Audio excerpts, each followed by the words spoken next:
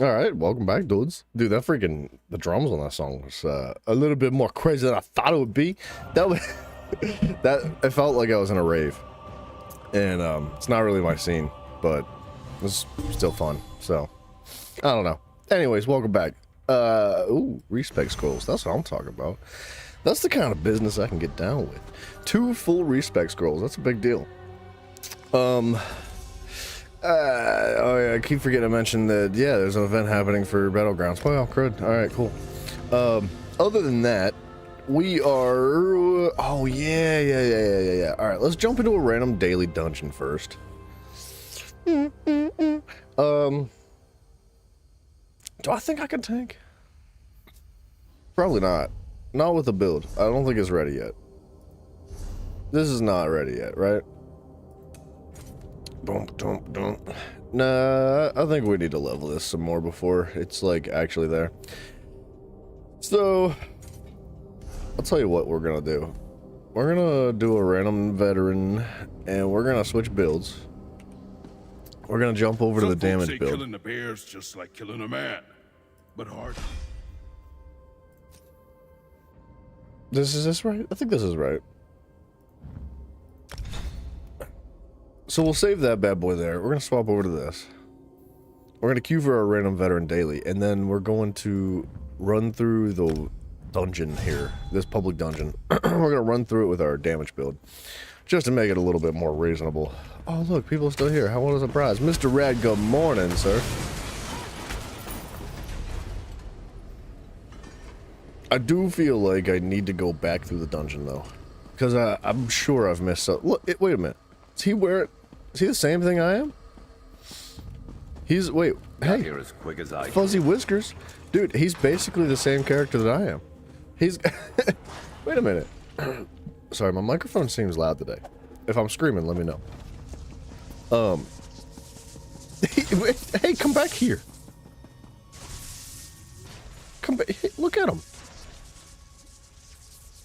That's adorable, man. He's using the wrong weapon, though. Microphone's good? Thanks, man. Rad, it is the weekend, baby. It's time. It's time to play this game for like 12 hours. Hopefully we finish our build today. At least that's the goal. Or get close, right? We're going to try to hit like level 50 with our classes. Excuse me. I'd never actually queued for a dungeon. Hold on.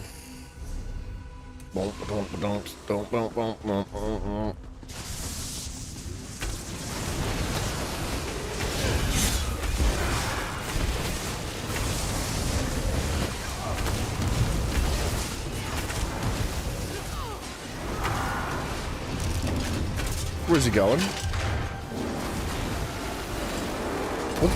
What is happening, dude? Oh, this is the room that we had seen before. All right, so I came to this room and it was spawn ads, but there was no boss, and I was like, for sure there should be a boss here, and here it is.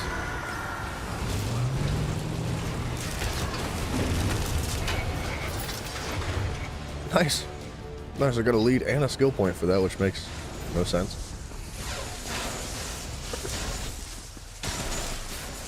I think what I'd like to do is go back to the beginning of this and start, like, fresh. I believe what happened is that I went the wrong way through this dungeon.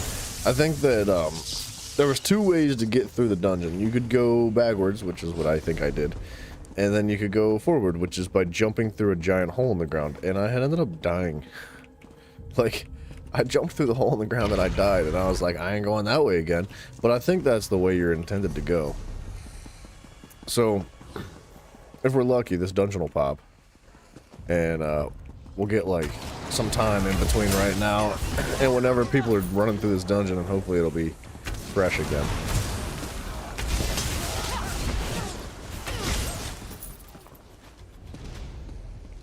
I need healing.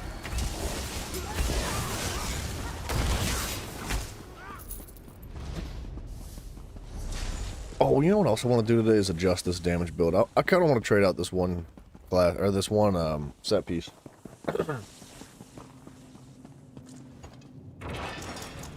Is there a way I could get more crit chance and trade out this 1/5 piece that I've got? I think I can. What's going on down there? We'll come back to this. I don't know where I am. I should just fast travel out, start over.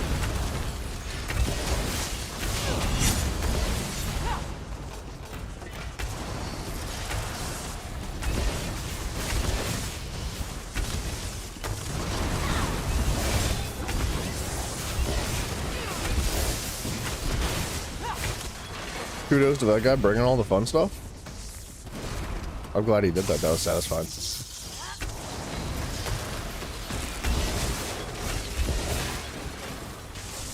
I always feel like I pop my my blast bones, and my blast bones doesn't get to, like, blast.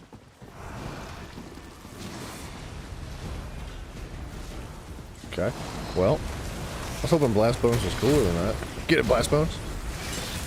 Okay. I'm a believer that I think Blast Bones needs a larger AoE.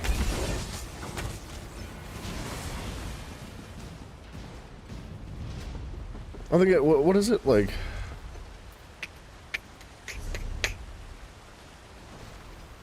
$6 meters? It should be 8.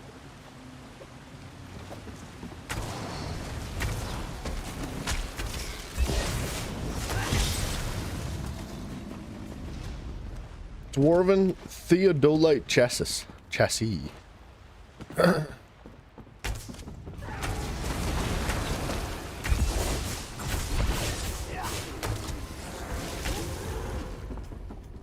Like, dude, oh gosh, dude, this pathway. Please, let me up. Thank you. Terrible walkway.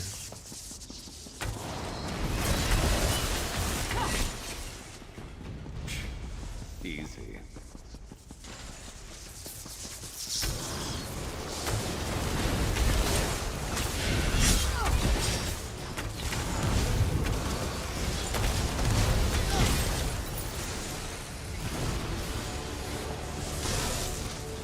Part of me feels like I could make a more consistent damage build. Like, is Blast Bones that cool?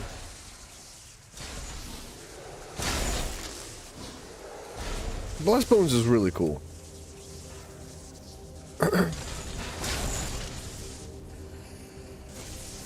It does so much damage. There's a part of me that wants to trade out Biting Jabs for, like, Flame Skull. But I don't feel like Flame Skull is that good.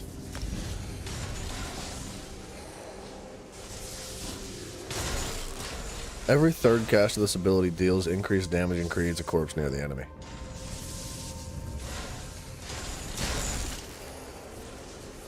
Converts into a stamina and deals poison. Casting any necro ability counts towards the third cast. So, like...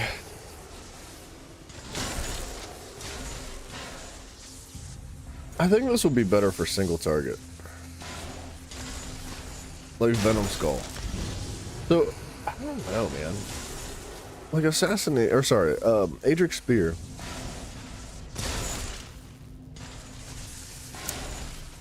We gain minor berserk and minor protections while casting an Adric Spear ability. Or, when activating it, you get it for 6 seconds. Which is great, and that's kind of what we need biting jabs for. But when we're running the Oaken Soul, we don't actually need that. I feel like Venom Skull could be entertaining. But, I don't know. Jabs is just so freaking good, dude.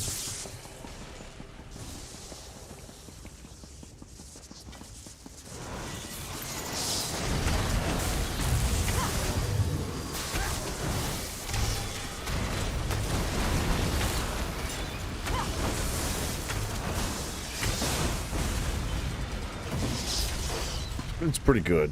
I don't know. I didn't think it would be, like, quite so slick. It shows it only does, like, 8k proc. Okay, it does, like, 14. I don't know what changed. Wait a minute.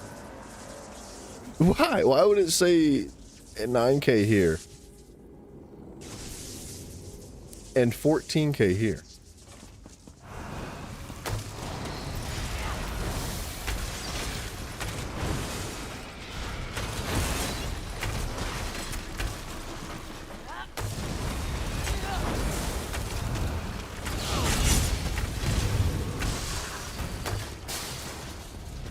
And it's AoE, right? No, it just deals increased damage.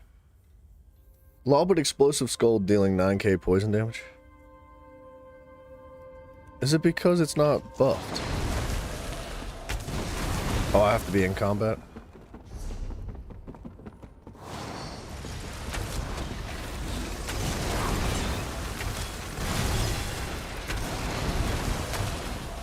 Okay, it caps at 3.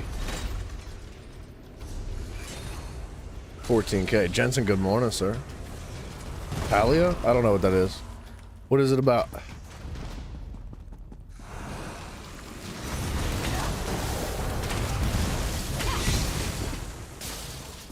I mean, if I get buffed up properly, that is good. But...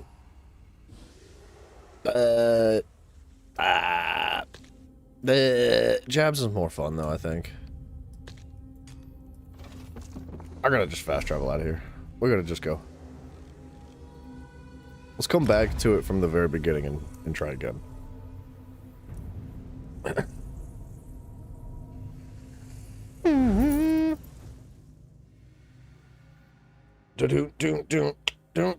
It's on Steam. It's like Stardew meets Sims meets your time at Portilla.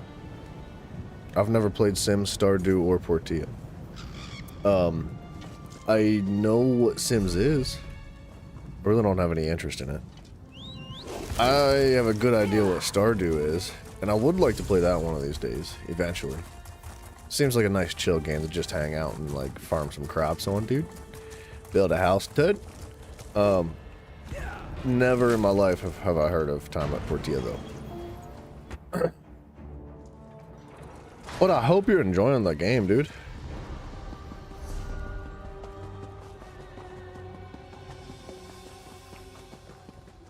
Is that the hole? Is that my hole? That's my hole.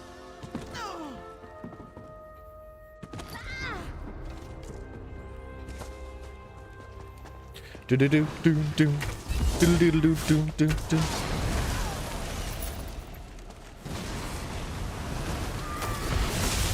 Eat me. If you ever want to do Stardew, hit you up. I don't want to do mod packs right away. I do appreciate the offer. I'm not trying to be rude. But when I play through a game the first time, I don't want to immediately introduce mods to it. If that makes sense. Like, so I have no issue like modding games. I do love mods. Yeah, see, that's what I'm talking about. 190 mods. That's not Stardew anymore. With all due respect, I want like my first experience of a game like that to be of the game, not somebody else's game. You know what I mean? Like, so here's the deal. If I love Stardew and I'm like, let's go. Like, this game is really fun. I really enjoy this. I want more of it after we've completed the base game. Hell yeah, let's throw some mods on there. All the mods in the world, yeah, I'm down with it. Let's go. For the most part, generally, that's my perspective. But for sure, for the first time, I want it to be fresh and clean vanilla. Oh yeah, the interview. You got the position, right? Dude, congratulations, man. Was that actually 3 weeks ago already? Holy freaking crap, I don't know where the time goes, man. Regardless, man, that's fantastic. I'm very happy for you. I hope you enjoy the transition into the job and everything that it comes with, man. Well done, man. That's awesome. Boom.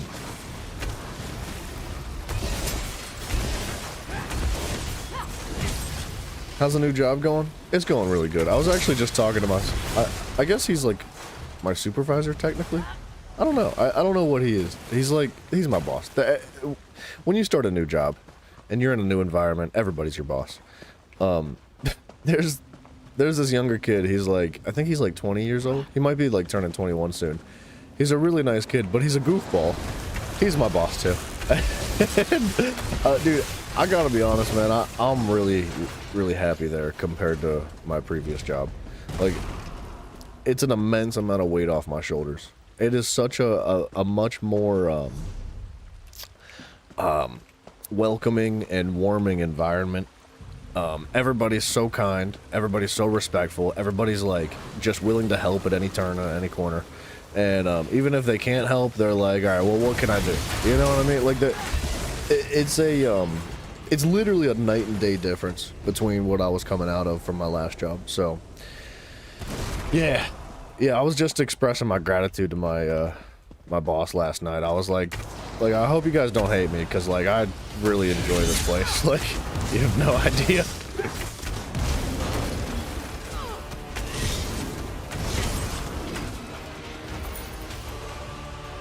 Mafia, good morning, sir. But yeah, Jensen, thank you for asking. I appreciate that, man. Still the sawmill, but it's a maintenance position. $10 more an hour. Wow, that's a big deal. Dude, that's like... that's an insane raise. Look, that's a really big raise. Holy crap, dude. I don't know what you were making before, but even if you were making $10 an hour before, like that, what a mega freaking raise. Congratulations. Like I said, I hope you enjoy it. That's fantastic, dude. Did I see Fewbar season 2? Nope. Don't watch TV, baby. I don't watch nothing. No. Never. Not ever. No. No, I don't really bother with TV, man. I don't have time for it. I don't really enjoy it anymore. Like, I would rather do this. I'd rather spend time with you guys. This is much more fun for me. I find TV to be a waste of time. I'm not saying that y'all shouldn't watch TV, but that's just my own personal perspective. Like, I'd rather sit down and do this kind of stuff, or like work on some artwork, or if time permitted it, read a book. I ain't got time to read books either.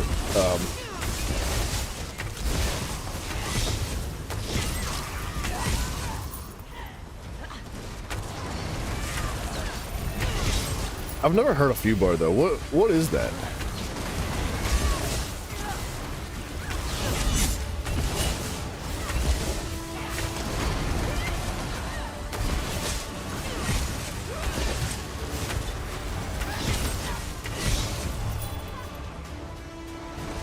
Shout out to Jens for getting you a $25 Steam gift card for your birthday. Oh, Mafio. Is your birthday today or yesterday? Because I know you said it was a day, but I don't know if you specified like what day. Happy birthday again, sir.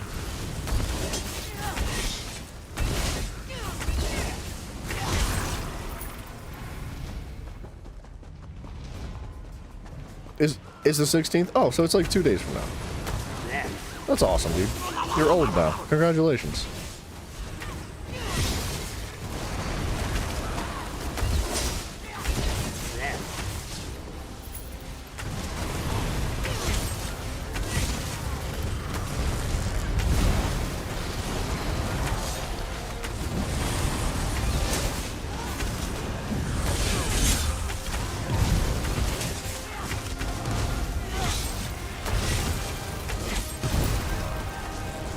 You're cooked.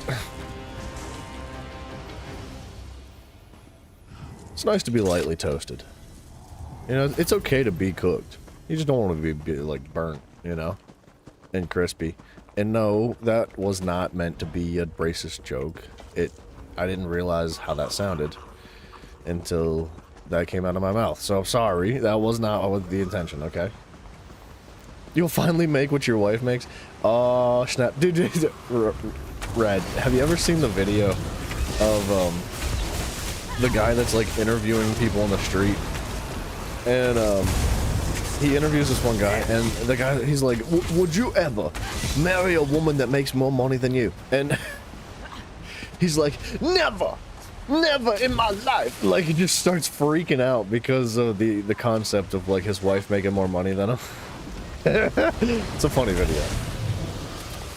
Don't worry, teammates. I had no interest in participating.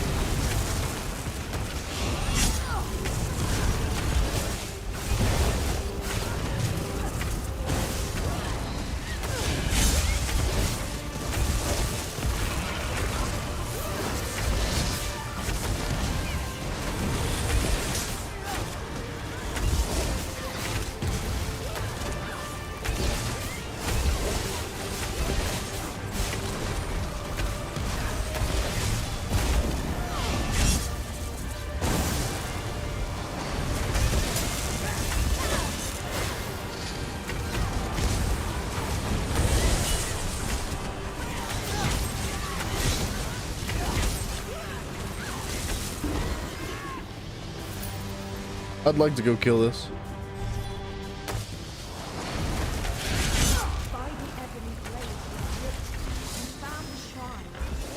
The lag, bro. Hold on, well, Jensen, 1 second.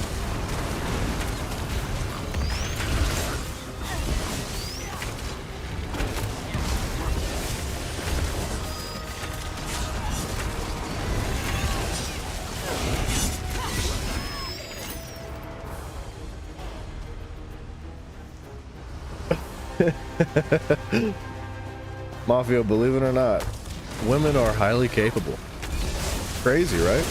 So crazy to consider that as a potential option. And down they go. It's a show on Netflix about a CIA operative and his daughter's getting into a ton of bad situations. Hence the name Fubar Foop, beyond all repair. Oh, I didn't know that's what that word meant. I don't think I've ever heard that word before.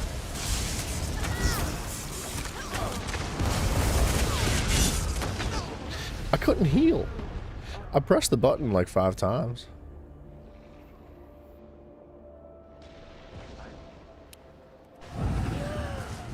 It wouldn't work, bro.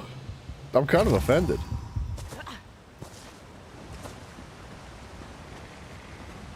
I'm killing this thing.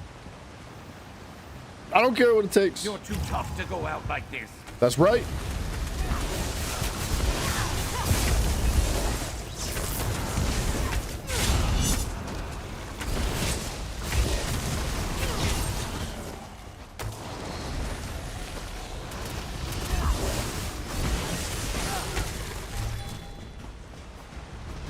What kind of fiction y'all reading? That sounds super interesting in case our wonderful overseers are watching. What kind of fiction are we reading? Well, actually, this is non-fiction, but it is a non-fiction of the future, and it is where North Korea takes over the world. They are the wonderful overseers.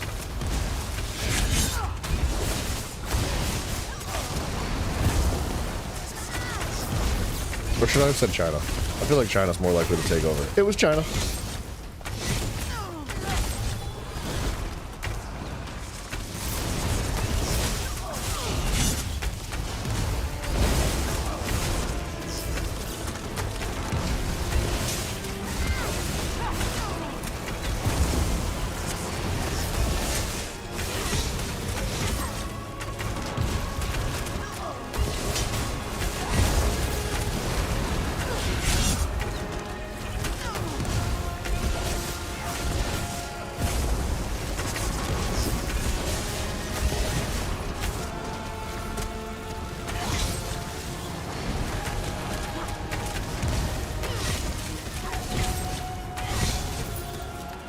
Boom.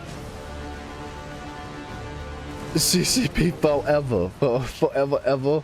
Forever, ever. May love it long time. Alright, now that was kind of racist. That was, that was sorry. It's a joke. We're allowed to joke. It's okay. The fiction in question was women making more money. Well, okay, listen. That's inappropriate.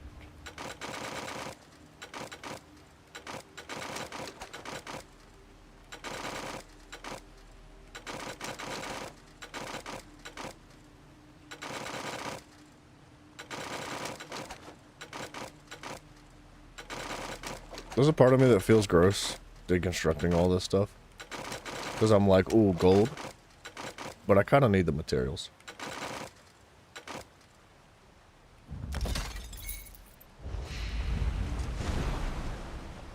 Alright. Oh yeah, look at that. Furnishings. Room box fragment. 1 of 7 parts.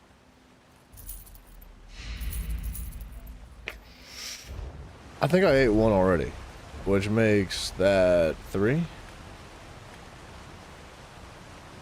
I'm sure there's a way to track how many I have in somewhere. I don't know. Alright, let's get out of this place. We're going to... I really don't want to get back on the tank build right this second. Mostly because this dungeon is like really slow to get through with the tank build, and I kind of just want to blaze through it. But what we do need to do is actually properly queue for the next dungeon. So we're looking for a monster set. Stone something. I got this. My brain works. I remember. Frostvault. I need the heavy piece for the helmet for the tank build. I don't need it. I want it. Need is a strong word. But it looks like it's going to be a fun piece to use. So I want it. Frostvault. Boom. And we should, emphasis on should, be guaranteed to get it next time. Because we have no other headpieces left.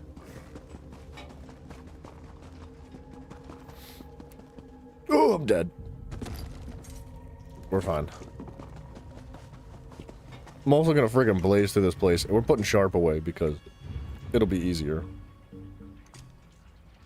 Okay, well, I was gonna put Sharp away.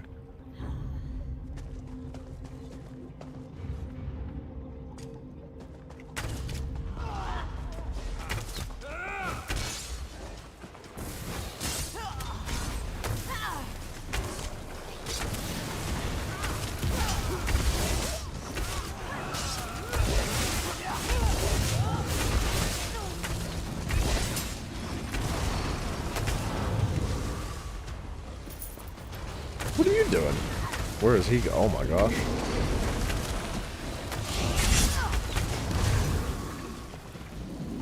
Okay, I don't remember seeing this Chica the first time we came through here. That's a dude, but... You're welcome. You're a lifesaver. Literally. Watch for steam vents up ahead. Wow, it died to 1 shot. Fantastic.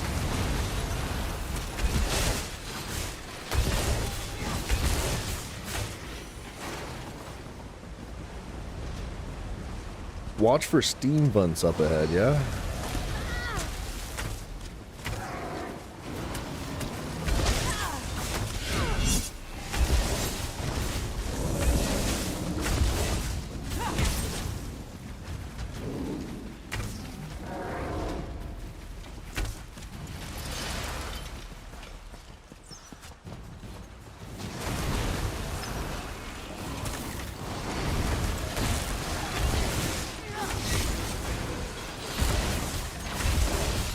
Alright, spiders.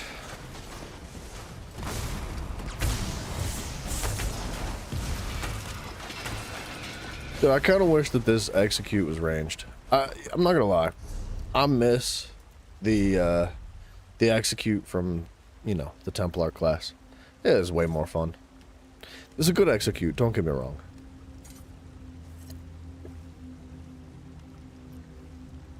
Like, it's solid. It'll do like, you know, 70, 90k, give or take, on a crit. It's great. But, come on, man. It could be cooler.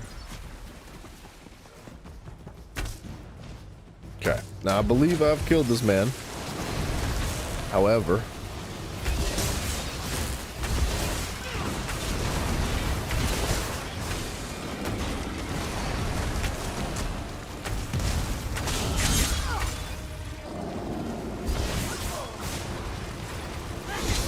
Holy lag, man.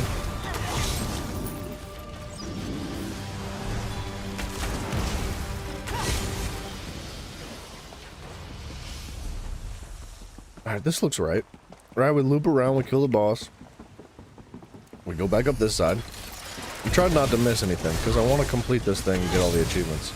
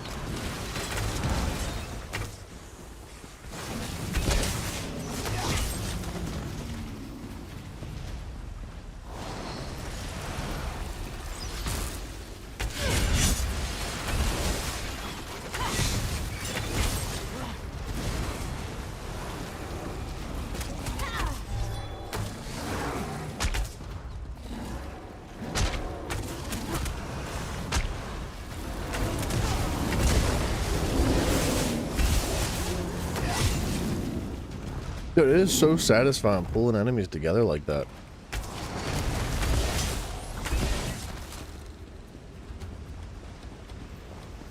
Alright, now I know I've been in that little corner, so I'm just going to ignore it because I remember what happens.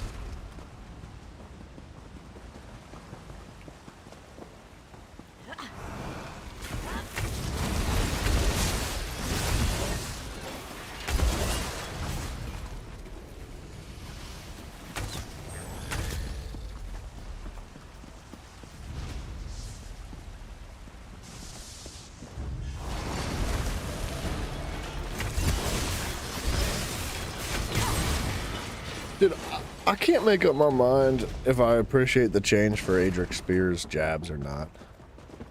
It's good. Like, it's a good change.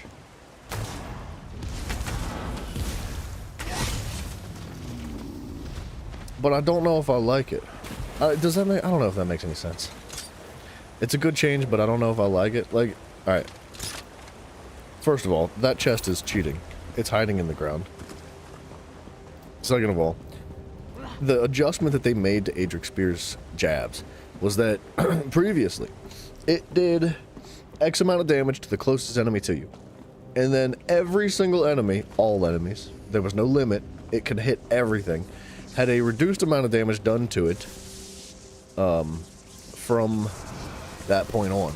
But it hit every single enemy. Now it's got a limit of 6 enemies. However, it does full damage to all of them, which I think is mostly a good change. But there's circumstances where I'd like kind of want it to be the other way around.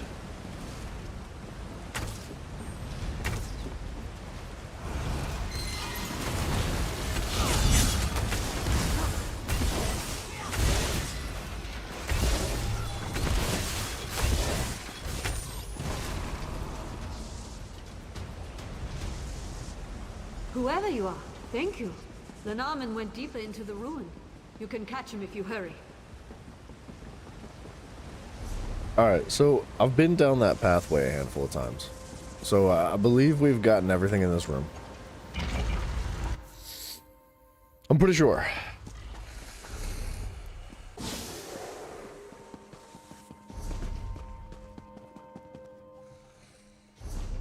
Well, let's hit this side first.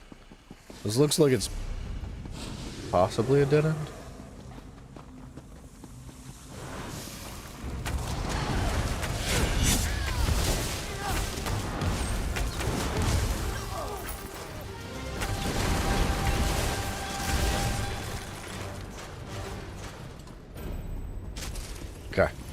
Perfect.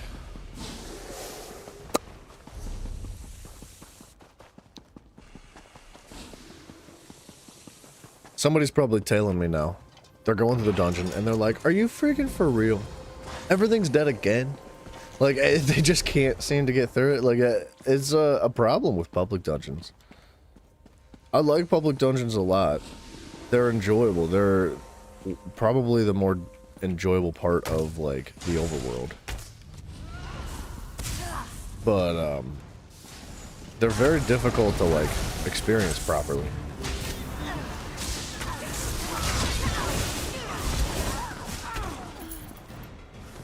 Like, the way we're experiencing it now, where everything's alive and there's no other players, I feel like that's kind of how it's supposed to be.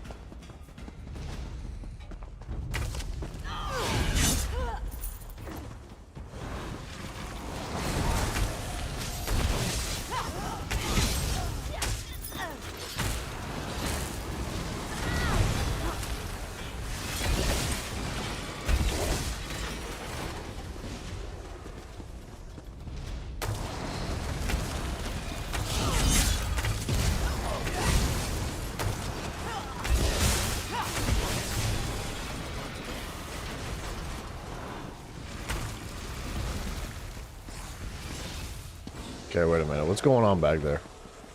What y'all baiting me for? What's going on? Nothing. Dead end.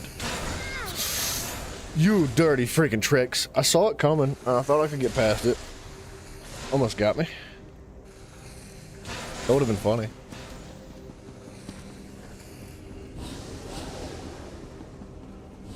Okay, is that a real door? No.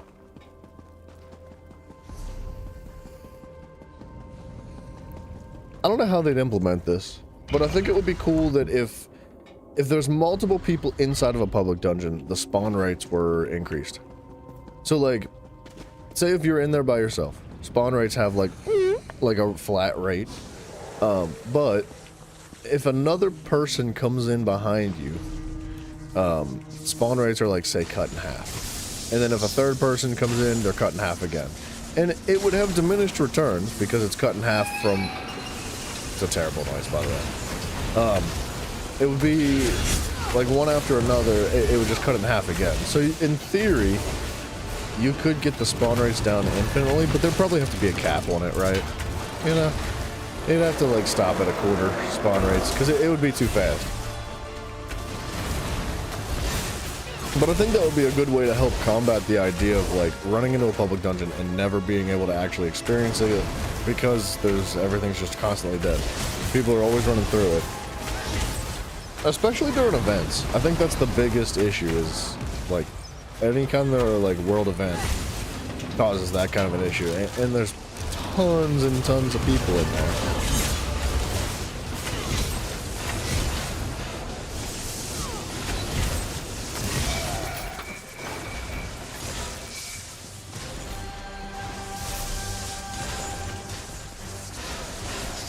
Okay, did we get this all done right? I think he was supposed to get to this other side of the room.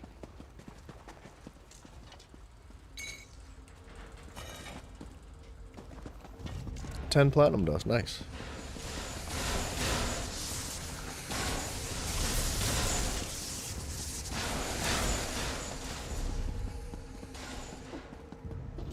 Okay, was he supposed to get to this side too? Maybe, I don't know.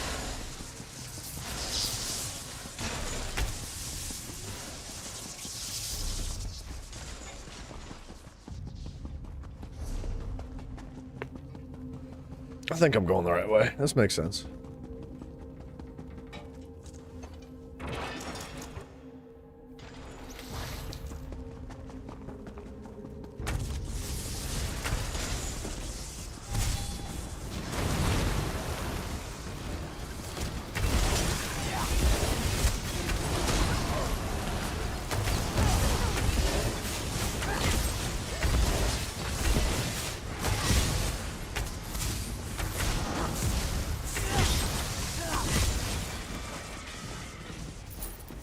You know what else I want to do to this build? Is change the morph to my my bow's proc. I find myself literally always using the proc. I think that if you're gonna just like leave it on the back bar and keep it for like the weapon and spell increase, then the morph I'm using is great because it increases the amount of like weapon and spell damage you get in return for each stack. Whereas if you're just straight up, if you're using it for the damage of like the actual ability, oh nice dude, another one of those. I think it's probably better to just go for the other morph. I've already got that. Oh, way to hurt my friggin' feelings, dude. Dream Master, good morning. How do you do? I don't know which way to go. Let's go this way first. Or no, is that a dead end? Kinda, sorta a dead end. Yeah, I think we want to go this way first.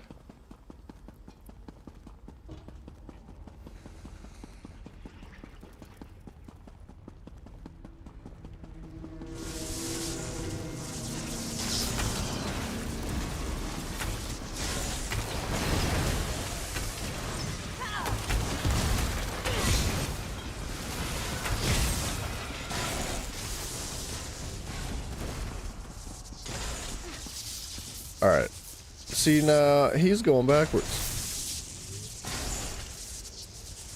I hate to do it, but we're kind of going to have to just sit here. I need to kill this.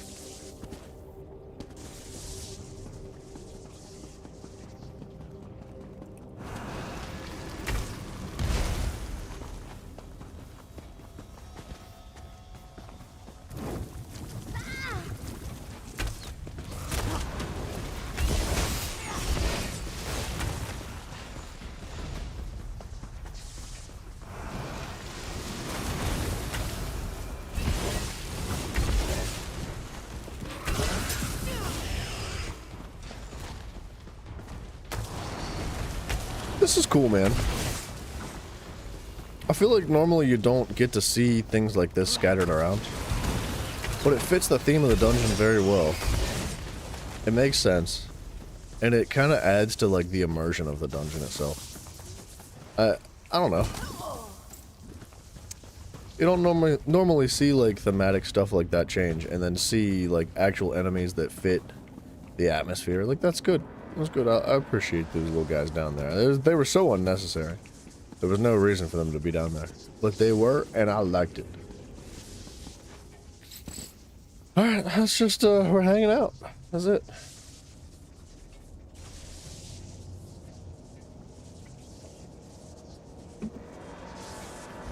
Tell you what. Oh, attribute respec. Dang it. I thought there were skill respec scrolls. That's sad, actually.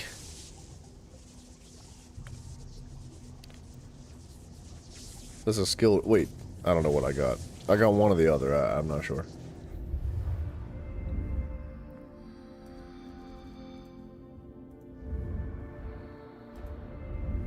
Why do I not have that equipped? Yes, please. I kind of need to keep Reaving Blows. Part of me wants to exchange Reaving Blows for something like Biting Aura for area of effect damage. Which I could do. I think that'd be good for, I don't know. Yeah, it'd be good for, like, public dungeon stuff. You know what? I'm tempted. But Reaving Blows does keep me alive, like, through things like this.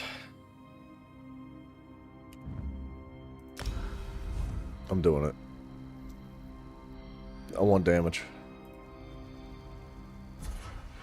The only thing I think that I do that is not area of effect is my execute and my ultimate.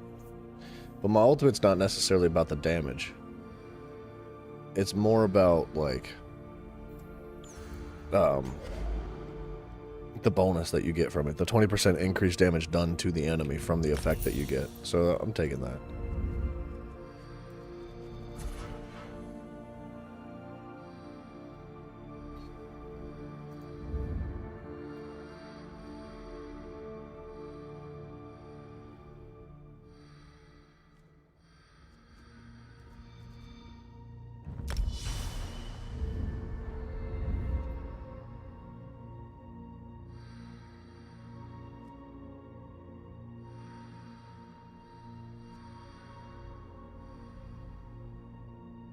increases your stealth detection meter by 1 meter per, or stealth detection by 1 meter per stage, so 3 meters. I kind of would like this, but I'm already going for this. The amount of damage you could block. See, that kind of stuff is good.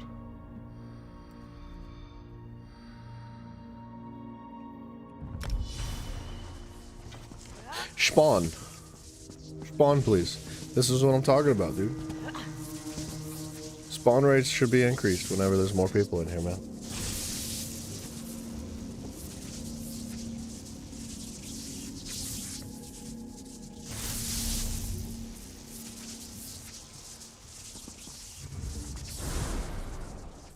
Lucky.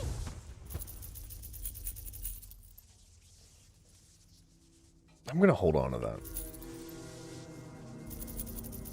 I might be able to give it away.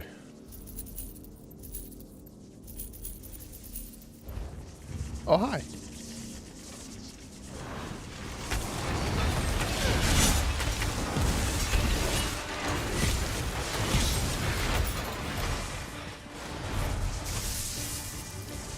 That's all it takes.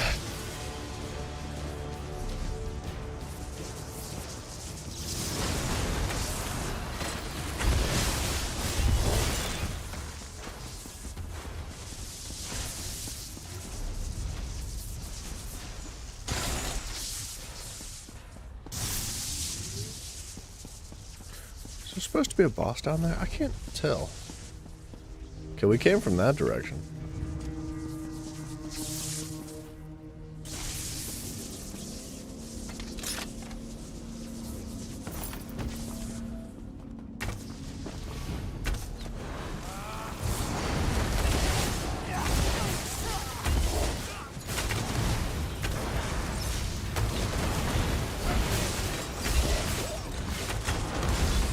I was banking on the idea that I could just use my Q to heal my control button. The arrow proc, if I'm within melee damage, will heal me, which I think I can make pretty good use of most of the time. We'll see. Okay, now did I go in here?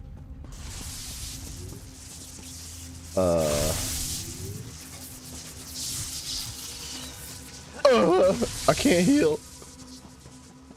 That's fine. I knew what I was doing, man. I was just testing it. Yeah, I think we need the dwarven control rod to do something to that room.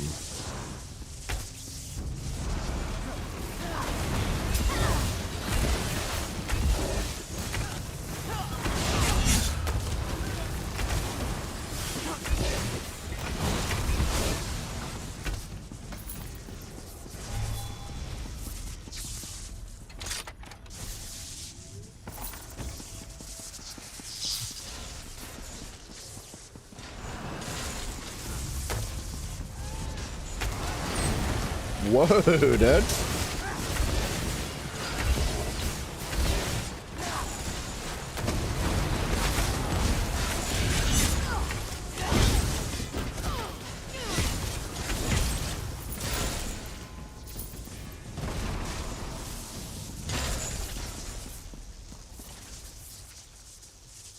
Root to starry breaches. I was beginning to lose hope. Lenarman's ahead, still struggling with Naramo's control rod. Now wait a minute. Didn't I come from that way? She wants me to go back in that door now. Maybe I did go the wrong way, man. I don't know where I'm supposed to go. Part of me thinks that maybe I was supposed to come in from this direction, go all the way up and around, and then end up in the doorway that I had originally came through, but I'm confused. I don't know. I wouldn't touch that if I were you. I agree. One moment.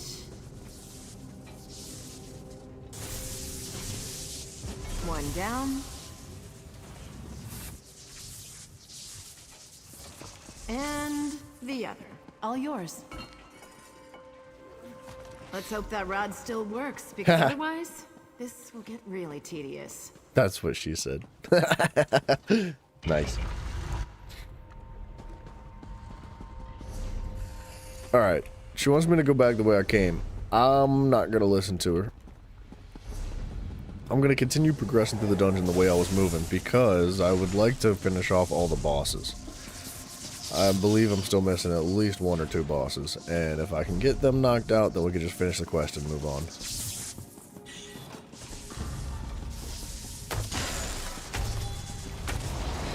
Sir, bring the enemies back.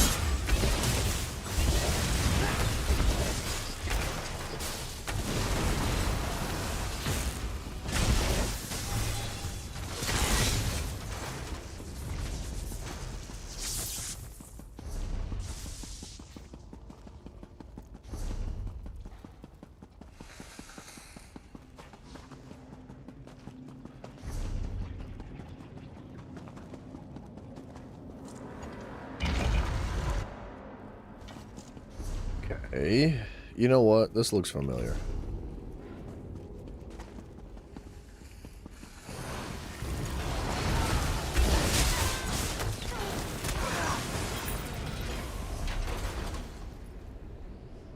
This does look familiar. I don't know.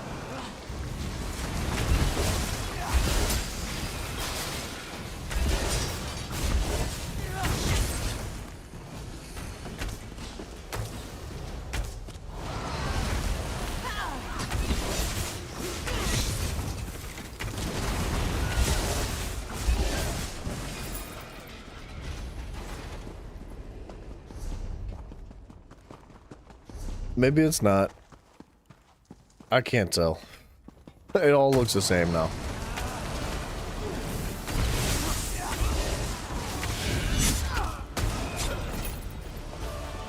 That was it, I think.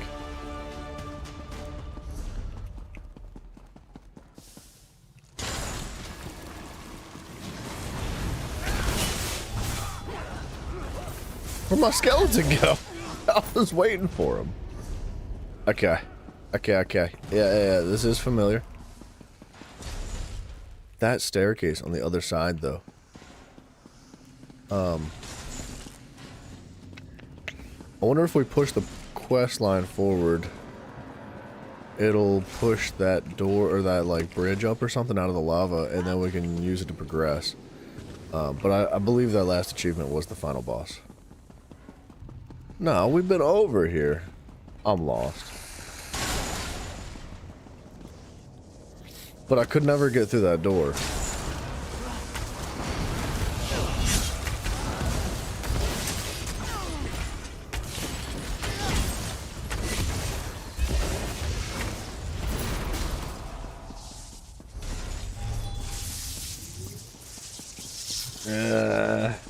Yeah, okay. So now I gotta go finish the quest, I think.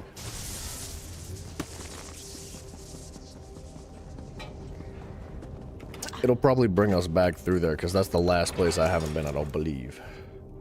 Hey, what are you doing here? Fine work retrieving the device. Thanks. Good help is so hard to find. No offense, Vimy. Now, the control rod, if you please. Where are you going to put that control rod, buddy? Wonderful. Now, we simply tighten the capacitor, reset the tonal frequency, and... Oh. What? Lenormand somehow managed to crack the resonator crystal. That, of course, led to a catastrophic misalignment of the tonal assembly.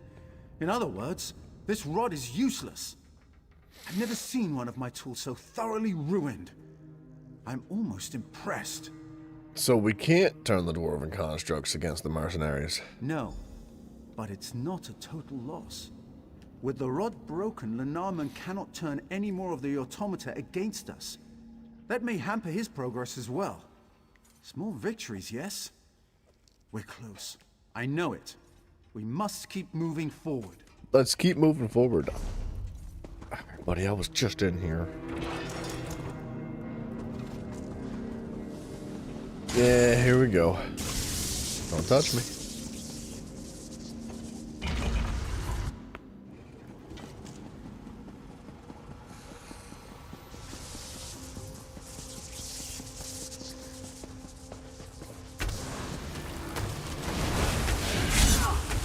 The machines will reinforce!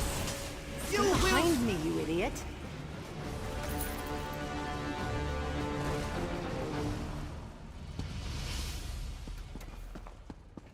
Nothing? Alright. I do feel like that boss fight should have been a little bit scarier, but that's okay.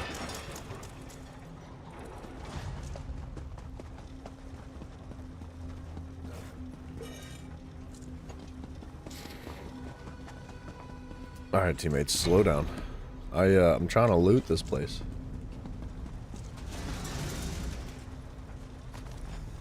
That's remarkably unimpressive. Looks can Also, be what she deceiving, said? my dear Vivi. This is our prize. Hooray. I wouldn't mind taking a look around this vault before we leave. Quite a trove we've discovered. See, that's the thing, man. Everybody, well, not everybody. A lot of people, most people look at the Dwemer constructs and they're just like, oh, wow, rocks. Rocks made to look like shapes and things. Wow, so cool.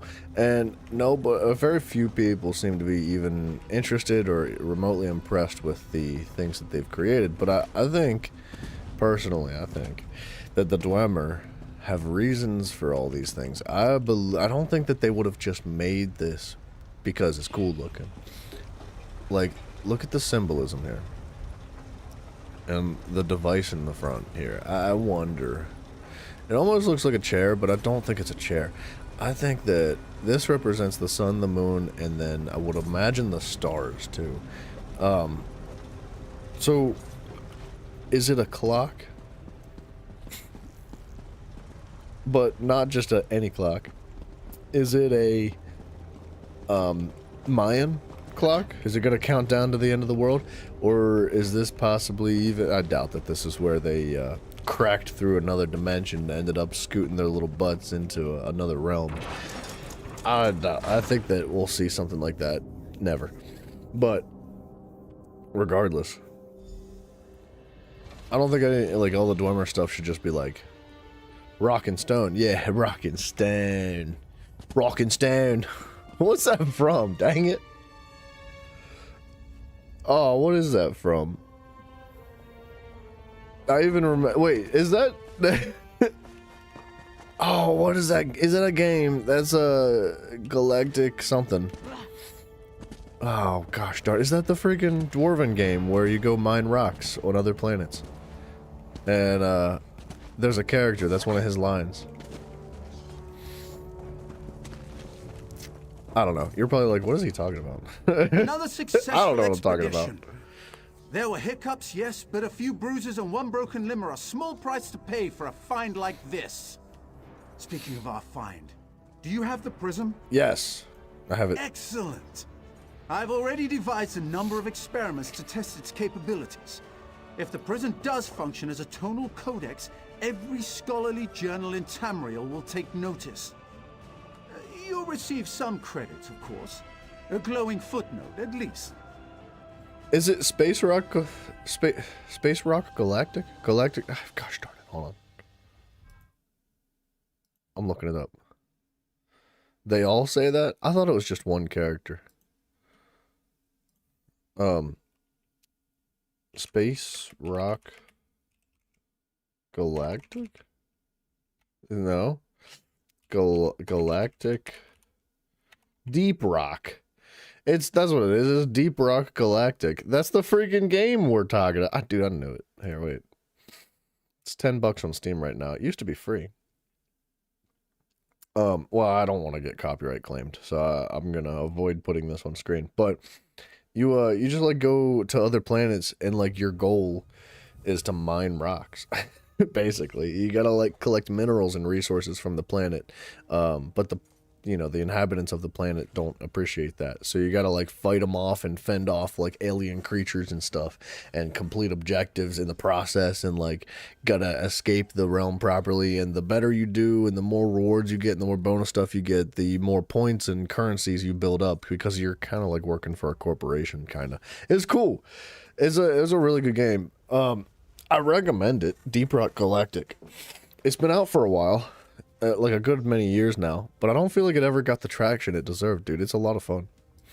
Regrettably, It's a multiplayer yes. game. 4 people, When I I think. gather with other Dwemer scholars, I will make it my mission to stress the raw magnitude of Lenarman's failure. But there's no reasoning with some people. The mystique of the heart is just too strong. More's the pity. All right. You mentioned splitting the profits. Yes, of course. Thanks, brother. Never let it be said that Noramo doesn't compensate his assistants. Your aid proved invaluable. I trust this is adequate? Until we meet again, my friend. A skill point would have been cooler, but whatever. It's friggin' fine, dude.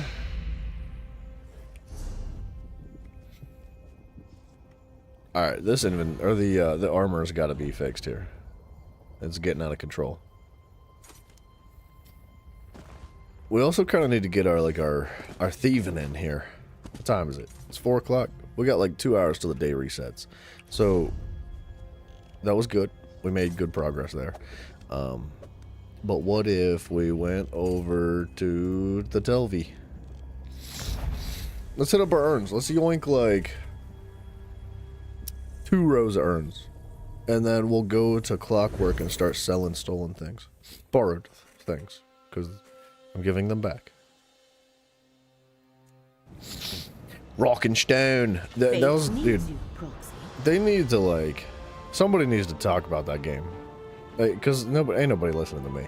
So like, what needs to happen is some big freaking creator needs to get on Deep Rock Galactic and be like, "This is awesome. It's so fun. I like it a lot. I hope y'all play this," and then everybody will play it, because that game deserves a lot of recognition. It's very good.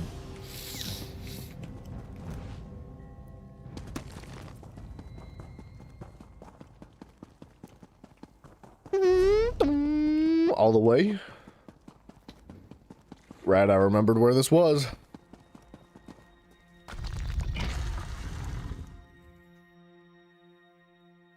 Man, Telvanni's cool looking. I like the Shremies.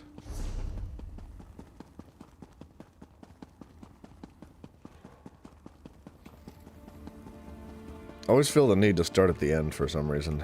I guess it doesn't really matter. Did you play Elsewhere yet? No, I have not. I don't know when we're gonna get to Elsewhere. I haven't like thought too far ahead as far as like what comes next, but specifically what comes after Vvardenfell is going to be Clockwork City. So I hope that's not disappointing, but that's where we're going. That is how the lore pushes forward from my understanding. And I'd like to keep it like reasonably lore appropriate. Like I don't mind jumping around a little bit, but I know for a fact that Clockwork like specifically comes after Vvardenfell.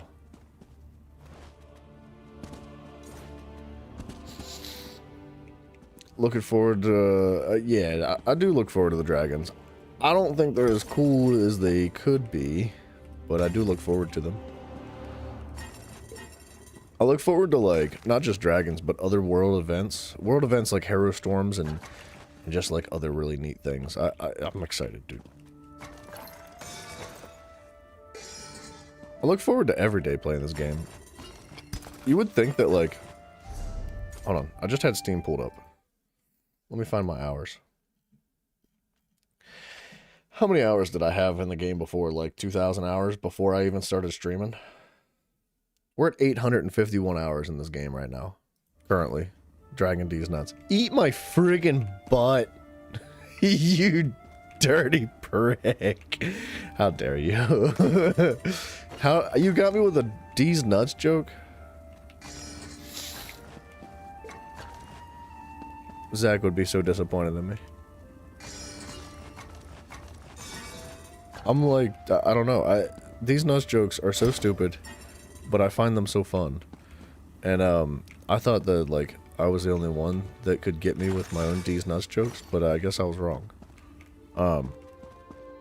What was I saying? Oh, but you would think that like after 900 hours of playing the game, I'd be like, maybe I'll play something else now. Like, no, dude, I freaking still enjoy this game thoroughly. Yeah, it was an easy one. Oh, we were talking about Elder Scrolls, so I got caught off guard, man. You got me.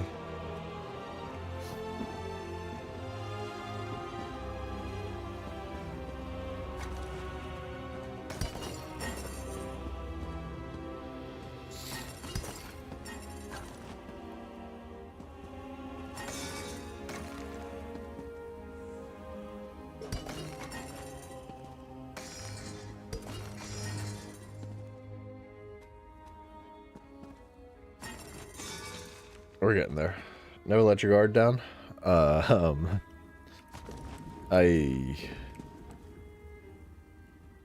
Sir, yes, sir.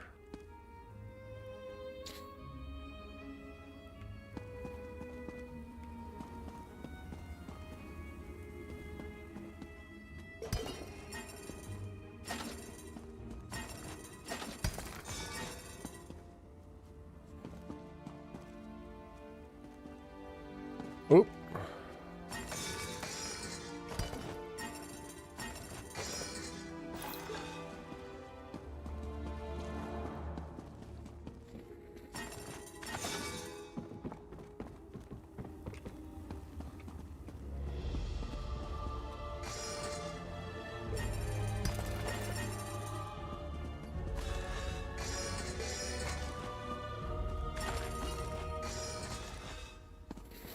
Call up Malfio, he's ignoring you. And you're in a call together? Should I call him through Discord? I don't have his, like, Snapchat or phone number. So I can't call him that way. But, I don't know. If Bryson was a real person, if he was like a human being, I would get Bryson to call him. And, he would actually pick up. Because, hey, they're butt buddies. They like to diddle each other and braid each other's inner thigh hair. So, unfortunately, Bryson's not real, though. He's just a figment of our imaginations.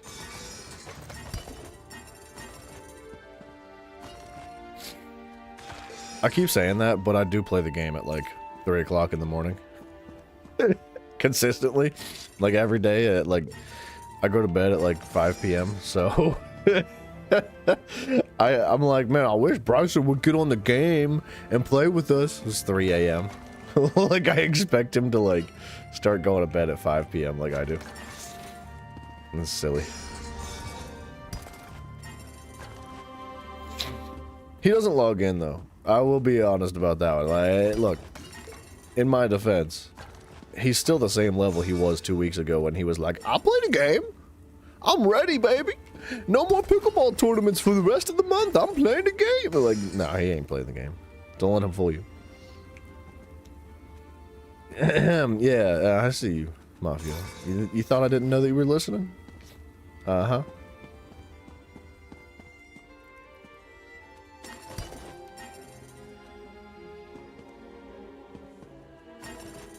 Mafia, this is where you're supposed to chime in and be like, hey, what I do with my inner thigh hair is my business.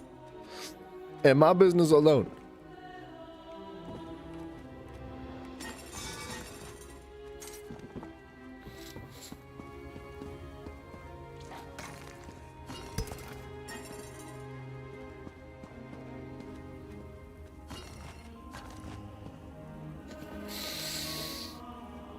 No, I wasn't gonna actually call Mafia.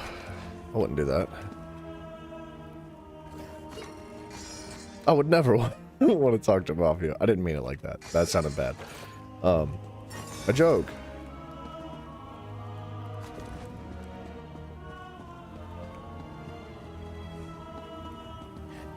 Look at this guy doing the same thing.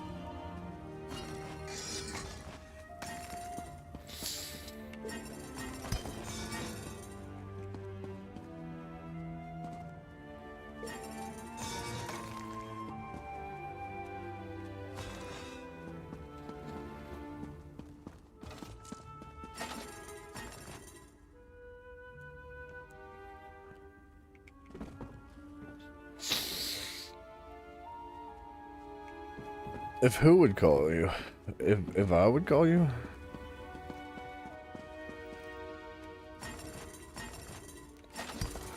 Mafia. We all know that Bryson has your phone number. If I wanted it that bad, I could get it. Alright, let's get out of this place. So we've already gotten the achievement in Vvardenfell. Since Clockwork's our next one, we're gonna go here and do this. I'm not gonna start anything in Clockwork yet, but we are gonna start selling things for the achievement.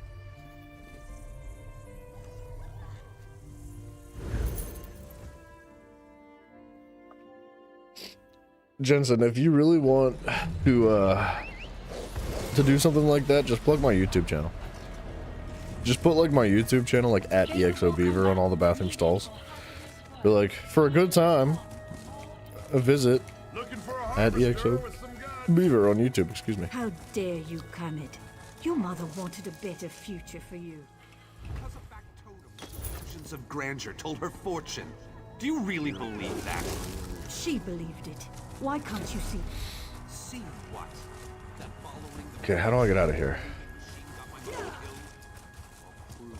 I need to get to this. Is it really going to be on the other side of the wall? How convenient. Wait, found it. Alright.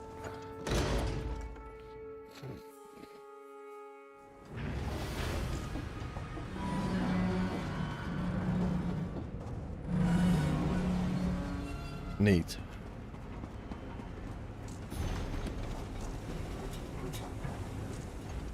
If I knew my way around a gear or two. Well, Jensen, it's only going to be filled with degenerates if you go to the wrong bathroom stalls. It depends on what bathroom you go to. If you go to like the corner store, you know, and that corner store like doesn't mop their floor and stuff, and you gotta have a key to go to the bathroom, and the bathroom's actually outside the building around the corner, like that's the kind of bathroom you don't put the phone number in, right? You want good people, you want like genuine people, you put the phone number in the bathroom stall of like a Costco, you know? You go somewhere like reasonable. Very good.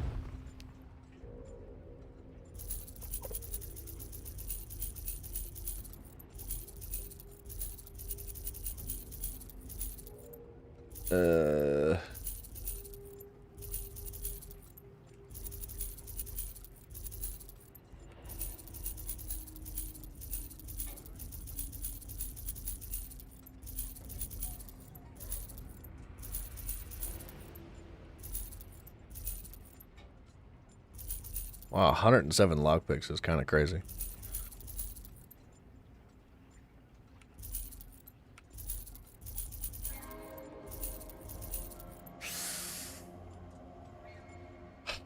Dang it. Y'all ever been in a Buc-ee's bathroom? No. I don't know what a Buc-ee's is. Is that I want to say that was like a southern restaurant, but I could be wrong.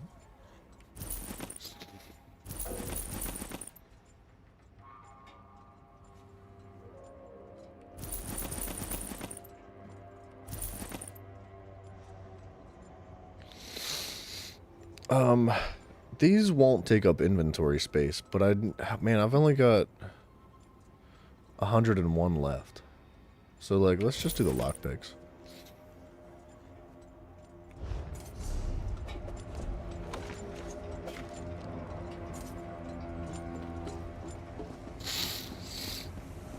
Oh, it's an overhyped southern gas station. Freaking knew it. I knew what I was talking about, dude. They're the only public restroom that you'll use? That's impressive.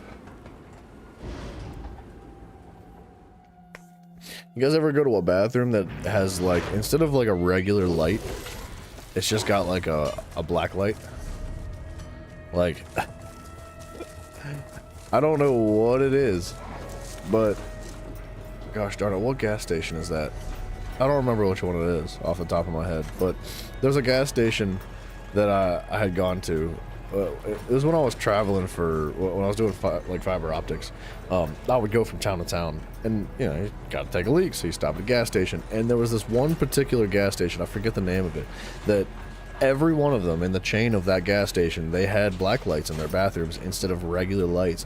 So everything's like really deep blue, and everything glowed.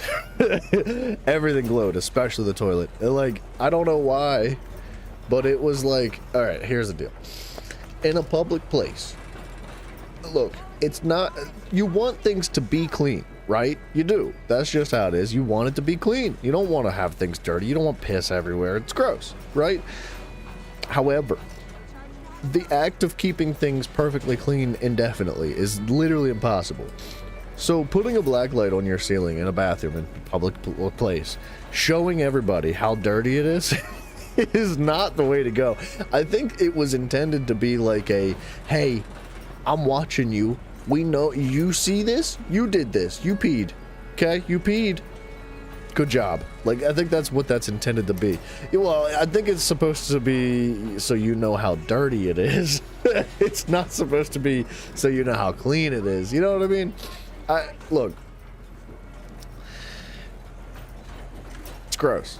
Okay? I'd rather just not know how dirty it is. Like, I think I'd be better off if the bathroom just didn't have the black light. Like, I would rather pee in the dark with no lights at all, not having a clue what I'm touching, than seeing what is dirty and what isn't, because it's just not. No, bad move. If you're gonna have a black light, you better have somebody manning that bathroom at all times. Like, there needs to be somebody that literally their job is to sit in the bathroom. They have a towel on their shoulder, a towel in their back pocket, and a towel in their other hand, and then they have mints in the other hand. And what they do is they wipe the dribble off of you whenever you're done peeing. Like, they gotta, like, keep it locked in, dude. They, you know, you gotta a rag for each situation. And if you don't have that,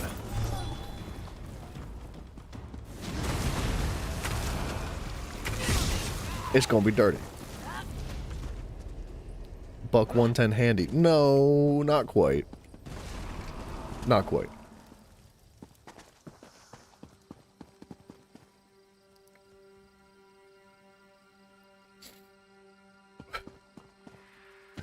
Dang it. I thought it was the entrance was on the other side. It's not.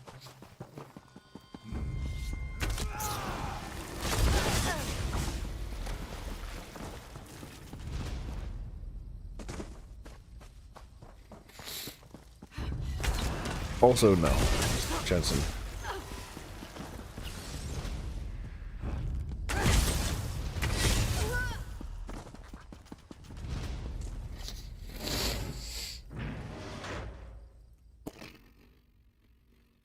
Dude, I don't know what this quest is, but it's been dragging us all over the place.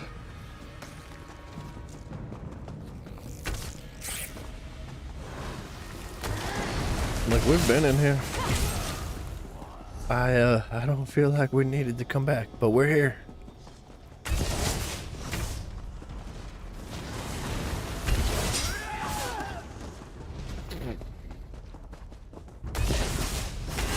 Oh, I keep forgetting to adjust my build. The frozen uncrustable. Do I know what you're referencing? I know what an uncrustable is. Jackass. Who do you think I am? What do you think this is? This ain't no amateur hour, Jensen. How dare you? Assume I didn't know what an uncrustable was. What's wrong with you? They're expensive now. Don't buy them. They were good 15 years ago. They suck now. They're half the size and twice the price. And yes, that's what she said. I can't believe you just... How dare you? Assume I don't know what a freaking uncrustable is. You're a monster.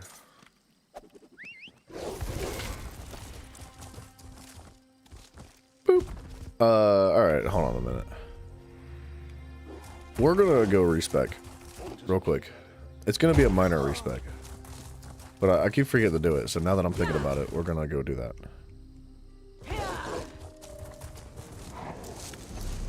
Interrogate the Uncrustable? No, leave the Uncrustable alone. It's not about the Uncrustable, it's about the people that make them. Go interrogate the corporate industry that provides them, or fabricates them, in a warehouse.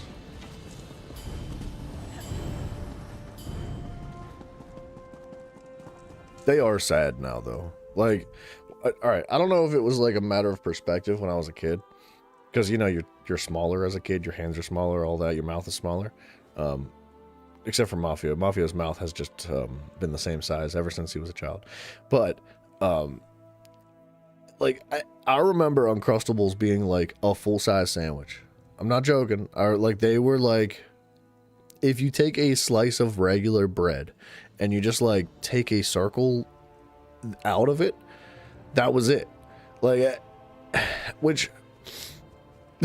Gaping mouth. Yes. Like if you were to take a circle out of the full size of the bread, like you got the most out of it that you could, you'd end up with like a circle like this big, right? Or like maybe like this big. Dude, I swear on my life now, Uncrustables are like this big. They're like half the size as they used to be. I think they're taking bread and they're making smaller loaves and they're cutting them into circles and they're using them for the Uncrustables. Not only that, but if you go to the store and you buy a 5-pack of Uncrustables, it's like $7.50. It's like $8, like more than $8 with the tax included, which is like almost $2 per Uncrustable. And for something that I could eat 5 of in one single bite, that's a problem. That's unacceptable, dude. It's like this is one of those things, and that is like a freaking disgrace. This is hurting the integrity of the world that we live in, man. Anyway, I'm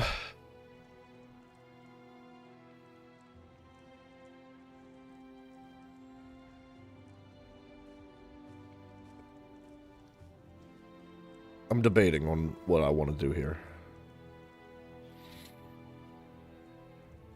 I think Merciless Resolve is better for what I'm using this for. Ernesto! Hello. Good morning. No, you're not late, man. It's all good. The coffee's just kicking in. I finally am waking up.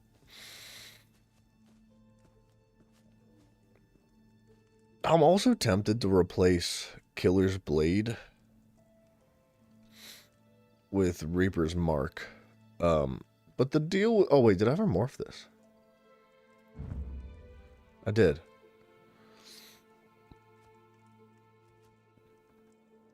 If the enemy dies, you gain Major Berserk, increasing your damage done for 9 seconds. I was gonna say I'm tempted to replace Killer's Blade with Reaper's Mark, just for the idea of like Major Berserk, but this also heals. And Reaper's Mark is another magic ability, which is kind of getting magic heavy. But Reaper's Mark is kind of cool.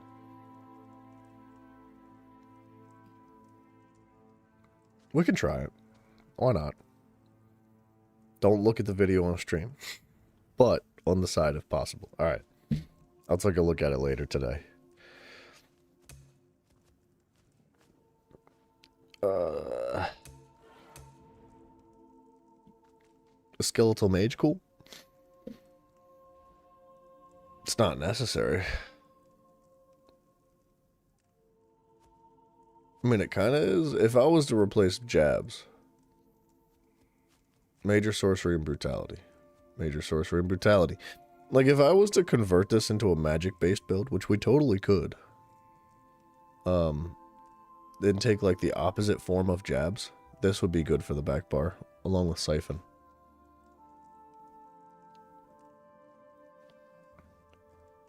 But, what do I want to do here?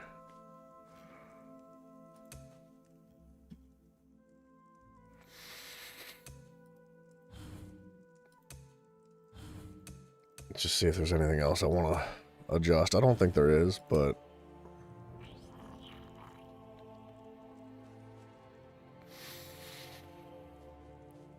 What is this? Minor Berserk.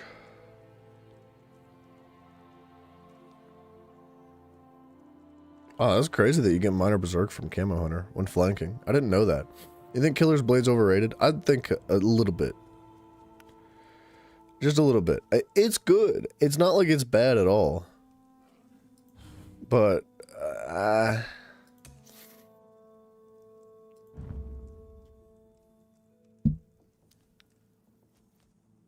see, my problem with Impale, because I like the idea of Impale being ranged, but it's not even close. Like, this is 70% more damage. And it heals you. So, if we're gonna use this at all, it's gonna be Killer's Blade. You think Reaper's Mark over Execute all day? That's what I'm thinking, dude. I don't know if I need an Execute.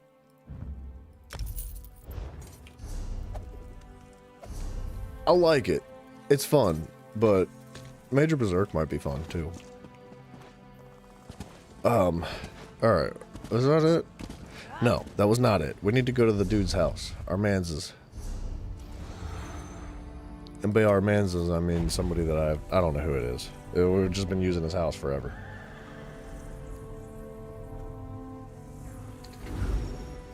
What am I trading this out with?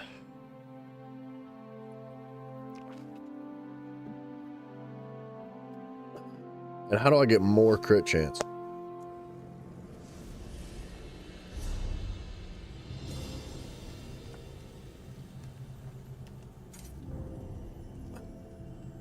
I'm tempted to exchange sharpened or precise so that we get more crit chance with Order's Wrath. Bow. Specifically the bow. We already have Bloodthirsty, so our execute is already good. Did you say Steve Jobs died of ligma? What? What? Whoa. Never knew that. I think that,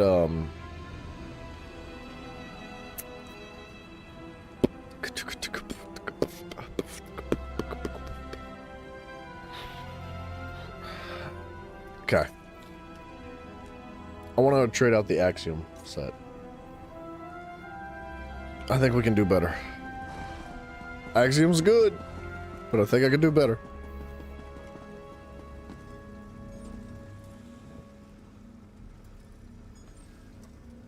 Just wondering. Ernesto, I've never seen anybody like...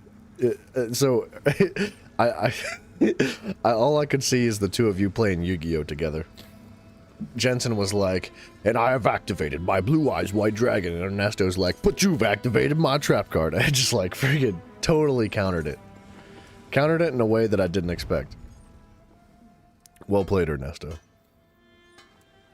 Who's one of your biggest icons growing up?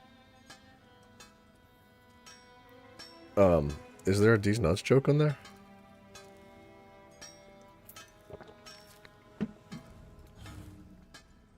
I feel like there should be. When you deal martial melee damage, you breathe fire in front of you. Every 4 seconds. Mafio, I knew that was the... Never mind. I was...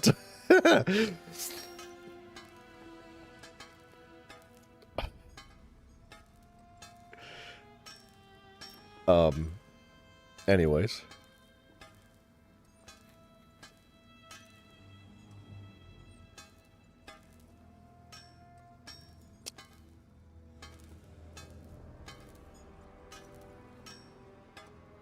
When you deal crit damage, you apply major breach. Nope. I mean, that's actually kind of good, though.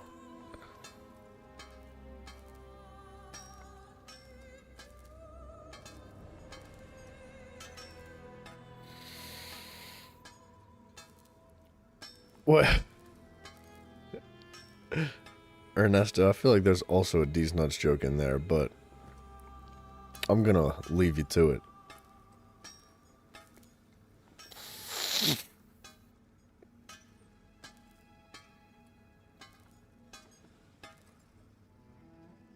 Yeah, I think Haywood, that's what that is, I believe.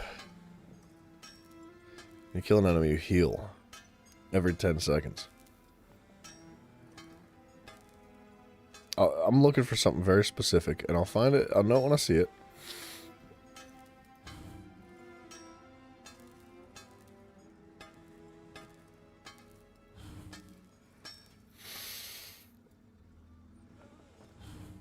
Tideborn would actually be crazy.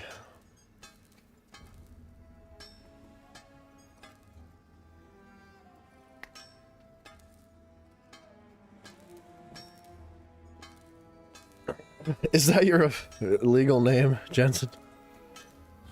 Hey, would you blow me?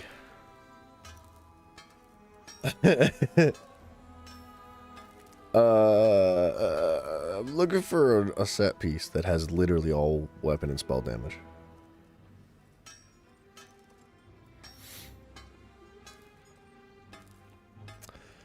Have I looked at Titanborn for PvP? I probably have seen it.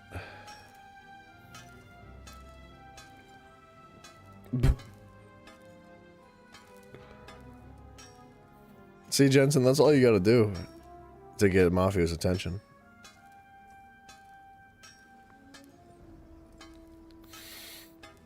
Why'd I switch to super early streams? We've been there. We've been there for months. What's it been, like 5 months almost? It's probably been more, just over 5 months actually. No, we've been doing the early streams. And you, sir, have asked this question a handful of times, and I've answered it a handful of times. And I will tell you again the same answer that I keep telling you. It's because that's the schedule.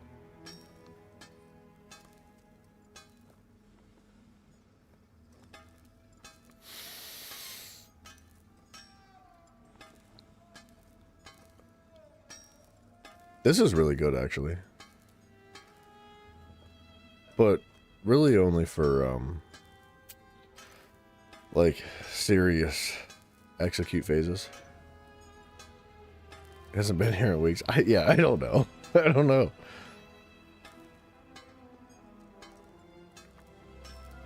He's been out there just blowing haywood all over the place. He's been occupied. It's okay.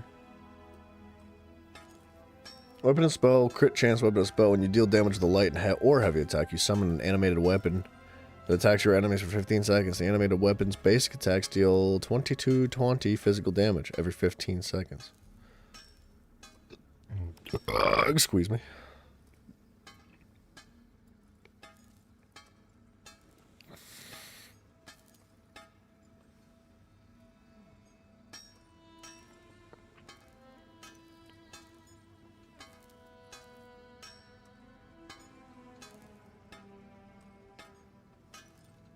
I'll find it.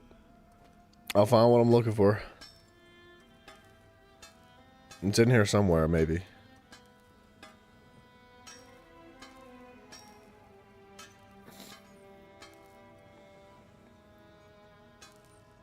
Have I played Dune? No, I have not played played Dune, excuse me. It looks good, though. Every now and then I poke into Pirate Software and check out his stream, because he's been playing it a lot, apparently. Looks really good, man. It looks bloody solid. He seems to be enjoying it quite a lot. Normally he doesn't play a game that long.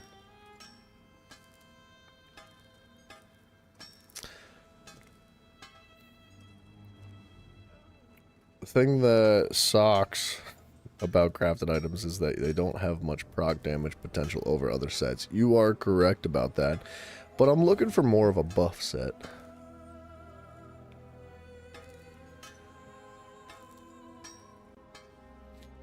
There is a set in the game. I can't remember where it is.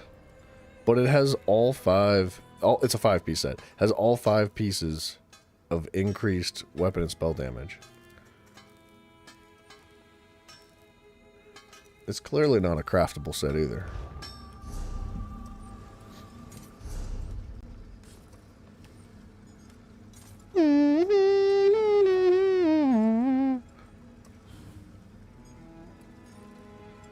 Witch Knight.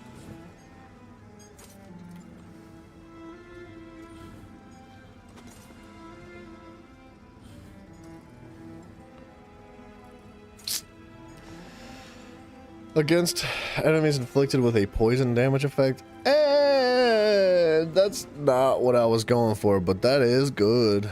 Where's that from? The Reach. That would be cool for like a physical or like a stamina dragon knight.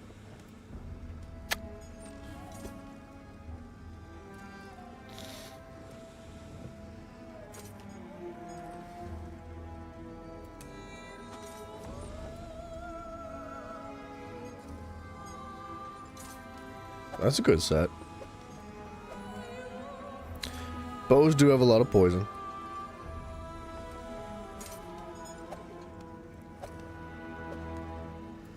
Any open mod slots on Discord? Jensen, you just tried to hit me with like half a dozen different D's Nuts jokes. What makes you think that I thought that you should be a mod?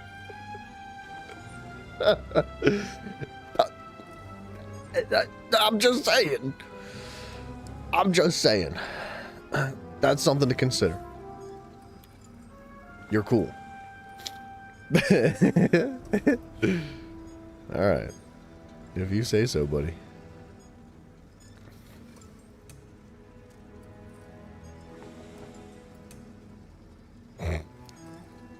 Yeah, I feel like if you've got to go out of your way to specifically be like, hey, dude, I swear I'm not racist. Maybe. Possibly. You're just a little bit racist.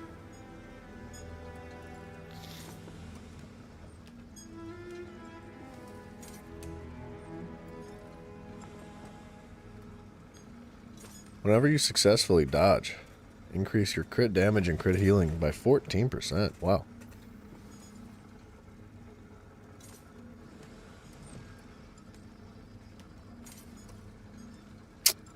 Ernesto, are you trying to tempt me back into the city when I go to play arena again?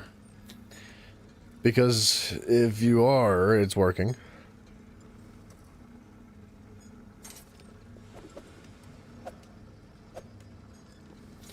I would like to go back there. I think that we have so I've been thinking about it. I didn't watch any videos, but I have been thinking about it, and I do believe that we should go back and talk to that guy who was trying to give us a quest.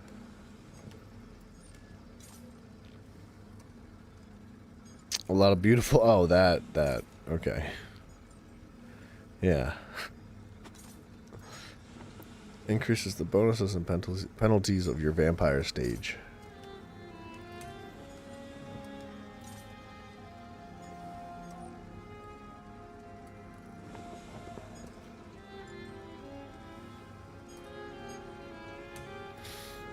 I'm tempted to make that craftable set, dude. The new one.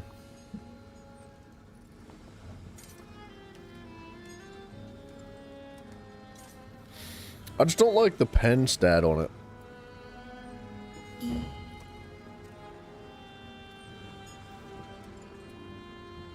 Mafia's not illegal.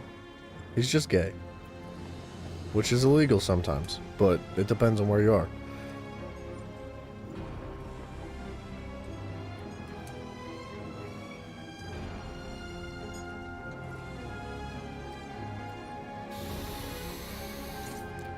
See, this would go really well with that other set, huh?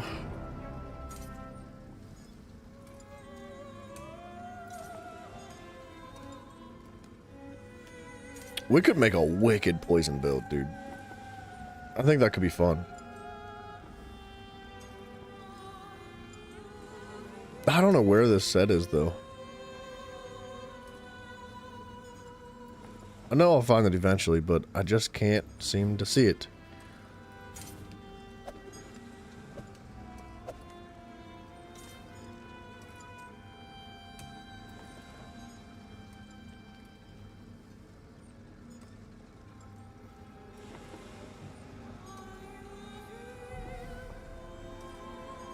Wow, the frostbite set's kind of good too.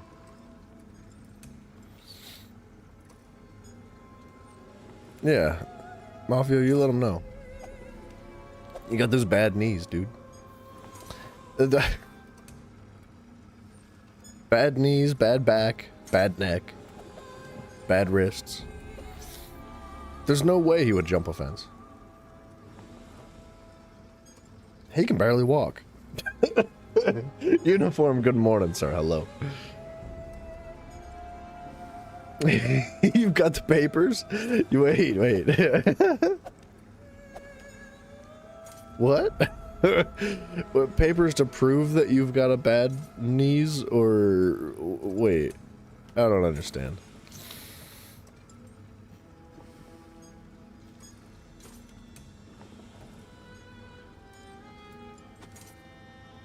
Gosh darn it, dude. I don't know where this set is that I'm looking for.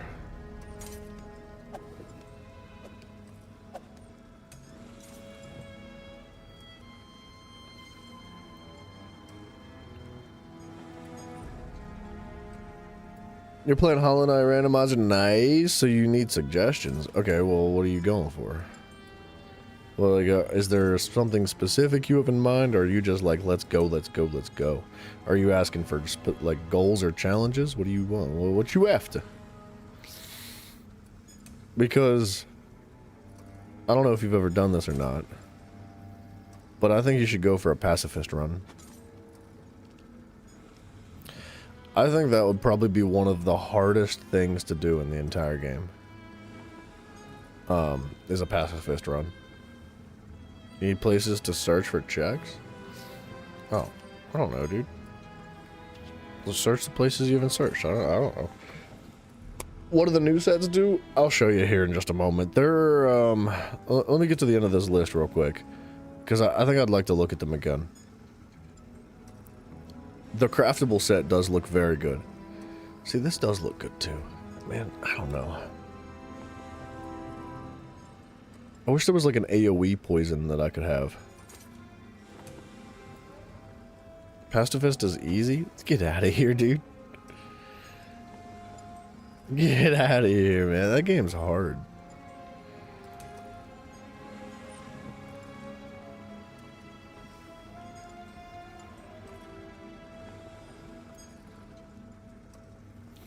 Check that out. Weapon of spell, weapon of spell, weapon of spell, weapon of spell. 4 different procs of weapon of spell. And then when you kill a monster, they burst with blood magic, dealing 50% of their max health to enemies within 6 meters as bleed damage, up to 24,000 bleed damage. This cannot critically strike and can happen every half a second.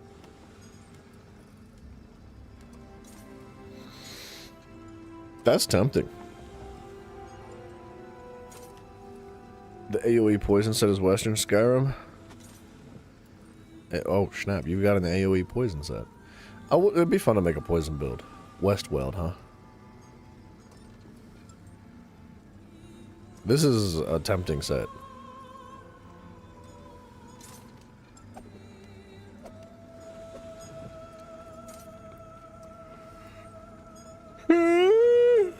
Excuse me.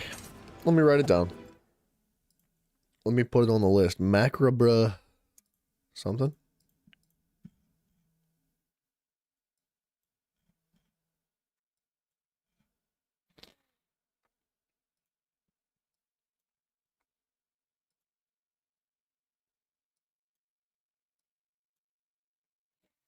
Or was it?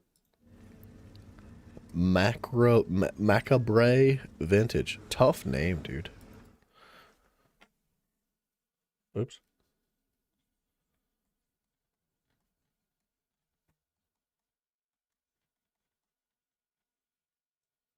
Okay. It's on the list. That's quite good. Quite good. At least for, well, you know what? It's even good for boss fights, to be honest. That weapon of spell damage is crazy. Gotta get back into ESO. Yeah, it's tough. It's tough to get out of it. I don't know how you left. Dealing crit damage inflicts Hunger's Venom to your enemies, dealing poison damage to your target and enemies within 6 meters. Wow.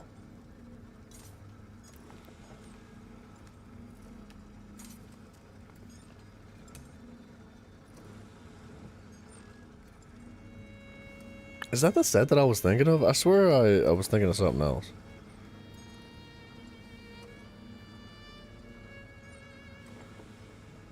I'll tell you, hold on. Before we start going through dungeons, let's look at this new one. So these are the Overland set pieces. Max stamina, crit chance, stamina recovery, 1386 crit chance, while you have 50% or more stamina. Reduces the cost of your core combat abilities by 21% while you have less than 50% stamina. It's good. That is a really good set. Death Dancer is interesting.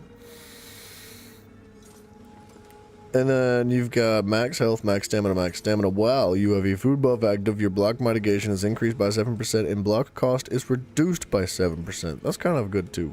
It's not like amazing, but it's good. Max magic, max magic, max magic. Gain magic recover. Gain 1 magic recovery for every 100 max magic you have. And on a stamina build, I have 142 recovery. Pretty bad, actually. But then there's a craftable set, which is what I'm actually interested in here. It's the Tideboard. Tideboard gives weapon of spell, crit chance, offensive pen, and it increases your direct damage done to monsters by 12%. You guys have a podcast? You think it's gonna be? The name of the podcast is gonna be based around two idiots, one game. What? Why you gotta call yourselves idiots? You know who's got a really good name for a podcast that I think is such a great idea? I always forget this guy's name, but his podcast is called Between Two Ferns. And the set of his podcast is just like a couch, or it's like two chairs, and then on either side of the chairs and the outsides is two ferns. Like, I don't know, it's silly, it's simple, but it works, and it's like, it's a good name. Or you know, Jensen, you could call it Between Two Idiots, and then like put your guest in a chair in the middle of the two of you, and make the guest really uncomfortable and awkward, because like you both will be looking inwards towards him, and the guest would have to like go back and forth, and like that would be awkward. I think that could be funny. What's up, Luke? Hello, sir. Think you want the Oz or Blight set in the Marcelok DLC? I think the set you want is Oz or Blur.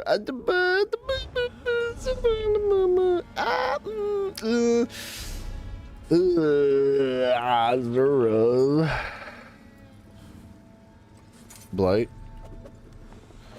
Can't spell. Ooh.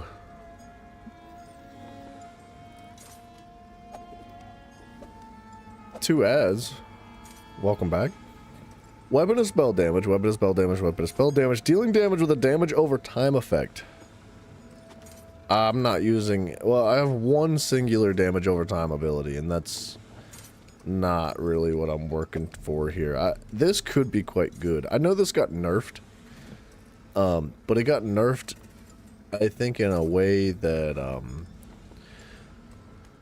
the set itself didn't technically get nerfed. I believe that this was a very popular set when used on the Arcanist, because the Arcanist beam was damage over time. And with that being said, it's not anymore, so it doesn't proc this. Dealing damage with damage over time stacks. Blight Seed.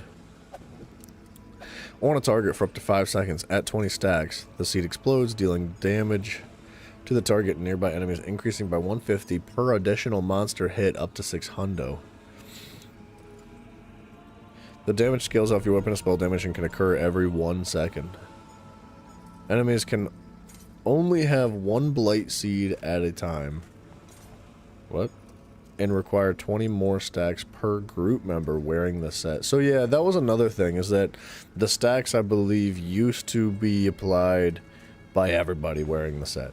So if multiple people in, like, say a trial, for example, say there was like freaking 10 people wearing Ozzer Blights or something, they could all provide these stacks, and like just poof, poof, poof, poof, like every second the monster would just be bursting with damage, basically. So I don't know if this is as good as it used to be. I think it's probably more balanced, but I don't know. I don't know about that one.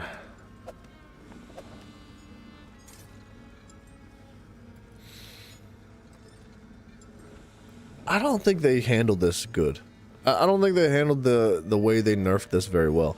The damage scales off your weapon of spell damage and can occur once every 1 second. Enemies that can only have one Blight Seed at a time and require 20 more stacks per group member wearing the set.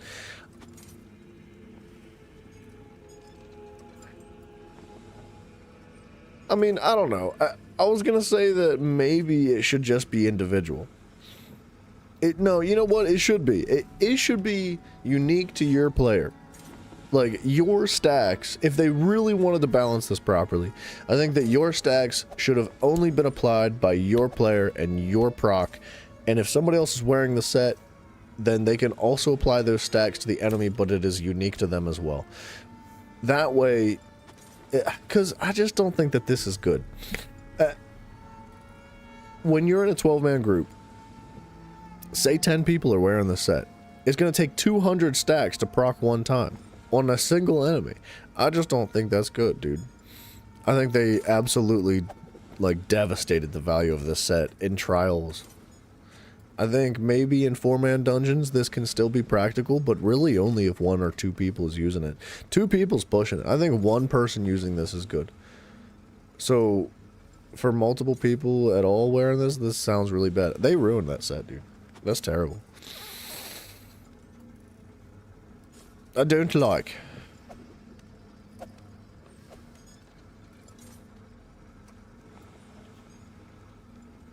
I am tempted to take this though. Or wait, where'd the craftable set go? So the only thing I don't love about this is the offensive pen stat. I think I've already got a lot of pen. Where is my pen? It is 3,861.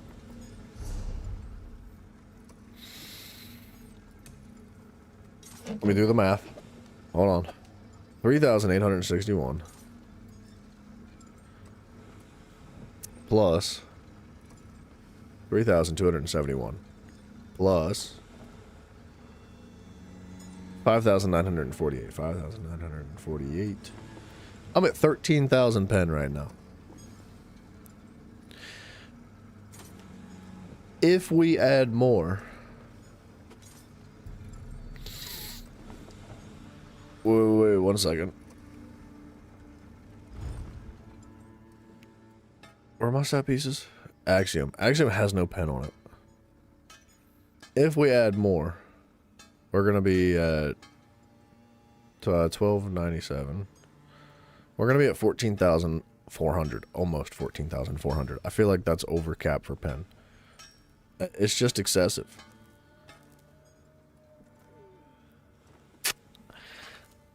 I would rather have more weapon and spell damage.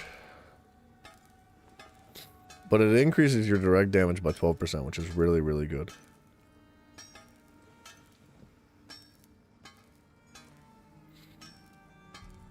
Uniform. I'm not sure what Trader Lord is, though. I've never heard of that one. You think with the Fate Carver, the Arcanist Fate Carver, the set was more viable. Yeah. You hear it's still good? Well, Fate Carver doesn't do damage over time anymore. It's direct damage. So it doesn't work at all.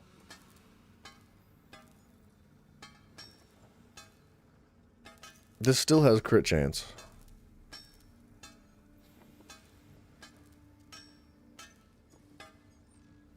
So, like, we'd be losing some weapon and spell damage here if we traded out Axiom for this set piece. But we'd be just doing 15 or 12% more damage, basically.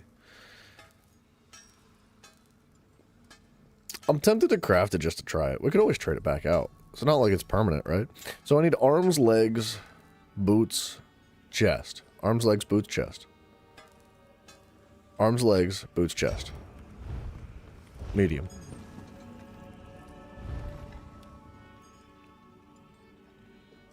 What am I doing?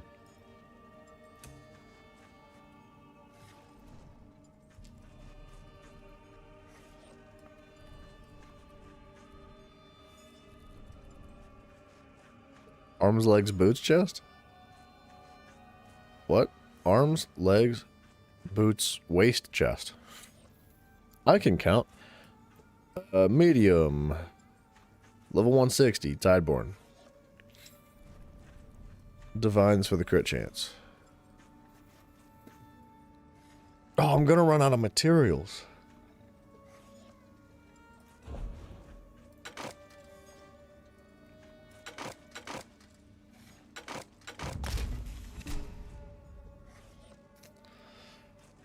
Tits, dude.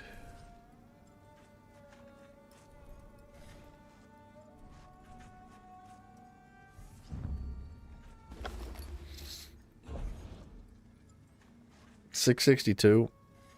What's 160 times 5? Or wait. No, I'm just, I can't count. It's 130. Oh shoot. I don't think I have enough. It's 650. I literally barely have enough. Tideborn looks solid. Yeah, I think it does have big D damage. Let's try it. Okay, level 160, medium waist. Divines. Just don't want to waste any mats right now. Legs. So waist, legs. Arms. Feet.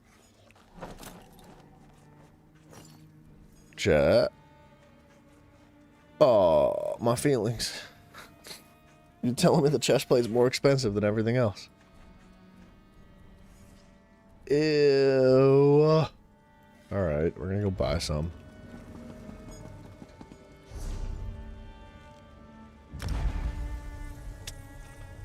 Gross. Rubidoux hide, right?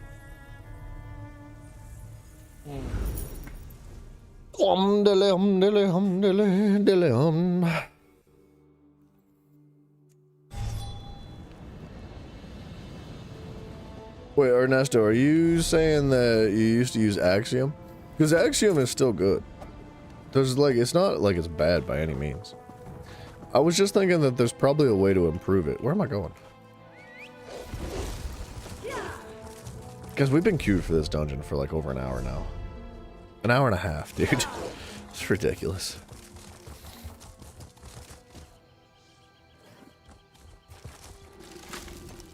May I, Beers?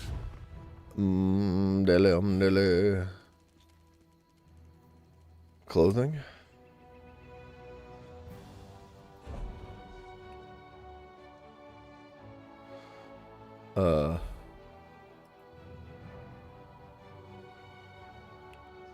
What? It's Rubidoux leather that I need, right?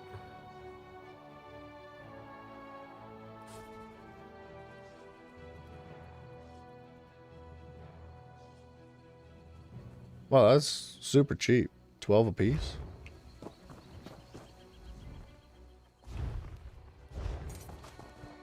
There's a thief among us.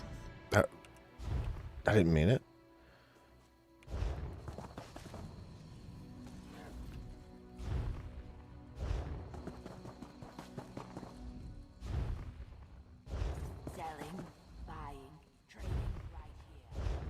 Alright, that guy's selling it for 12 knows what he's doing. Sir, ma'am, Chico lady friend, go away. Oh, this dude's cheap as turds.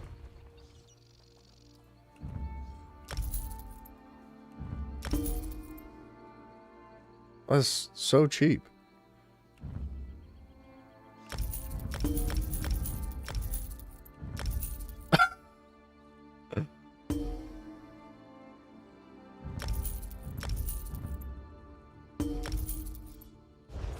Alright, well, don't mind if I spend all the money, I guess.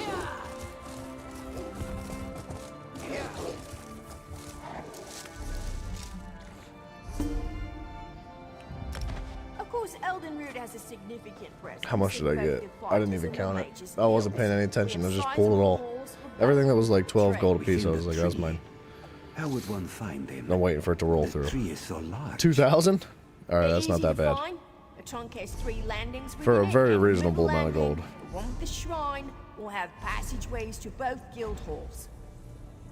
Is it dangerous to go step out on the ledge of the branches? Would you fall from the branches?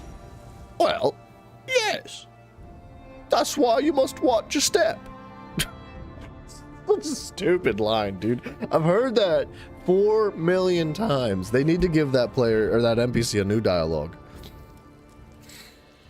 Or at least like one other, you know what it should be like?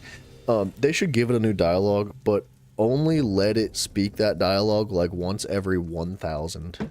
What happened? Oh. I went to the wrong person's house.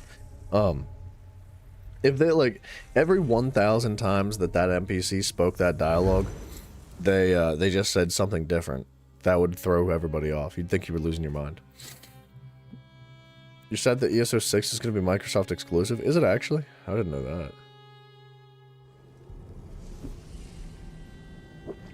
Why would they do that? What a way to limit the player base. What a way to like shorten your servers. What a way to sacrifice the amount of money that you could make by PlayStation players. Well, why would they do that?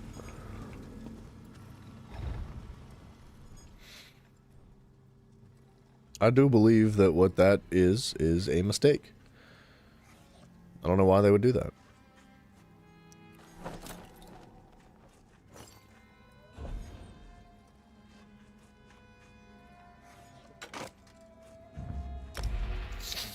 Because Microsoft bought Bethesda a while ago. Yeah, but that's still a bad business decision. Like, I'm not buying Bethesda. Buying Bethesda is a great business decision. But I think that limiting your game to a specific platform is a bad business decision.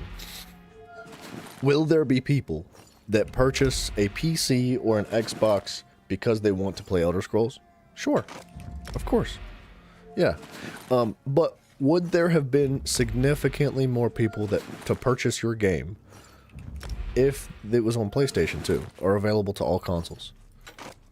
Abso-freaking-lutely. Way more. So they've made it very clear, all companies have made this very clear, time and time again, that consoles are not profitable. They make all of their money from the games on that console. So, like, why force people to buy, like, you already own Bethesda. So you're gonna make the money. If somebody buys your game on a PlayStation, you're still making that money for the game purchase. With the exception of, like, probably a small portion that goes to Sony or whoever the company is that owns the console. But I think that they would make a significant amount. Maybe I don't know what I'm talking about. Let me be honest. Maybe I don't. Maybe I'm completely clueless, but it seems to me that that's a silly freaking decision. I don't know.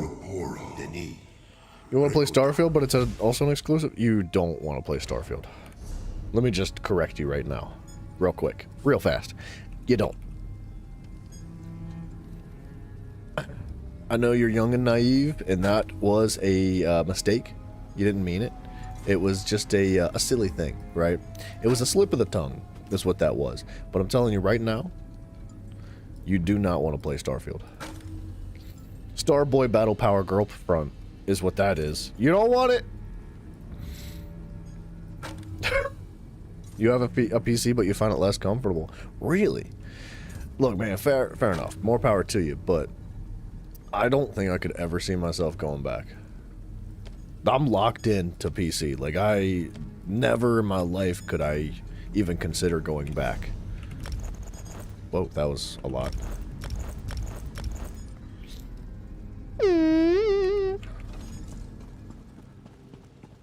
The companies want quick cash? Maybe there isn't something you don't know. Wait, what do you mean there isn't? Maybe there isn't something you don't... You saying I know everything? Because I don't know if that's true. But... Oh, dude, you know what sucks about Reaper's Mark? Is that this is providing major breach. Wish it did something else. Because my major breach is coming from Unnerving Boneyard. But this is also applying vulnerability, so I need this. But the major berserk that comes from this is kind of cool. But only if I kill an enemy with it. I don't know, dude. Yes, you're right. Companies do want quick cash. But I would also argue to say that it would be quicker cash to allow your game to be bought on all platforms. Because, alright, this is me speaking personally. Like, say for example, I didn't have a PC or an Xbox, I only played PlayStation. That was all I had. I've always been a PlayStation head, at least prior to switching to PC, so that's my perspective. If ESO or Elder Scrolls 6 came out for Xbox, being the person that I am, I work paycheck to paycheck, dude. You know, I bust my ass for my money, and I work I gotta stinge, man. I gotta I go through the grocery store and I buy what I can, not what I want, right? I really push, all my clothes are filled with holes, right? That's the kind of financial life that I think the majority of people live.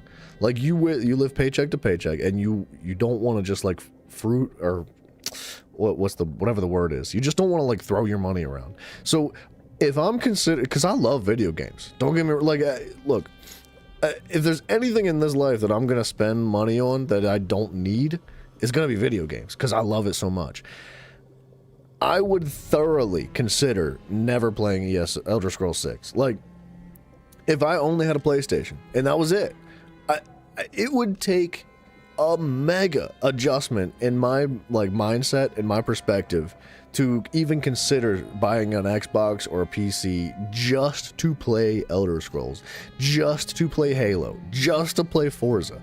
I don't understand, like, because what I think this is, dude, is I think it's a perspective from people that are running this company that are disconnected from the community. I think that they don't know what their community thinks. They have no idea what it's like inside the mind of a regular person because they're so disconnected, they're so distant from every normal human being. Like, these are uber wealthy, mega rich people that have everything they could ever ask for, and so they're like, more money please, more money please. If we just force everybody to buy our console, we'll make more money please. Now thank you, appreciate it, thank you. Like, that's their attitude, man. And I don't think that that's right. I don't think that's the right decision. I think if they had a better perspective or a better understanding of the people that are playing and buying their games and their consoles and stuff, they would reconsider actions like that. About all your clothes having holes, I think it's a guy thing. You think it is? Well, yeah, yeah, you're right about that one. I don't care as much, but like, would I prefer clothes without holes in them? Yeah, sure. I would like clothes without holes in them, but I can't be bothered to spend the money on it. So, like, that's what I'm saying. Like, I don't want to spend money on an Xbox. I don't want to buy a new console just to play one game. It's silly.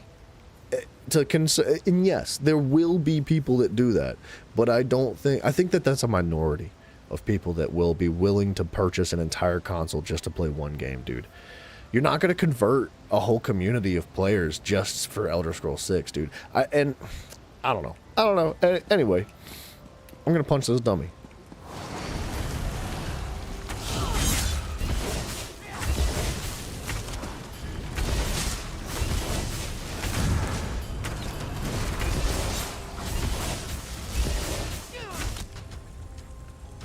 I choked. That was like 60,000 damage though. Just to play Silksong. If Silksong was a Switch 2 exclusive, you will not buy the Switch 2. That's what I'm saying. I'm never going to buy a Switch 2. Why would I do that?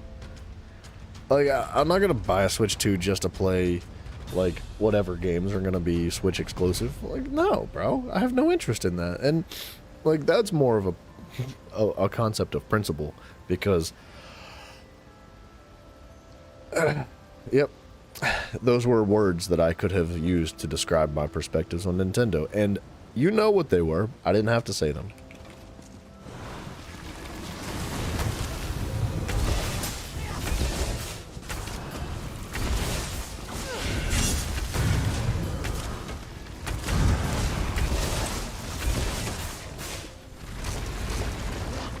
Okay, we're pushing 70K for that very short burst.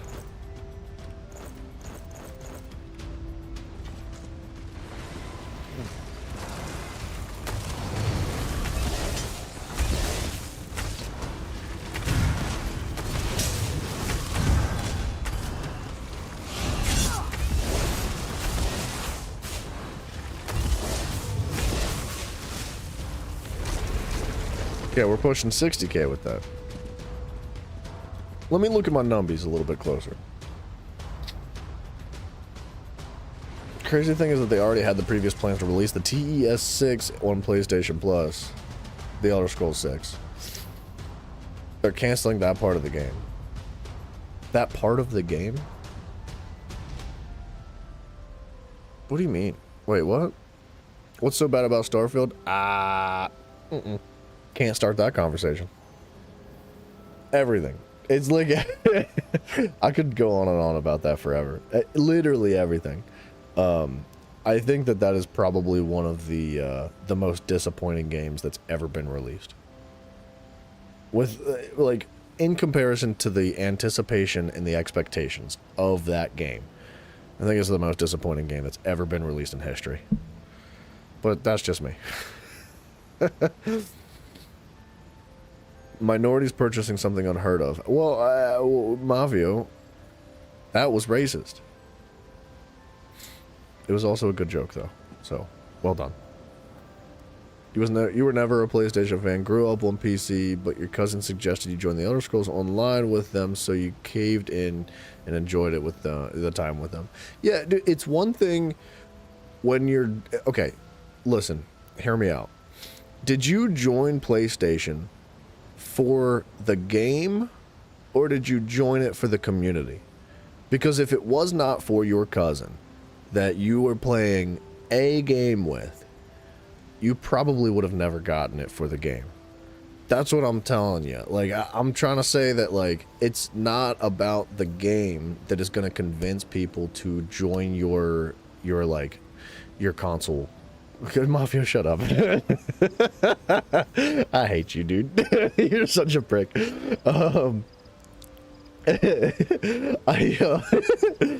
lost my train of thought.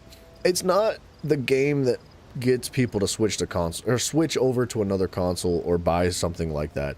It's the community, it's the hardware, it's the capabilities, it's what the console offers. It's not necessarily the game. So, like, yes, there will be people that buy a PlayStation just for GTA. There will be people that buy an Xbox just for Halo or just for Elder Scrolls. But I don't think it's enough people to, like, drastically turn the tides of, like, the financial income of that company. So, like, if the company was more connected, if the people that made the decisions, the CEOs, the ones that are wearing the fancy suits and driving fancy cars, man, if they were more connected with their community, I think they would understand that it's more profitable to open up to more opportunities. Because, like I said, it's not the console that makes the money. It's the games that make the money. And it would be silly to use the game as an incentive to buy the console if the console's not making you the money. So I don't know. Like, that's just my idea. I don't run a company, you know. I'm not a CEO. I'm not a video game developer. Like, I don't have a thorough understanding of these concepts. But as a consumer, as somebody that likes video games enough that I spend, you know, thousands and thousands of hours playing them all the time. Like, this is what I do. This is what I want to do for a career, man. Like, I like video games a lot, and I like them enough that I feel like I have a pretty decent understanding and perspective of what it's like from as a consumer, right? As a regular dude, as a gamer, I just don't think that that's, like, even a freaking close decision, man. I will never buy a new console just to play a new game. You know how badly I want to play Bloodborne? Yeah, I would love to play Bloodborne, but I'm not going to go get a PS5 just to do that. Never, not a chance. There's so many other games to play. That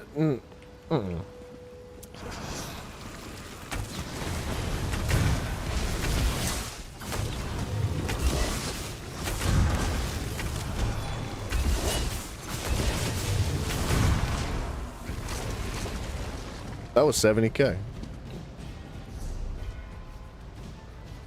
That was with Axiom. Alright, hold on. I'm building my stacks.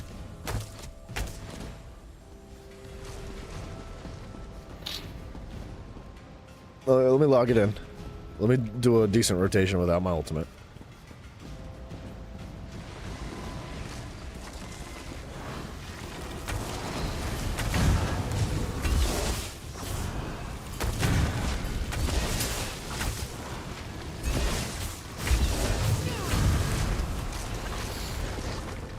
That was also 70K. Alright. I can't make up my mind which one's better. They're both very good. Uniform the Collector's, like, not that scary. He's one of the easiest bosses in the game, dude. You can't be proud of that one. So PlayStation, just tell Xbox and PC they don't get GTA 6, they'll pull up with their pants and drop to their knees. Well, okay, GTA 6 is an outlier in my opinion. I don't think it's fair to compare, like, console conversion with GTA players. because I confidently believe that GTA is one of the most desired and demanded games in the history of gaming. GTA 6, guaranteed and projected, will make more money than any game that has ever existed in the history of video games.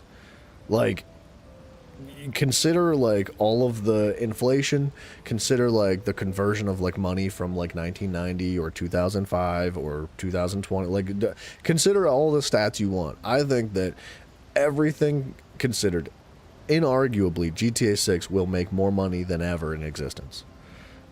Like, that is the perspective of GTA. Like, it is an outlier or an anomaly in the conversation when it comes to converting people to certain consoles. So, like, I see what you're saying, but I don't know if that's a fair comparison. I can't argue with you. You're right. GTA is going to convert more people over to certain consoles, like, than ever. You're going to see a massive influx of people pushing into GTA 6 consoles. It's PlayStation, right? Like, GTA is going to be PlayStation exclusive, I believe. At least that's what I've heard. I'm not positive, but I see that bringing like a bazillion people to PlayStation. Played a few games with them, but they were long-time PlayStation fans. You think that you could return to PC because you think you should return to PC because, to be honest, you've hardly have a community to enjoy on PlayStation anymore, dude. Another thing, Ernesto, is that I think that generally most games and most companies are pushing towards like widespread stuff like that. Like, even ESO is trying to be like cross-compatible. They want everybody, man. They want everybody, that no matter where you are, no matter what you play or how you play or what you like, you can play this game on anything. Like, and I think that's the future of it. I really do. I think it's better for the developers. I think it's better for the community. I think it's better for the people that run the hardware. Like, I think it's better for literally everything. I just don't see there being another option in the future. And these companies that are still pushing that, like, console exclusive thing, like, it's like, I was gonna pull a Mafia and make like a, never mind. If you guys know Mafia at all, you know where I was going with that.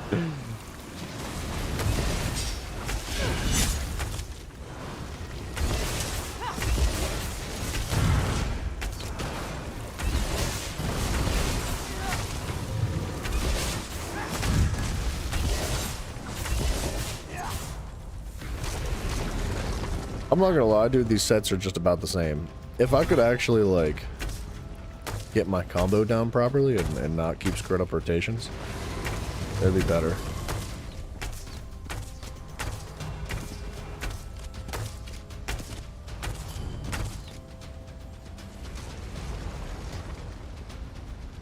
Oh, it's just a PlayStation exclusive on drop. So what's it gonna take, like 6 months for them to convert it to like both, or to all consoles? To all platforms? You're a PC gamer, but with a family console it's easier. Yeah, console is more simplified, for sure.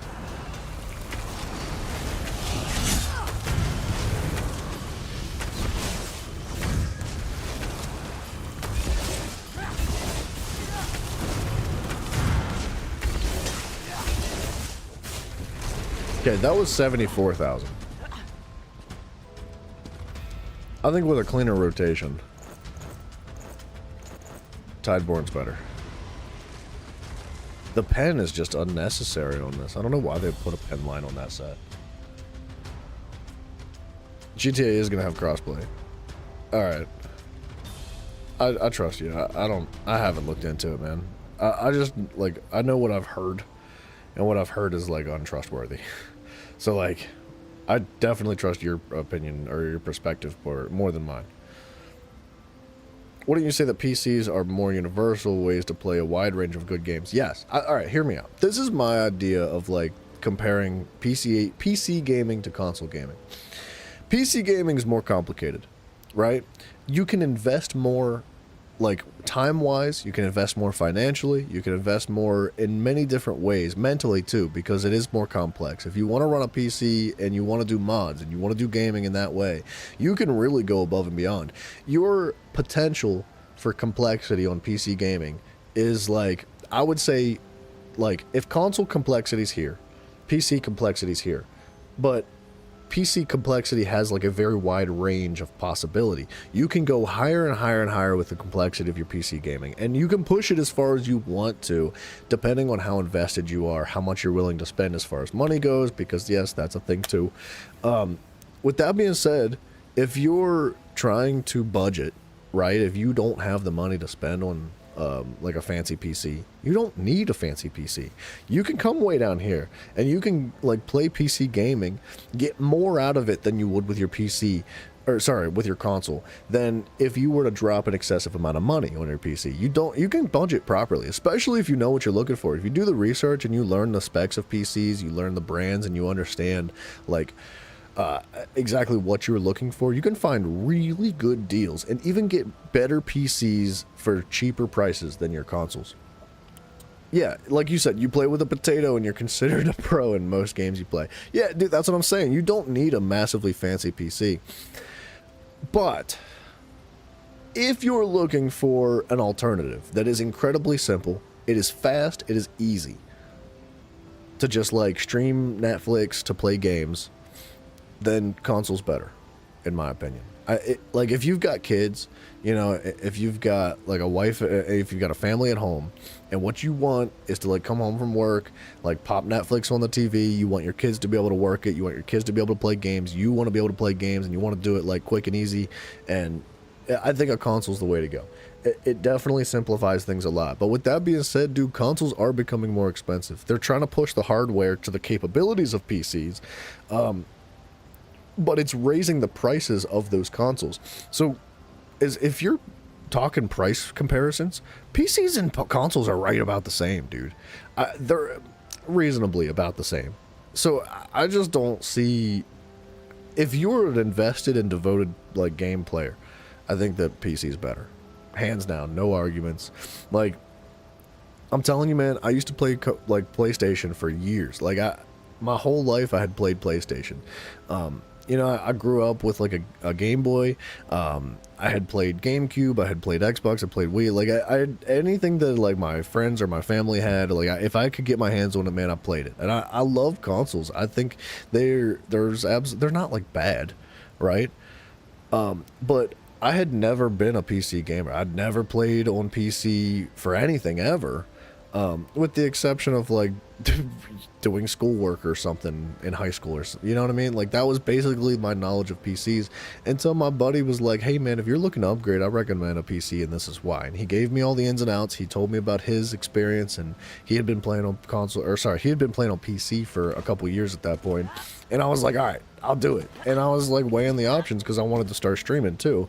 I was like, PC's got to be the way. And what about 2-3 years into having a PC, I don't ever in a millennia see myself going back, dude. PC is so much better if you love gaming. But I don't know. That's just my perspective, man. It's to each their own thing, right? You just need a laptop or something you can play on your couch. Yeah, see, that's the thing too. You can always get a laptop, man. Laptops are great, and they make like really clean, like gaming laptops too. You don't need a desktop. You know, you don't need a fancy setup. You don't need multiple monitors. If you want to play on the go, if you want to just hang out on your bed or your couch or something, you can get a laptop too, man. I don't know. It's all about like what you want. You know, it's all about your desires. It's about your perspective. It's about like what you're comfortable with. Like, you shouldn't let anybody convince you one way or the other if something's better. Like, you decide what's better for yourself, man. But that's what I'm saying. I've decided the PC is better for myself. You did the bubble room in Fog Canyon hit list. Nice job, dude. Congratulations, Uniform. Some Xbox Alley leagues say that it costs $1,200. Xbox Alley? Is that the next Xbox? $1,200's crazy. I don't know what they're doing. Okay, so that was another thing, is that consoles had above PCs or above other forms of gaming, is that they were cheaper. They're becoming more expensive now. So there's very little incentive to buy a console anymore. especially with a majority of games becoming crossplay. You know, it's the same Xbox console they showcased Silksong on. Oh, okay. So the new one is what you're saying. To really test your DPS, you're going to need to test on a 3 mil dummy because 21 mil trial dummy event evens out the damage with max stats. Yeah, so I know. I know that the Atronach provides like all sorts of buffs and stuff, but I was really just looking for like a difference in numbers for the two different sets. I wasn't like trying to figure out exactly what my DPS would be in real circumstances. I was just like, which set's better?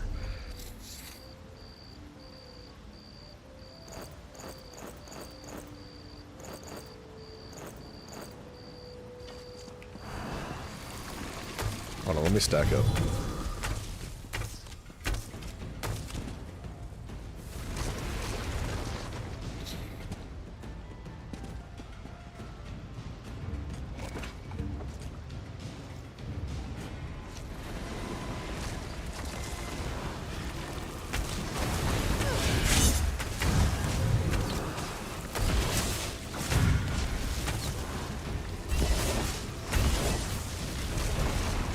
So that was 74,000. Just under.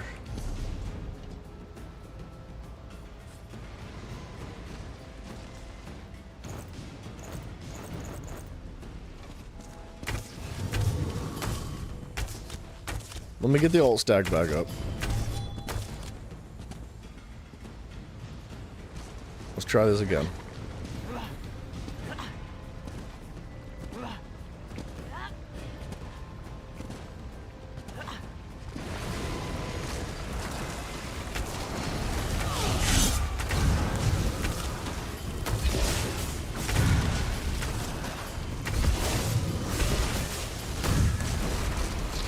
Alright, dang it, that was 76. I really wanted the Tideborn set to outplay this.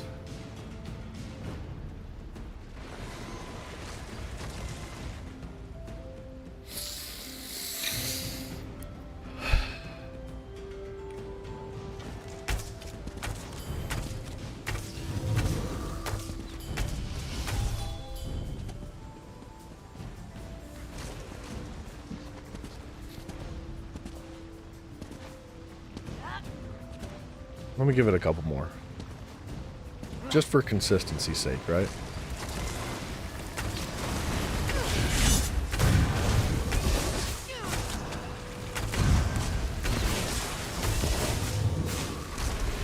Okay, that was 84.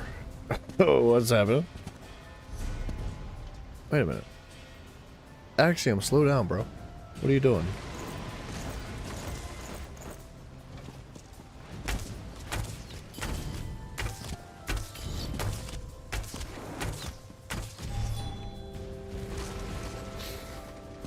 How's that 84? I must have gotten really lucky with crits.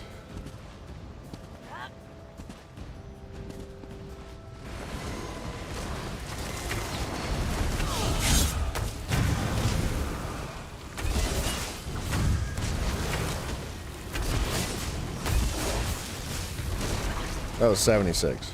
75. What the heck?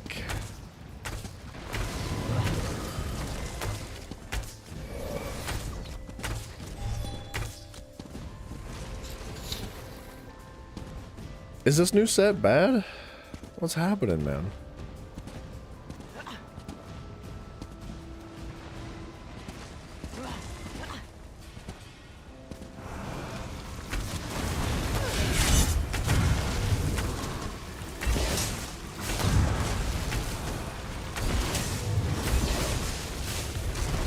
That was 79.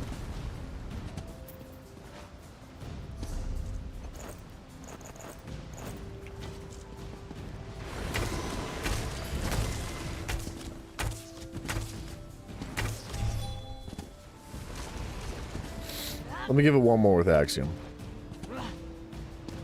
Maybe I was smack talking Axiom for no reason.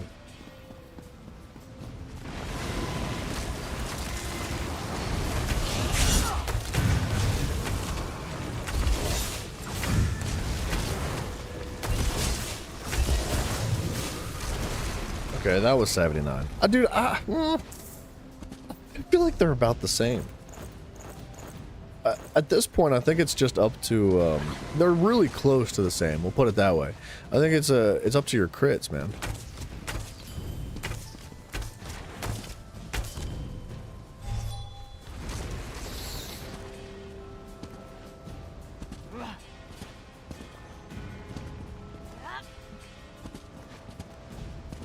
And I do think that I could exchange my my bow out for precise rather than sharpened.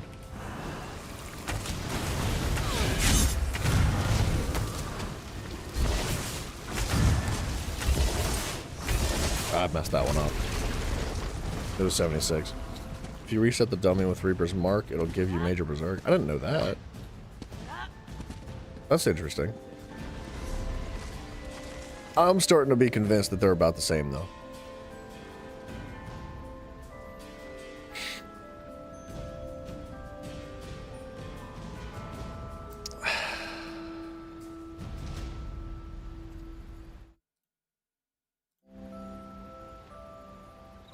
Let me change out the bow. I don't think we need to test it anymore. I think I'm comfortable.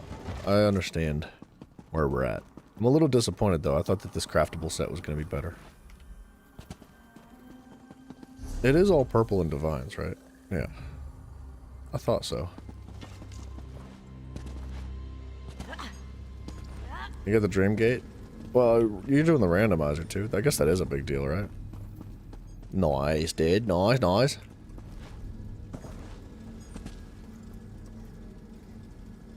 Can I transmute this? It's gonna be more expensive, isn't it? I think it's 50 transmute crystals to to do the transmute. Can I transmute an Order's Wrath, though?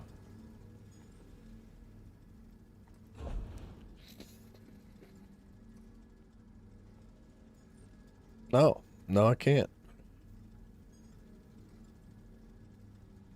Can I?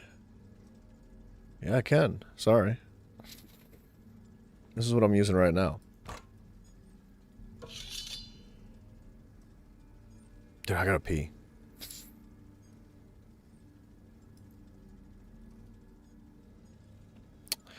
Dreamgate makes everything much easier. Yeah, dude, absolutely. You can use the teleport for it.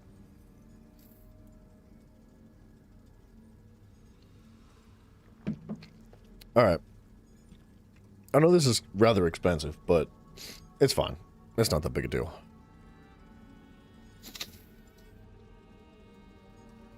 And we are sticking with Order's Wrath. It's just so very good. Although, I would argue to say that the Forest Wraith set provides like 3 or 4% more crit chance than Order's Wrath does. Does it have a weapon and spell damage slot?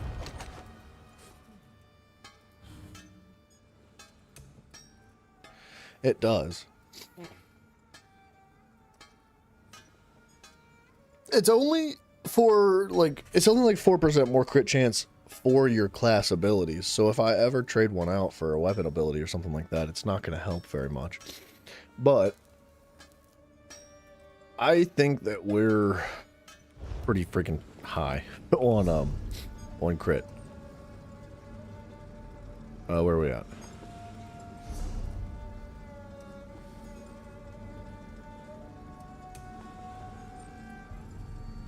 Yeah, we're at 74%. 74% is 1% away from the cap of crit damage. And with that being said, if anybody on our team, if we're doing group dungeons ever, if anybody applies any form of minor or major brittle, if anybody provides major force, which is 20% additional crit damage, anything like that, I exceed cap and get no bonus from it. So I think if I really wanted to, I could exchange Order's Wrath for the Forest Wraith set.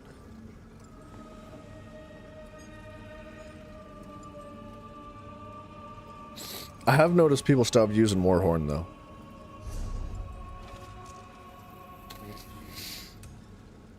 Where's Warhorn? It's just a morph that provides it. So I've noticed that very few people are using Warhorn anymore.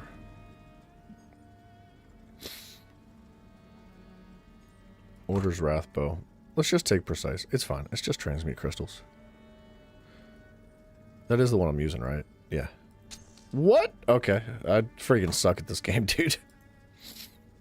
The menu's harder to navigate than the builds. Confirm.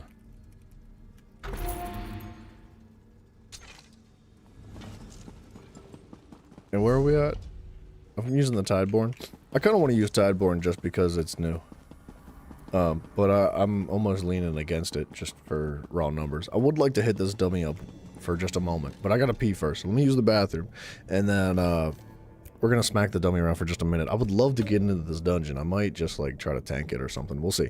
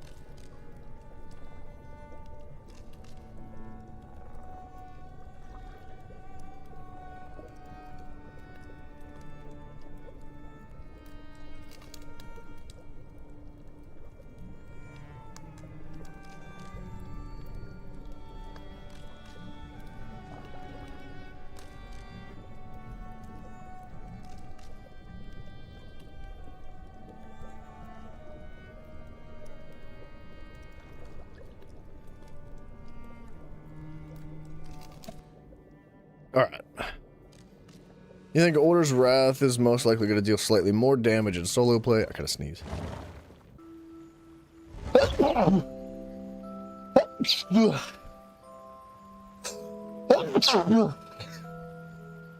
Excuse me. Sorry. Order's Wrath will do more in solo play. Excuse me. Forest Wraith if you have group members providing buffs. I think you're right. I agree.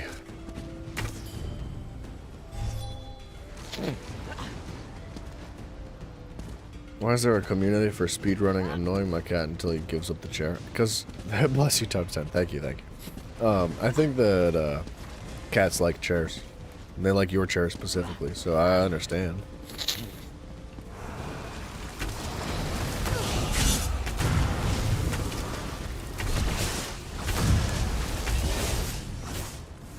That was 85,000.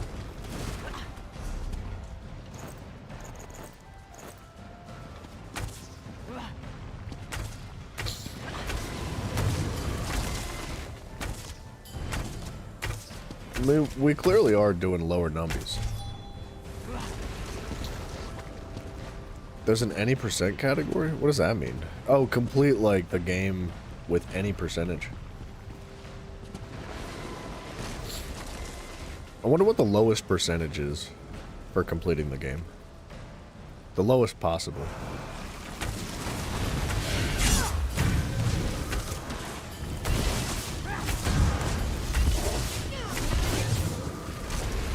That was also 86, so 85, 86. I just want bigger numbers. I just want to see bigger yellow numbers, so we're taking that. Lowest percentage possible is 21. That's pretty good. It's pretty low for completing the game. World record is 26.22 if anyone's curious. Wait. Well, for like a speed run? On the cat thing?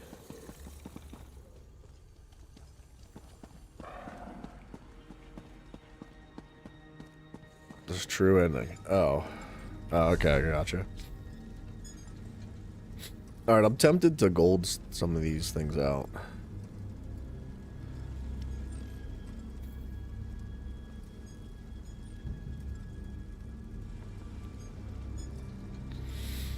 I don't know. I do like this build a lot, and I like it enough that I would consider making all this armor gold.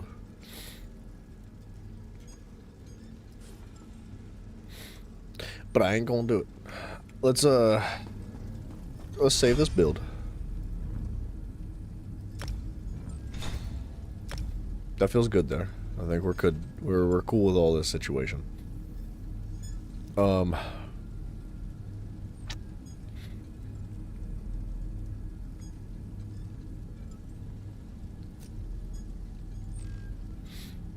I can tank on this.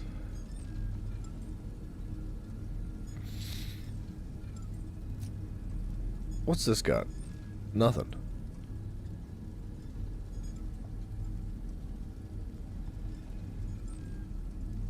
You know what?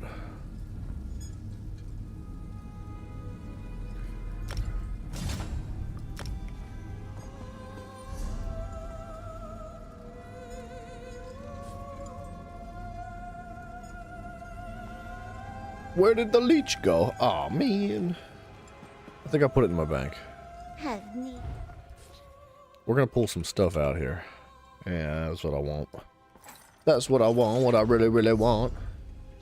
That, this, that, this, that. So, we're a werewolf now. We've been in this queue for 2 hours and 15 minutes. Just waiting. Just waiting. I'm done waiting, baby. We're gonna play it the other way. Instant queue. Maybe not. The lowest percent is 0 degrees Celsius is what Google said. Google's retarded, man. Can't trust it. Can't trust Google. 23%, normal ending is 11%. Normal ending 11% is crazy.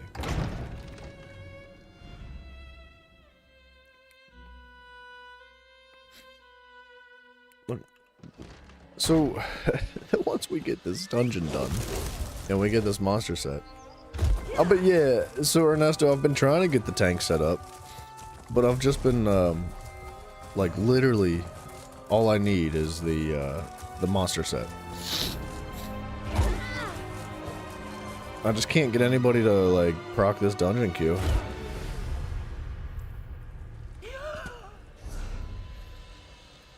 Two and a half hours is crazy.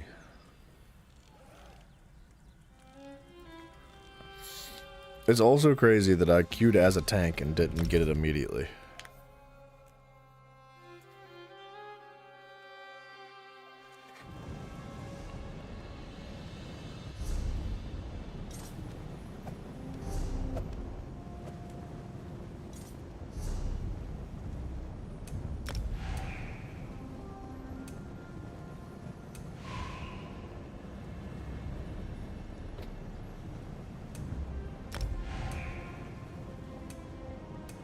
Where is everybody? Is anybody playing the game?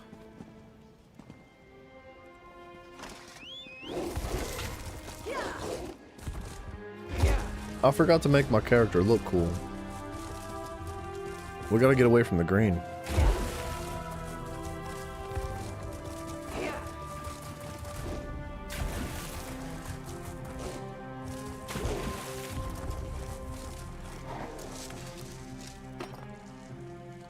These reagents will form a powder that you can use to dispel the deadly enchantments. There. Contact with your community, I ask, because I'm not sure if you do. I don't. No, I don't. Look, if y'all want to play together, let me know. I don't have like designated times or ideas or anything like that, but I'll put it out there right now. Like, if anybody just wants to play the game, like, just say so. That's all it takes, man. Like, my friends list has grown extensively. Like, there's a lot of people on here, and if you'd like to add me, you're more than welcome. If you want to play, let me know. I'm down for all sorts of things. Just sprinkle a pinch over each of the Alliance medallions, and it will return them to their original state.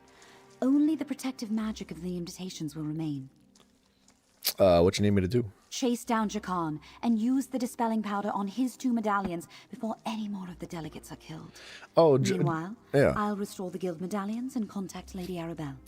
Jakan is actually, I think it's so Haywood Jablomi. It's like that's his middle and last name. So it's like actually Jacon Haywood Jablomi. I think it's like the full name of Jensen. Yes, my portal sent him to Windhelm to deliver the Ebonheart Pack's invitation medallion to Yoren the Skald King. He's probably on his way to the Palace of Kings right now. Take the pouch of powder from the table, and I'll open the portal for you. Okay. Hit me. Open the thingy. Gimme. Open the... This portal will take you to Windhelm. Find Jacon and use the powder on... I didn't really want to go to Windhelm, though.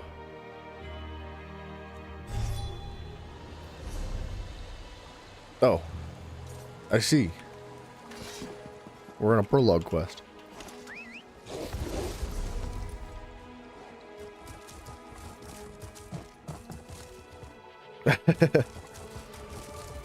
Ernesto, thank you, man. I appreciate you very much, dude. I wish you the best. And I will catch you later, dude. Get some sleep.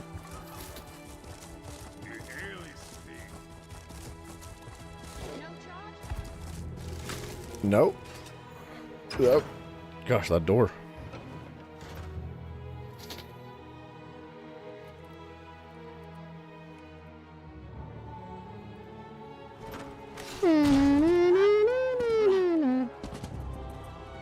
Hold there. State your business in the Palace of Kings. I'm gaming. Oh, I recognize you. You're the hero of Windhelm. Thane Mara speaks about you a great deal. What brings you back to these parts, friend?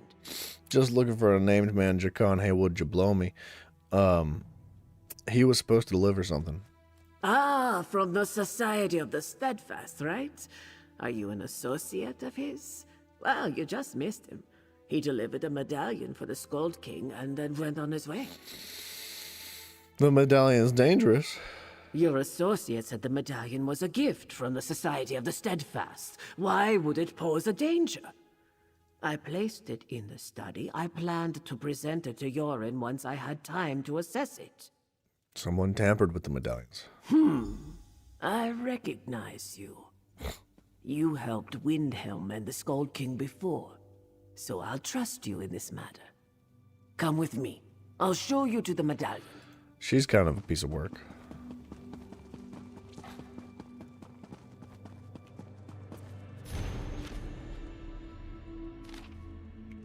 Yeah. Thank you.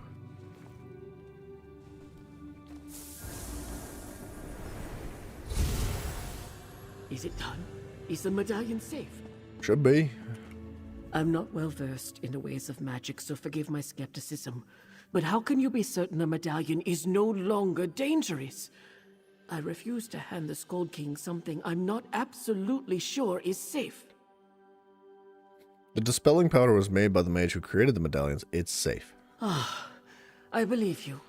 But I think I'll still have our court mages take a look all the same. I thank you for the timely warning. Is your associate aware of the danger? He seemed eager to make his next delivery. I need to find him. You know where he went. He said he was traveling to Oradon to meet with someone from Queen Erin's court. You might check the docks in Skywatch. If he intends to deliver another one of these medallions, you should hurry and intercept him. It kind of hurts my feelings that I've been saying her name all wrong. I've been saying Queen Iren since, like, literally day one. Oh well. We may be at war with Queen Erin, but there's no honor in killing an enemy in this despicable manner. A boat's available at our docks if you need it. And I'll make sure the Skald King receives this medallion from the Society of the Steadfast. Aaron sounds like a dude's name. Like Aaron. It's too close. It's got Iren sounds way better. Who's right there? Didn't your mother teach you? It wasn't me! Oh, you don't understand! I know! It was just Sweet Rose. Leave me alone.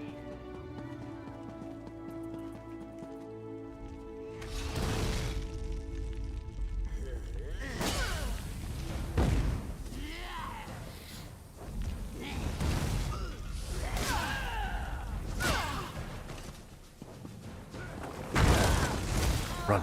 Run, run, run, run, run. Run. I made it. That was a butt clench. We made it. There's gonna be like 5 guards outside the door, though. Excuse me.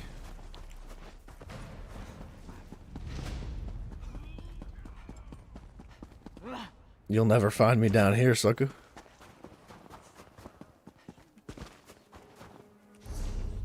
Okay, how much? 400.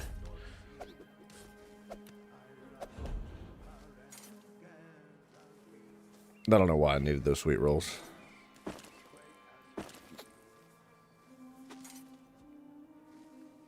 What am I looking for? These things.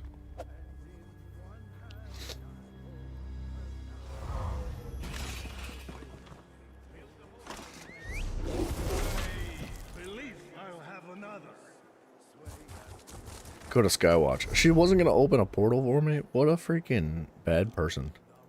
What a horrible teammate, dude. I guess we're doing this. I was supposed to be going back to Vvardenfell, but they got me. I'm looped into this one.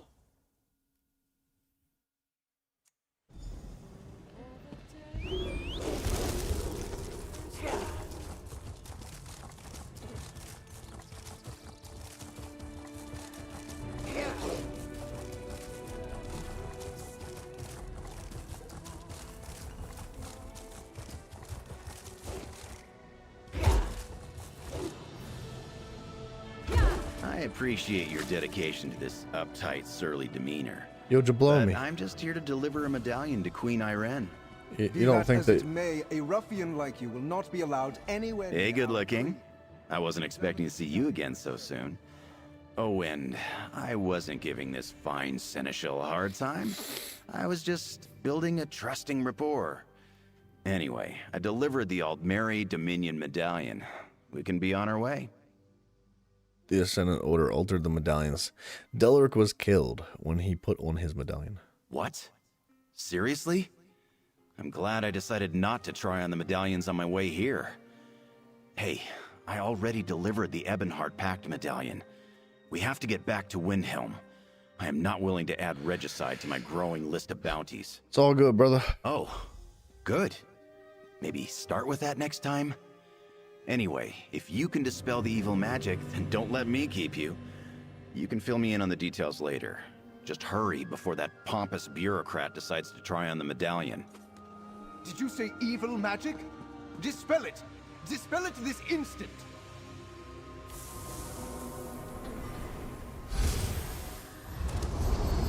My friends, I need your help. That was kind of funny. Alright, we're gonna queue for a random daily. A projection? What is the meaning of this? There's something wrong with the queues today or something. I don't know. So I can get into a random daily immediately, but nobody's doing freaking Frostbolt. What's wrong with Frostbolt? Why is it bugged?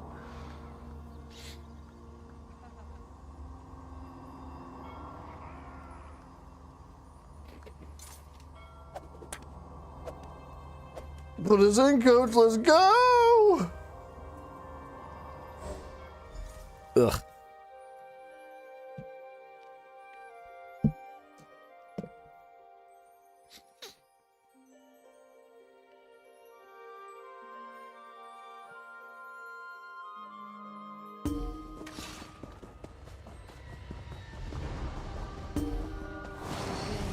And again and again.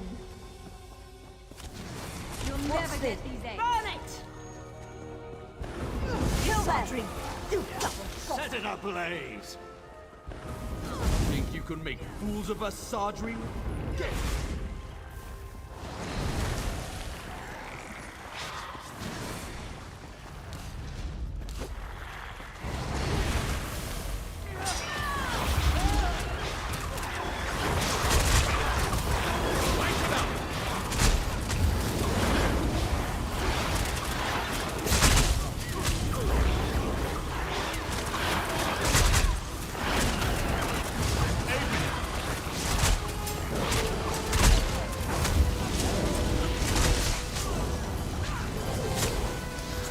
So Am I a tank?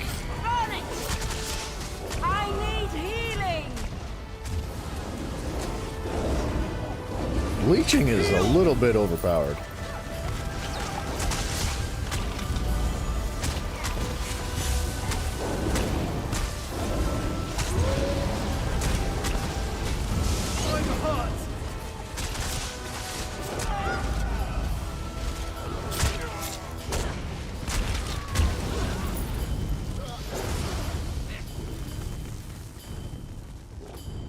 Did they do it? They didn't. Oh man, that hurts. I wish they wouldn't kill enemies. I wish they'd drag every single one of them. It's so satisfying. Damn it, broken. Maybe those eggs down there are in better shape. Do me a favor and take care of the undesirables down there. I'll stay here and supervise. Heal me!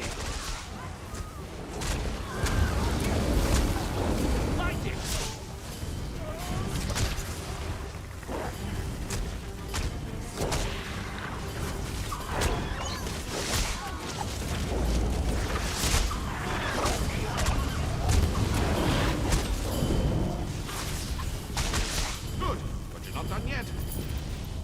Cowards, a lot of you. This mine belongs to House Selos.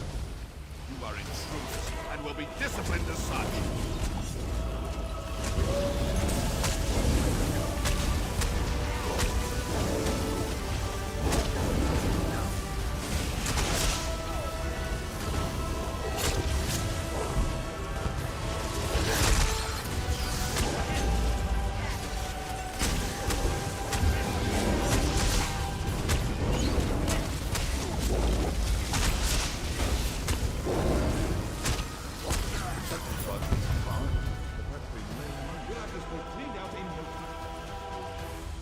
Excuse me, thank you. Good stuff. Old Selos must have been breaking in a fortune.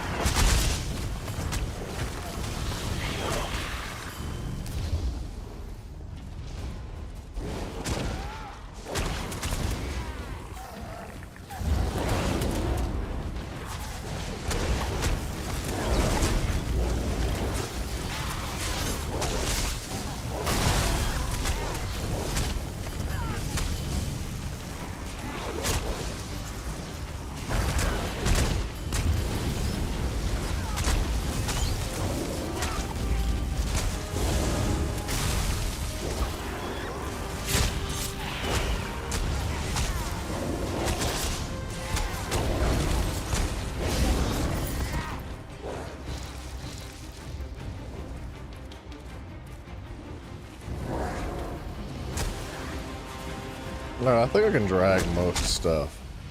I don't know if the netch comes up the hill though.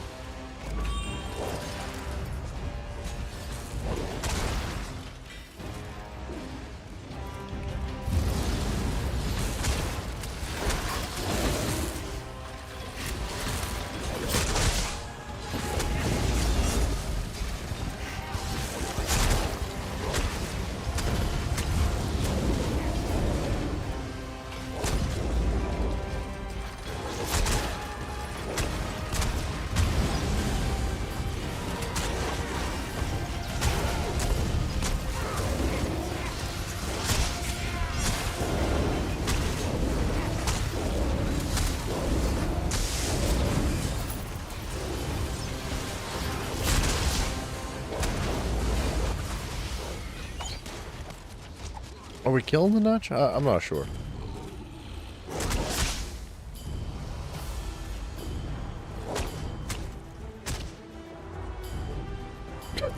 I guess not.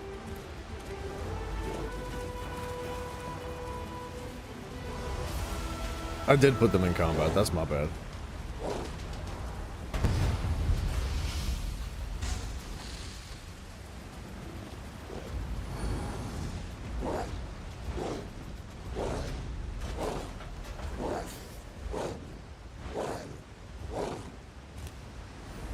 Nice.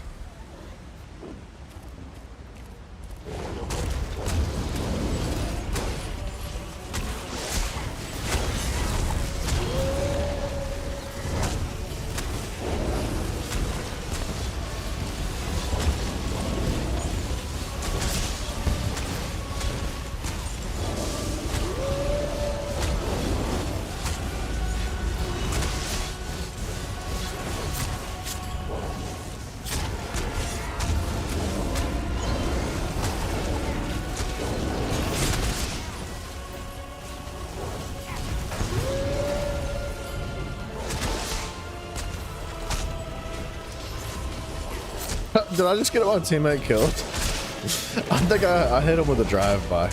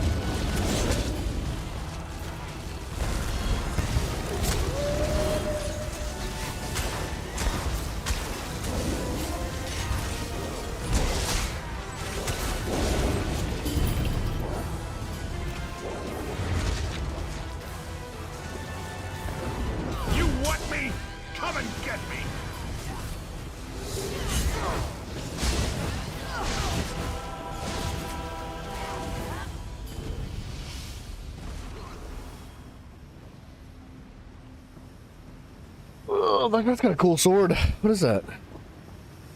Oh, it's just a plain sword. It looks, I guess it's the glow of the mushrooms that makes it look neat.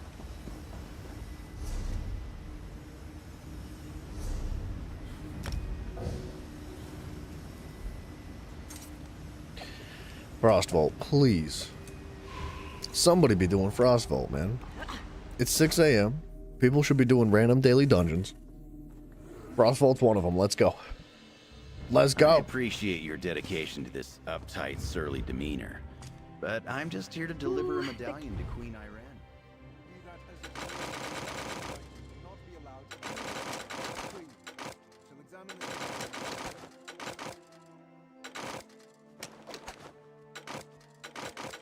Oh, we could sell all this stolen crap, too.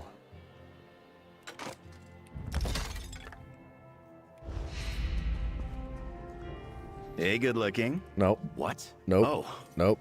Did you say evil magic? Dispel it! Dispel it this instant!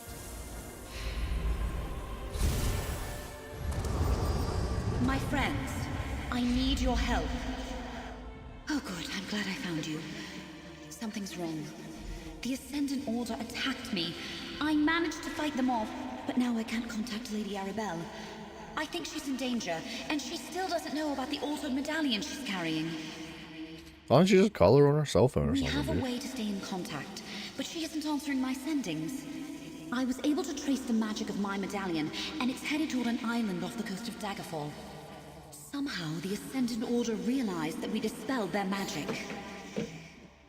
Okay, why do you think they know we restored some of the medallions then? Because they came after me just before I delivered the restored medallion to the Fighters Guild. Nice. I think they may also be after Lady Arabelle, and I can't seem to open a portal to her location. That's very worrying to me. Alright, let's go find her. The medallion's safe now. Please make sure you get it to the Queen. Hey, good looking. I'll meet you at the docks. This guy's disgusting. It makes me uncomfortable. Got a dungeon? Dude, no way. I waited 2.5 hours. Come on, game. I'm honestly... At first I thought like the idea of crossplay was just like, blah, whatever. Like what are that? That's kind of like my thought on crossplay until I thought about it a little bit more, and then I realized like it's actually gonna be really good for the community. I think it'll saturate the servers a lot, and queues will be much more reasonable.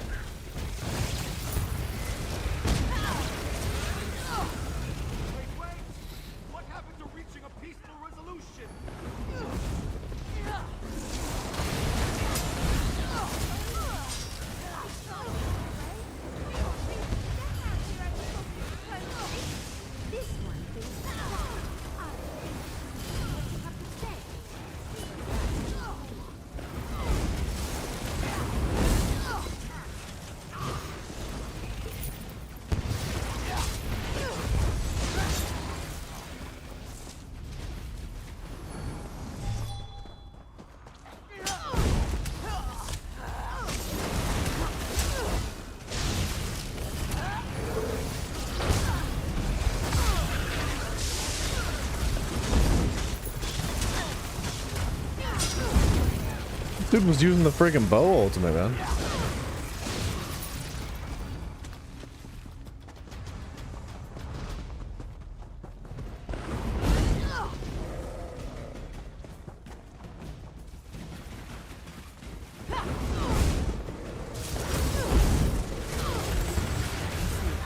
The entrance is just ahead. Okay, why are they dead?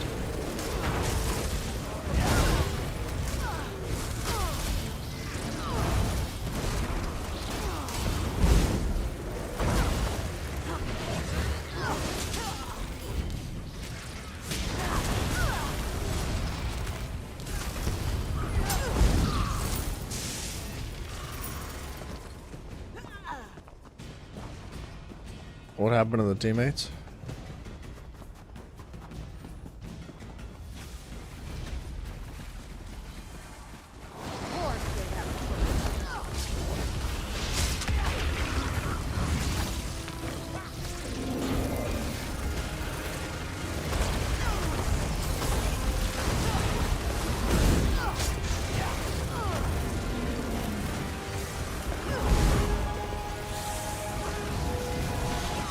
Okay, well, that's on him for taunting.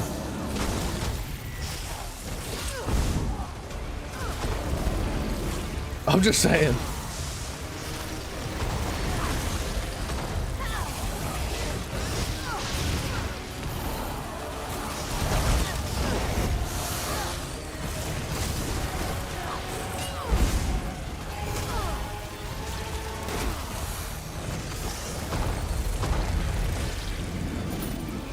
Hold on.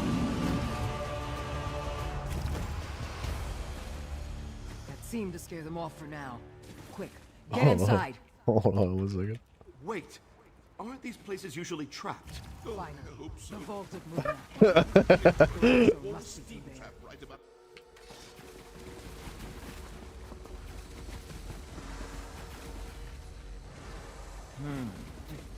Maybe we won't have to.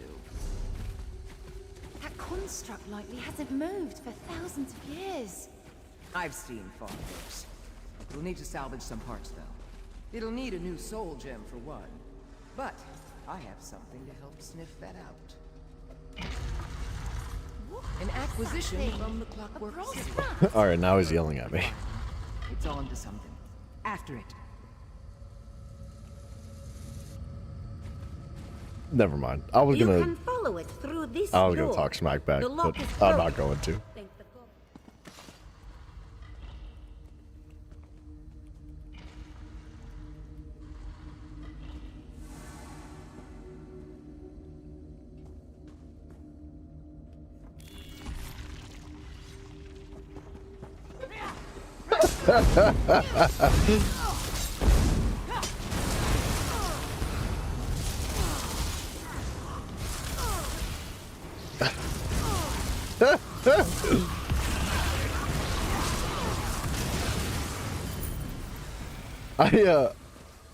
All I said was like, maybe don't taunt the boss, LOL.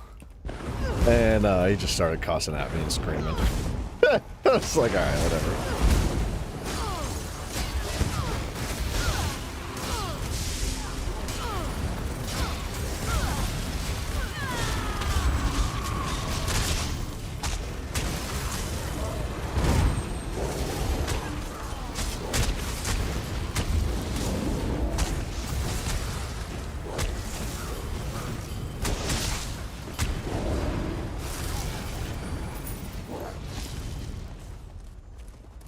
Wait! It's their chieftain! I might be able to arrange a truce. Maybe even a trade for the stone. Or you can just kill him. Nothing deranged about that.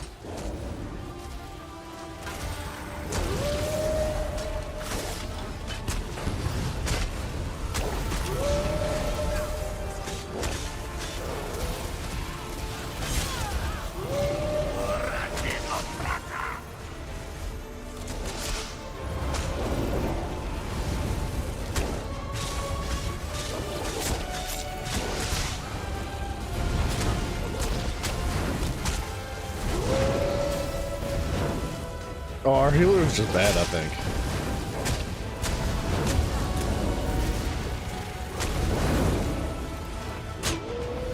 Okay, maybe I'm bad too.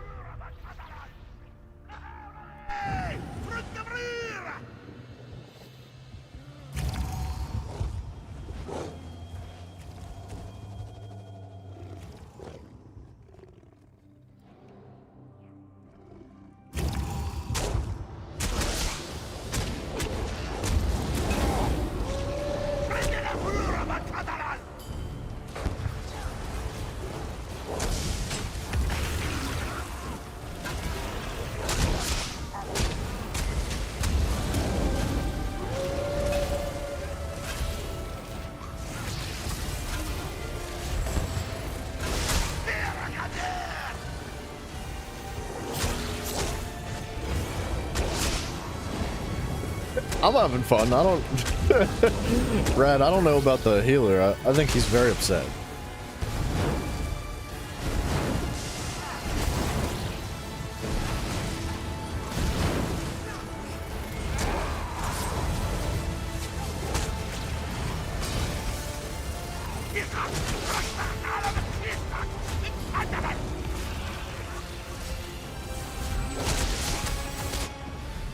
Okay, I turned my back for a quarter second. That one's on me.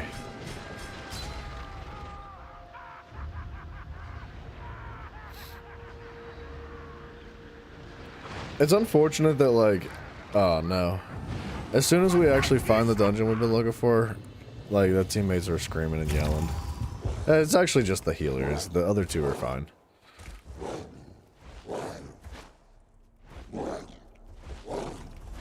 I do think that he's a little bit dead weight, though. I'm not gonna lie. I don't think he's doing anything.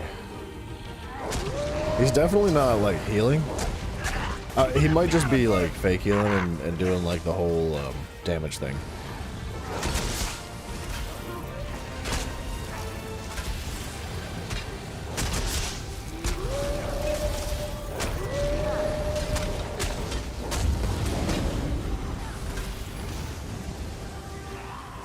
He left. Oh, it wasn't the healer. It wasn't the healer. It was the DD. I had the names wrong.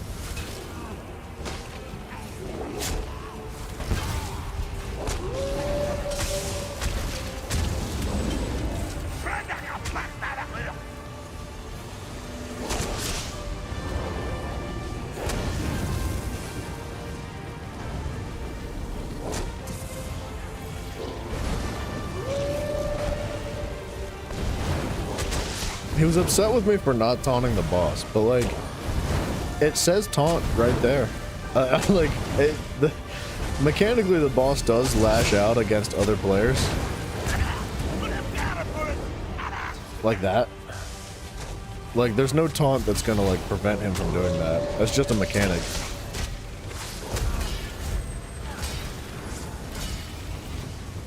I never said anything mean either. Yeah, I wasn't like... I wasn't being mean. I wasn't like talking smack. I wasn't arguing. He just started cussing me out. Which, what do you expect, I guess?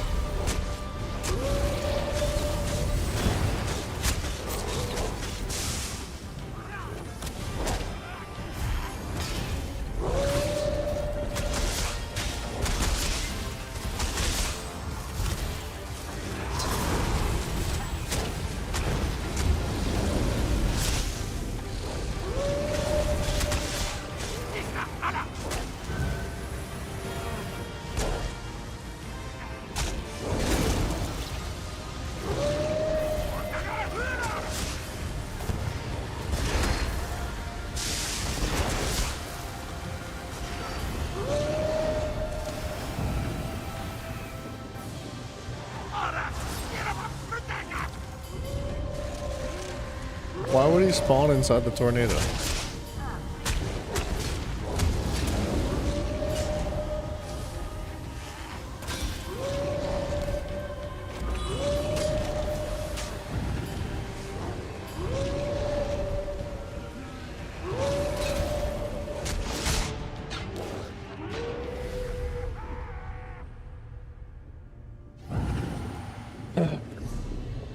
Well, I think another teammate just left.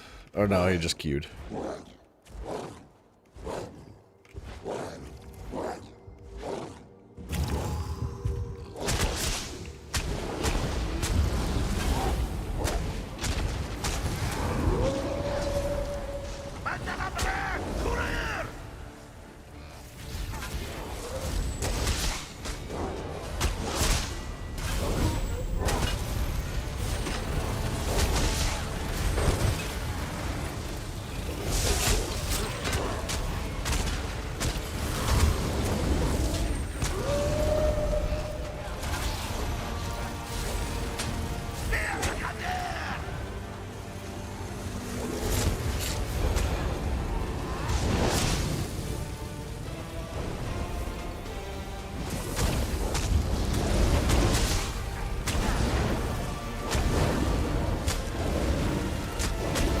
Pretty sure we have to burn his shield to get him to stop that.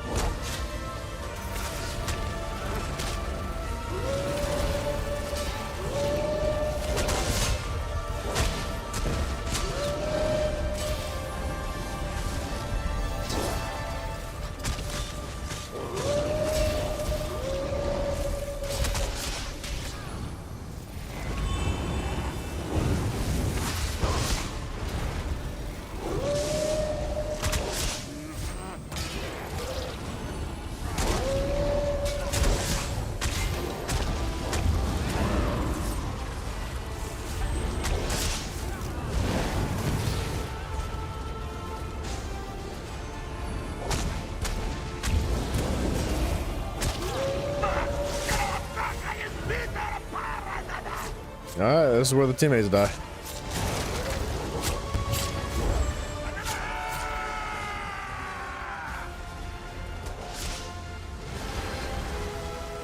He needs to heal himself.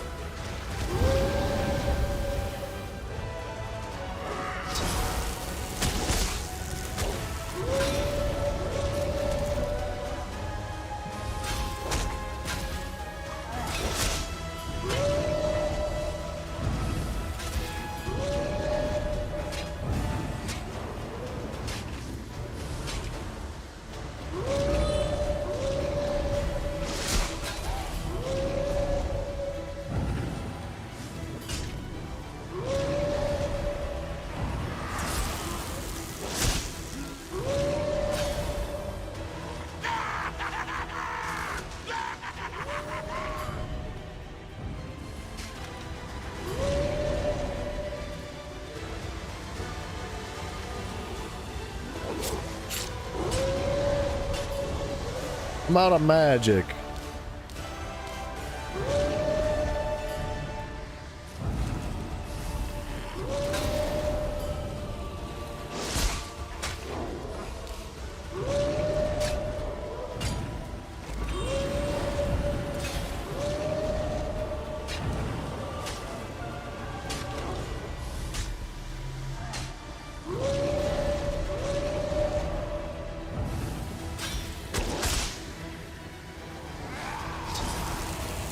What a dodge.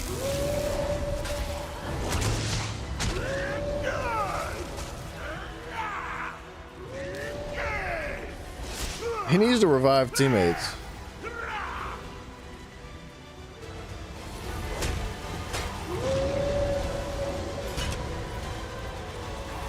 Stop following me! Just going to kill everything we come across? I came here to study goblins, not slaughter them.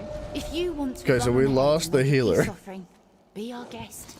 The healer left after all that. That's crazy. We did it. He was the one that kept dying first, so I don't know. Maybe he thought he wasn't ready, but we made it. Rat's moving again. I guess we keep following. Damn, you go ahead. Catch up when it's clear.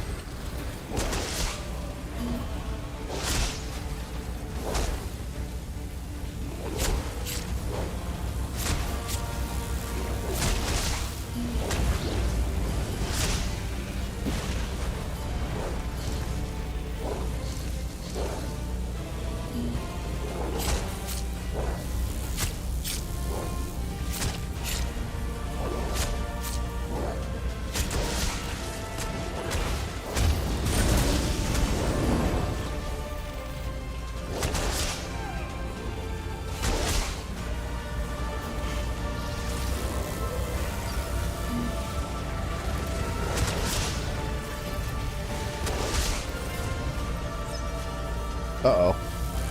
What? You could jump over that? Where did I go? Dream Master. I ain't cooking nothing. They're not even gonna try to revive me?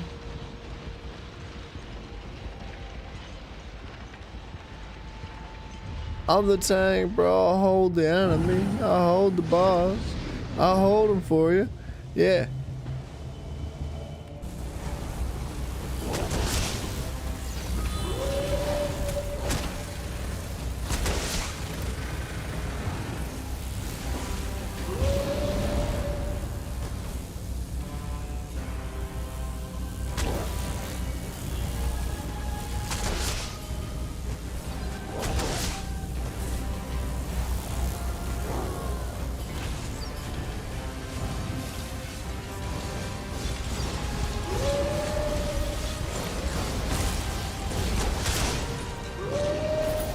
Are we just not reviving teammates today? What's going on, man?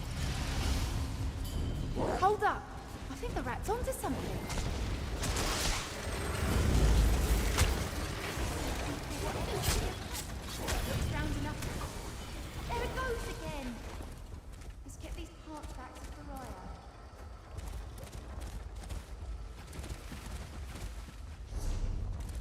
Did you know what might be a really interesting item? Oh no, it wouldn't be good. It wouldn't be good at all. I was gonna say that new shoulder piece that reduces the damage of your light attacks, but increases the damage of your heavy attacks, and also lets your light attacks restore resources. I was gonna say it might be an interesting set on the werewolf.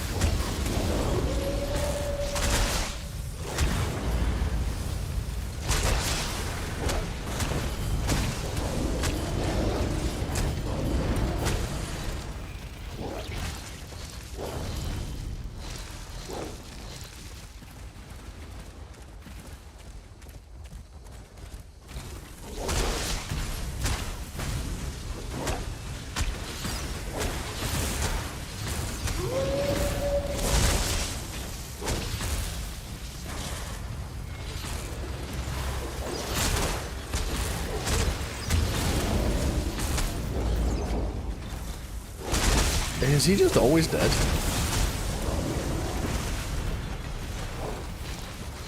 What's he doing? He spent like the last 5 minutes just in resurrection form.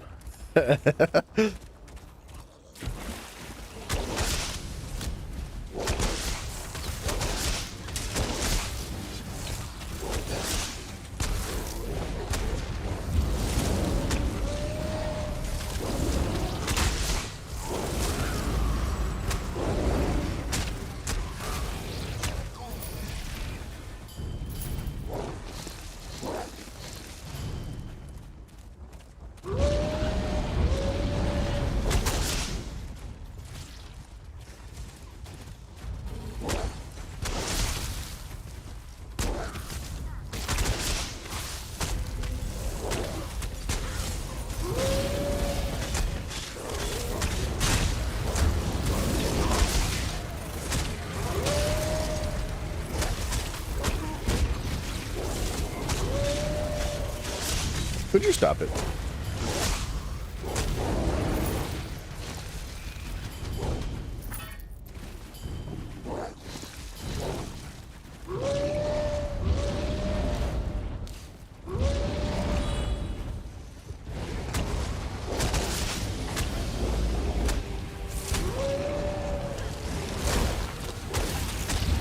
This is going to be very difficult because we unfortunately we need to burn the mage down. Oh man, they don't have any interest in reviving me. We need to burn the mage down and like keep the them separate.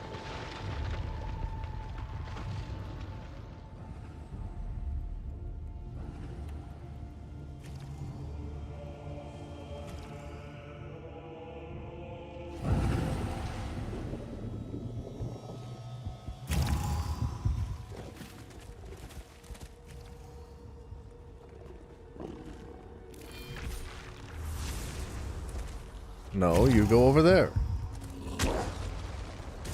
Teammates. What are we doing? What game are we playing?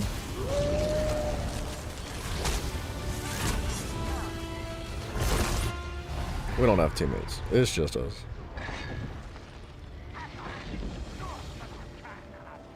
Specifically, all they have to do is stay away from me. Like, that's the only thing. There's one thing that they need to do is stay away from, like, me and the Atro.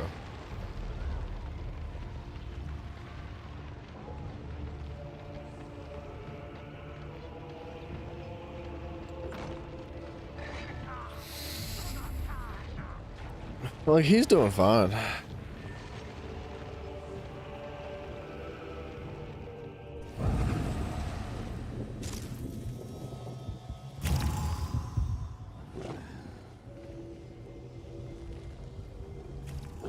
Alright.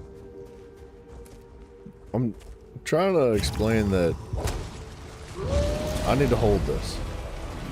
They're not playing the game. What are they doing?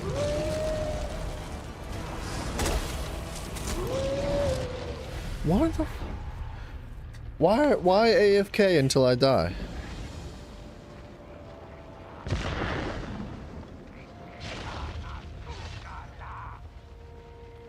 It's like they don't play until I die. And then as soon as I die, they're like, alright, time to fight the boss. What's up with that, dude? What? Why, man?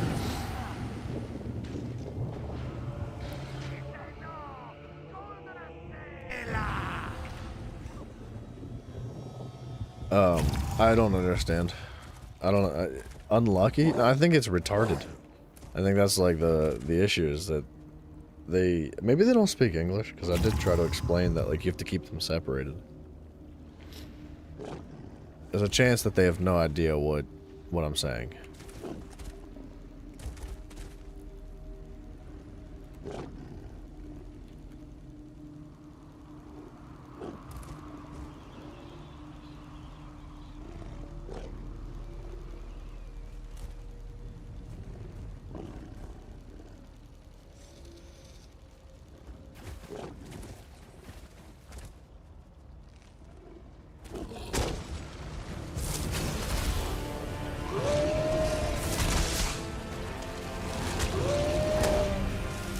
You gotta keep the friggin' enemies separated. I don't understand what the problem is.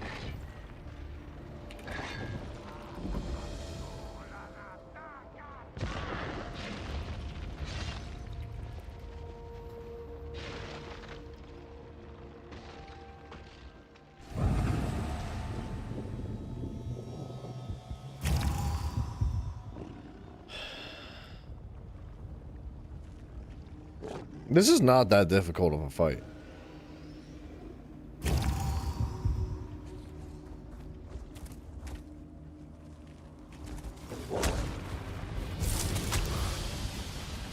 They're gonna run away.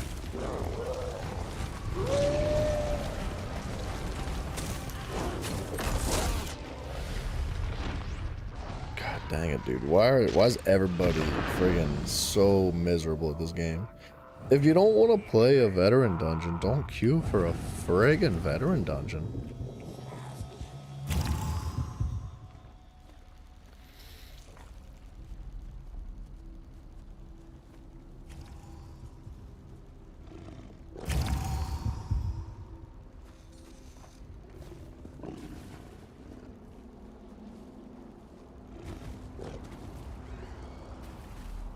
This is not a hard fight. It requires, like, the most minimal amount of teamwork. Like, I taunt the Atro, I hold it in a corner. All they have to do is attack the other enemy, but they, like, refuse to do it until I die, and then when I die, they attack everything. And then it keeps them together. It keeps the Atro and the... I don't know what the problem is, man. God, I've been trying so hard for this monster set. And each time I've gotten through this dungeon, I've gotten the wrong monster set. There's only one monster set left for me to collect, and it's the one that I need. And I just can't seem to find a group that's willing or capable. I don't think this is that difficult of a dungeon, man. I waited like, what, 3 hours to get into the queue? And then when we get into the queue, this is the group that we find? Like, my goodness, man.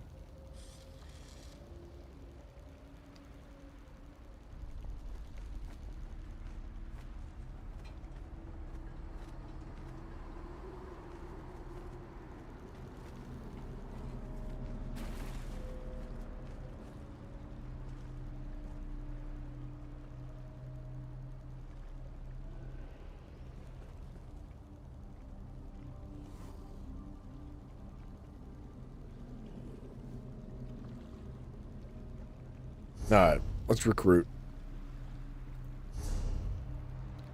Guilds. Or wait.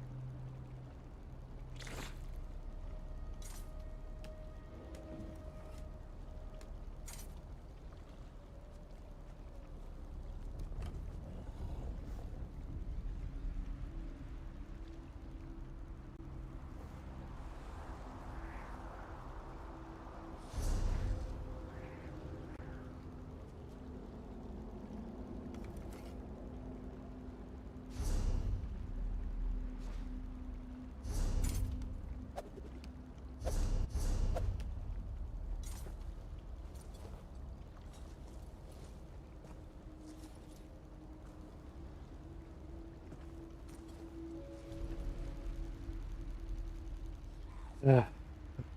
Props to this guy for actually sticking around.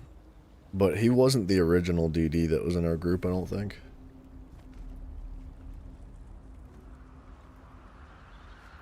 I don't know, man. Like, I feel like those people were capable of doing this dungeon, but they need to try. That was the problem, is that they like refused to try. The first guy was already like, before the dungeon even started, he was screaming and cussing at people. And I just, that's not the attitude you want to have when you're trying to accomplish something that's, you know, a little bit challenging. Like, if you're gonna queue for a veteran dungeon, whether or not it's random, whether you're looking for a specific one, whatever you're doing, like, you need to be ready to do that dungeon.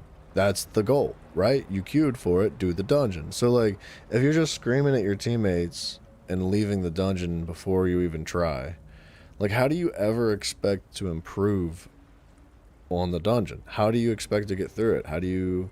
I just don't understand, like, why... Okay. Well...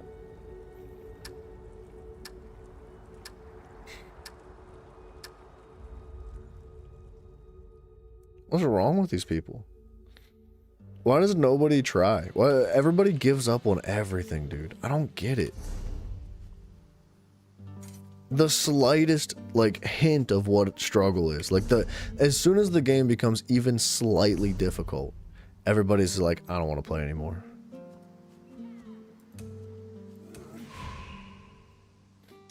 It's like soul crushing, dude. If you want to play an easy game, like, go play normal dungeons, or go play like a different game or something. I don't get it. This is taking longer than I'd planned. I forget what we were doing with this quest. We're just getting on that boat with the pervert. Play Stardew Valley. Yeah, that's my point, right? Let's take this one. The quarters will be close, but I'm a fair hand with an oar. We'll be there in no time.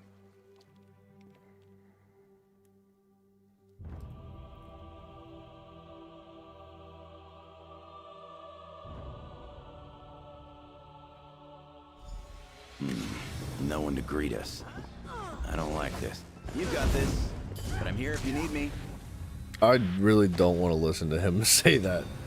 Dude, he's been following us around Ascendant order must have overwhelmed for me. so many quests. Lion Guard are no slouches. For so many quests, he's been following us. And that's all he says. That's his only line.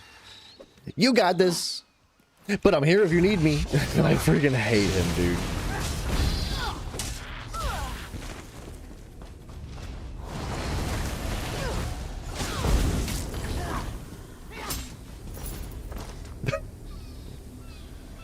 Definitely the Ascendant Order. But dude, Uniform, that's what I'm saying. That's like the point of my frustration. Is that like, if you don't want to play the game the way the game is designed, don't play the game. Like, and maybe that's what they're doing. Maybe they're like, you know what, I'm out of here, done, and they just like uninstall ESO because they suck at it, and they're like, I don't want a challenge.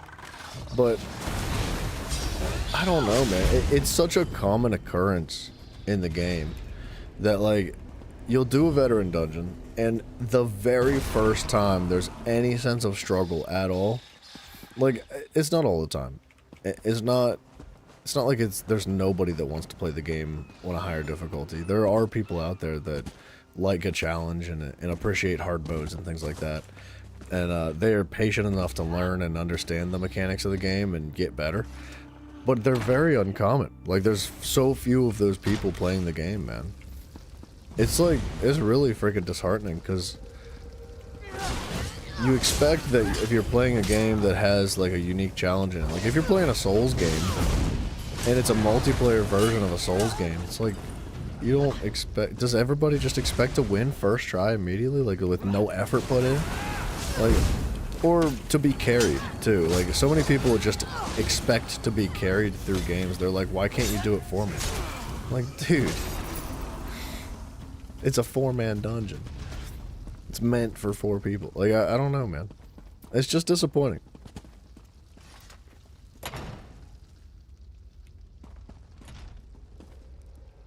Listen, I hear someone up ahead. Quarters yet? Soon, my lord. We are almost through the wards. I will suffer no more delays. You have this last chance, champion. Yes, Magus.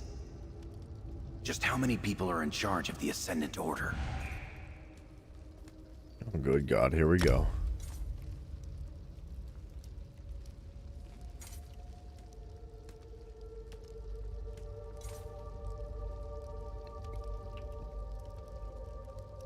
What's going on with the buttons? There we go. Fury, what's up, man? Hello, sir. Thanks, brother. Thank you very much. Phone? That's a no to you. Thanks, man. I appreciate you. I hope you have a good day, too. Aren't games fun when you play them yourself? I know. Well, apparently not, dude. I think we've reached a new generation of people that's like, they want everything done for them. They want ChatGPT to play the game for them, you know? Ranja would call it fleeing with one's tail between one's legs. Earning the trust of goblins is easier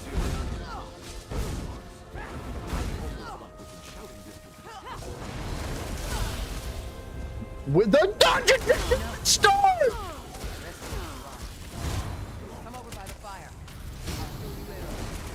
It didn't even start, and somebody left the dungeon, bro. What's wrong with these people, man?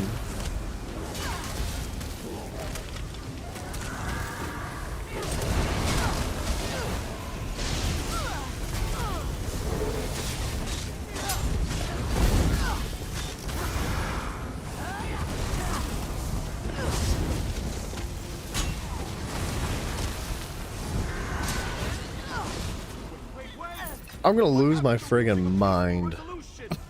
I'm gonna lose it. Dude, okay, listen, hear me out. We've been streaming for 3 hours and 45 minutes. We have been trying to do this dungeon for 3 hours and 40 minutes. Like, I just can't get through it because everybody's so friggin' incompetent. I don't understand what the problem is, dog.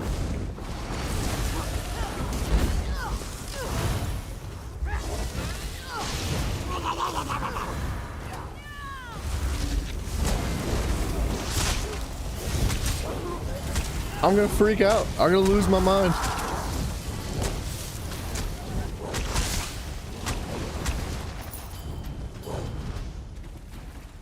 Why? Why leave the dungeon? Why queue and then immediately leave before we even engage with the first group of enemies? What's wrong with people?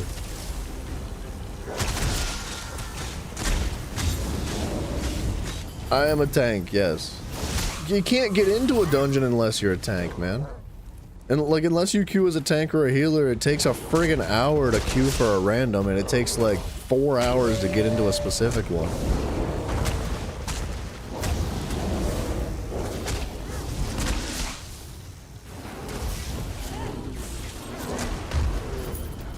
I can see it. The entrance is just ahead.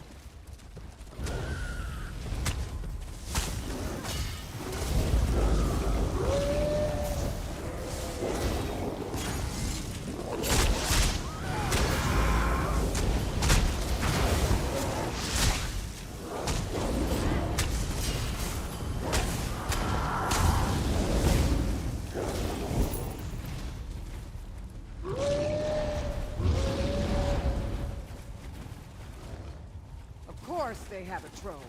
No, I am not a healer.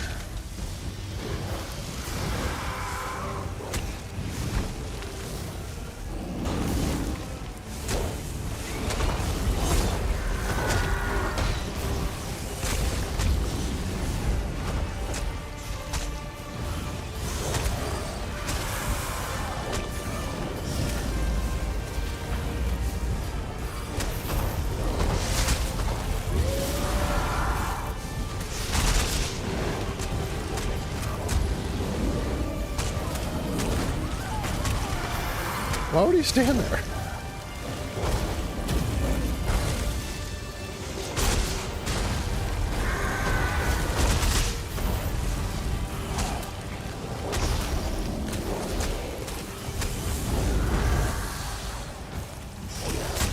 I was gonna say, I'm holding like all the enemies. I don't think I can actually revive that guy right now.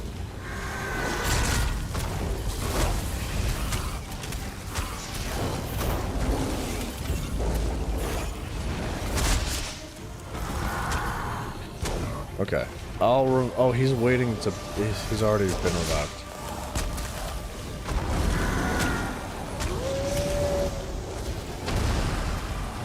I have a pretty strong feeling this Gui Po guy is already rage quit. Because our teammate revived him.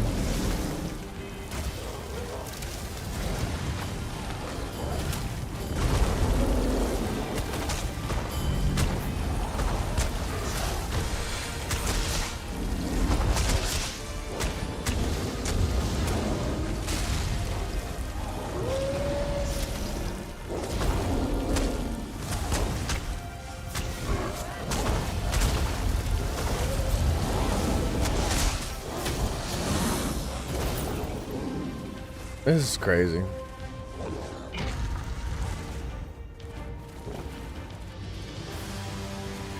This is so crazy, dude. The Wrathstone must be through there. I don't even know what to say anymore. There's no way. I was so disappointed. All I want to do is play the game, but nobody else wants to play the friggin' game, bro. It's a today thing. It's normally like not quite this bad, but we've had a freaking severely unfortunate run of luck this morning.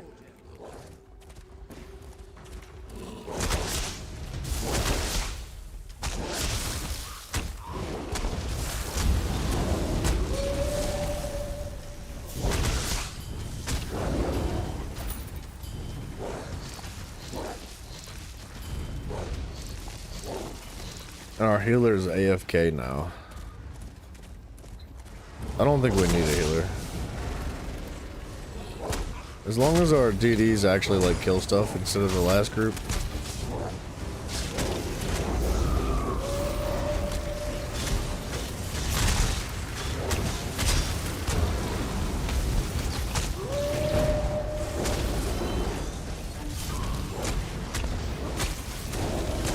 Alright, he's back.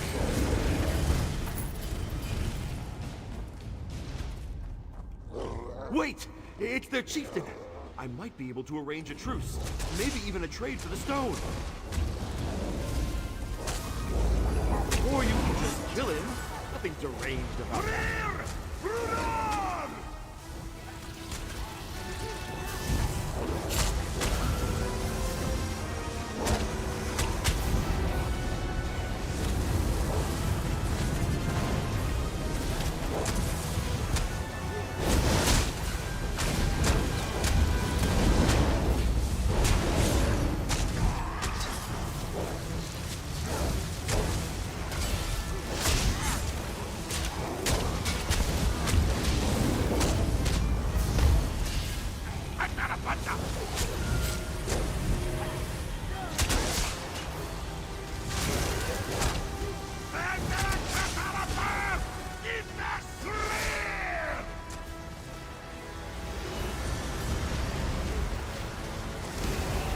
Alright, these guys are so much better off than the last group.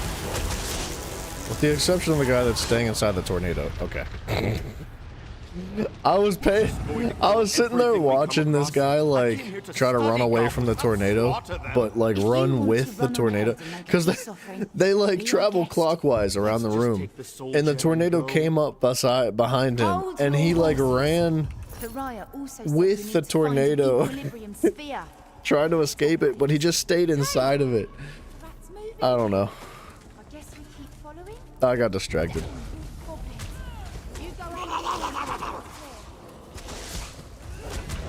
Oh, okay. Well, that's also on me.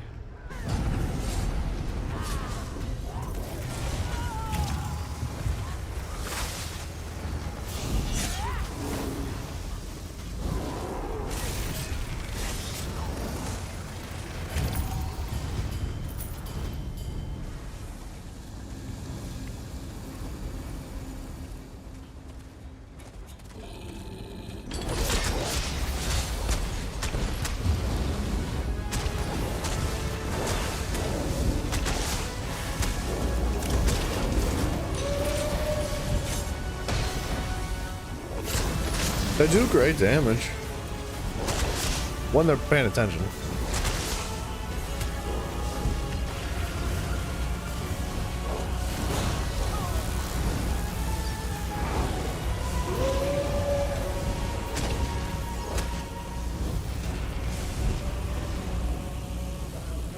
This was quite a boring boss fight too. Okay, he got cheesed. They both got cheesed?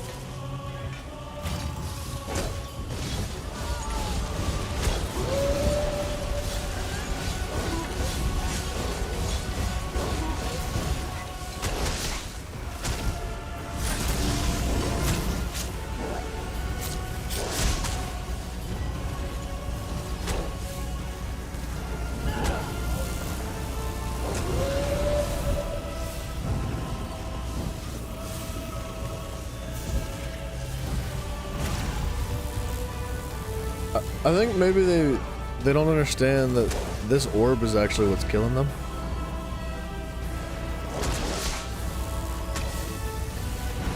Okay.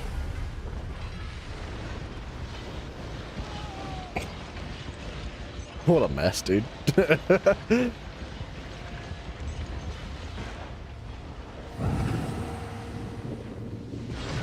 I'm not ready. I'm not ready to be a tank. That's what the game's trying to tell me.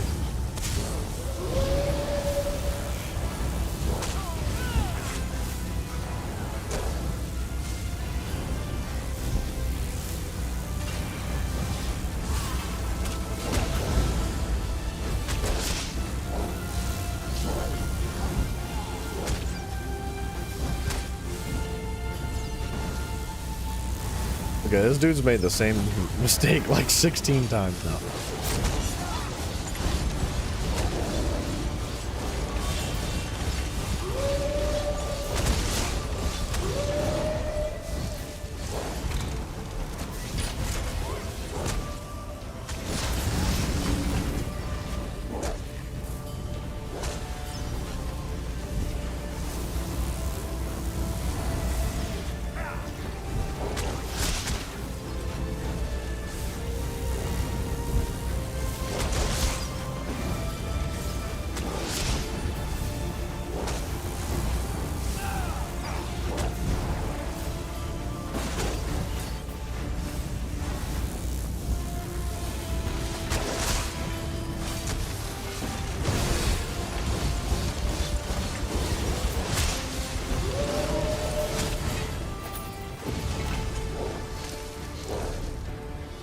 I think it's this way. No, it's this way. Hold up. I think the rat's onto something.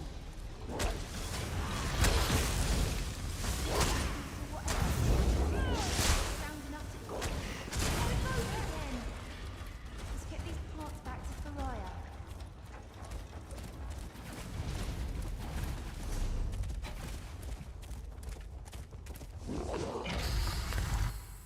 Alright. We're getting there. It's this next room. We have your parts. I hope they are worth decimating the local goblin population. The articulators Am I are lost? completely I think I'm seized lost. up. I can't get it moving again, but I might not have to. Meaning? It's gotta be this If I door. can channel enough energy through the tonal emitter on its arm, it should reduce the vault door to twisted slag. But I'll need fresh shock conveyors to manage it. Ranja has let your Maybe toy I'm losing my rat mind. through this door. No need to thank her. Was it listening to us? I didn't know it could do that. In any case.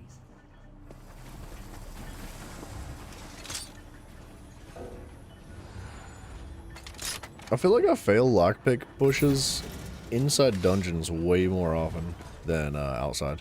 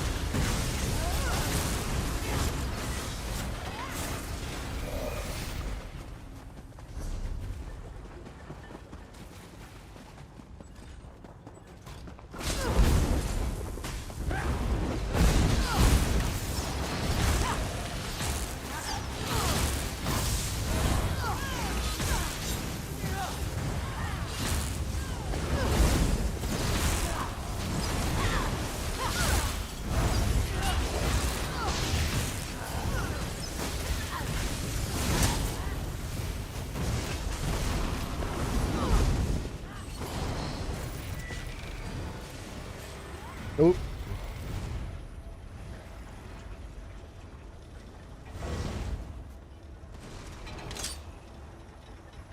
I don't understand what's wrong with the lockpicks today.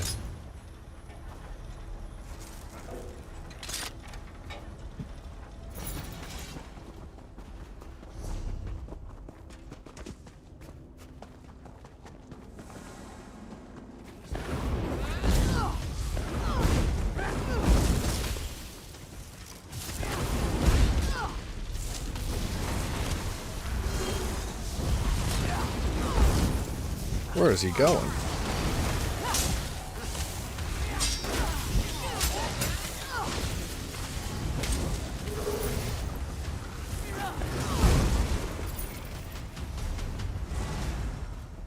This is the moment of truth right here.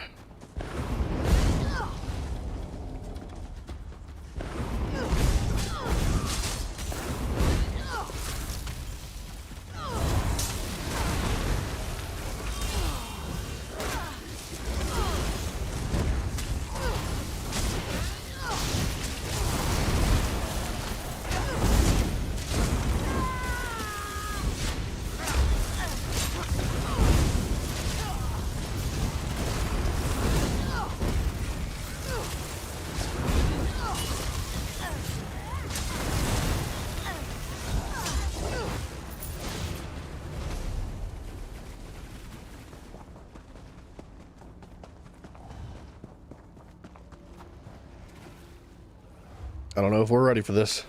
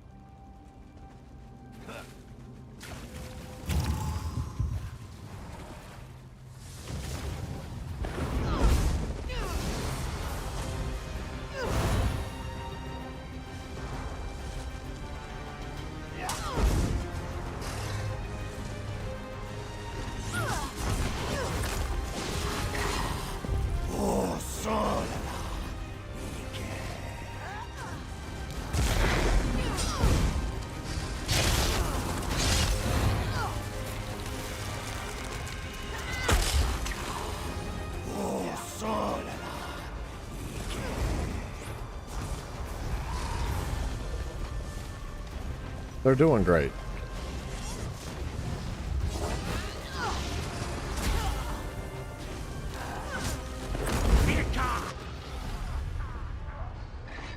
That was not in the area. Not okay. Whatever. I think they just win it, right? I was definitely like outside of that AoE. I'm not sure how that one happened. How are we supposed to find anything in all this mess? That's a cool ability. I like that ball of ice. There. I don't know if I've ever noticed anything like that. But they did a wonderful job. Thank goodness.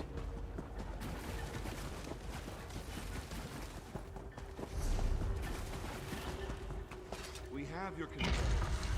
It only took murdering every goblin in this place. Enough, Landau. You had your chance.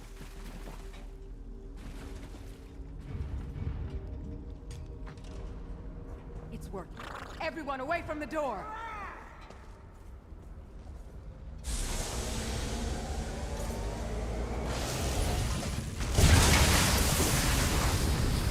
I'd like to see the likes of Narama do that. Okay, we made it this far. There's no way we don't finish this boss fight.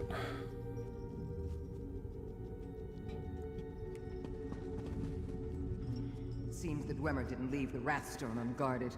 Not surprising. I trust you can handle it. Of course it wouldn't be that easy. Get ready.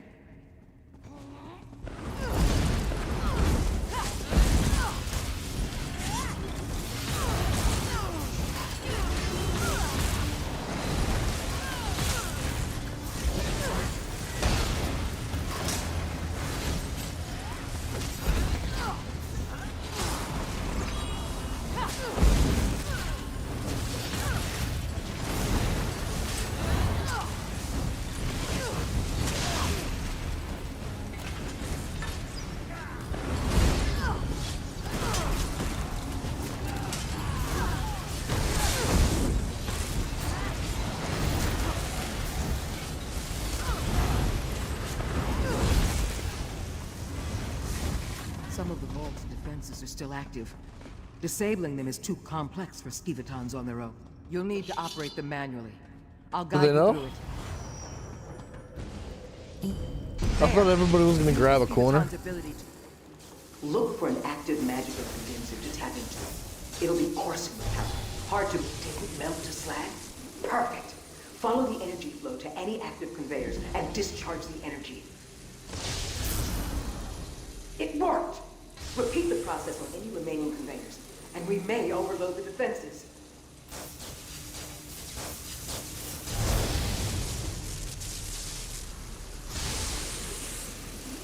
I do think we have one teammate that's a little bit on the clueless side. Oh, he's going, he's going.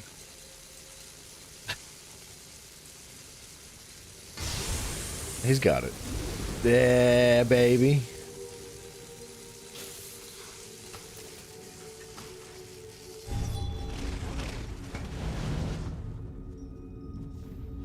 Something isn't right. The defenses are still active.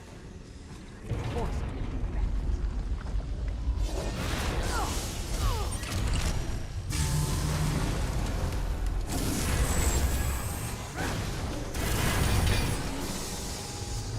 I've never seen anything like it.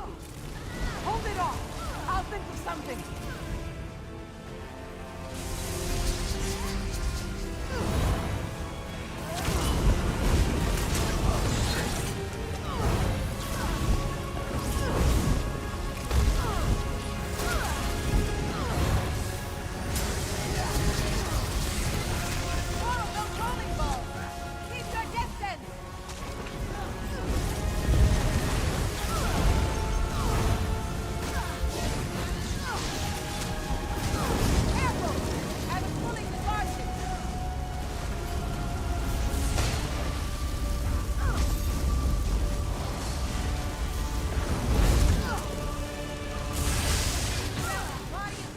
Did we skip a phase?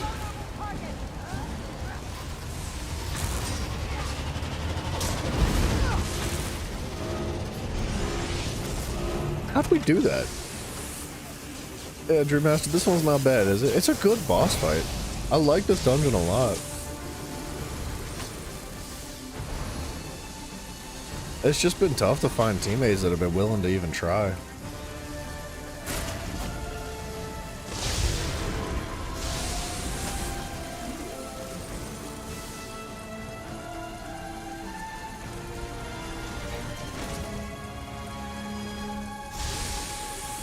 We lost somebody.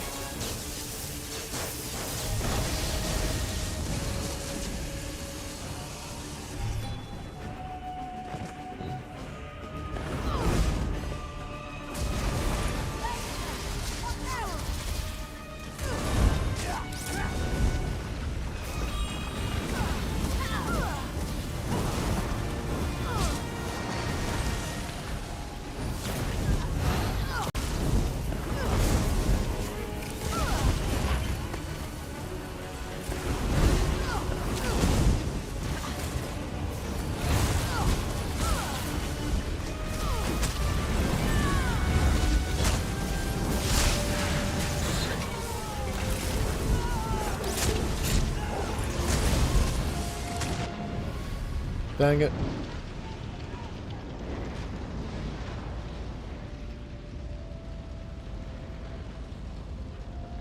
It'll be really exciting to actually have a proper tank build. Like, I don't even think that if I tried to die, I could die in a situation like this with the actual build. As a PvP werewolf, it's a different story.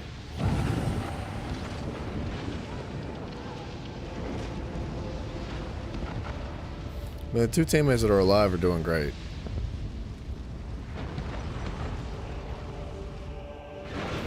Thank goodness.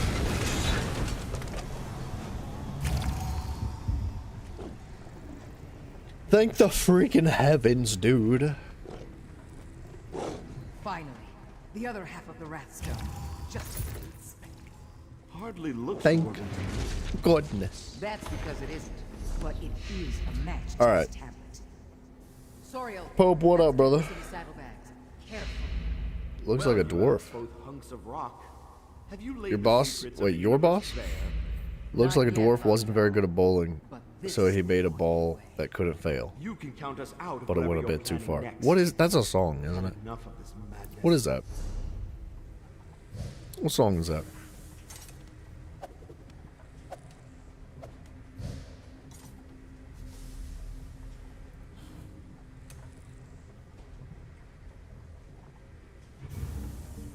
All right.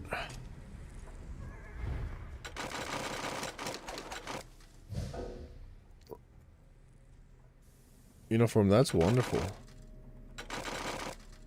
Holy girdles, dude. That's a lot of girdles. Where's the headpiece? Not here. I know I got one. There it is. It's well fitted. It's not what I want. It gets deconstructed. We try again. Not the dungeon. We're gonna re-roll it. You.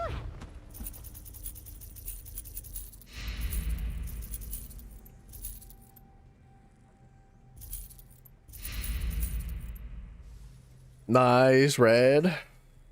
Happy weekend, dude. Dude, Pope, that reminds me of a song. I don't know. I listen to weird music, though. My taste is weird. Very weird.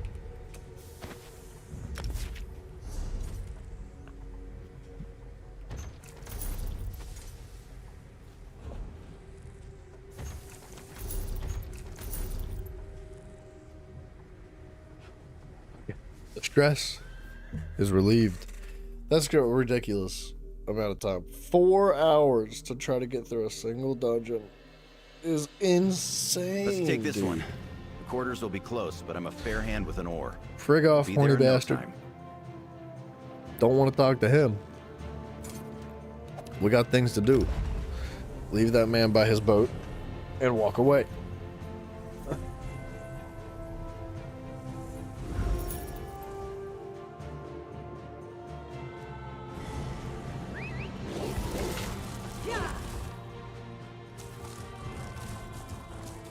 I have many fine goods.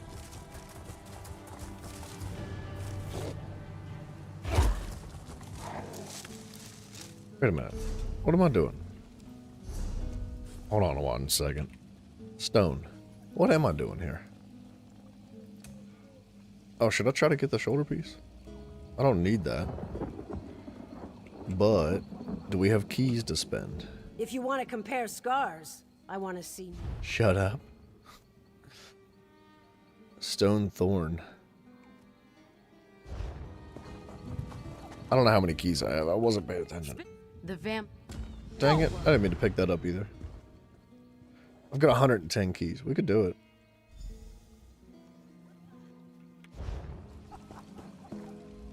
Your gear has suffered. Wait a minute. Oh, this is all DLC. Am I just blind? Every day.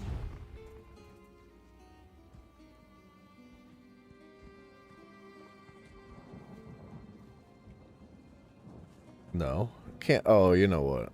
There's multiple in each box.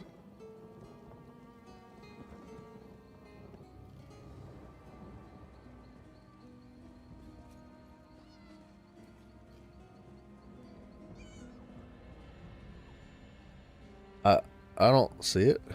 Stonekeepers. It's the one on the very bottom. Alright, we're just gonna like...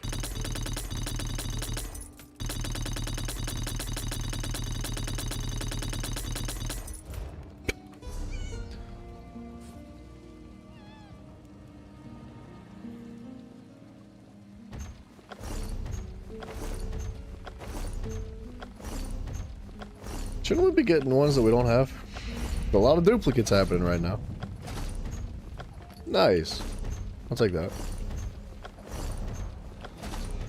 Oh, they're basically all duplicates.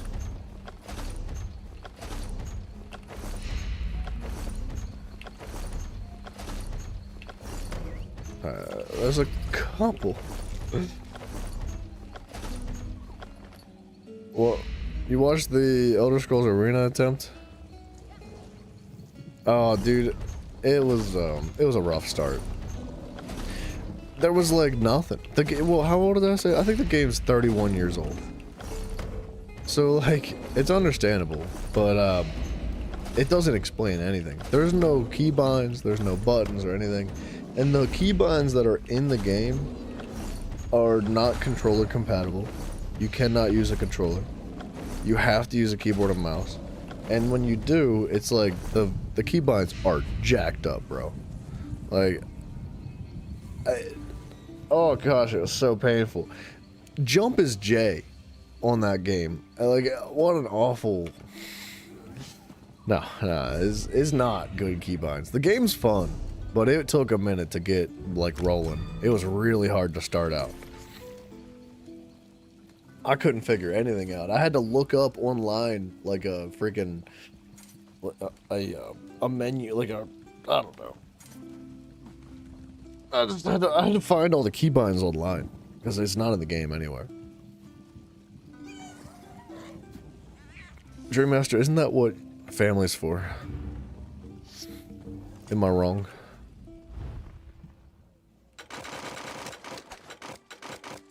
Look at all these duplicates. That's crazy.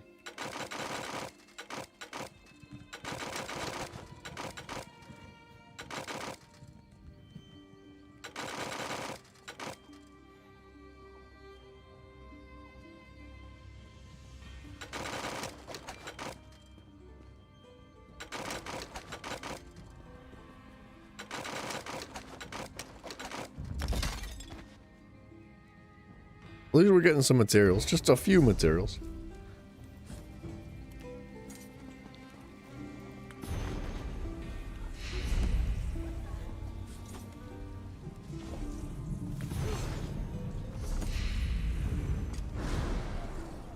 Approach, Featherless.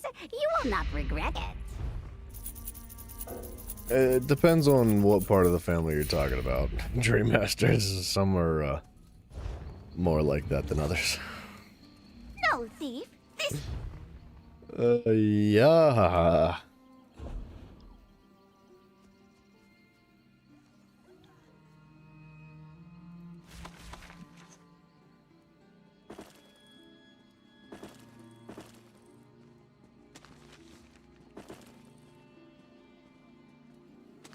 Okay, that looks good.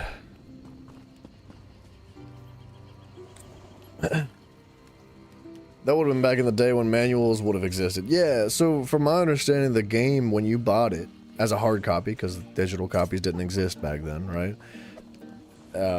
it would have came with like a pamphlet that explained all that stuff. Yeah, the volume, oh dude, that's probably the worst part of everything, is the volume knobs being so sensitive.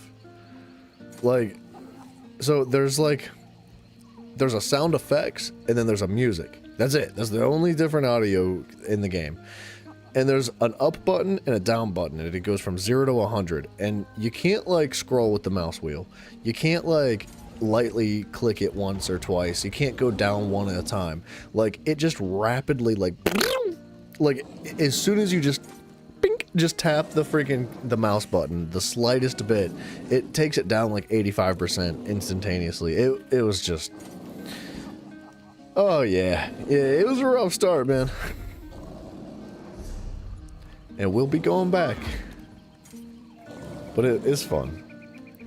31 years is a bit of a time travel situation. Alright, we are missing some base game shoulder pieces, so while I'm here just blowing currencies, just burning keys, let's go for some of the base games. Dire Frost Key. Kale Stigby.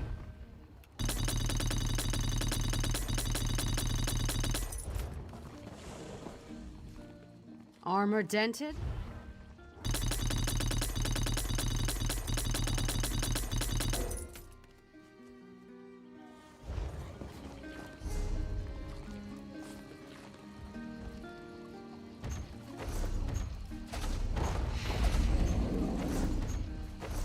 Okay, we're getting a few.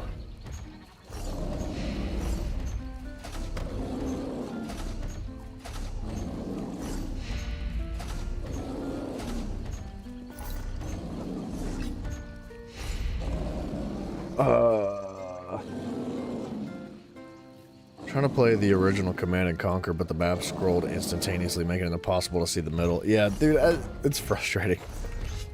I wonder, like, if it's intended for, like, mouse wheels. Like, you know what I mean?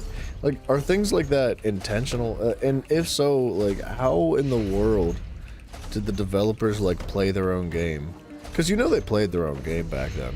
Like, it's not like it is today, where developers are just like, I worked.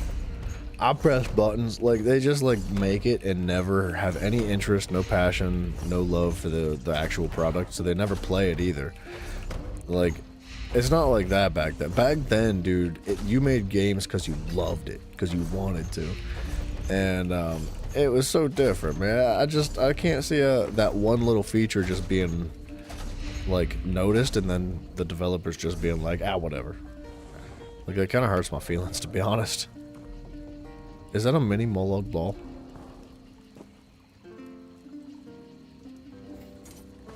Cute. Oh, the clitter clatter of unwanted. Yeah, it was fun, man. So, we're gonna do it every Monday.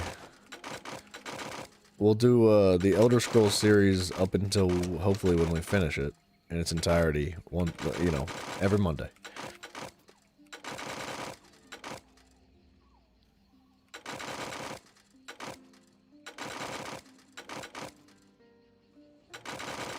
And I think I need to go back to the main city too. And not just because there's hot naked ladies back there. I think I need to go back there because we need to pick up a quest or something.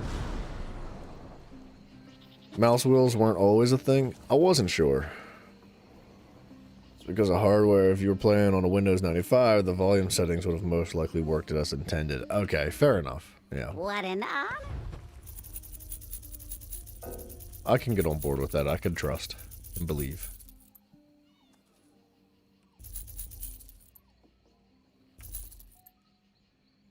Actually, do I want to... I can sell these.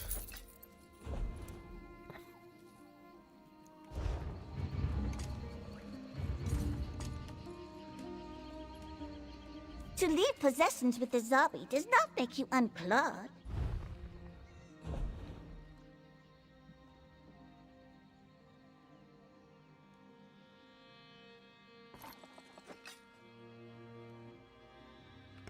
Alright, there we go.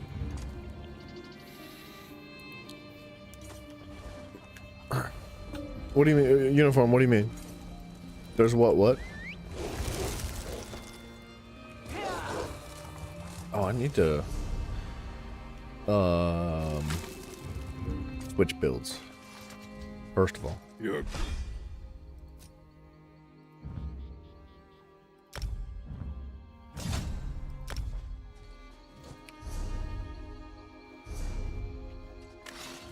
Nope. Alright. Okay.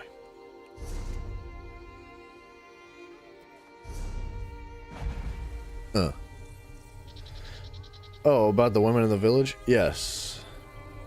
Yes, there are horny naked women in the village.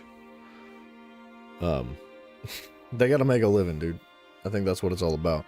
But no, the village, or the town in the Imperial City, is where I think we need to find a quest of some kind. We'll get there. We'll do it more on Monday.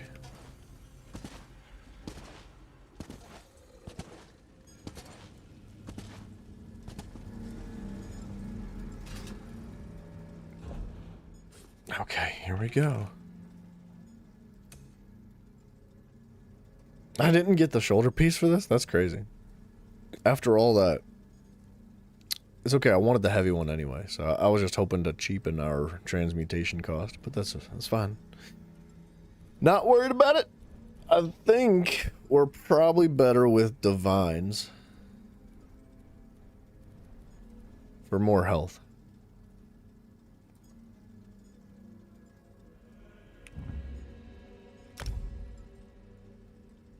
Imagine being zoned out and hearing that as your first thing. Someone, hello, sir. Hello, hello. Yeah, well... Uniform, if there's ever something that's going to bring you back to life, it is horny naked women. So I don't think that would be a bad thing to hear as soon as you wake up, you know what I mean? Okay. I hope I don't hate this set piece. There's been a lot of trial and triumph and pain and sorrow and suffering just for this. Here we go. We be here now. Grandmaster, you can have them all you want. All 14 pixels of them, dude.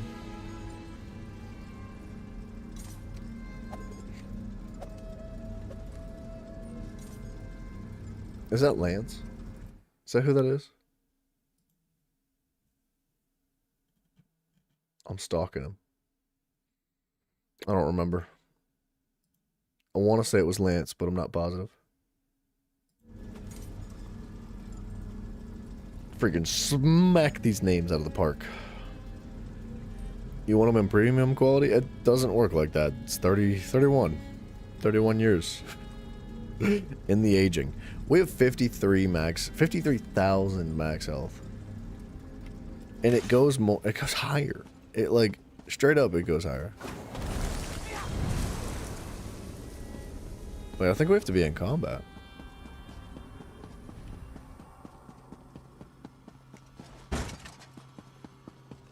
I'm very slow. My goodness, I'm slow.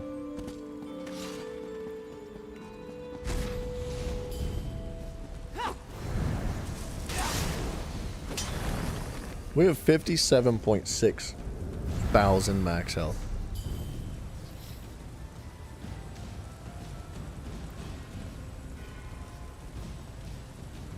And 20,000 resistances?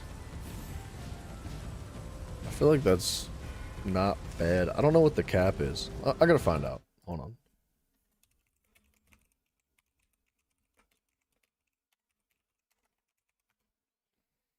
It's 33,000.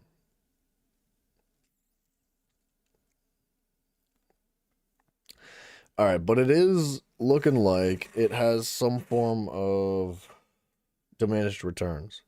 So 20,000 resistances provides 30% mitigation, whereas 33,000 resistances provides 50% mitigation.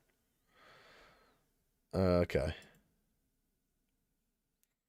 Oh, Mr. Brian. Alright. Alright.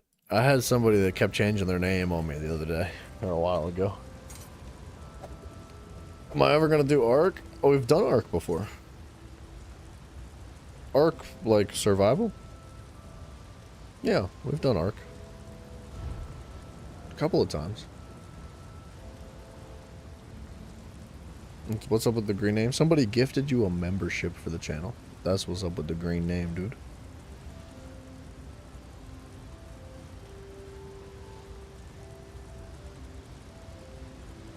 That's a cool looking stag. Neat. Oh, Extinction or Genesis? Yeah, one of these days. We'll see. It'll probably be like a year. I just, you know, gotta take our breaks. Brian, I would imagine it was Mouse that donated it. But it could have been somebody else. A handful of people are consistent donators of members, which is unbelievably kind of them. But Mouse is a, he donates like more memberships than anybody. That man's out of his mind.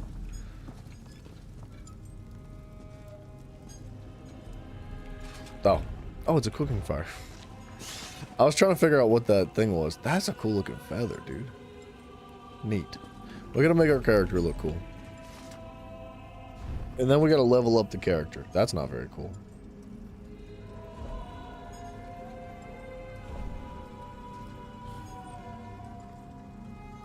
Alright, we're basing it off of the chest plate.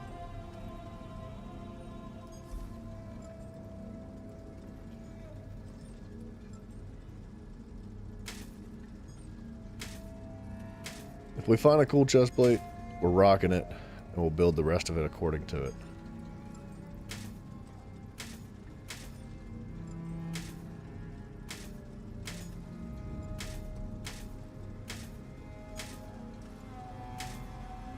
That's not bad. Ignore the colors, right? Ignore like the mixed match stuff. We're just gonna find something that's appealing, and then we can change everything else accordingly.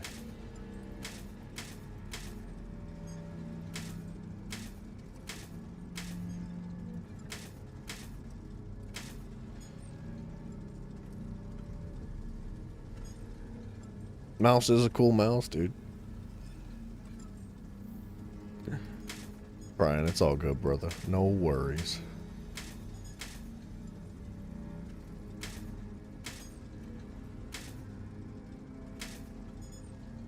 I like that.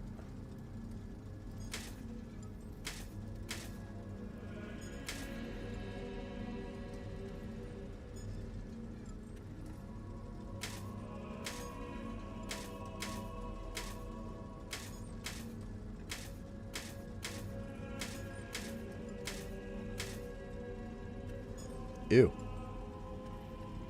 I don't like that.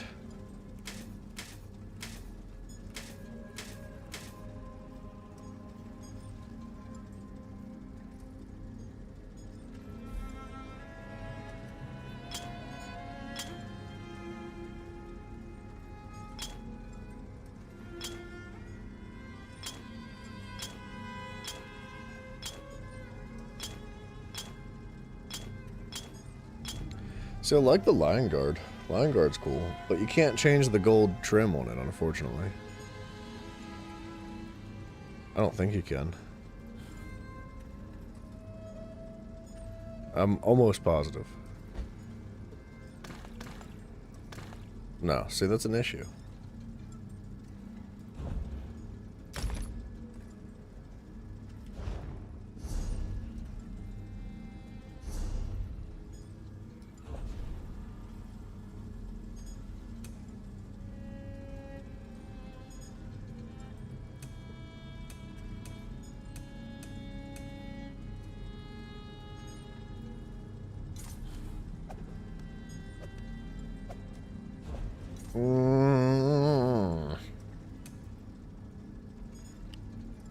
I want to look like a tank, but I want to look cool. And there's just so little of all of that.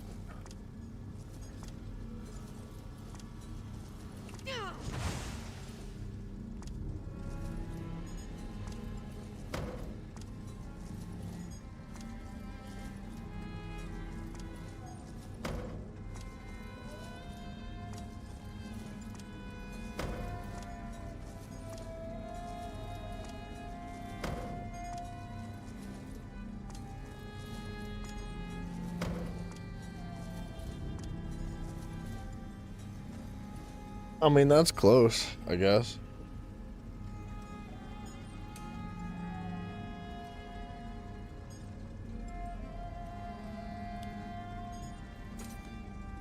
That might be about as good as it gets, which is friggin' unfortunate.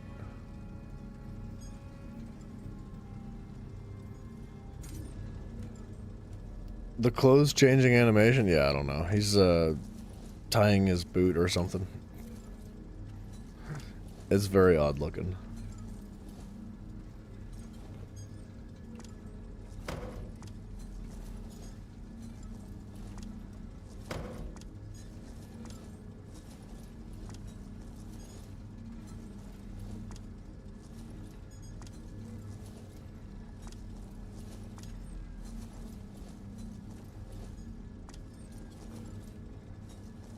You think the devs are proud of their animations? Yeah, you're right.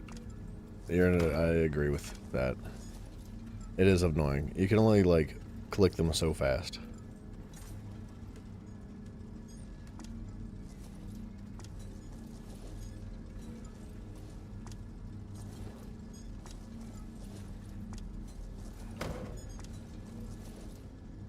I hate to say it, but, like, this is one of the closest looking things to a reasonably cool looking tank-esque thing. I like the armor.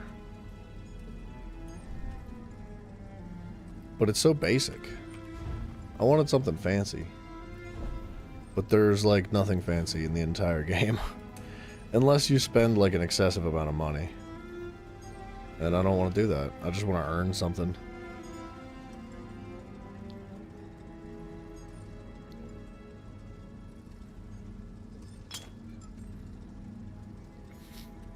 See, that's kind of cool.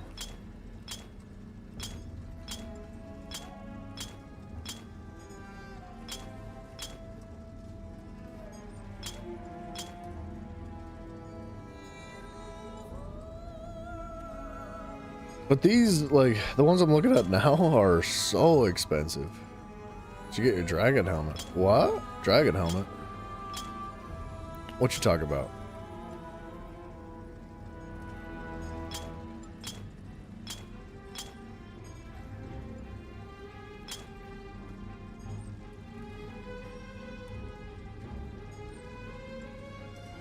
That's pretty clean.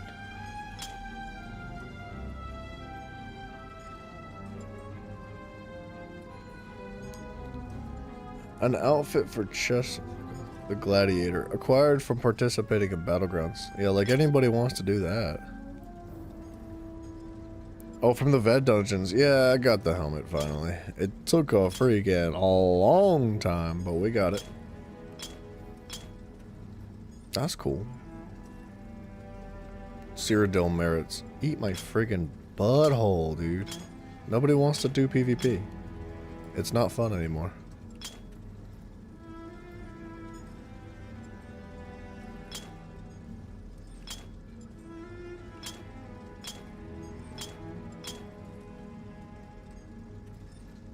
Brian, no worries, brother. Goodbye. I appreciate you hanging out. I wish you the best, sir.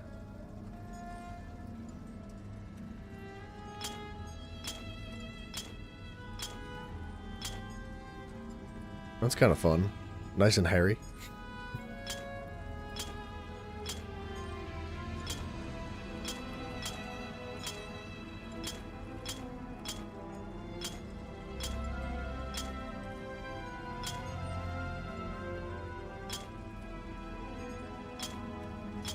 There's a lot of signature stuff, and it's all kind of neat. Like, it all sees, and it's got its place. But,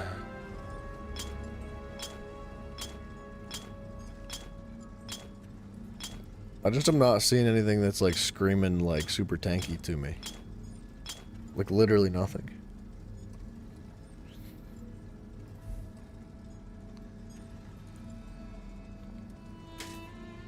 Like, these are heavy armor pieces. I guess that's, like, fairly heavy. Like, that's heavy armor. That's kind of cool, man. That's the worm cult, and it's only acquired through purchase.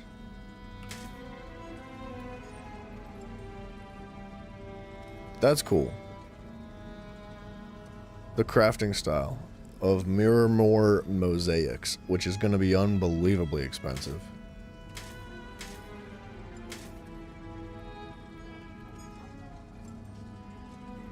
Crafting style acquired by completing daily quests in Markarth.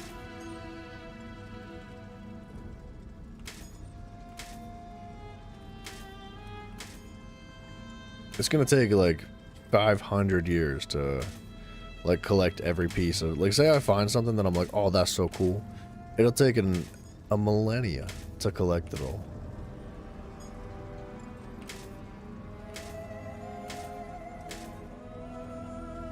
That's cool.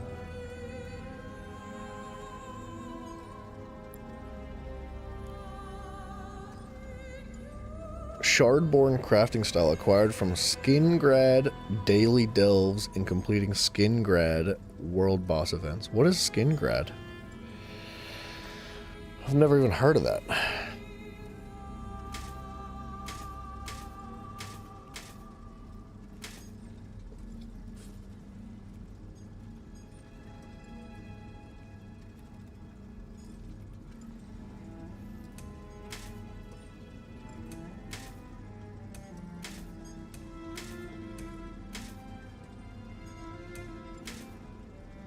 Pretty cool, dude.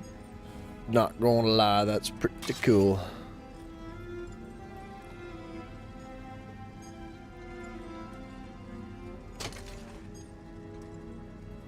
Isn't that the location in Skyrim?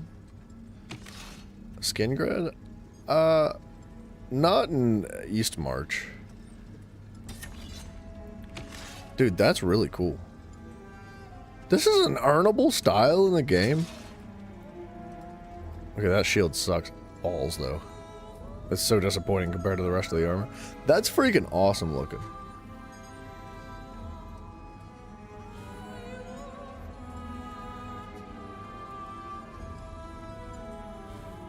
Can I not die? Oh. Ew.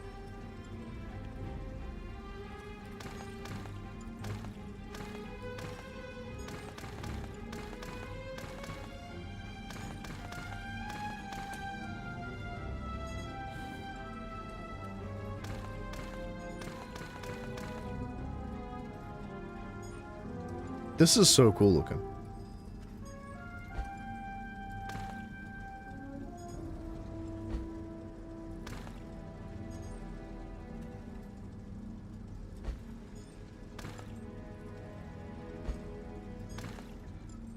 See, I want this. I like this a lot.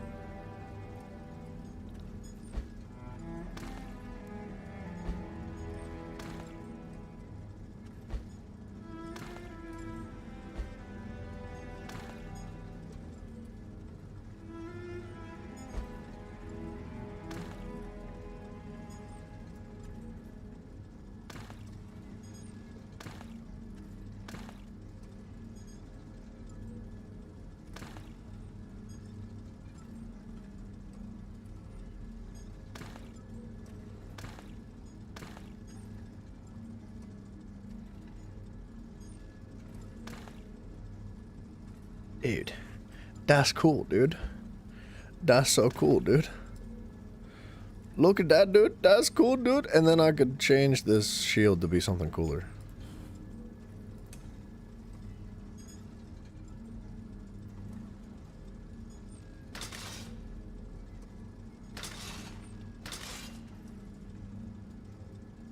Honestly, that's pretty sweet.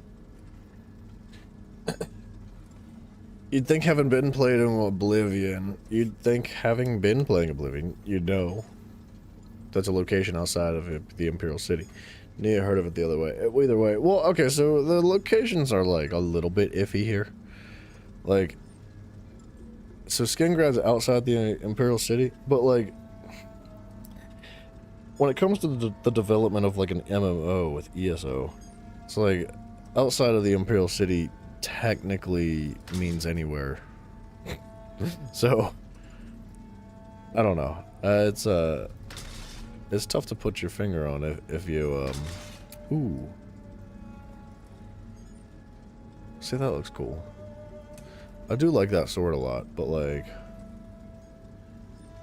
what about...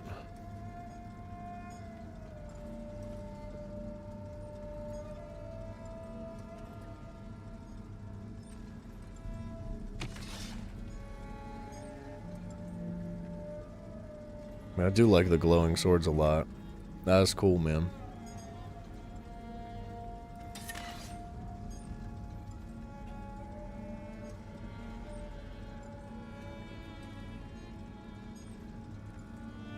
What's the shield called? Truth and Logic.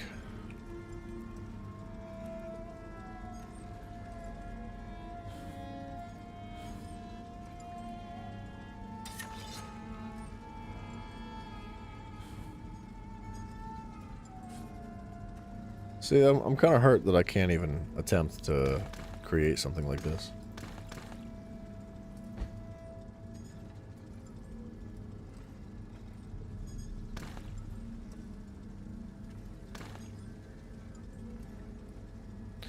This is cool as crap. It looks so good.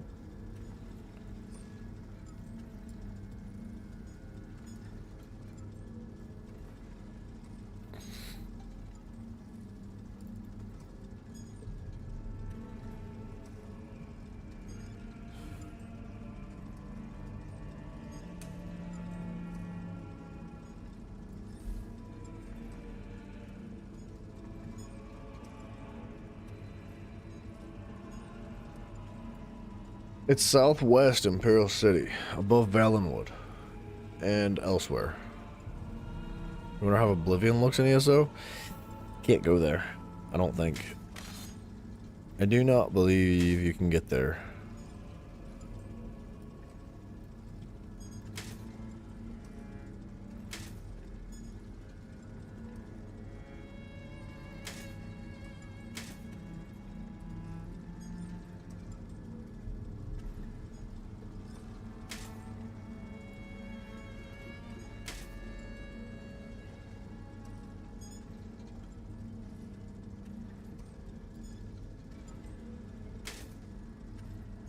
You know what you can do, though, is go into dungeons that are located within... It's within Oblivion, but it's just not quite the same.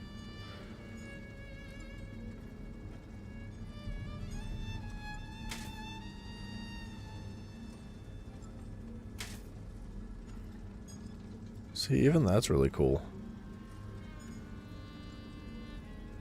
Galen. Yeah, dude.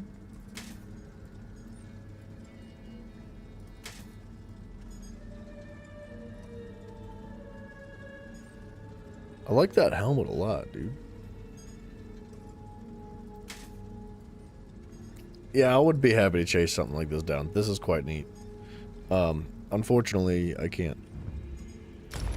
At least not right this second. So, what am I gonna do? Am I gonna just, like... change the color of it as it is? Kind of feels bad.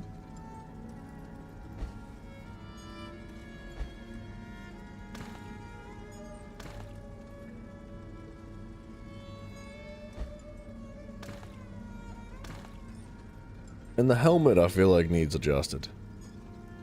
The problem is that if I wear a costume like this, I can't take, like, a proper equipment helmet. So, like, this bucket helmet is not compatible with costumes. If I want to wear a costume, like here, for example, I have to use collection. This is a fault of the game, in my opinion. I think that this severely limits creativity. If you want to use a costume of any kind, which is what this is, you either have to wear a hat, a costume hat, or you hide your helmet, right? So, like, that's the costumes, or that's the actual costume's hat. And the only way you can change this hat, which is freaking stupid, by the way, is by using, like, one of these helmets. You cannot mix and match these helmets. There's a massive variety. That's just heavy helmets. Look at all these different helmets in the game. they're not compatible with this costume. And so on and so forth. It's quite frustrating. I don't like that at all. I feel like there needs to be compatibility with that. Because, like, I want to wear a bucket hat, but I want to wear it with this costume right here.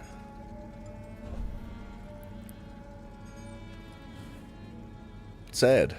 Real sad, dude.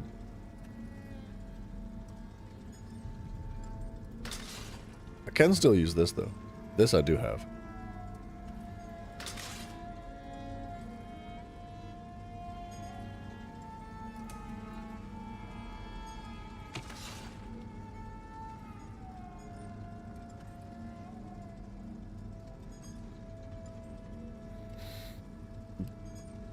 I don't know if I love that shield, but the sword is very cool.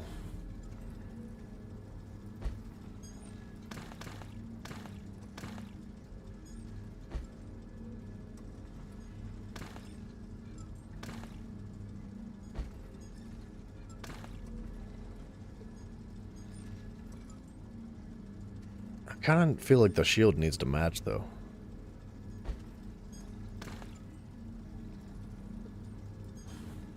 Because I don't think taking kind of smart wearing a pot or a bucket as a helmet. If you saw someone wearing such a thing, you'd have to pause for a moment to question it, giving you the perfect time to take you down. Yeah, absolutely. I love this bucket helmet. I spent like, I don't know, a pretty hefty sum of gold in the guild store trying to buy it. That's pretty cool looking. Not flashy enough though. We need like, see, I like this. And I do think it goes well with this sword.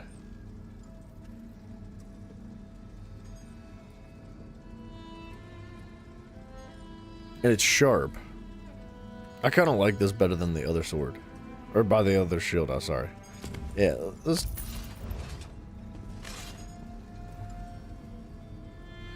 I don't know, do I? It's kind of hard to tell. The other shield would glow like the exact same way the sword glows. See, this is the fun part. This is like endgame content right here. This is what we're doing. We just gotta look cool. And that's what's most important.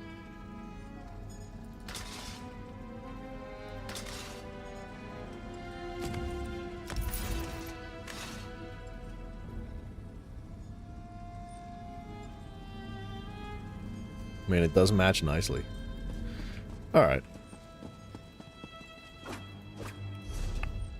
Couple more things. We're not quite done yet. How about the skin, man?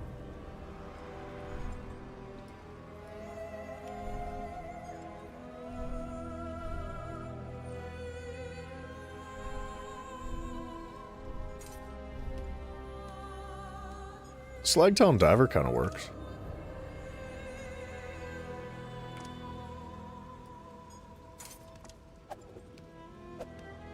Yeah, Slag's cool. But we gotta go with like the heroic stance because this is a tank build, right?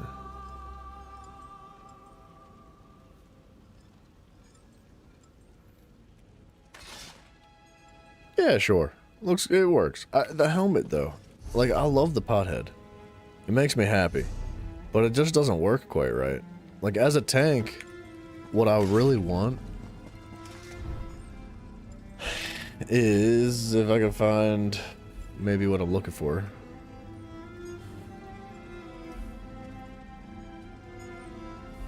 Undaunted, undaunted. Well, these are all opals. Mostly. Opal's kind of cool. They're expensive. Like, they're really only available during certain events.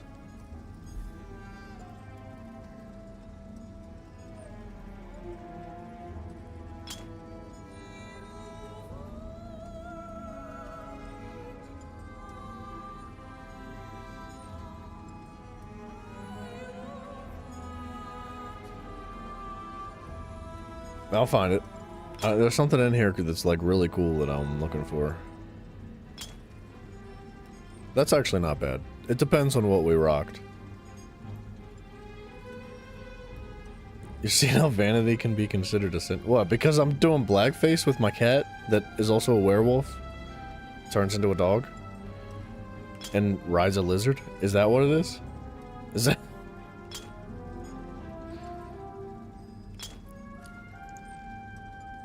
Being a Khajiit, though, it doesn't really work that well. Like, the helmets for Khajiit are just ever so different than a lot of the other stuff in the game, and it puts, like, stupid ears on the helmets. Oh, because of impracticality. Oh, well, okay. See, that's kind of cool. Cyrodiil. No.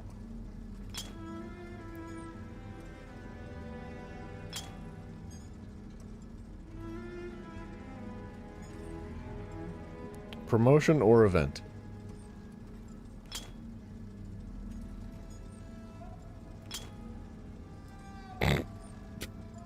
Okay, that's... that's fun.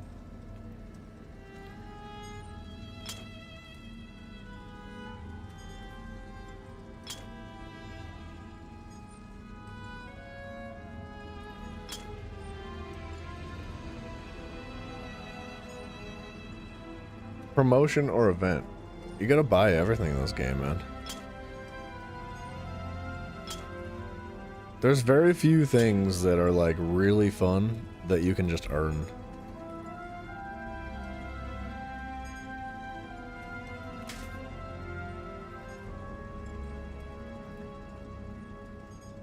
See, I would wear this. I think that's pretty cool. That's very tanky. But it would need to go with the rest of the armor. And we would need to physically change the costume. We wouldn't be able to stick with what we have.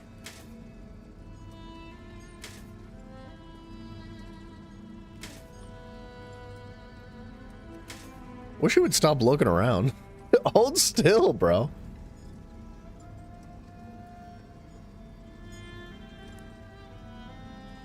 What's this? Breton helmet 2.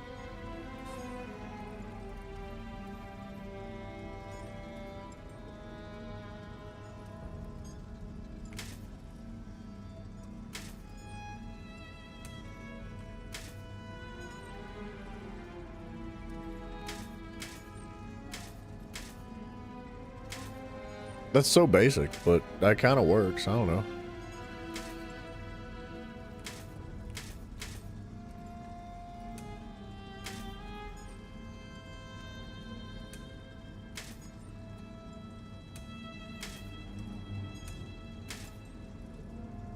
I feel like it doesn't stand out very much, but that's alright, right? There was a different helmet I was looking for, though.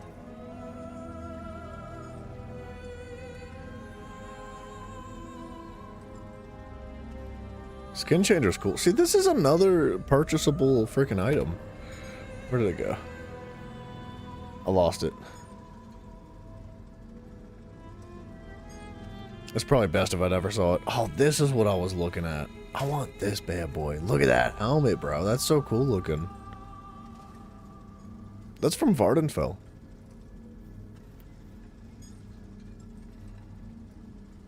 Telvanni. Acquired by stealing from homes, persons, and safe boxes in Vvardenfell.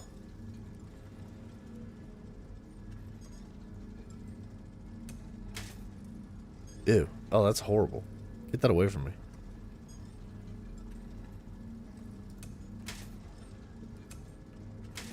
Okay, why is the helmet so cool, but everything else is trash?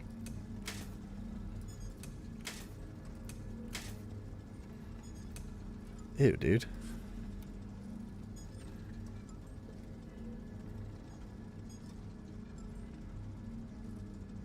Oh, that's what I was looking at. So that's a really neat looking helmet. But you can only buy that.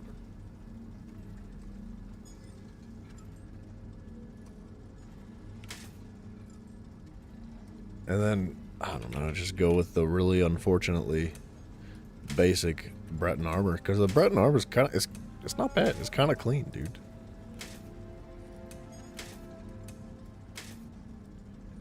And it kind of goes with this as well. I just don't have the helmet. I could probably buy that from the store. to be honest. I feel like that's not horribly expensive. Maybe. Let me look at the TTC real quick. Is the Telvanni helmet style page?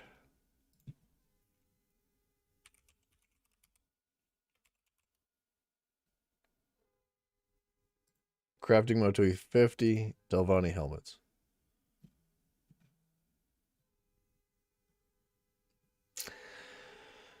It's reasonable.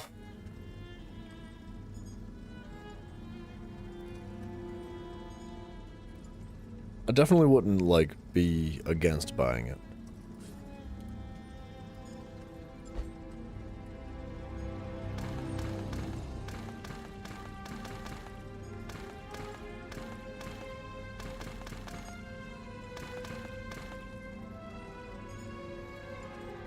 I feel like the arm pieces need to have more flair to them, though.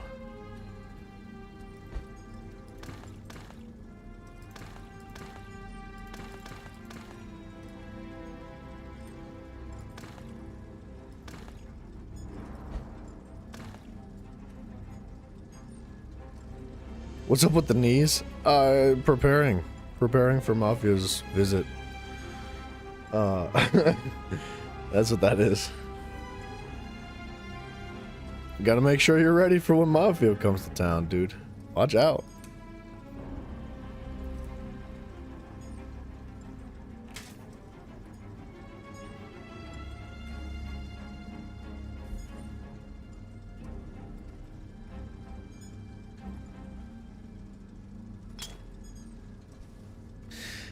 That's so unfortunate that you can't dye that yellow out of it. What a sad day for custom stuff.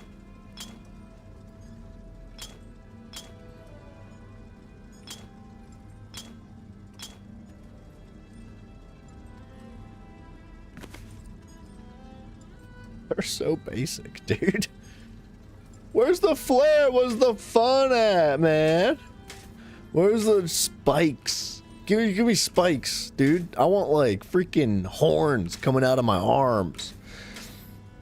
When somebody swings on me and I put my arm up to block it, I want them to have shattered bones from making contact with my armor. I like, come on, man. Come on.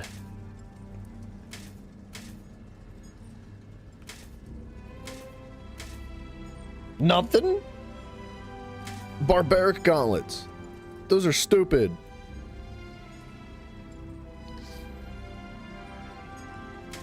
Fanged worm gauntlets. Okay, there is a little spike sticking out of them.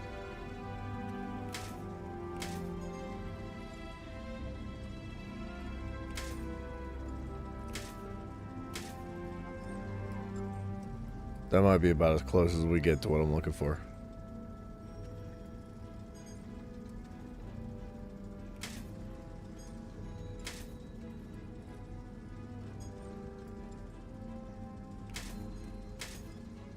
Come on, the orcs have to make cool stuff, right?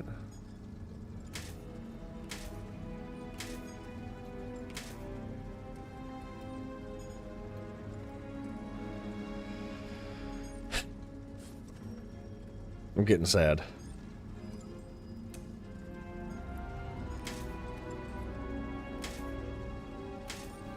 Less sad.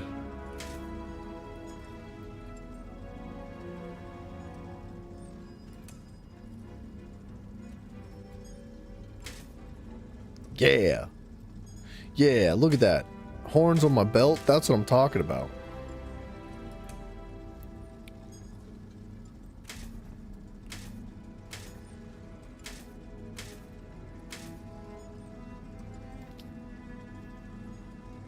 It's odd with all the customization of the game that it offers that there's some parts that can't be recolored. I know. I don't understand it. I feel like they need to just like give full free reign to people that want to customize stuff like that. I don't understand why there's limitations to it. And yeah, you can't swap out the helmets back and forth with different sets. It's stupid. Doesn't make any sense.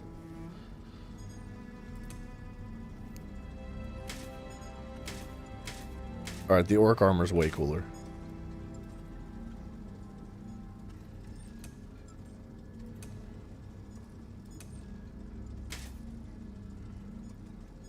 I think we might go with Orc 4. It all goes decently well together. Okay, that's a little flashy. It's a little bit much.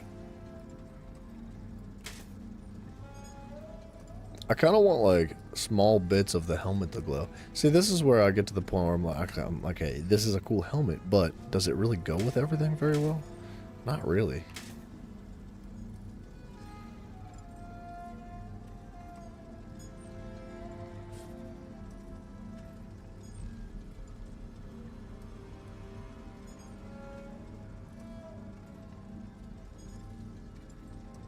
I could wear my bucket hat.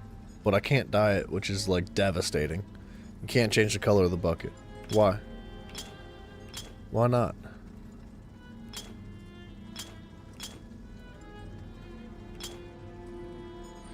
The Dova's Duel. That's not bad.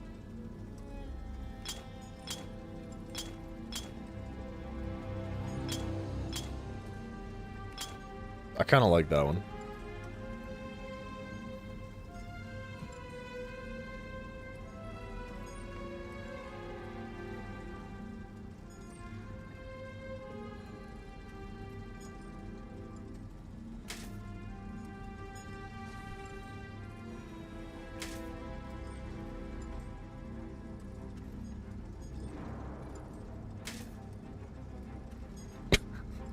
Okay, what am I, friggin' Alien versus Predator?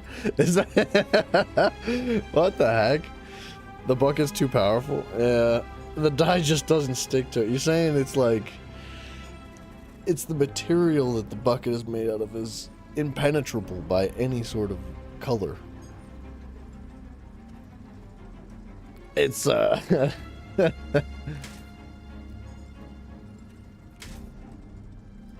Now we're back to the Breton helmet. I don't know.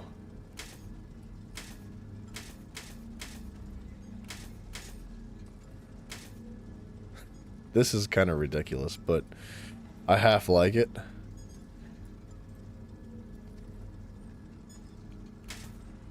I'm looking at stuff that I have right now because I don't want to go hunting something down for 7 hours. I've already spent 7 hours just trying to customize the build itself, or the you know, the look of the build itself.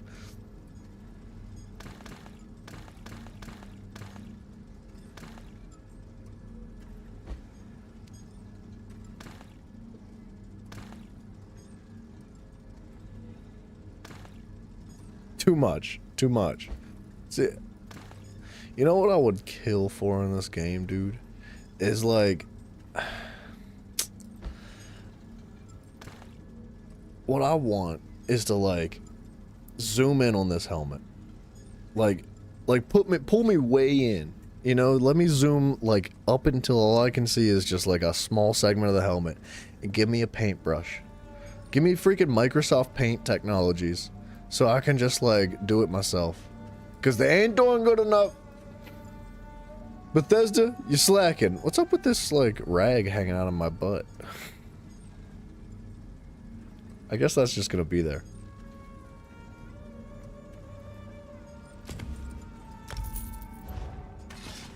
What? Oh, hold on a minute. I thought I lost all my progress. I was going to freak out. I just need to do this.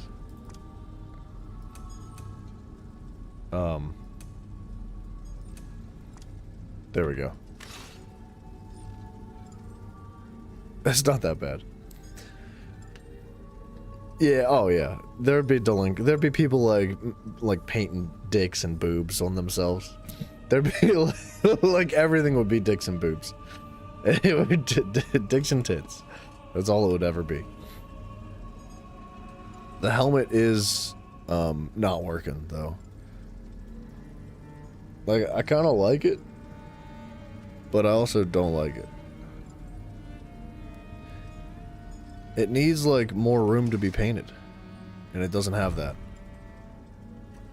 It needs to have, like, instead of just 2 segments to be painted, it needs 3, and it needs to have, like, the same situation as everything else. I don't know, it's kind of just upsetting. I'm about to go to bed, dude. I can't play this game like this. We gotta look way cooler than this. That's not what I wanted, is it? Not really. Do we go black or do we lean away from the black though?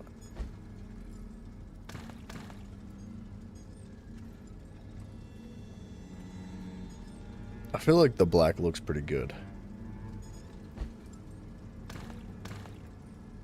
But that's actually pretty tight.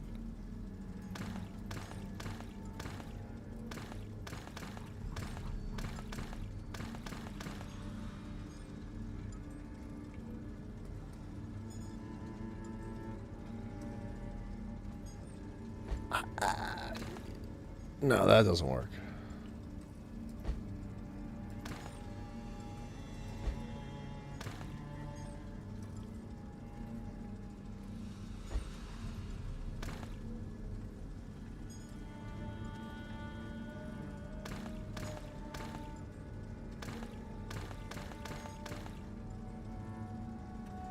That kind of works. You've been working through the Dark Brotherhood, so you're in all black right now. I know, I've been rocking the all black too for a long time, and I feel like it needs adjusted.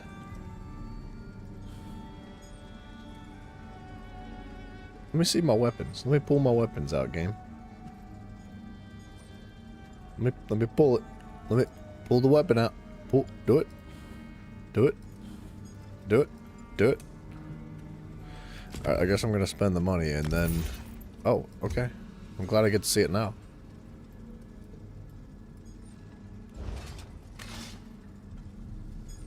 I mean, that's not bad. And then we gotta change the mount too, come on. We can't mess around. This is, like, seriousness right here. We gotta lock it in.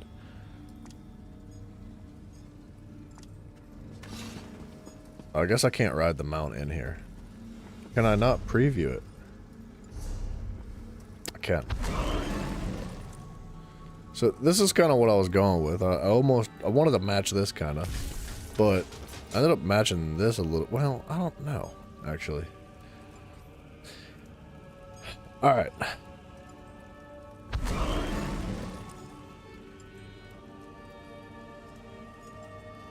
It's more of like a lightning blue.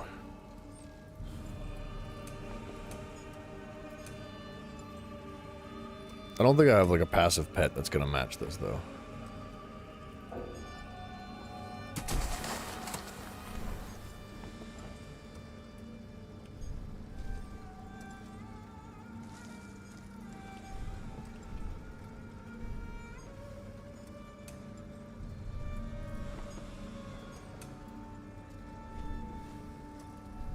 Dude, the birds in this game flap their wings way too fast.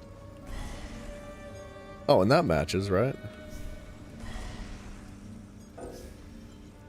I just want to equip it. Like, let that be my pet. Okay. Or not. Or don't let me... Whatever, dude.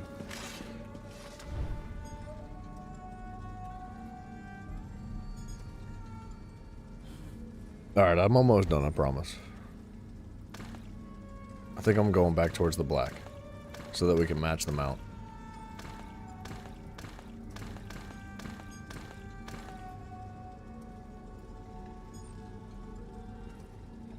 And then like a lightning blue.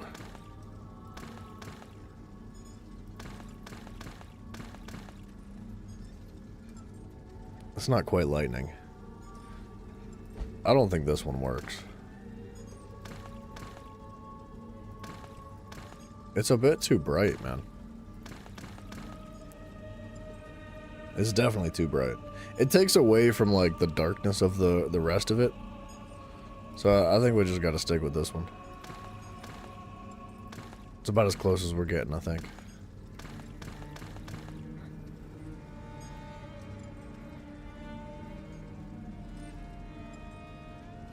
At least until some more stuff gets unlocked.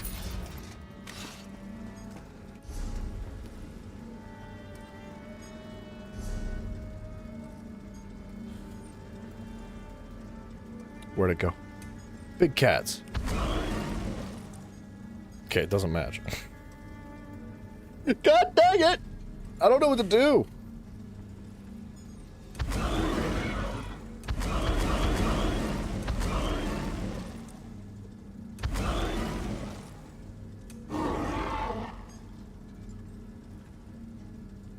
It It's like multiple shades of blue, which is kind of a problem.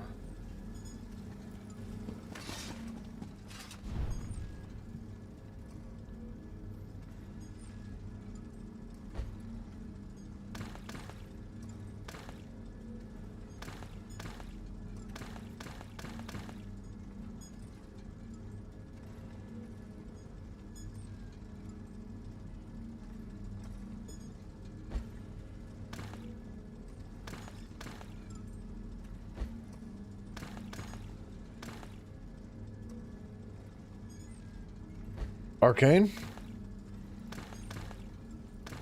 Guys, like, no difference almost?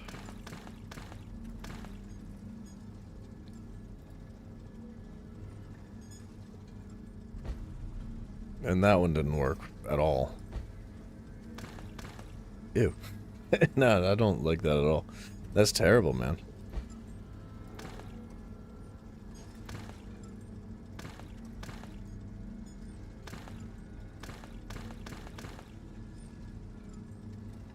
I was hoping to find a color that was like, it didn't appear the same way in the, like on the armor that it did in the menu. But I'm having a hard time doing that. Like, for example, like Frozen Blood.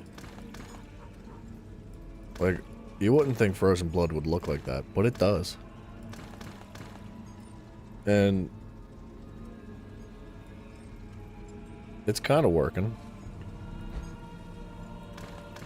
Or like Bloodroot Wine, you would think would be way more... Wow, that's freaking clean, though. I like the gold. I'd say, dang it, I wanted to get away from the gold, because we've been rocking gold for so long. Gold and black. But that does look really good.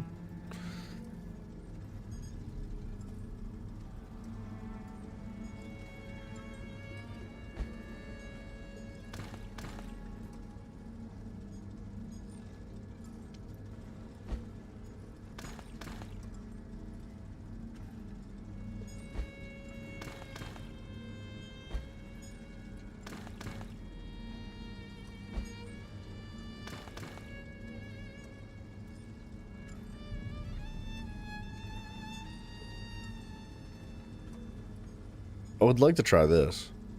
It'd be cool if you could preview a die before you actually have it. It is hard to get away from. That's specifically why I'm trying to get away from it, because it's hard to get away from. It's like it's pretty clean. See, that's a little bit too bright. I think we'll just go like Mundus. I think we just throw it on there and then pretend it works. Pretend it works. Let's get out of here. Let's go do something. Like, I don't know. What are we gonna go do? We're gonna go do, like, something that's gonna earn us XP. So, let's do some dungeons. Let's go actually properly tank dungeons. But we're just gonna be leveling stuff in the process. So, like, this is not, like, the final build. But, ideally, this is, pretty good progress towards the final build, right? So we'll just do like random vets. Hopefully I don't suck. Actually, my resistances could go up. They will. You know what? They will be going up. Am I rocking the Oaken Soul right now? No. Alright. Yeah. My resistances, eventually, once I unlock some new abilities, are gonna skyrocket. I actually do have... I don't need Scythe, right? Yeah, let's put this on. 30k. They went up by 10k. Oh, and look at the bone armor, dude. That look good. Alright, I'm feeling good about this now. So the bone armor is going to give us both major and minor resolve, increasing our resistances by almost 10k.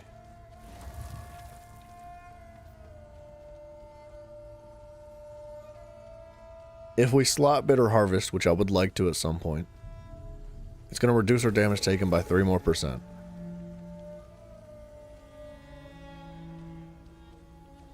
This grants minor protections and major cowardice to enemies.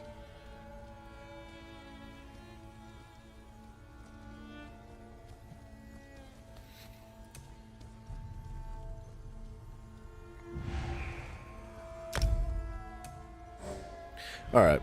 And then we get major protection from our spear taunt, our jabby jab, but we're not going to use that right now. Dire Frost shouldn't be an issue. Actually, it'll be a good test.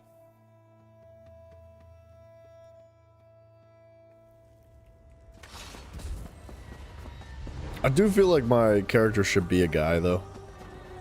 Like, it's not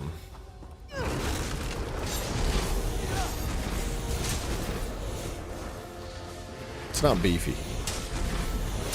She's all skinny and sexy like, and it's just it's not really what I thought we'd be going for.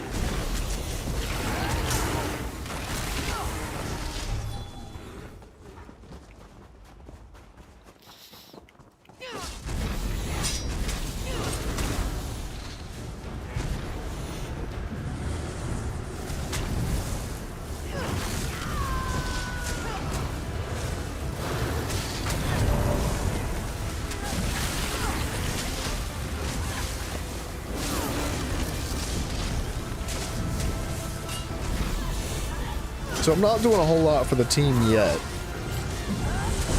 but ideally I will be soon. Also, I forgot about my helmet. So my monster set is going to be a really good source of sustain, hopefully.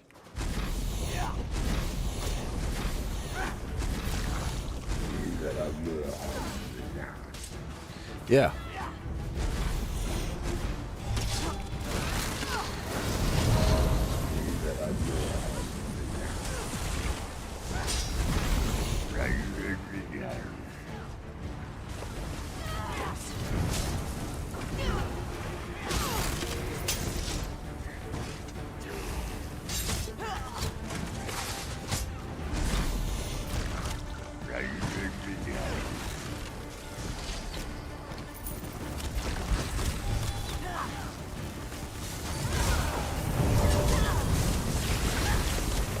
So I'm a tank and a healer. That's the goal.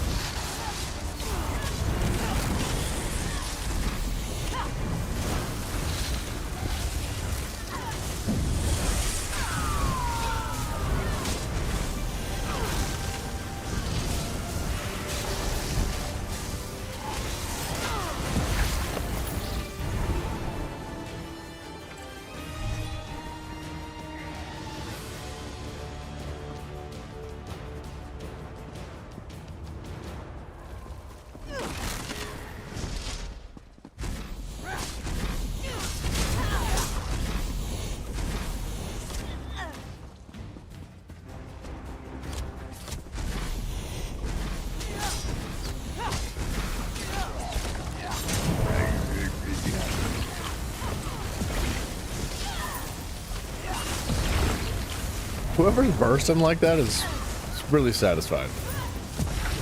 Oh, it's that blood set that I was looking at earlier. Yeah. Yeah, dude. Oh, you know what else I can do, bro? Watch this.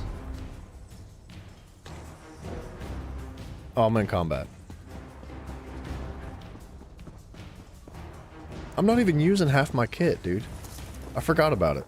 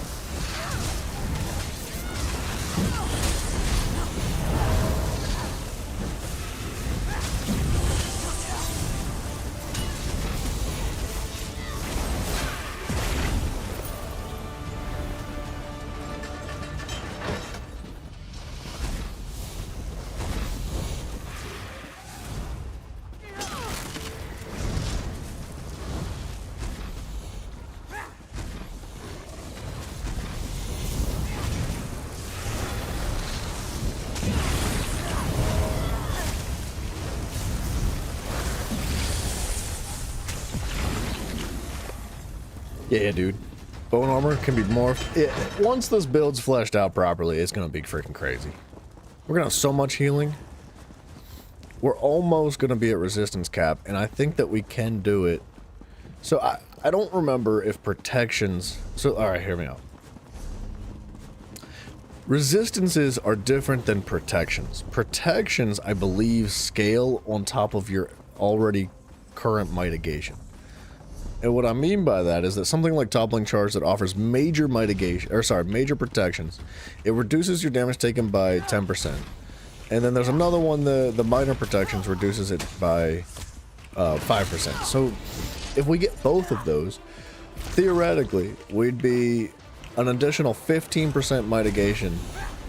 And if we use Bone Totem, we have another 3% on top of that.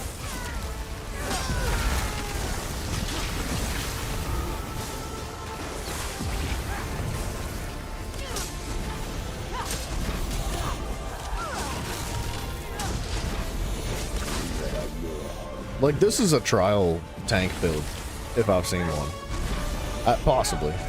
We'll have to test it in, like, hard modes and things like that. But I think I feel really good about it.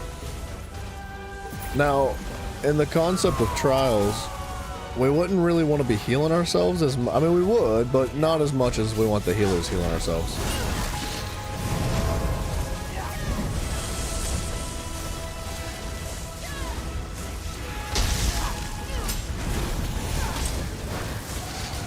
My shield's not glowing, though, which hurts my feelings.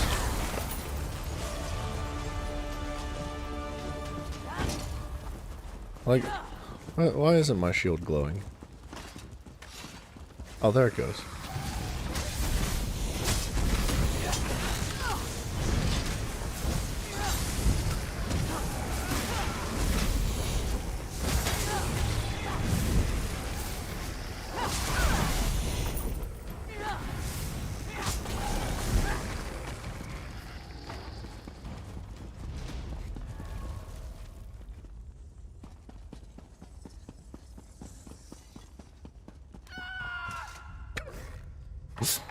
I guess he was in range of that hard mode scroll, and I wasn't. Your frozen souls will haunt this place forever.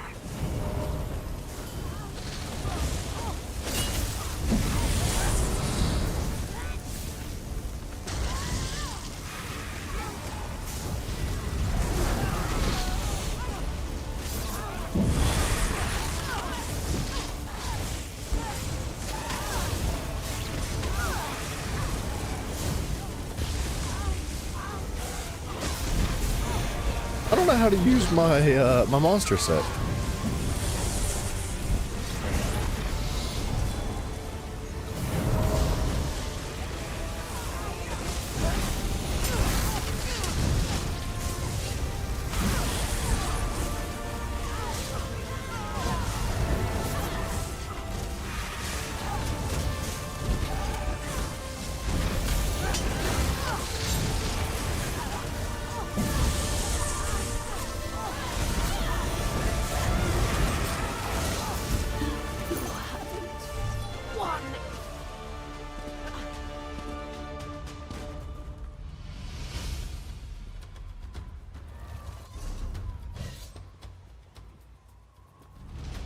When you block, you gain an energy charge stack. When you gain 6 charges, you release energy. Restoring... Wait a minute, is this different than I thought it was? When you gain 6 charges, you release energy, restoring magic, stamina, and healing for X amount of health. Oh. Dude, okay. I don't know what kind of retarded I am, but apparently it's the bad kind, because I thought that this was different. I thought that it was when you release block, you release charges. And according to the amount of charges you had is what you restored. So like 2,400 magic and stamina per charge is what I thought it was. I did not know that it was that kind of thing. I mean, this is still a good set. And we can definitely use it. But I might lean more towards the other set that I was thinking of before.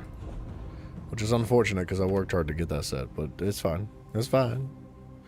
It's fine. It's no big deal.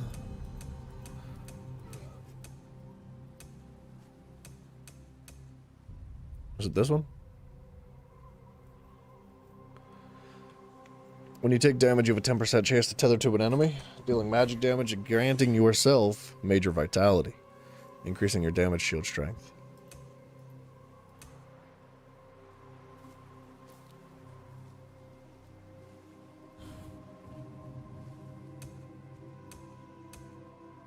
Hold on. I'll find it. There was another one that I had in mind.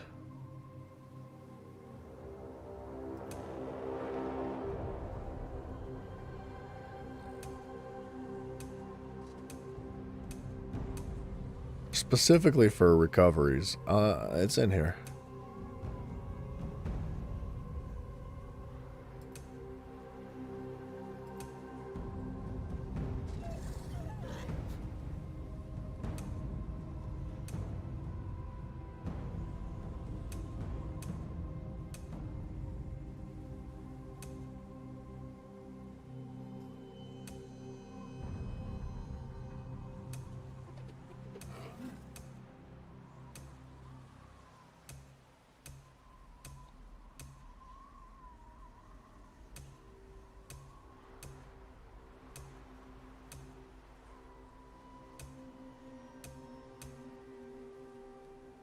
Remember. It was this one. Yeah. So you get flat recoveries for the one piece, for each one, for each resource. You get health, magic, and stamina. And then each second you're in combat, you gain a stack of dark light, up to 30 stacks max. Each stack increases your stamina, magic, and health recovery by 8 each. And 8 times 3 is 24. So 240 recoveries at max stacks. Which is pretty stankin' good. We do have all the pieces for this. If I change my mind on the set that I'm working with, I think that's what I go with. Unless I really end up feeling like I don't need recoveries. Because there's a chance that that happens. If the build, you know, because we still got to get our passives and stuff from the skill trees. If all that stuff comes into play, and I feel really good about my recoveries, I think that would be the plan. Is to exchange it for something a little bit different. Something more like benefit the team style. Like something that'll like maybe like debuff enemies or like buff the teammates. I don't know. We'll have to figure it out. Increases the duration. While active, reduces the cost of your necromancer summon abilities. Pulls in ranged enemies and attempts to taunt them. When active, enemies that strike you are pulled towards you once every 2 seconds and become taunted for 50. What? Dude. Yeah. Yeah, that is good. I'll take that one. And then Bitter Harvest can go on the bar. I need that morphed. Oh, you know what? It's ready. The synergy can now be activated by up to 3 allies. Converts into a stamina ability and deals increased physical damage, applies minor vulnerability and maim. I feel like minor vulnerability is like really easy to get.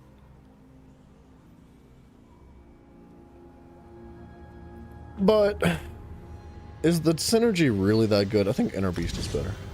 So that's going to end up on the back bar.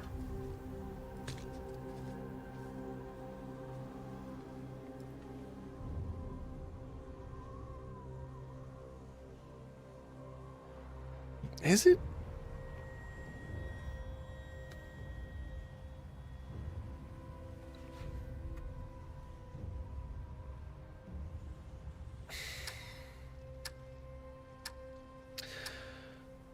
I might not even use this.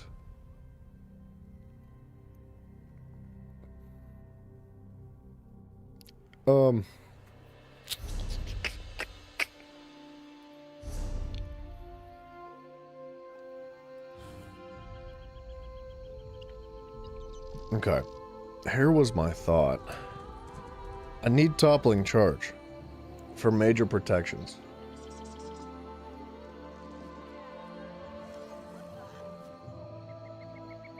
Man, I don't need it, but it's good.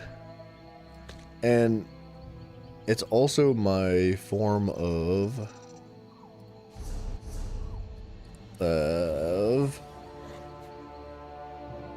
this. Pulling enemies together.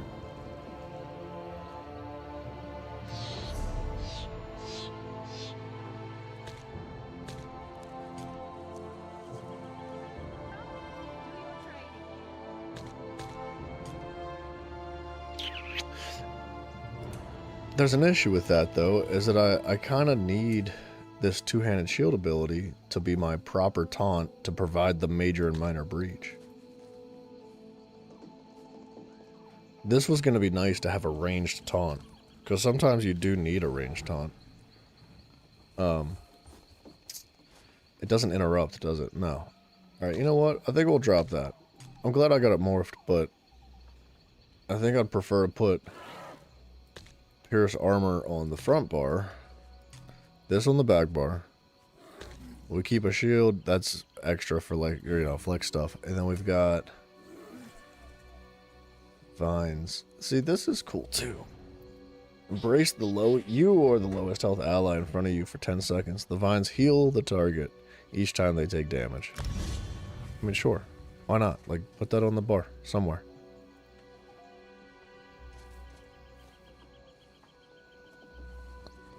Impulse still needs morphed. I think that's going to be our interrupt.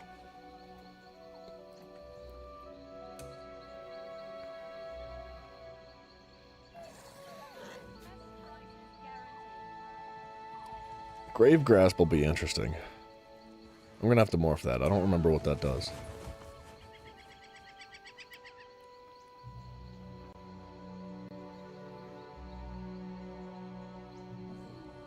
And we can still morph the rest of them too, but I don't believe we're going to need them all. Oh, I didn't change the... Oh. It's a good looking staff. I need to change it though.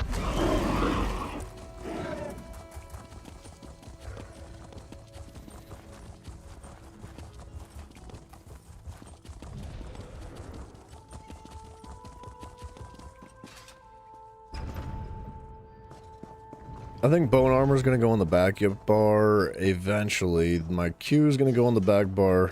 There's a bunch of stuff that's going to get moved around, but for now it's just for like leveling up the stuff. Actually,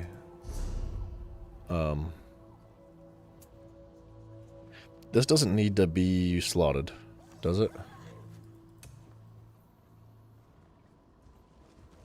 You restore magic and stamina. Well, wow. An enemy that you're in combat with dies. You restore magic and stamina. That's crazy.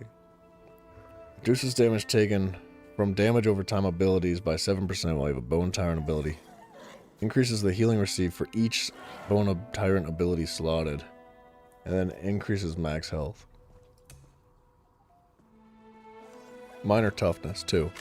Man, we're gonna have so much freaking health, dude.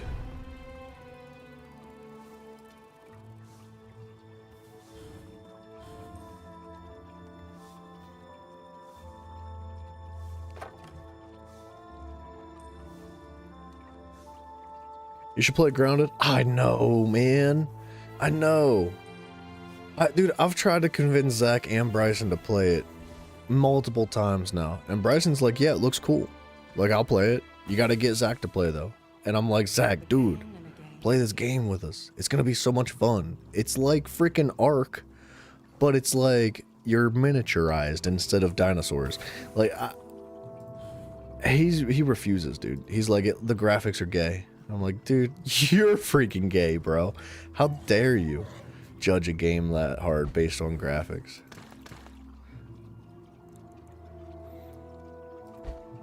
It's upsetting, dude. I think that game would be so much fun.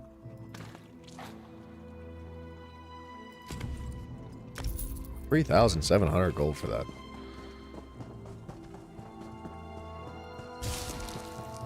Oh, and then you know what else goes in the bar? On the back bar, at least? Is this. Dang, bro. Dang, bro. That's huge. Right, let's go be a tank. Oh, you know what I should probably do real quick, just in case something happens.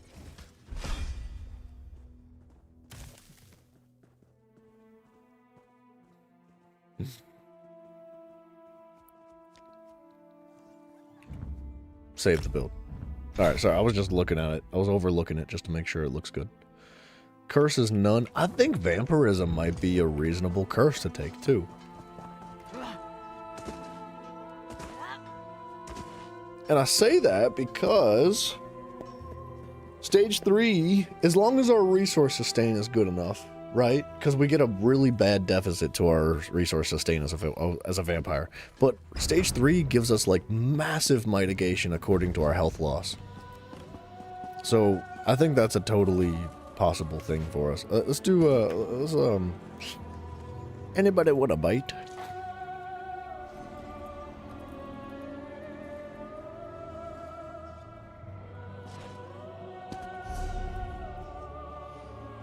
If you can't get them to play with someone who would give it the time of day.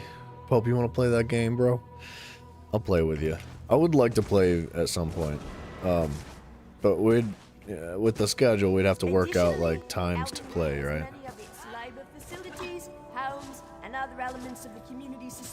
We'd have to do it like a weekend thing, because during the week, I think that works, or that doesn't like work out nearly as well for you, right?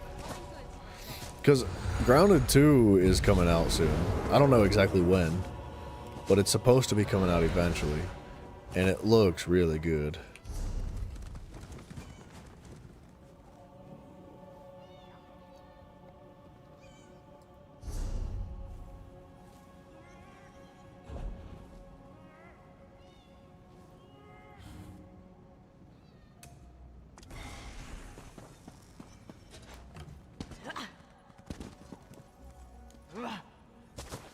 Someone gives you a schedule, you can always work around it.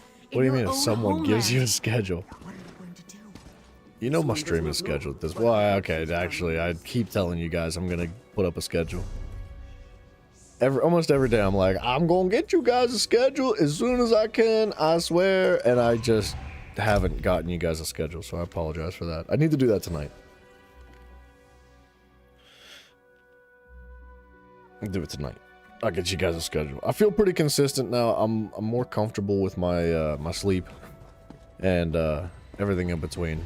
It was just a rough transition for work, so now that I'm feeling much better about it, I don't think I'd have any issue sending that out and being like, this is what it's gonna be. This one swears that was right here. Of course, there's always like potential for change, but I think that's generally where I want it to be.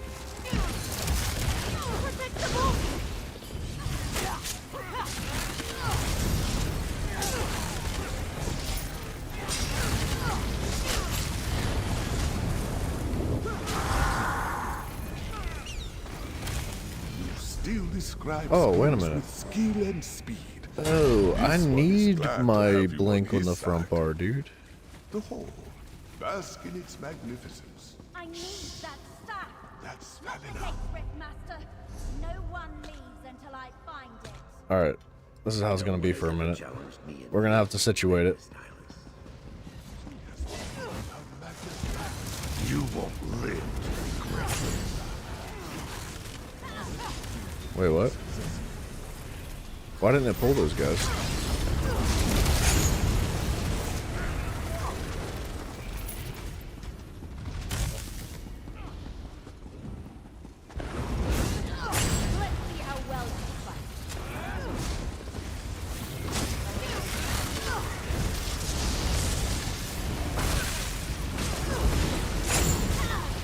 I can't yoink them.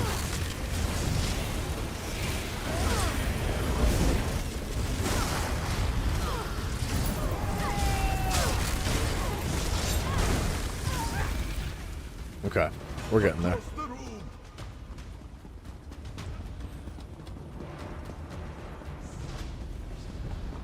Yeah, Pope, if that's something you want to do, you could do it. We could do that, man.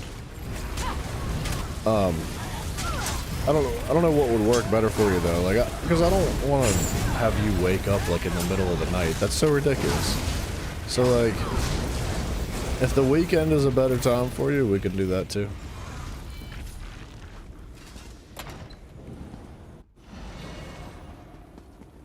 I must consult the weather. Alert me with any news of the stars before the old fool. No need to involve you, Magnus Stylus. I'll beat anyone who tries to get through here.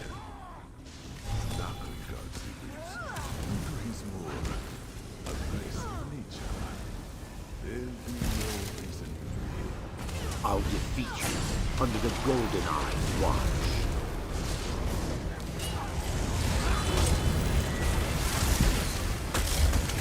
Knowledge! Give me power!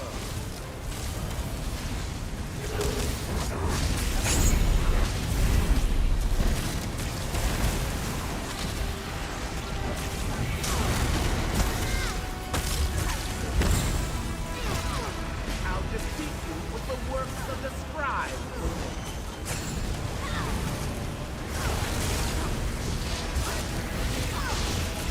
Knowledge! Give me versatility!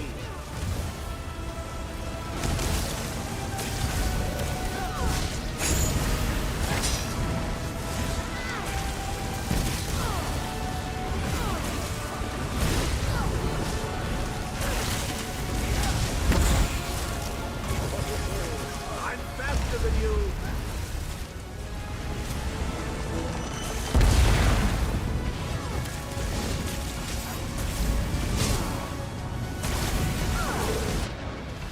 Okay, we don't have teammates?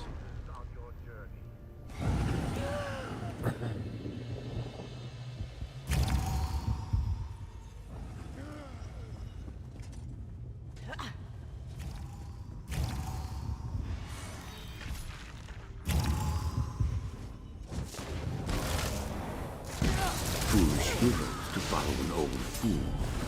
How fitting.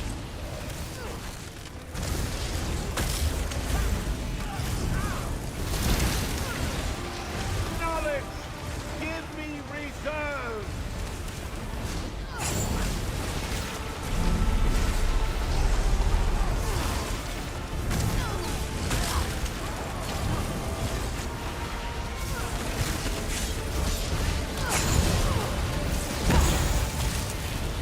Your resolve is weakened.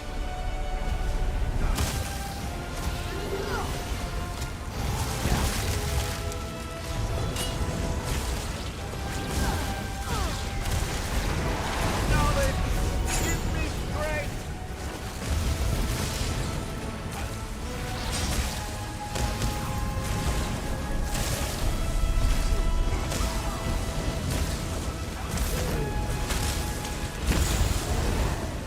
Our records will be smeared with your blood!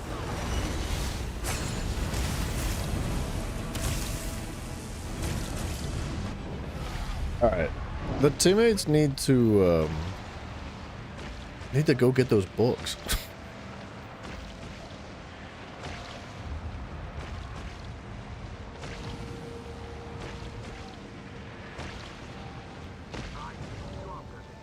They're not, nobody's doing like mechanics, they're just trying to bomb rush it. Hold on.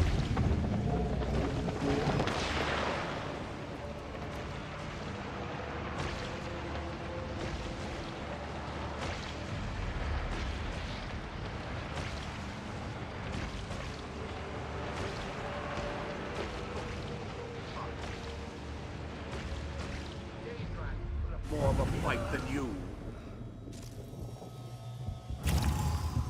I think the healer and I could two-man this dungeon. If I just stay close to the healer, I think him and I would be fine.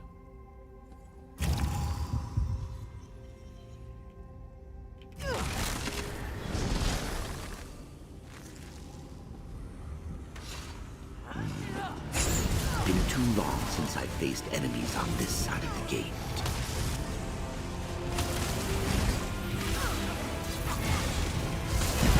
There's no escape!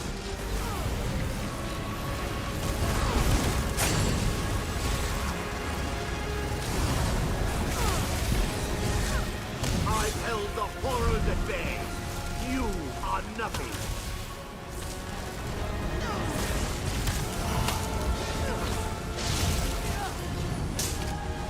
There's nowhere to hide.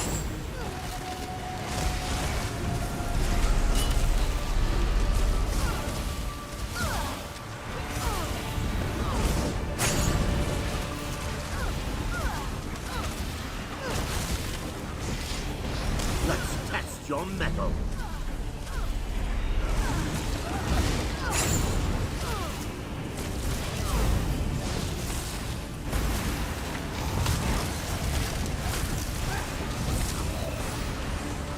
Let's test your metal.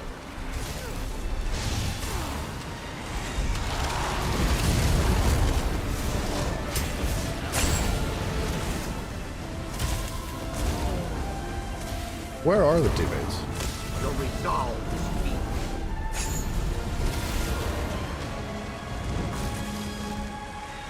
Okay. I'm stronger than you.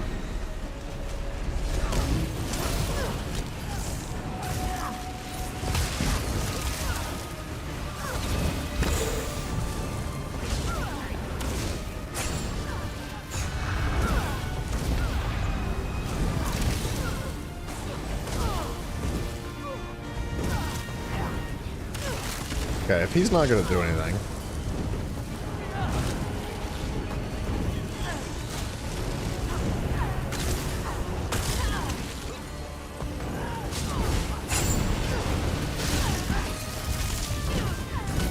Stay still. Let me put a book through your skull.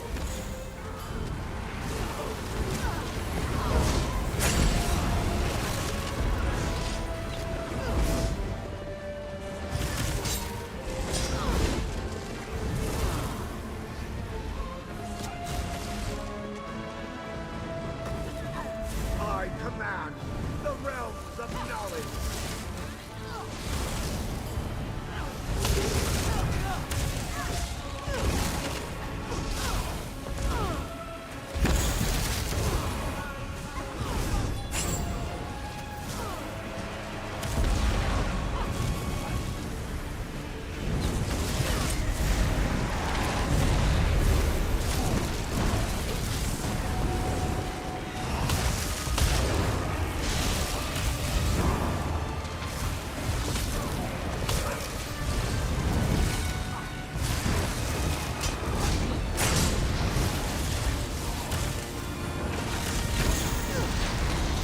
I'll defeat you with the works of the scribe.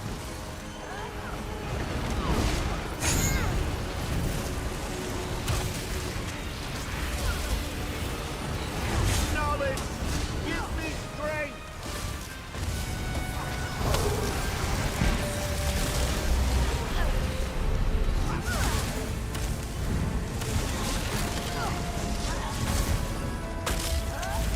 I'll batter your bones with hard covers.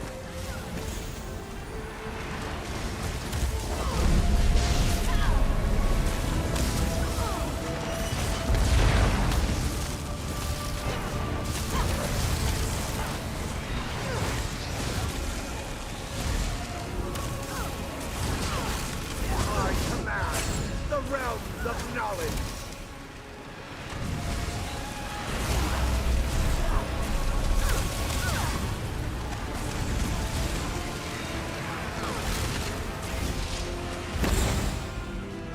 Our records will be smeared with your blood.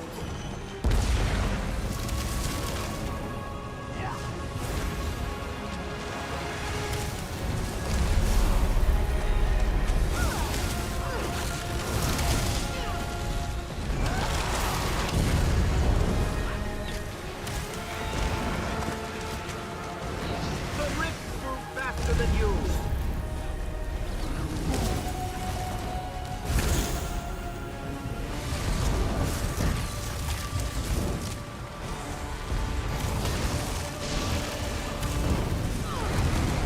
I don't know what to do. They won't stay alive.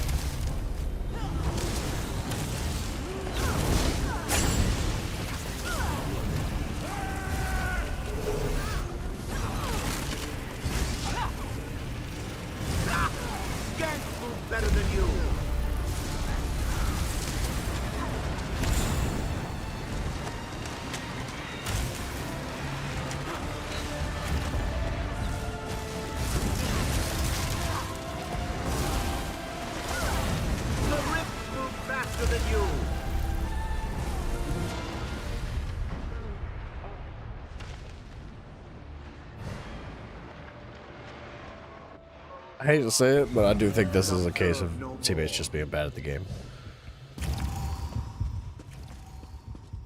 And they all left.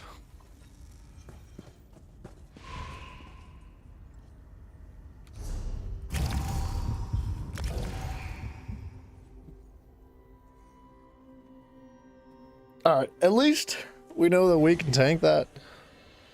Like, that's something that I'm capable of rolling with now, even with like half a build. Well, two-thirds, three-quarters. I felt good about it.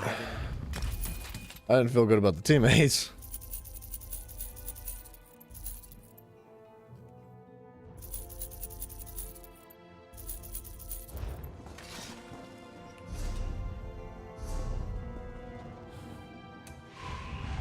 No. No normal dungeons. No. Why does it automatically swap to normal dungeons every time?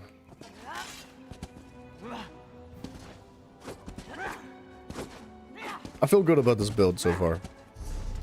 This is, it's not bad by any means. I do think that the whole toppling charge thing is a bit of an issue.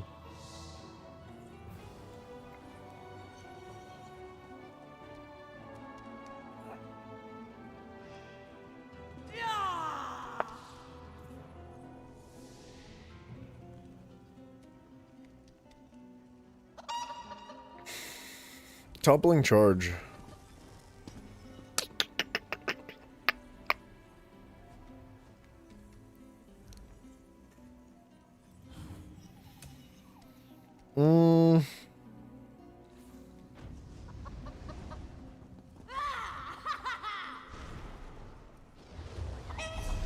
Alright. I could, in theory, replace the rushing agony set.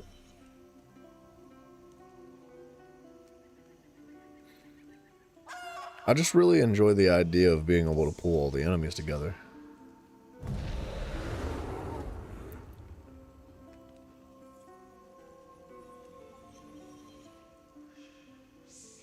We'd have to put toppling charge on the back bar to be practical, and we would need rushing agony on the back bar as well. So, like, we'd just end up dropping the perfected ice staff. And just picking up like a sword and shield, or no, probably not a sword and shield, probably still an ice staff, but of the rushing agony set instead. And that way, like, when I swap to my back bar, I can pull enemies together. Now, it's not like I'm losing anything. I could just keep rushing agony on the back bar.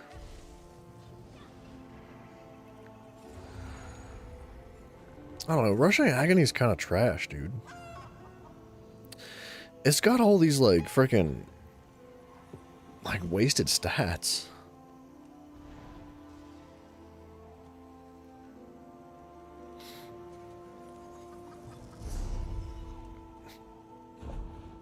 I wanted something that would be able to be like a tanky item, or a tanky set, I guess, but also still provide like crowd control and stuff like that. Like that would be really good to have something like that.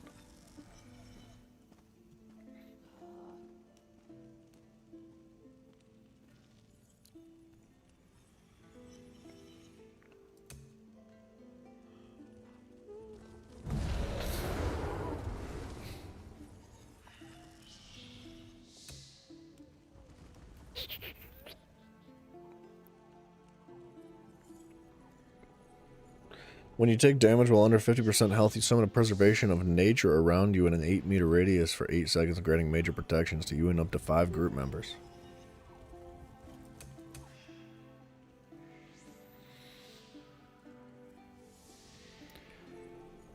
An 8-meter mist of blood. After 2 seconds, the mist violently siphoned into your body, dealing bleed damage to enemies nearby and healing you for 100% of the damage done. Every 8 seconds? That's not bad. It's got good 2, 3, and 4-piece set bonuses.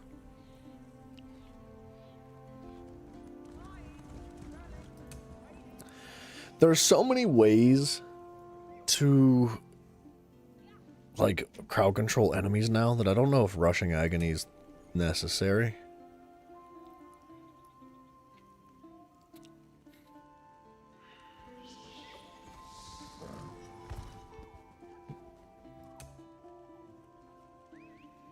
When you deal direct damage to a taunted target, you restore magic and stamina. Eh.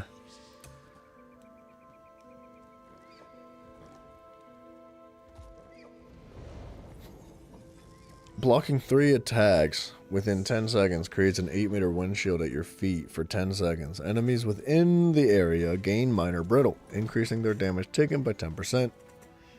Or, sorry, increasing their critical damage taken by 10%.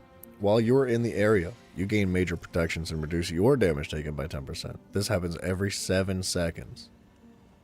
You can only have 1 windshield active at a time.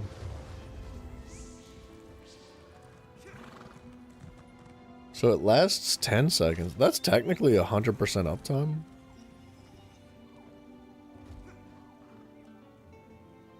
And minor brittle's good. I don't know if it's like totally necessary given the circumstances with like crit damage being available now, but I'd write that down. What is it? Lucilla's windshield.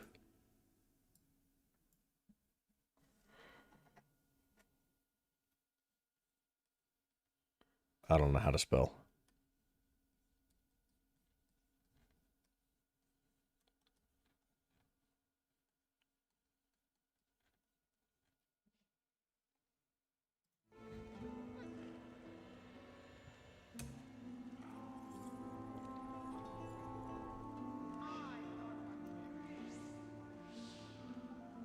Whoa. When you take damage, you have a 10% chance to turn your blood into pure iron for 10 seconds, gaining major protection, major aegis, and minor protection, also reducing your movement speed by 25%. I mean, that's crazy.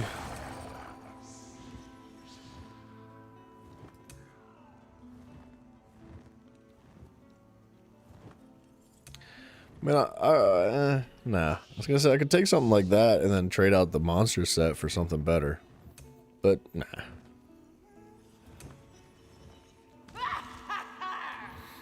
When you block, you and up to 3 other group members within 12 meters gain minor courage. Minor courage is way too easy to get a hold of. It's not worth a full 5-piece set. Major maim, reducing their damage done by 10%. You gain major vitality, increasing your healing received and shield strength. See, that's pretty good. That's not bad at all. Bonnie's Torment. We were using leeching, so can't use that.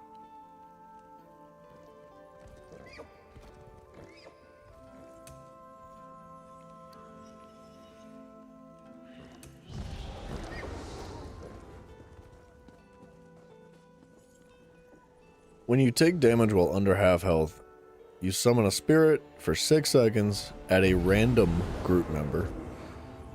The synergy can then be activated to grant a shield that protects up to 6 group members within 28 meters for 16,000 damage. Nah, that's not really it, I don't think.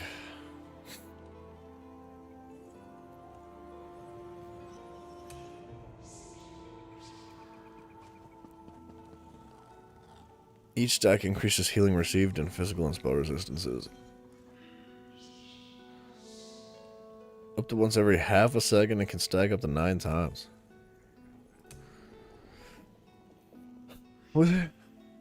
Reducing a dodge roll? No, that's trash too.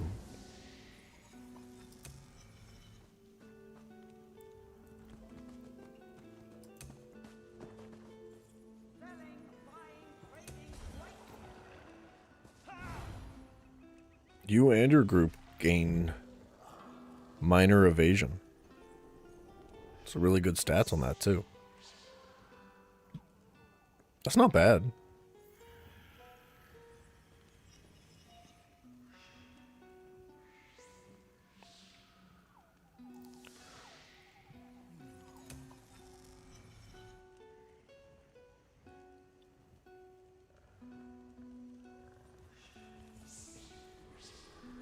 Yeah, so I have this set, and I tried using Turning Tide.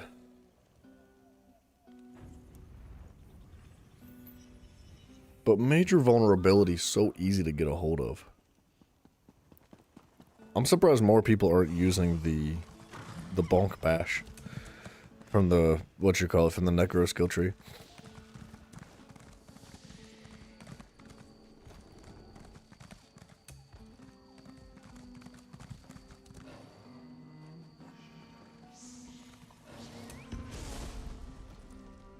Casting an ability, drinking a potion, or using a poison that applies a minor or major buff to yourself or an ally sends out a wave of energy that reduces armor.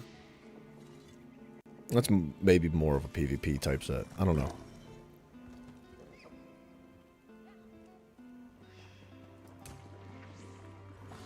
Something that would increase the survivability of the teammates would be a big deal, I think.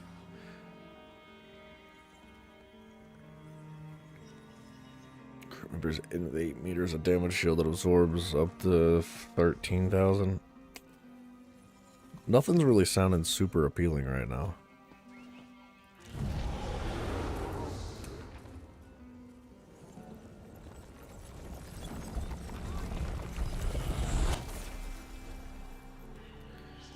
A trial set sounds better than anything. When using an ultimate ability while in combat, you and the closest 5 group members within 28 meters gain Major Aegis for 1 second per 10 ultimate spent. That's terrible. Bad.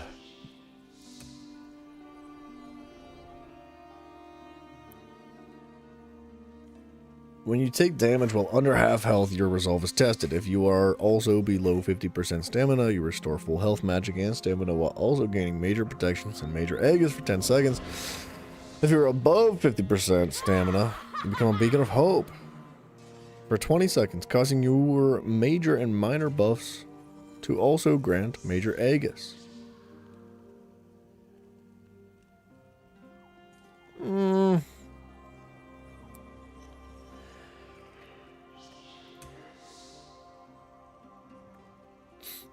Nope. Nope. Bracing creates a barrier around you. You gain armor, and enemies within the distortion barrier have their armor reduced. It stacks up to 3 times.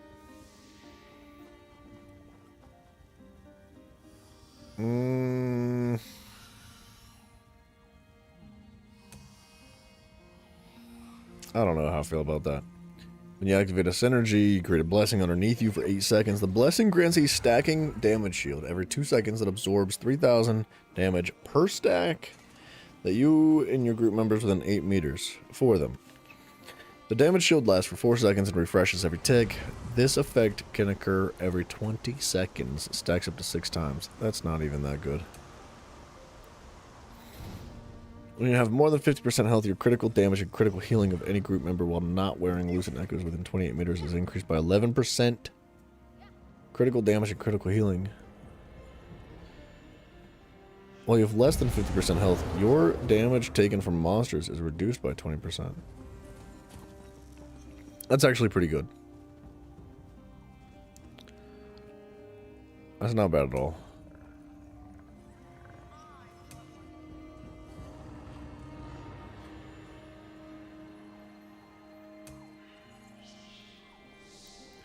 Yeah, I think Pearlescent Ward would be really good. You get max health, minor Aegis, healing taken, increased. And you grant yours, at all times, this is just passive, I think. You grant yourself and up to 11 other group members Pearlescent Ward. This persists through death. Pearlescent Ward increases weapon and spell damage based on the number of group members that are alive. So, the more group members you have, the more weapon and spell damage you get. Pearlescent Ward increases damage reduction from non-player enemies out of 66 based on the number of group members that are dead.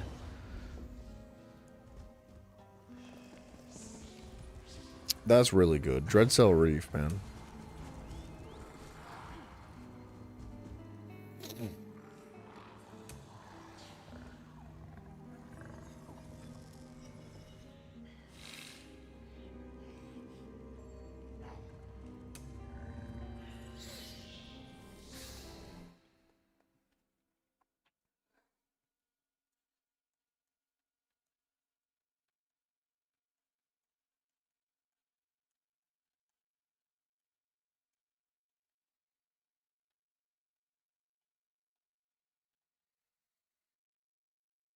Lucilla's windshield? Which one was that?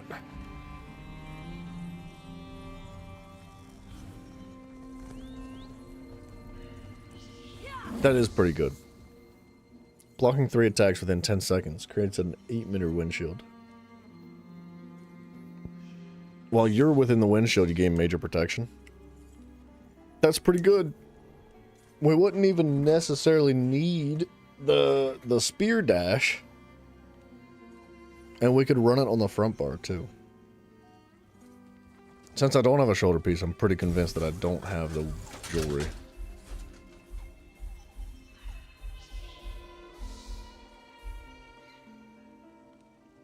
Yeah, I would need... Well, if I was to keep stuff the same as it is now, I would need a ring, the shield, and like a one-handed weapon. It doesn't actually matter. I have a one-handed weapon. So a ring and a shield. That's what I would need. That comes from Exiled Redoubt.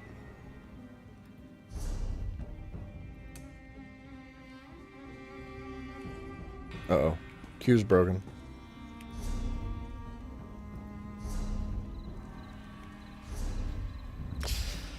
We'll be back. I'm gonna go pee quick while we're doing this. I'll be right back.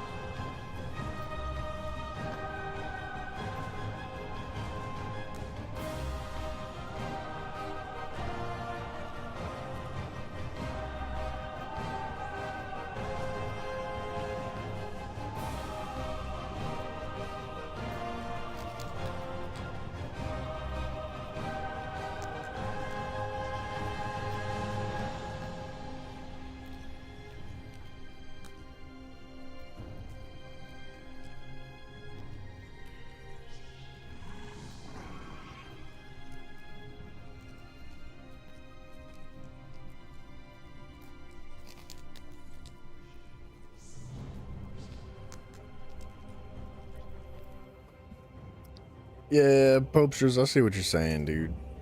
The research into sets is like a lot.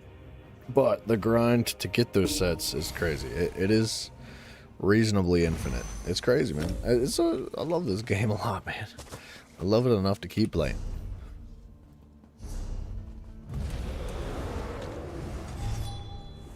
Tell you what, let's scales off your offensive stats and deals damage at a cone in front of you. Adds damage in an area around you that damages enemies and heals you while transformed. Let's take that. Generate ultimate if the initial heal is used on a low health target. Healing over time will continue to heal you even if your allies leave.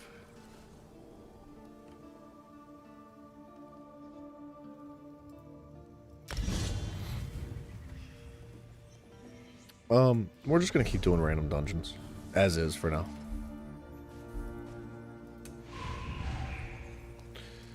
We're just gonna crank out as many as possible, because dungeon, dude. Dire Frost is it's a pledge for today. I should probably just pick up the pledges since we're doing this. It's ridiculous, man.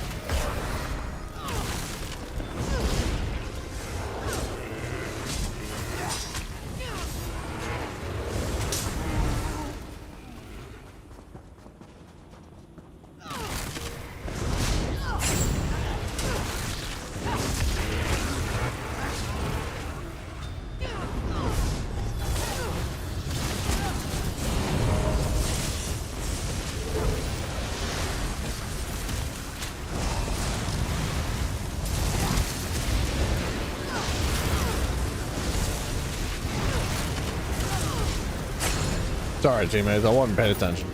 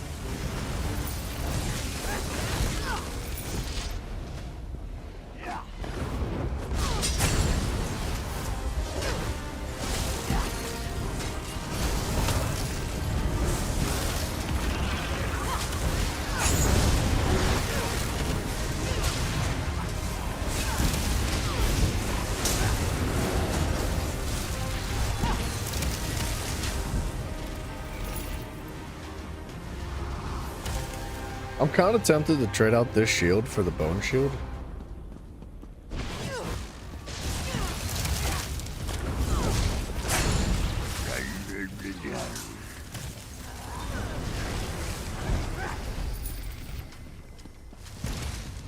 Rush of Agony is not that cool, is it? I mean, it's kind of cool.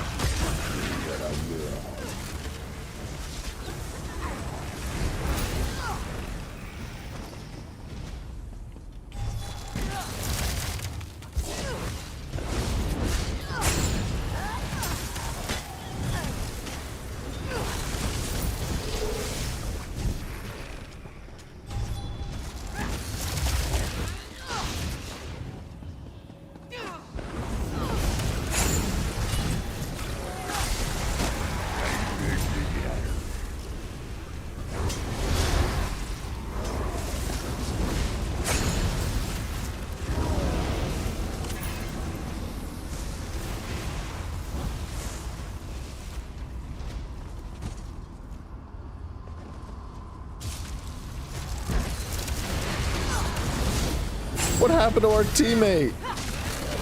He ran in before me.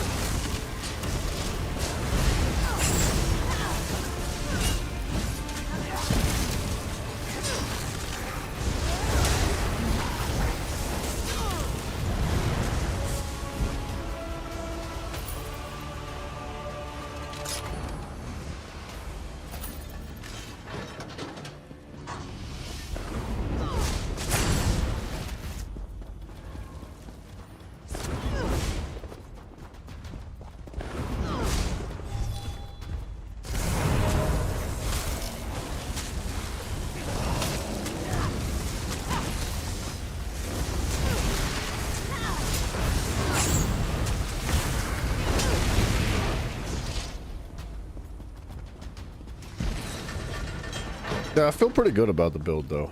It definitely, it needs refined. Like the combination of abilities and stuff. And like theoretically I wouldn't need the healing tree. But it's gonna provide a lot, I think. At least I hope it provides a lot. That's the anticipation.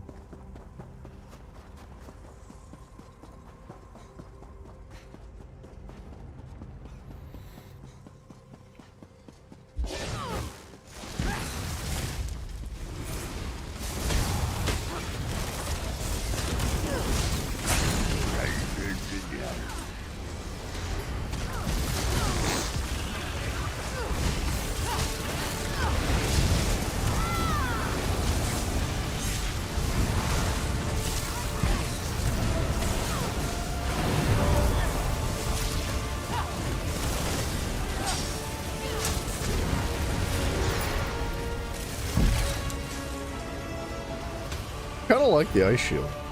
It's not great, but it's good.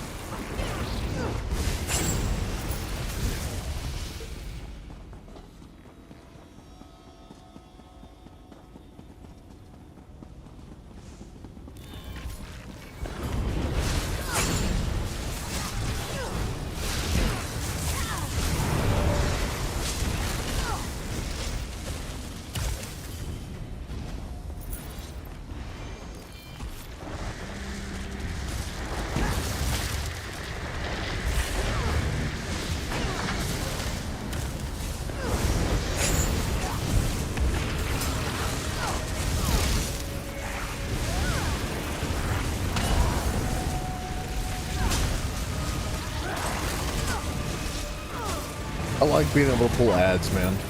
I do.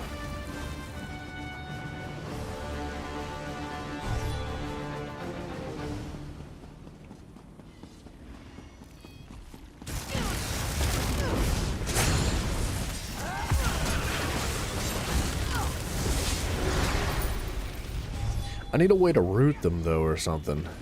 Like, we need teammates to just come in and, like, immobilize or stun them. But I have a way, I just need to unlock it.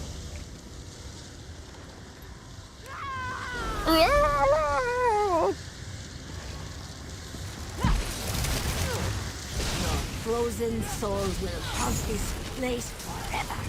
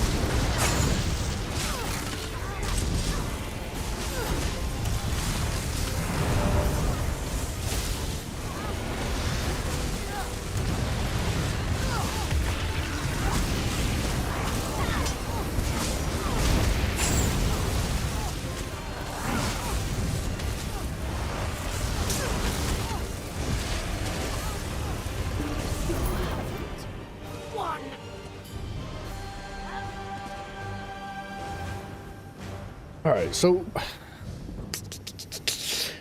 do we need a better way to reduce protections then? Because, like, that's my job. As a tank, that is my job, is to reduce protections. Oops. Oh, I'm not in a group. And if I'm not going to use the sword and shield, protection reduction.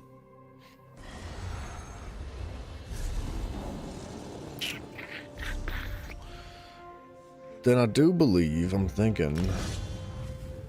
See, what's nice about that is that it provides minor and major breach. Like, I could easily get an AoE major breach. And I can get it from Caltrops. But to provide minor breach...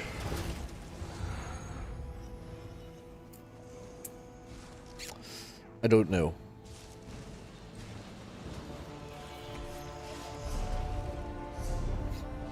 We could use some scribing abilities and stuff like that. There's ways to do it. Okay. Curtis, what up, brother? Hello. Hear about COD making another boring game this year? No. I didn't listen. I don't pay attention to any of that, dude. I have positively zero interest in Call of Duty. And I assume that they're going to make another boring game every year. So... I didn't hear about it.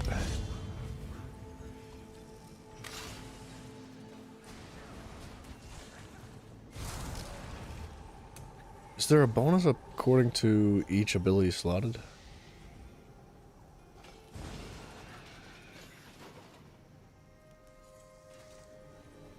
Increases healing done for each green balance ability slotted.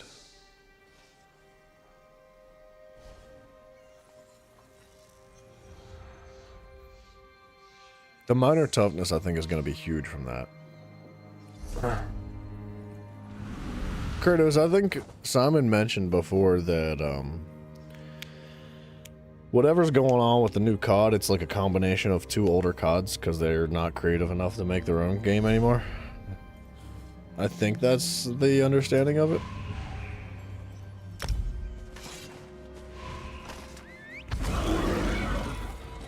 You were into that trailer all the way up until you learned it was a trailer of yet another COD game. Isn't that usually how it goes? It's like, oh man, this looks kind of cool. Oh, it's Call of Duty.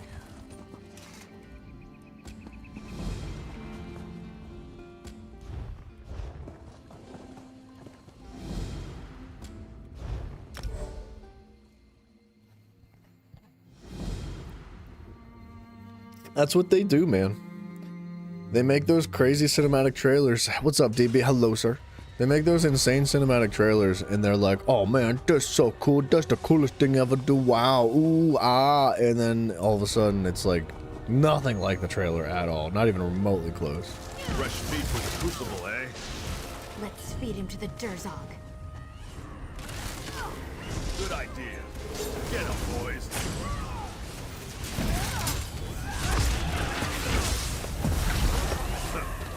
I guess that'll do. Open the gates.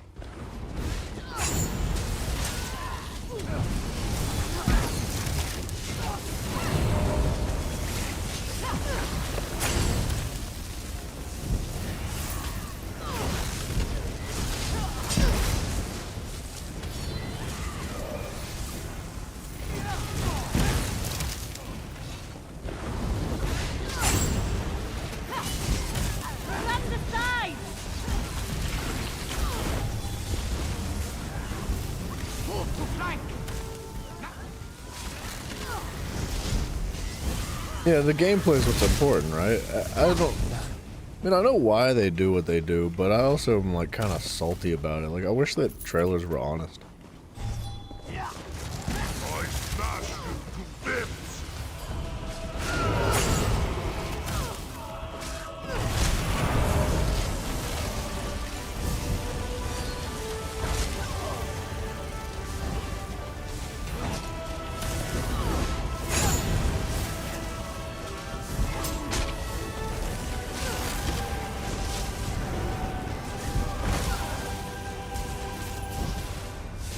What's happening to my character?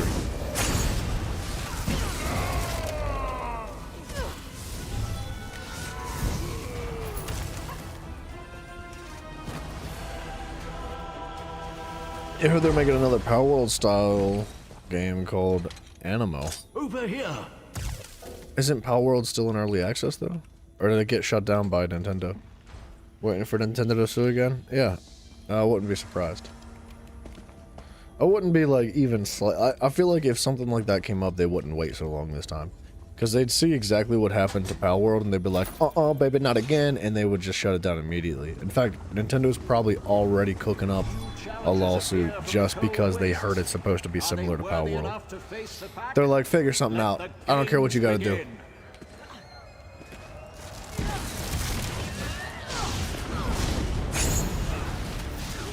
Circle around.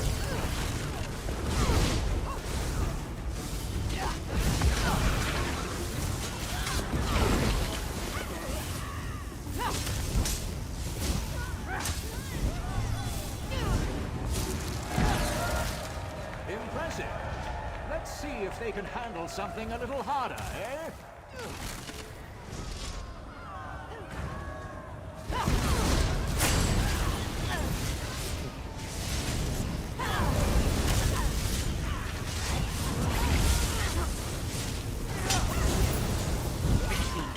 You're doing very well. It looks as if there's some fight in our Power World's still in early challenges access, but they've been making all things necessary, or all the changes necessary to give Nintendo the finger. Good. Screw Nintendo, dude.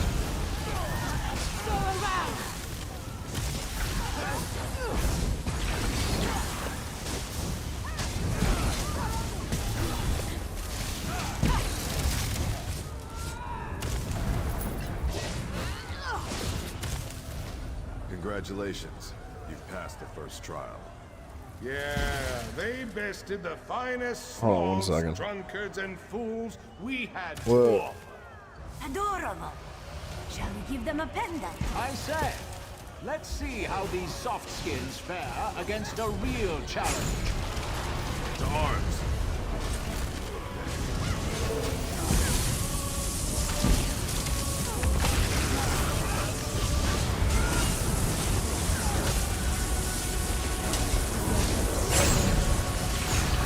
Wow, that was really good, dude.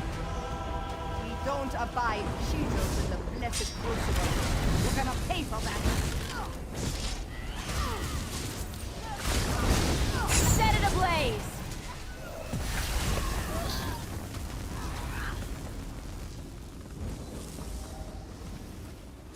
Rainbow Six Siege X clearly, sorry, early access is free on Steam. Okay.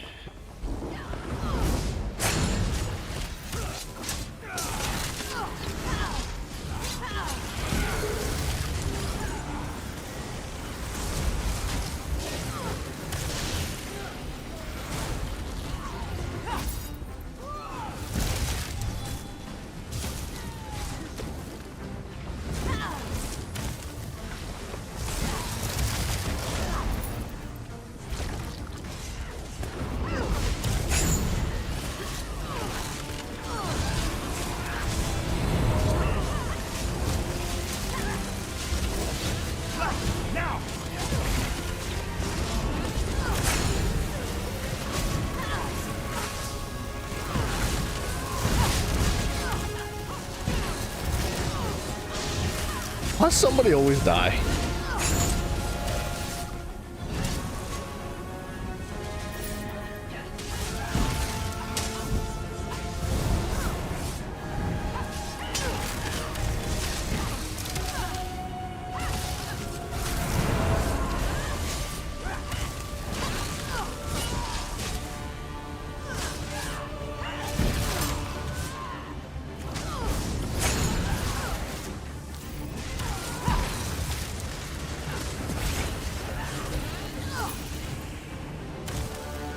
Teammates are constantly dying.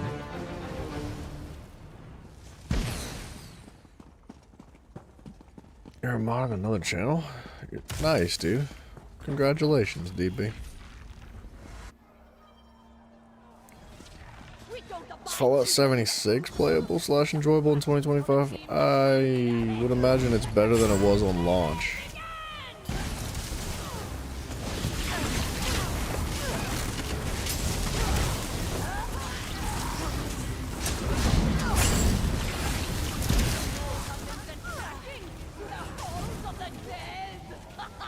Healer! To the side! Charge!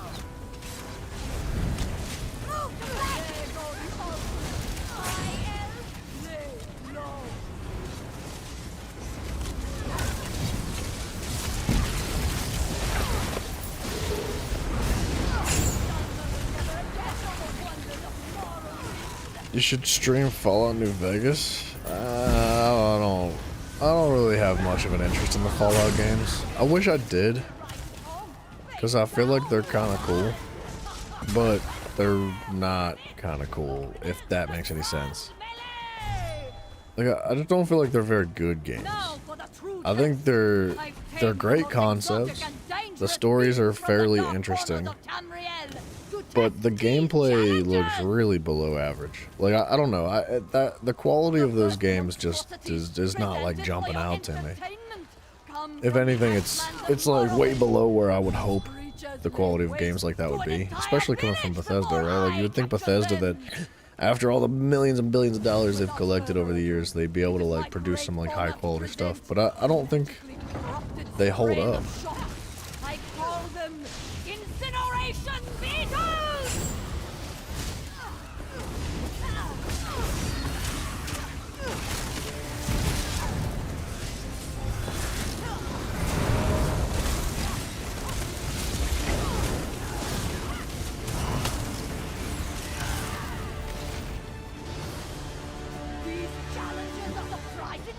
Mind's Eye isn't doing good? I've never heard of Mind's Eye.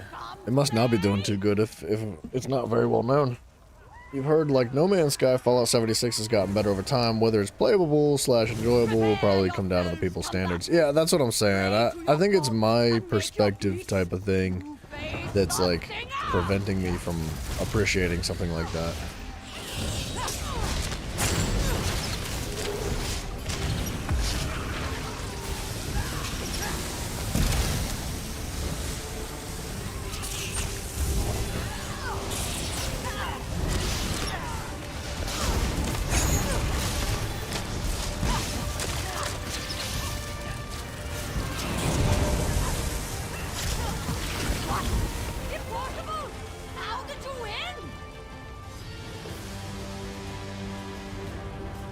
The volcanic island of Vvardenfell!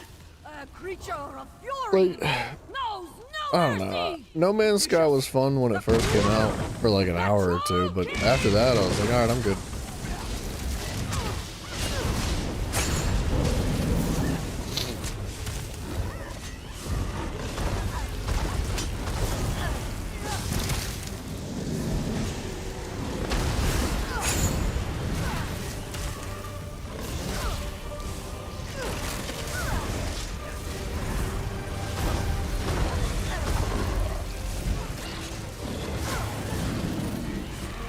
Man, I wanted to see those stacks proc.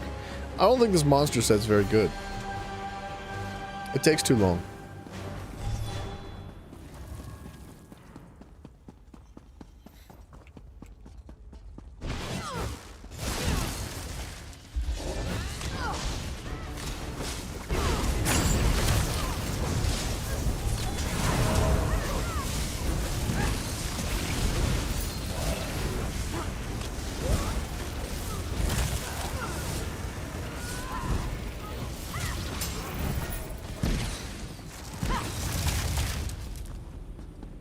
Unless there's a Saints Row reboot. I heard bad things about that too.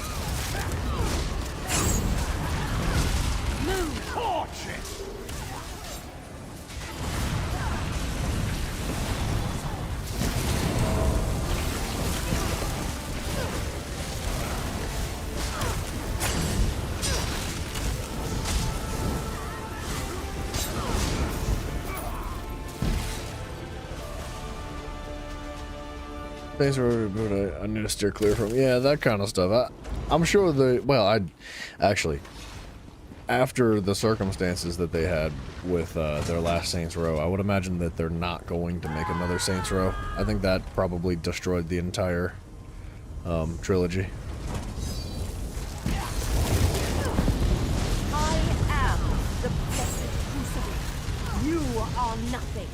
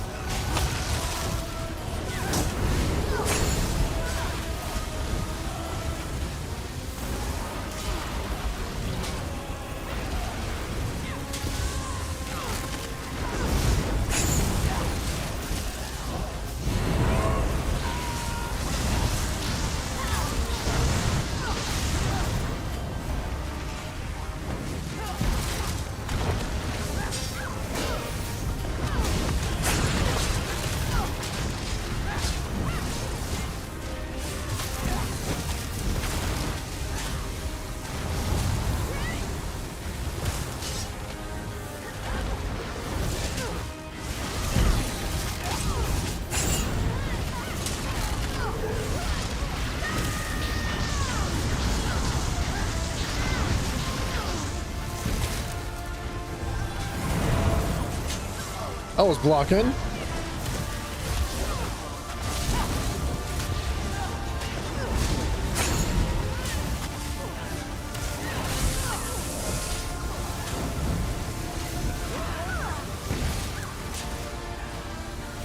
Cow's not blocking.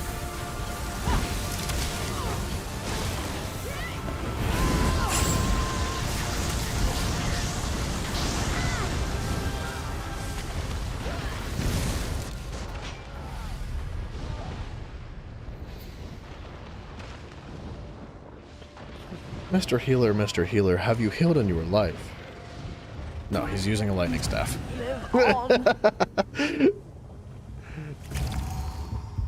Why am I not surprised?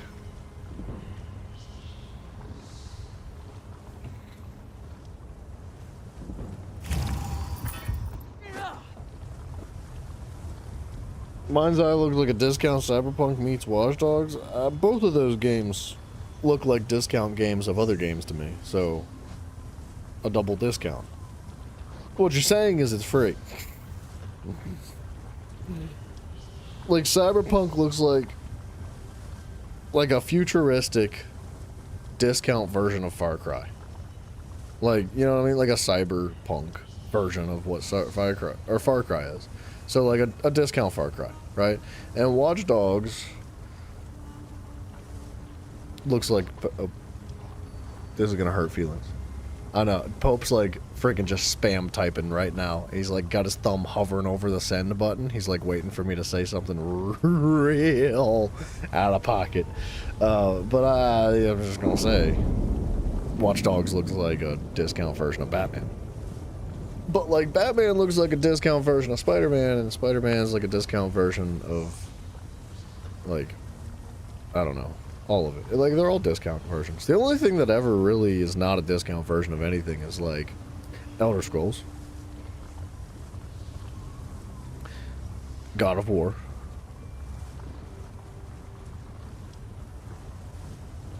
predecessors. That's it. That's all there is. The rest of the games that exist are just discounts. SR3, Saints Row 3 was amazing. Even Saints Row 4, Get Out of Hell was a strange game. See, I heard that I'd only played Saints Row 3, I think. The purple one. Pretty sure it's 3. They were probably all purple, actually. I don't know. I think it was 3. I enjoyed it. I thought it was a lot of fun. It was like a discount version of GTA. But it was still quite good. And then whenever one of their more recent games had come out, they just like went, I guess, all woke or something. Like all woke and like kind of gay. I don't know. Like you couldn't swing dildos around anymore and beat people over the head. You couldn't like, there was nothing in the game that made the game what it was anymore, which is why I think it killed everything. But that's just me. I don't know.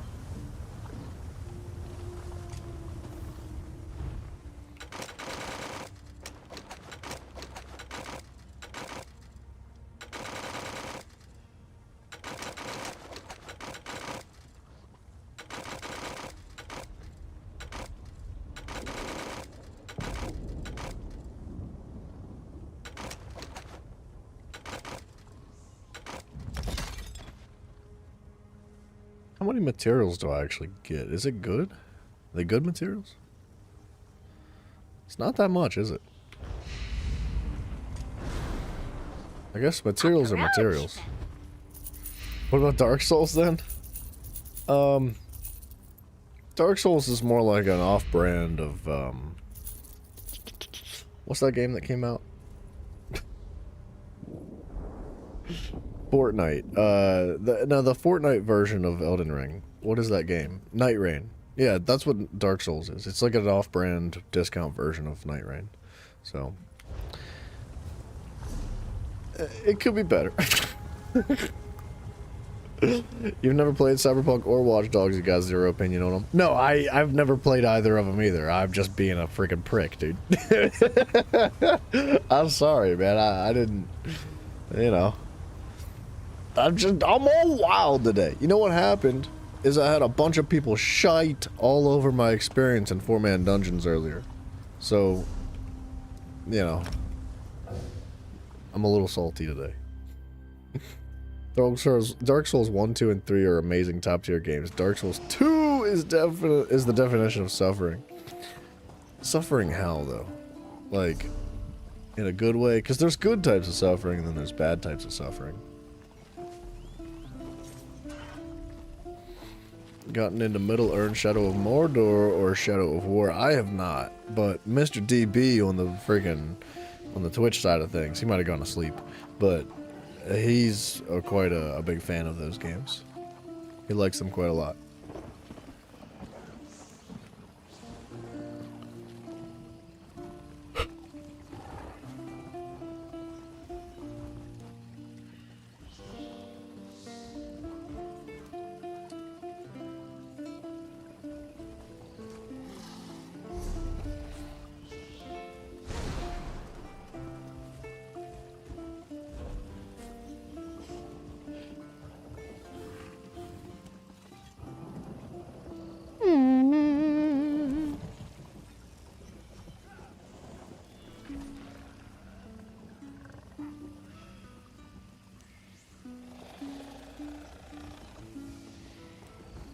Okay, Rushing Agony is cool because it's got a very short cooldown.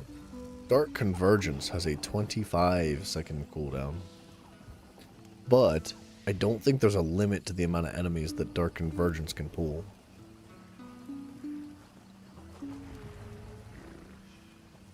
Not the good kind of suffering. It's one of your most hated games. I've heard a lot of people say that about Dark Souls 2, but I would say that one of the most apt Dark Souls players I've met in my life is the Canadian Frog. He said that's one of his favorites. I wasn't there for his whole playthrough. I would just dip in now and then when I had time to. I didn't get to really see much of Dark Souls 2 when he played through. I don't know why he liked it so much more than any of the other Dark Souls games, but I would imagine that the reason why everybody hates it is why he loves it. I don't know, man. I've heard so many people, like the biggest people that, you know, everyone that loves Dark Souls looks at Dark Souls 2 and they're like,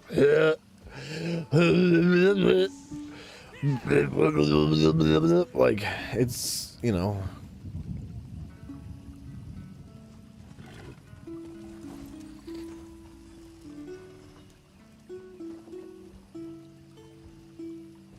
kind of into BioShock. Yeah, BioShock's a good one too. BioShock is cooler than, like, Cyberpunk, in my opinion.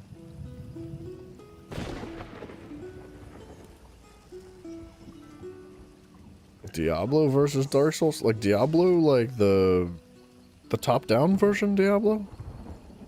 I don't know if you can compare those to Dark Souls. That's, like, they're vastly different games.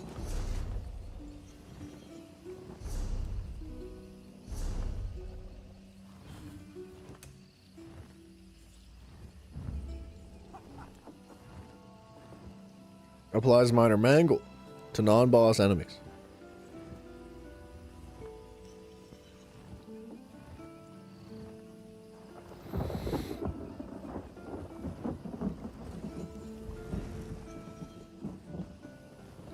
There's a few strange people that say they enjoyed Dark Souls 2. They also enjoyed Zelda 2. I never played that one. I don't know if there's some real sick freaks in the world. I mean, yeah, there are some real sick freaks in the world. There are.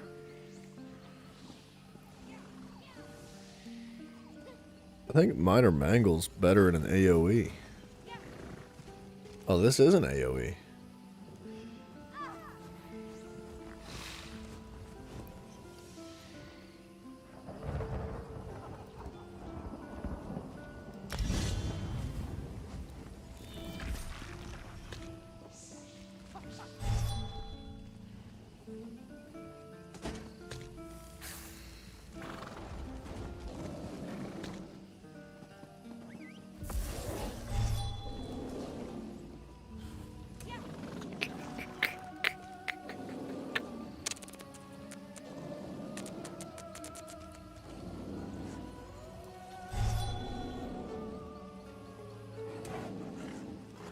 Oh, bro.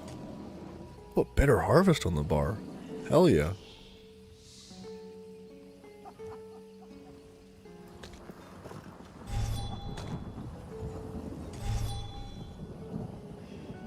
And then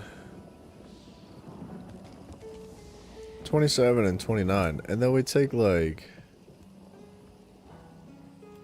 Oh, gosh darn it. Hungry Scythe is not what I was hoping to be able to pull. That's fine. Is it?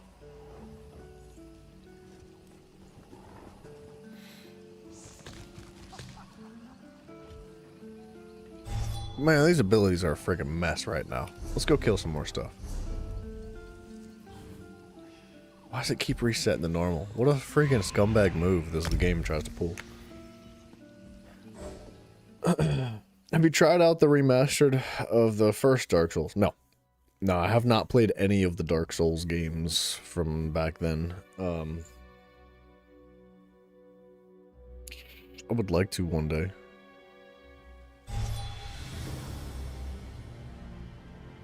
You played both the original on 360 and remastered. Only did the DLC on remastered though, seeing as it came with it. Oh, I gotcha.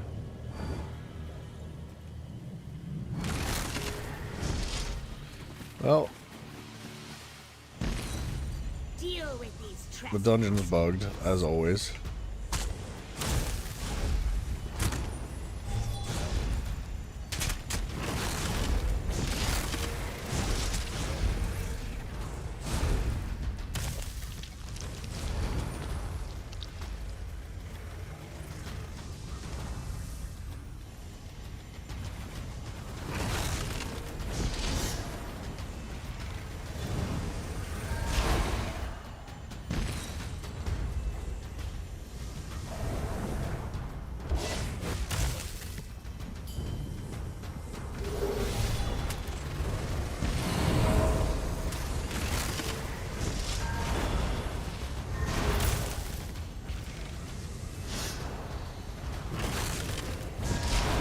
I don't think I've ever gone in this room and it wasn't bugged.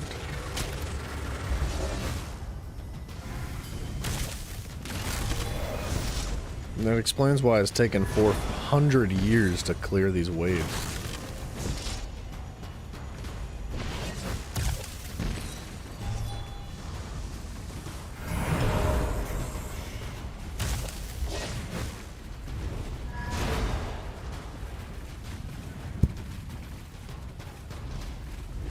What about the newest Elder Scrolls Remastered Oblivion? I haven't played that either. I want to though.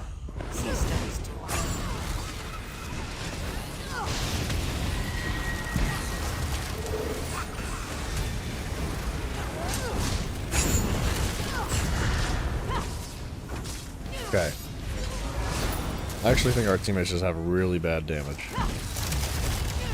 No mercy. No prisoners.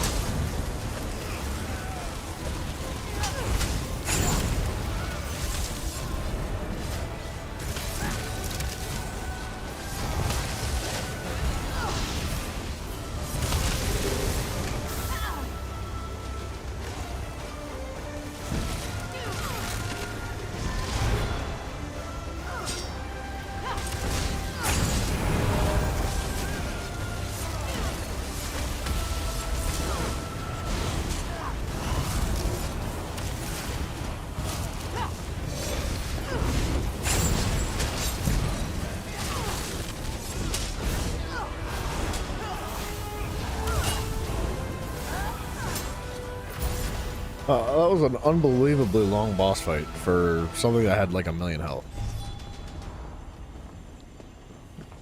Bring their heads to the queen.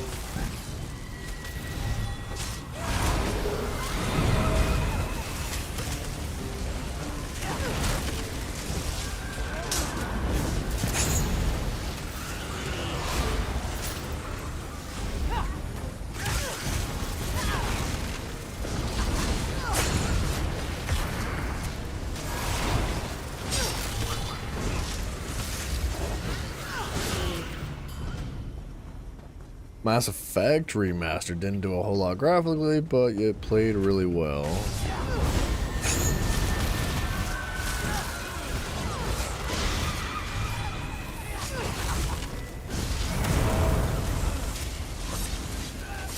Played really well for what changes they did make. Did they actually make any changes? Or did they just like re-release it?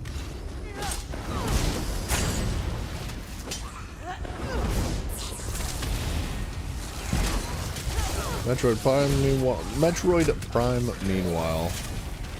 Sorry. Had an upgrade good enough to fool you into thinking it was a remake at first. For real. That's really impressive, dude.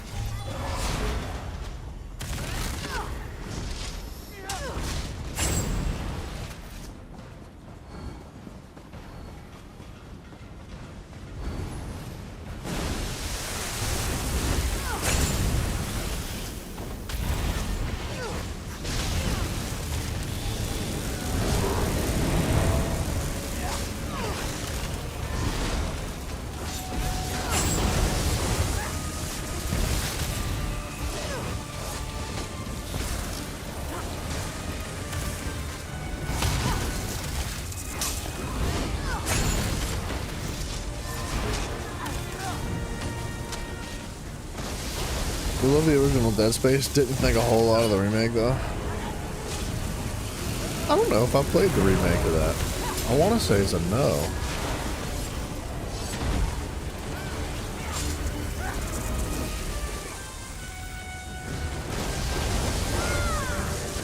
Don't know what happened right there.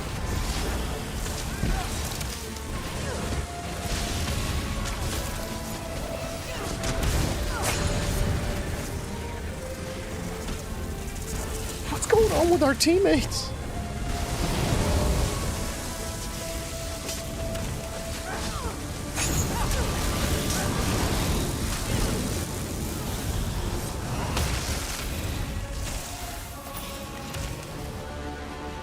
We'll get through it. Anyone like Days Gone? I've never played that one either, but I've heard good things about it. Like, I feel like it's 50-50. It's like the people that have played it like it, but most people haven't played it, so they don't know. You're no match for us.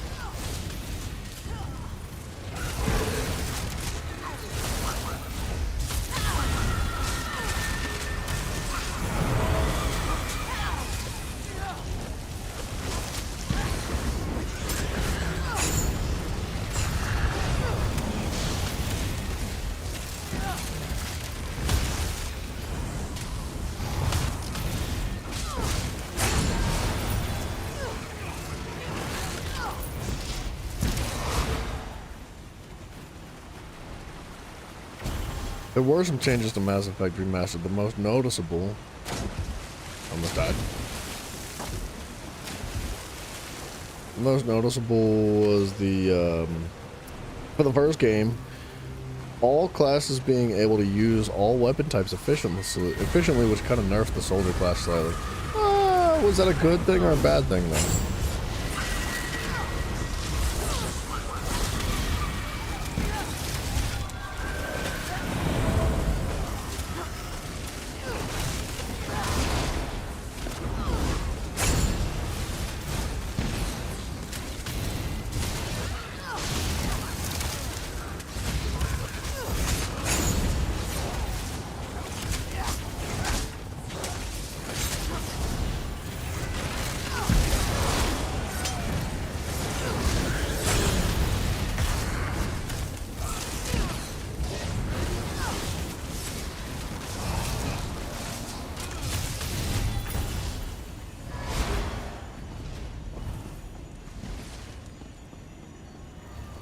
Good for everyone who didn't play the soldier. Oh. Which is probably most people. Okay. This swamp is where you'll die.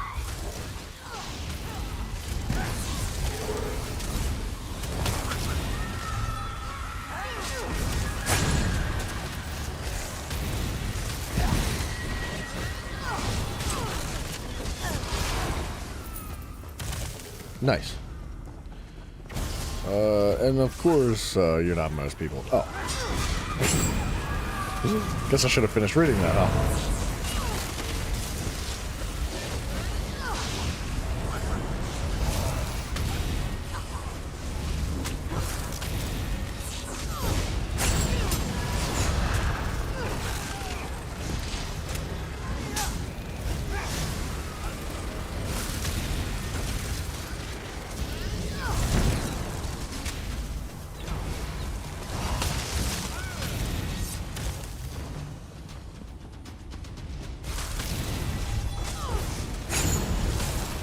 Now, why did it not reduce his health, but it did damage to him? That's weird. I think there's better ways to apply Minor Mangle, like larger AoEs.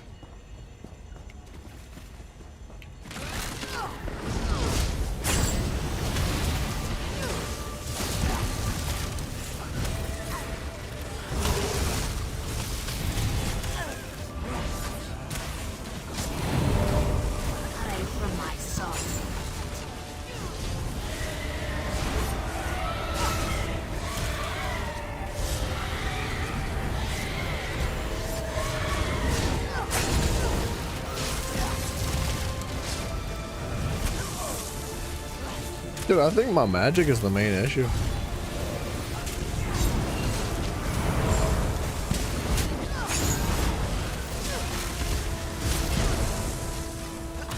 Hide from my sword.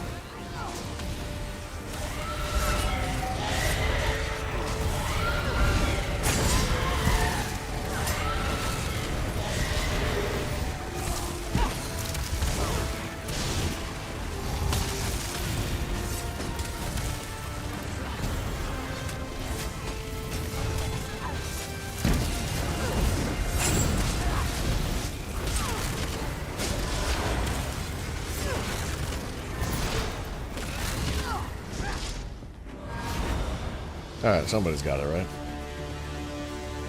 There people had mixed opinions on Mass Effect Andromeda. Pope has discussed Andromeda, you know, lightly. It was a catastrophe. Did so badly that they canceled both the sequel and the DLC they planned for it. That's really unfortunate, man.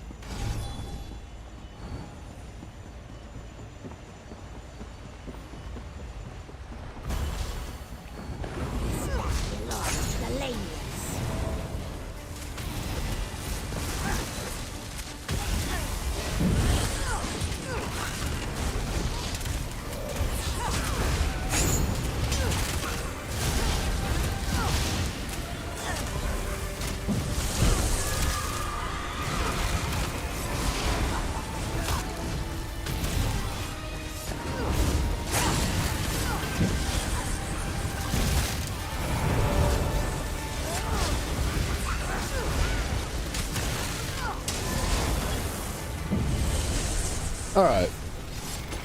I think I've made up my mind that pulling enemies around, that is not my job. Nope. Not my job. I think it's the DD's responsibility to provide some form of crowd control to group ads together. With that being said, I think it's my job to just keep the team alive. And although it would be a bit above and beyond to also pull ads together, I think I do a reasonable amount of that already with random scattered ads. My one ability does that, but it's not like great. That's the problem.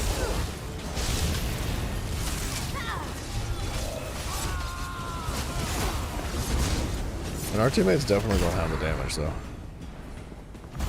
Leave this place. You are an intruder here.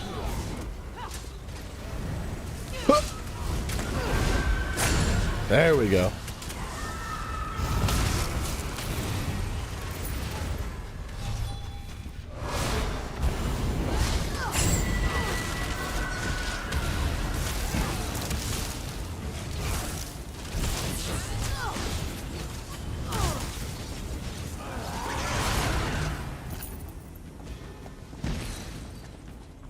You played Anthem? Oh, good God, I'm so sorry.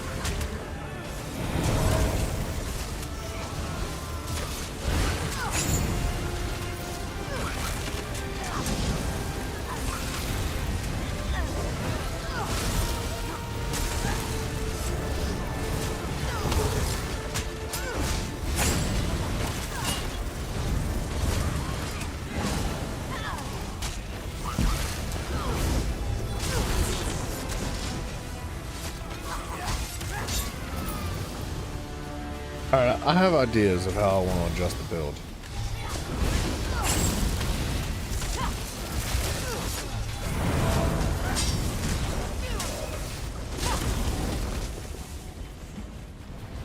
Once we get out of this dungeon, which we're gonna be shortly, hopefully, we'll talk about this.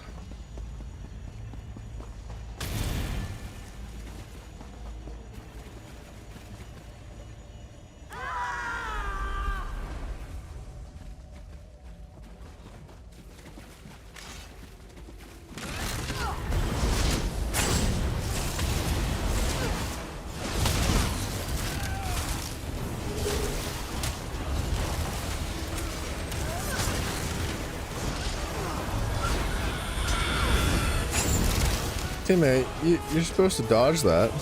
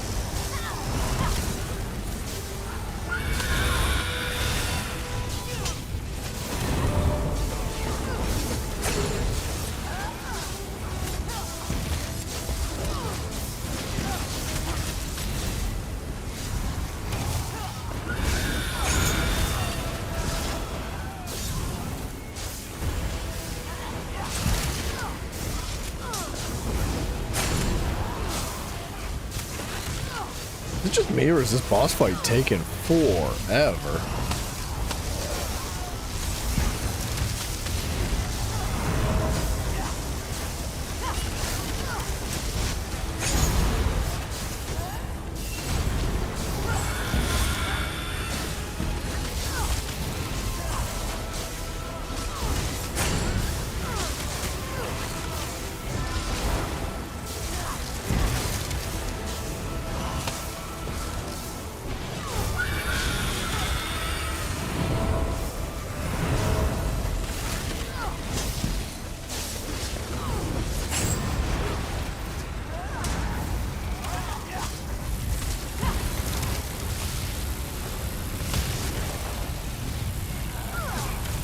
Is it because whoever that is a full tank?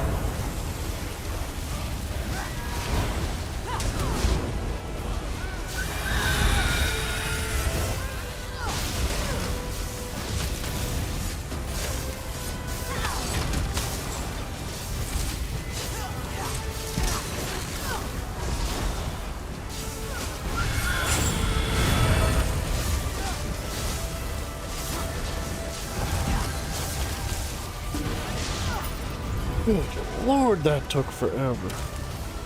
Those guys were not very damaging. I think that guy with the bow. Oh, the one Khajiit with the bow was like a full tank. This guy. I don't think he did any damage. Like at all. Negative damage. He was healing the boss, bro.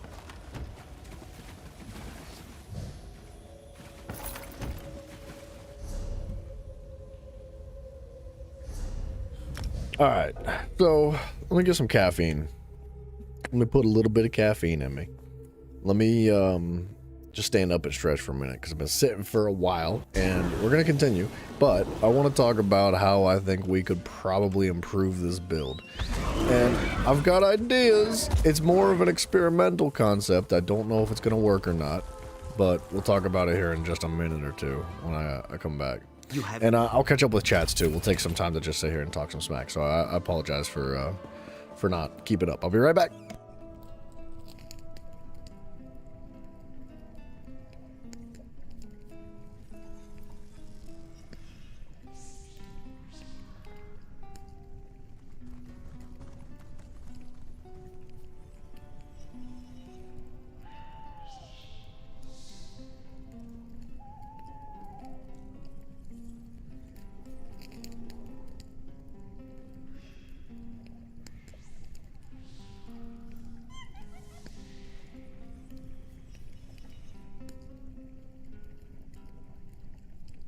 Selling, buying, trading right here.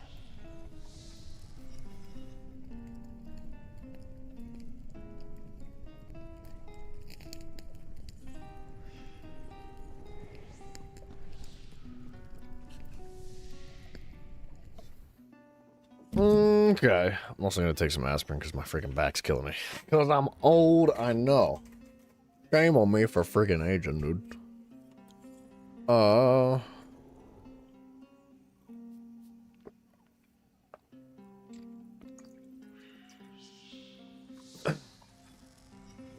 So you played the Anthem test server. You knew within the time that you put into it that that game was going to be a massive failure. Yeah, so the test server is one thing, right? But on launch, that game was a disaster. I heard nothing but horrendous things about it. Battlefield 2042, don't even talk about that game. The only game you knew that was going to be a failure faster than Anthem was Balan Wonderworld, or Wonderland. Never heard of that. So, it must have been a pretty big failure, man. I've never in my life. Never played the Battlefield game ever? A Battlefield game ever? Oh my gosh. Kind of dropped off generic shooters that get regular releases back on PS2. What do you mean regular releases back on PS2? PS2? Call of Duty just came out. Battlefield just came out on PS2 days. That's so long ago. I guess it really wasn't that long ago, but it was in terms of like video games and technology.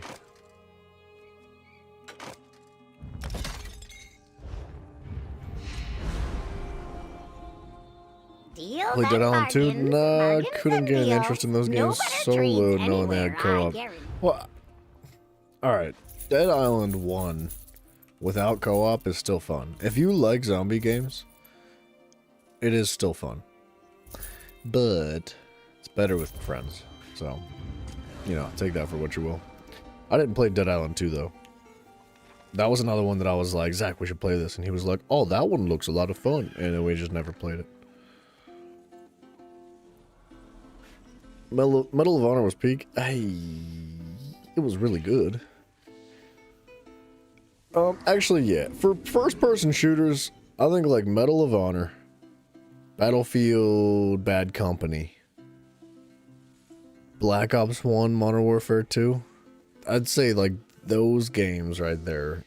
Not necessarily the time era, because I know they're kind of in a gap with one another, but I'd say that like those handful of games were like peak for first-person shooters for me. After that, I have very little interest, if any at all. Okay, we don't really have any points to put in. Okay. Stonekeeper sucks. This set is awful. I don't like it.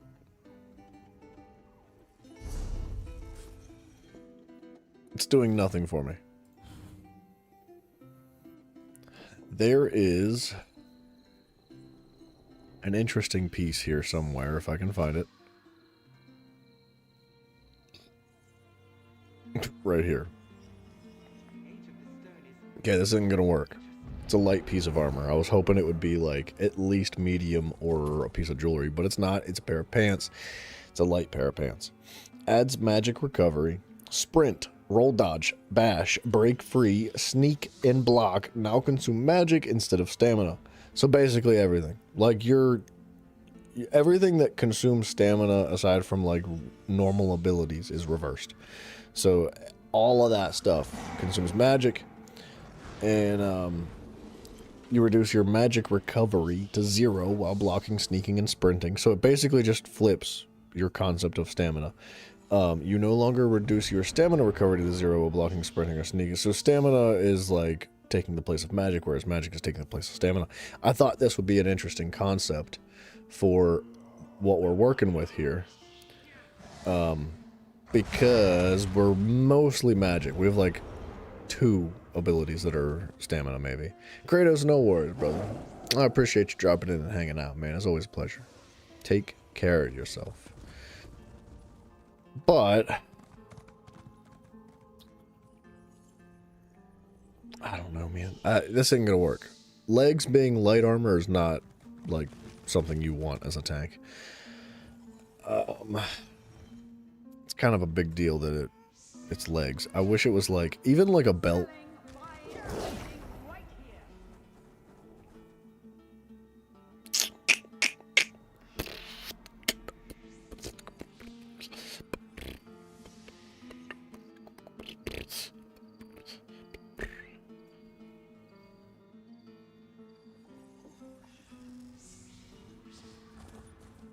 No, I don't think that's gonna work either, dude. Dang it.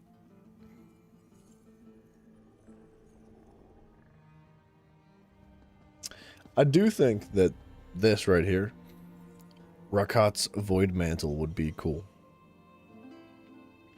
It reduces the damage of your light attacks, which does not matter. But,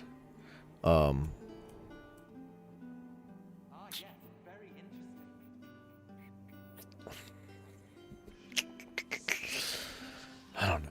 I don't know. Okay, so I would be giving up a monster set entirely for something like this. My monster set was dedicated to sustain. This would be dedicated to sustain. I think it would be a lot better than the current monster set I'm rolling with too. It is a medium shoulder piece though, which is a little bit on the I'm sad now side. So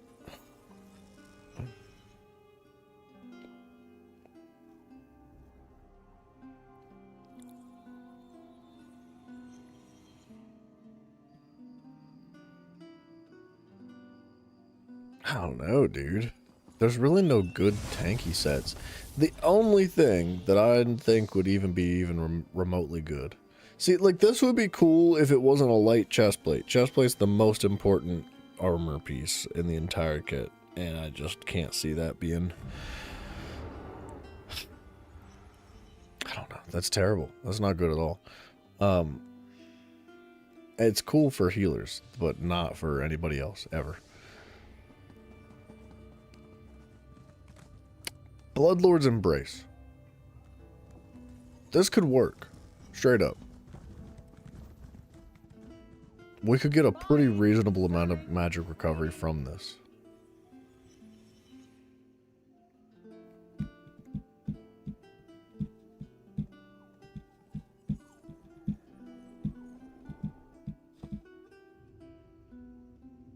We'd have to pretty consistently be blocking. What's this?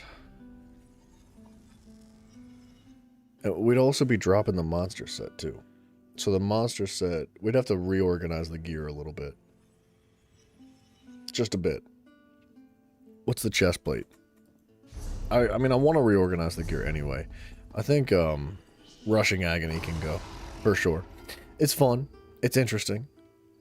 Yes, it is a 1-item set. That is correct. So mythics are a unique thing that you can only have 1 active at a time, so you get to choose between them, and you don't need to use them either. But the way the gear setup works is that you have room for 2 5-piece sets and a monster set.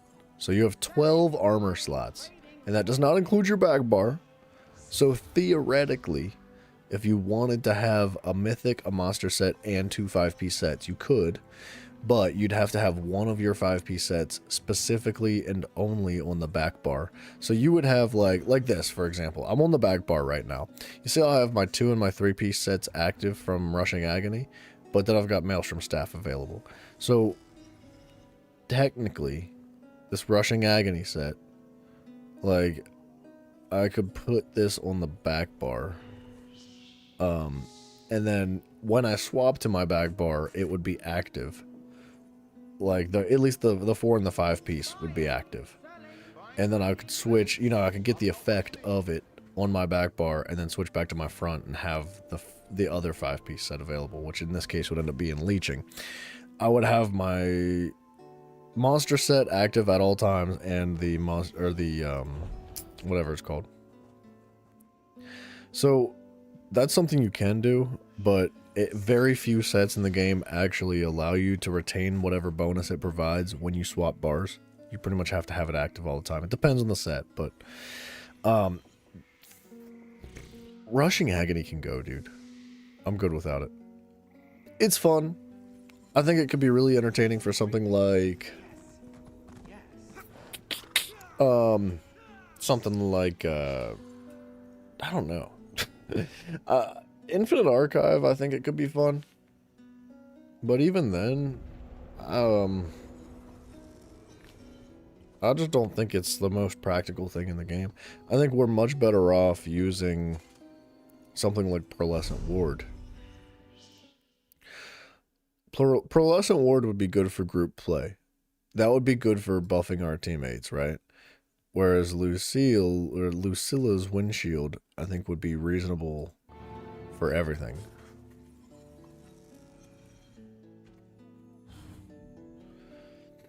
So this would give us max health, max stamina, and healing taken, and then blocking 3 attacks within 10 seconds creates that windshield. Enemies in the area would gain minor brittle, increasing their crit damage taken. And while you're in the area, you gain major protections. I think this is pretty good. I like this. It's good for group play, too. So, Exiled Redoubt is a dungeon we'd have to do if I want this. Realistically, I wouldn't necessarily want to change my armor at all. Like, I'd probably... This gotta go. The Stonekeeper's Visage is not good, in my opinion. It takes way too long to actually stack the charges. It says charges can be accumulated every quarter second, but...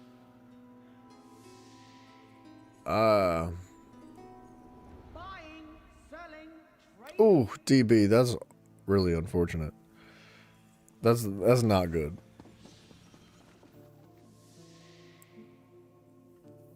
But if you were blind, you'd probably have a hard time typing, so I hope you're okay. You're gonna be alright, buddy. I love you, DB.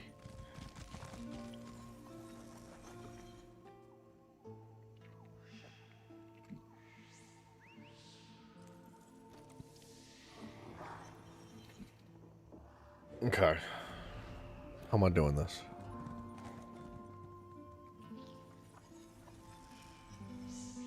The chest plate would have to be removed. You'll keep an eye on it? Good, good, good.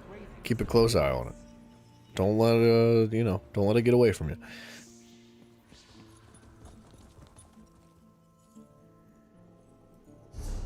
I'm thinking here. So, Lucilla's Windshield sounds good. But I'll be honest.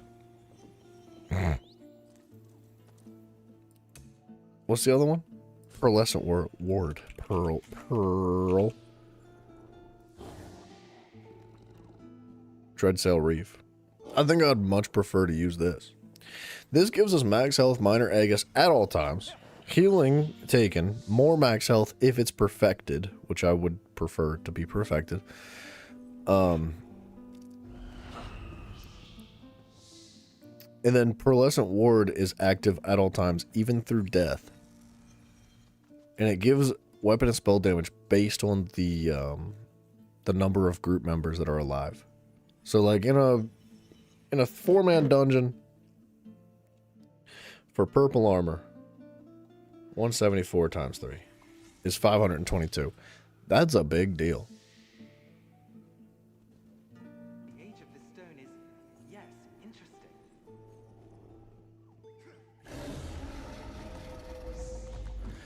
It doesn't have a cab. Does it not have a cab?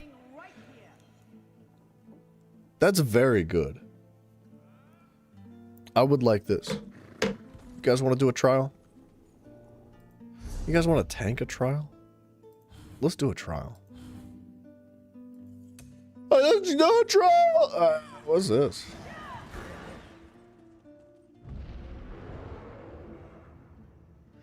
Any trial veteran. What are we doing? Dreadsail Reef. Why is nobody doing that? That's the Dreadsail Reef on normal.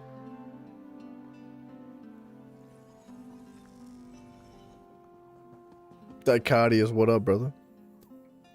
We didn't win yet, but we're close.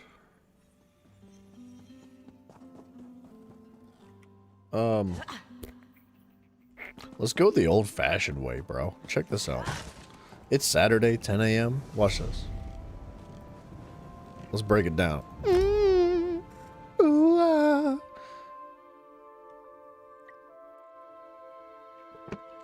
It's going. It's going. We'll go gooder, dude.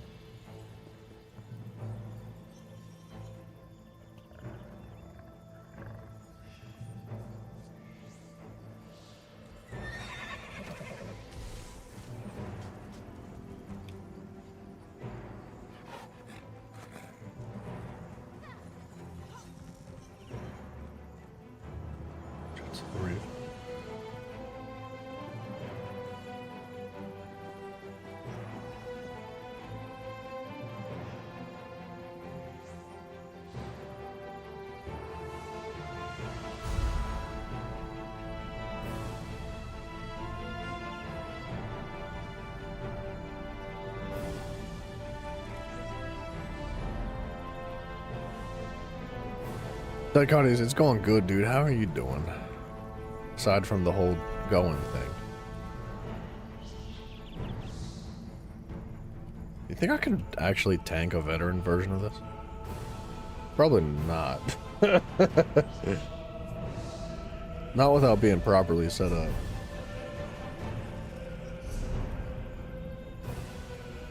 Aw, Dichotius, I wish you the best, dude. Cause every little thing is gonna be alright.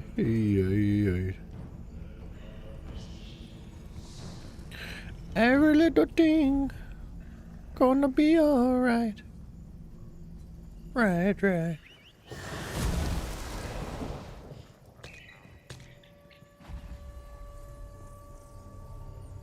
I don't know what to do here. Sunburn and a chipped tooth. Oh, that's not that bad, dude. You're alive. It could be the cancer. So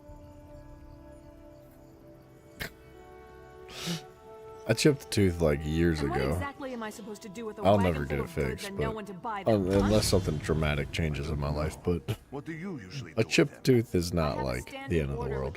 And sunburn just means you'll be tanned one day. Someone usually comes to pick Sounds it like up, things are but going they haven't good shown for up you. this month. You also got into a car crash a short while ago, but you're alive. It's just a car. I mean, you know, be careful. But cars are just things. It's just stuff, dude. Crawling with sand warriors and wild creatures? To a school where they lob off the heads of the unworthy? No, thank you. I'll just wait here. That lady's really annoying. Someone's bound to show up eventually. It's about that positivity, baby. Come on, Di. You can do it. I believe in you. I am out of ability slots, though, which is unfortunate for this. Embrace the Lotus Blessing, causing your light attacks to restore health. You're fully heavy. Oh, okay, so health to me, right? You're just annoyed? Yeah. That's fine. I hope things get better, dude.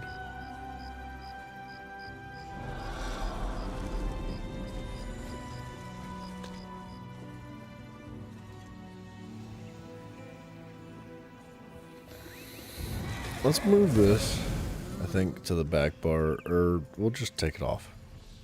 For now.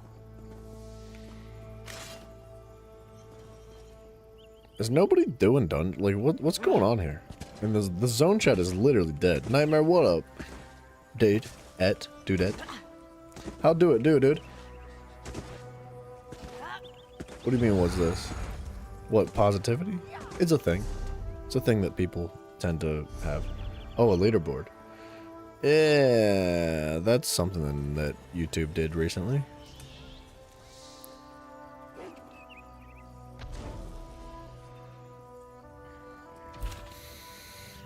I would like to do veteran Dreadsail Reef.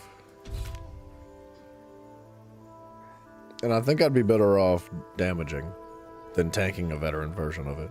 I do not know the mechanics of Dreadsail yet, so it's probably best if I do damage. You know what? Let's just join these guys.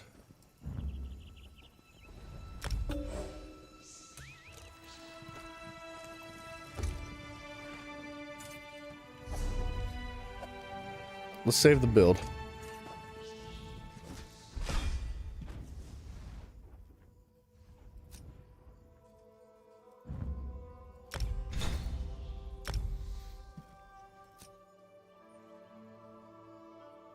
Dreadsail Reef's fun. I want the pearlescent ward set, man. How do you win the leaderboard? You gotta be here. Basically, you just earn XP by sending chats, super chats, stickers, anything that's like a form of interaction with the stream. So memberships count too, donating memberships counts, and just free chats count. So, you know, do you do. However, what you need is to be here for an extended period of time. So there's a cap to XP. I think when you first start out, it's like 75 XP.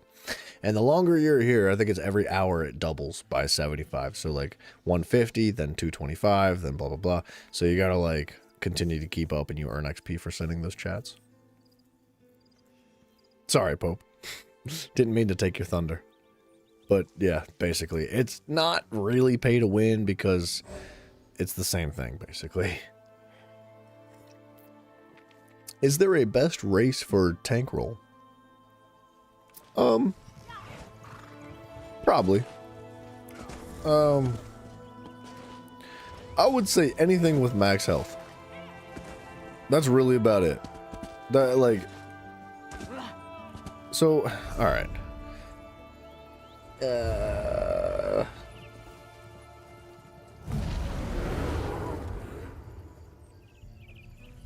I forget the races. Recoveries and max health. We'll put it that way. Yeah, Orc is very good for... How did you know? You spelled it wrong, though, so I'm disappointed in you. But I'm also impressed. How'd you do that? Orc is a good class. I mean, I'm running Khajiit for like tank-oriented build, and I'm doing just fine so far. Could it be better? Yeah, sure. But it's fine. Like, this increases max health. And recoveries. Like, there's nothing wrong with Khajiit, I don't think. Talent's fine.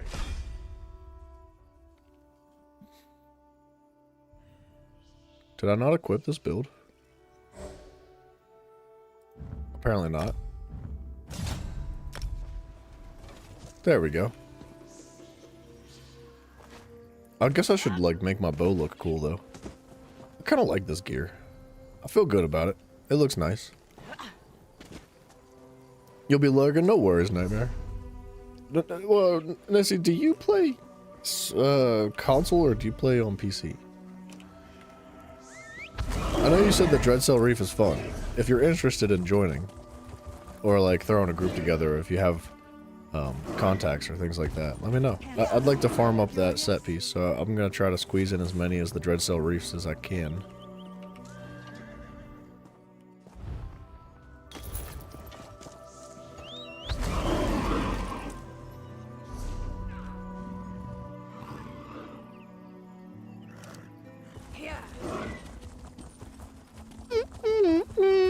So I came to Craglorn because I thought, like, this was, at least it used to be, from my memory, excuse me, was like the place. Like, if you wanted to do trials, like, this is where you went 99% of the time.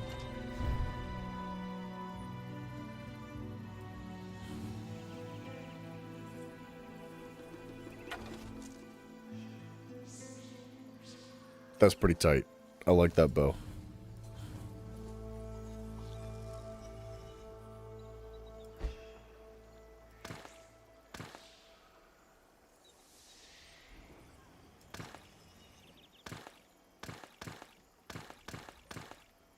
Am I gonna brighten it up?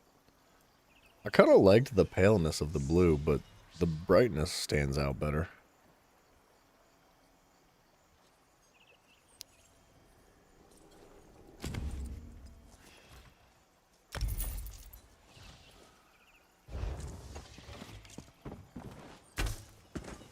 I feel good about this, dude. I like the build that we came over, or like at least the visuals, the cosmetics of the build came together nicely. It could be a little bit cleaner, but it's not bad. Now wait a minute. Now, hold on. Now, man. Now. So, am I actually set up though? Minor Mangle. Don't care about that. Not really. At least not for this class. I think I'm set up. Savagery and Prophecy. For a 2-bar, that is. Sorry. Should have specified. We've got Courage.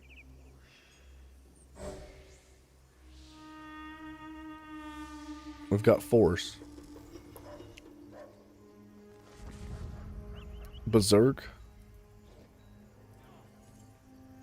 Which honestly could probably just go in the back bar.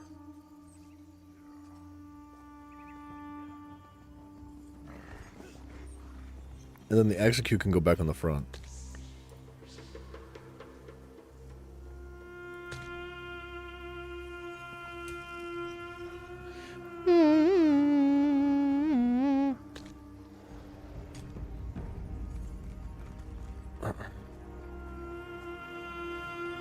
There's Sorcery. Feels like I'm missing stuff. Because I'm trying to get the Oaken Soul off of there for this dungeon.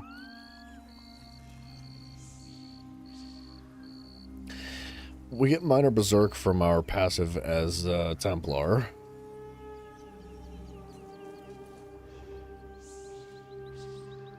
We would be missing Minor Protections, Major Resolve, Minor Mending, Minor Fortitude, Minor Intellect, Minor Endurance. We would be missing Minor Heroism, Minor Slayer as well. Minor Aegis and Empower. I feel like we just are losing buffs with the Oaken Soul Ring. Maybe we just keep the Oaken Soul Ring attached. And then swap out the Execute for Reaper's Mark again.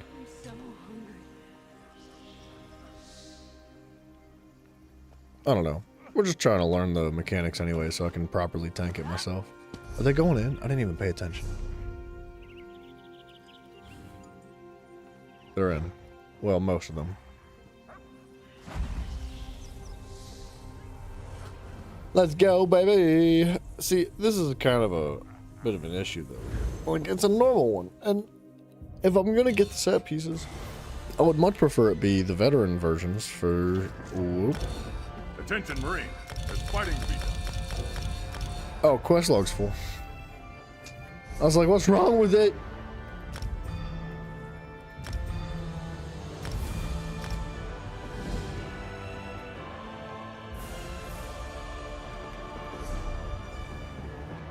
I'm coming, teammates. I'm sorry. I didn't know what I was doing. Why did we go to Craglorn? Are you kidding me? I have no idea where I'm going. I feel like Khajiit is such a well-rounded class.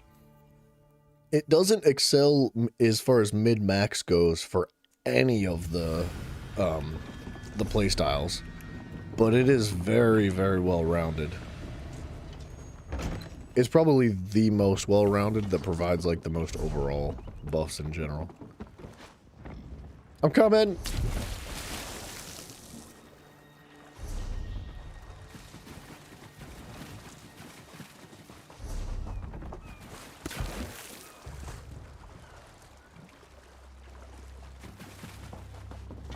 This is a very cool dungeon, by the way. I really appreciate the whole, like, swimming to the start thing. Like, it's just, immersive. Definitely not the most efficient. Whoop! But it is immersive.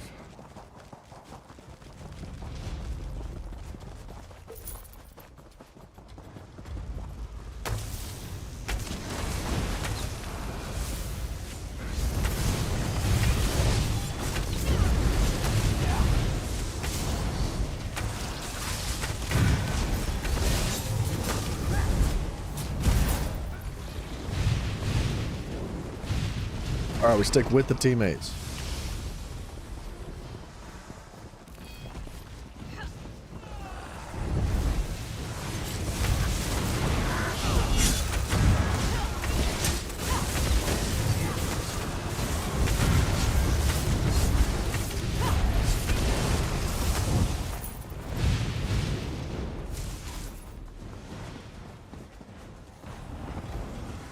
Let's eat these guts alive.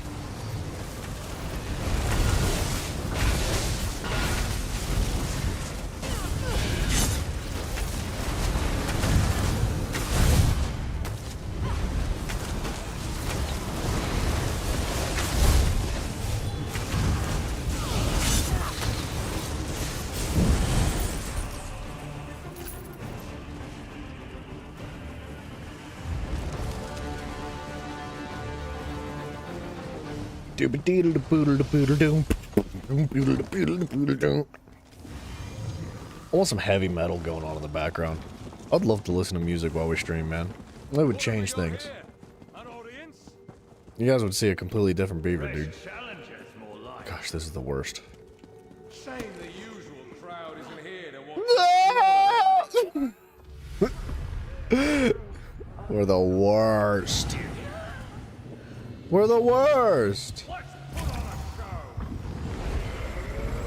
Shame.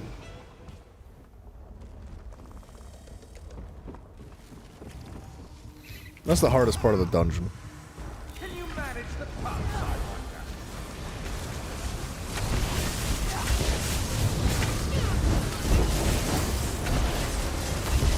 Now the real fight begins. Everybody's using the Gravelord tree. You're not prepared to wield my power.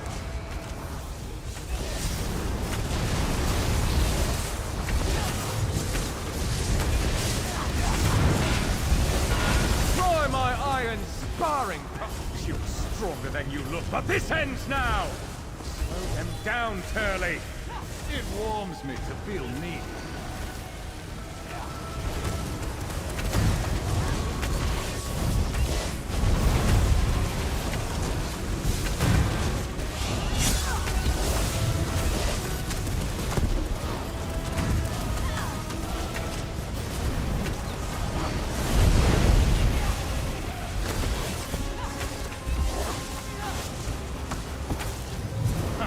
Not your finest hour, lie.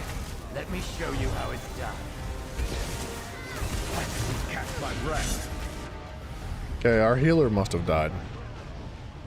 Or just stopped playing or something.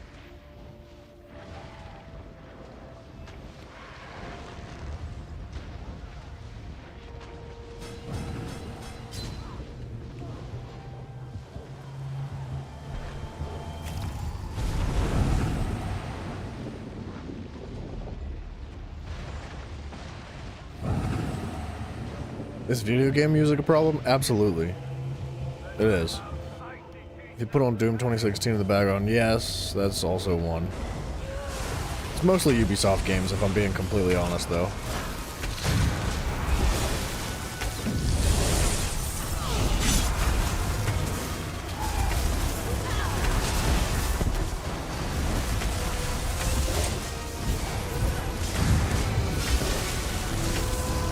Can you conquer this mountain of ice?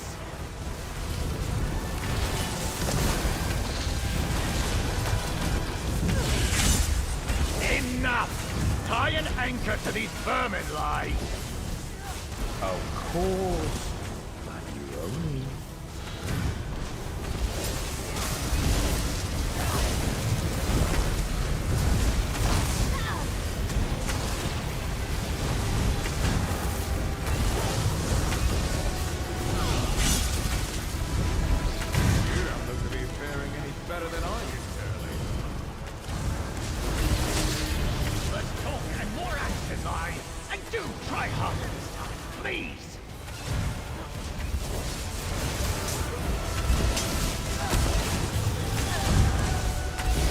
Pope, I would say generally video game developers use their own music, like they create music for their game. And in that, it's copyright free because it's their music and they provide it and they allow it generally. But games like Ubisoft makes, instead of making their own music, they buy copyright values from other like musical creators and they put it in their games. 98% of the Ubisoft games we've ever played, with the exception of like the 10-year-old plus Assassin's Creed games, every single one of them got copyright claims. Either full demonetization or partial demonetization, where the creator just takes like a portion of the revenue. Like, if you go back through old streams, 99% of the streams that I've ever done, like, I think Red Dead Redemption 2 was the only time that I just, like, let the demonetization roll.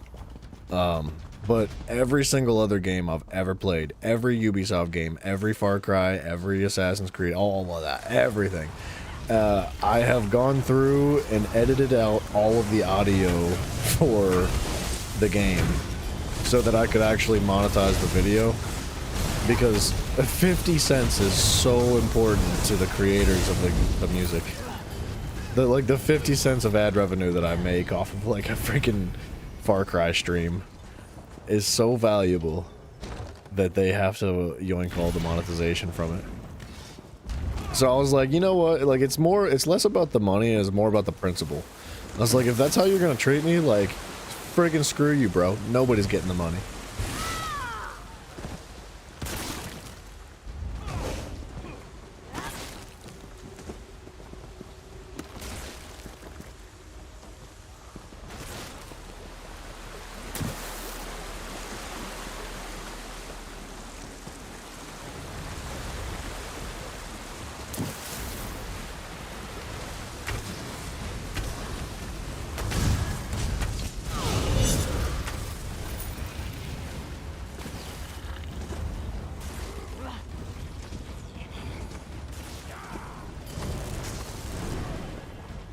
Okay, we're going with this guy.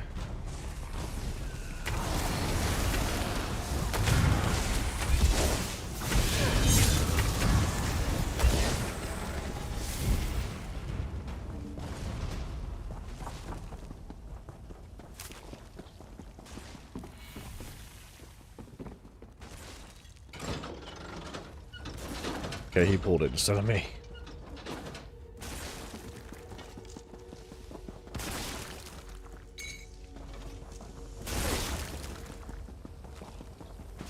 Yeah, I don't know why he pulled it.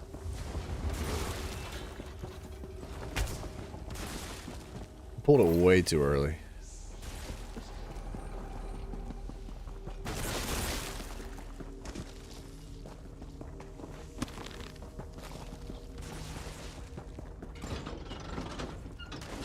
Bro, you're supposed to pull it on one, you friggin' sped.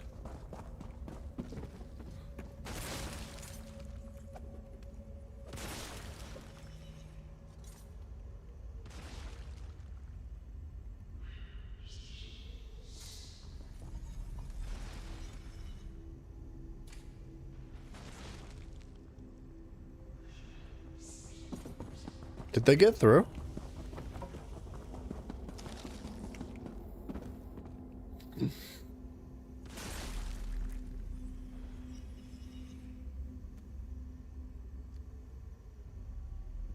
I'm waiting for him to start counting. I think this guy can handle it, but he just keeps pulling it way too early.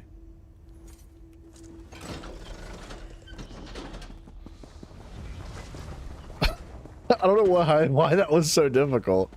What happens is you gotta pull all the levers at the same time, so the teammate kept pulling it like way too early. Like the group leader was typing in the chat like 3, 2, 1. And he just kept pulling it on 3. I was like, what the heck, dude?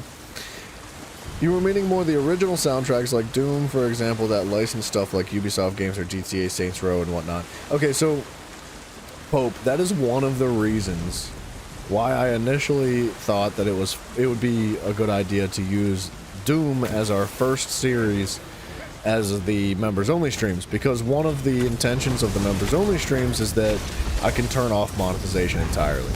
I don't even have to think about it. We can play whatever music we want and it's all good. We can have a good time. We can, like, you know, scream profanities and just like take our pants off all day, because I know that's what everybody wants. And we'll have a good time with it. And that was the goal with those, because I know that there's copyrighted music in there, at least in like certain places.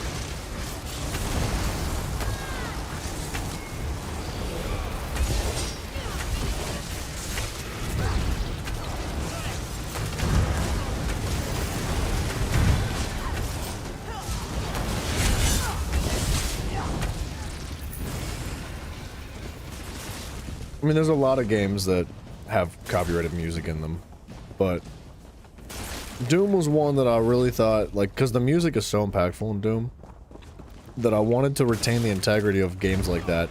Same with, like, Red Dead Redemption 2. The music is so impactful that I really felt like it was necessary to not remove it from the streams. Whereas, like, if it's a Far Cry game and the freaking radio is playing some freaking stupid, awful music that comes from, like, don't get me started. I was like, yeah, forget that music, man. Forget it. I have no interest in that. I don't want to, like, I'll just take it out. And it's just, like, not necessarily, like, me being like, man, I really need that 50 cents for the monetization. It's like, that's not really the point. It's more like an attempted middle finger at Ubisoft for, like, doing what they do, because they are slime bags, man.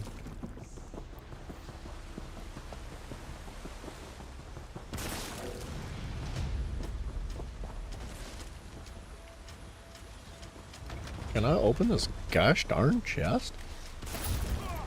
Hey, I got a helmet.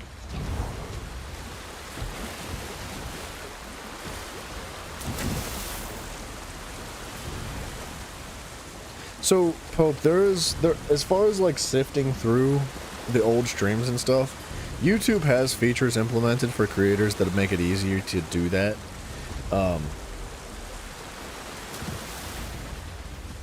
It's like, there's different forms of monetization and demonetization, and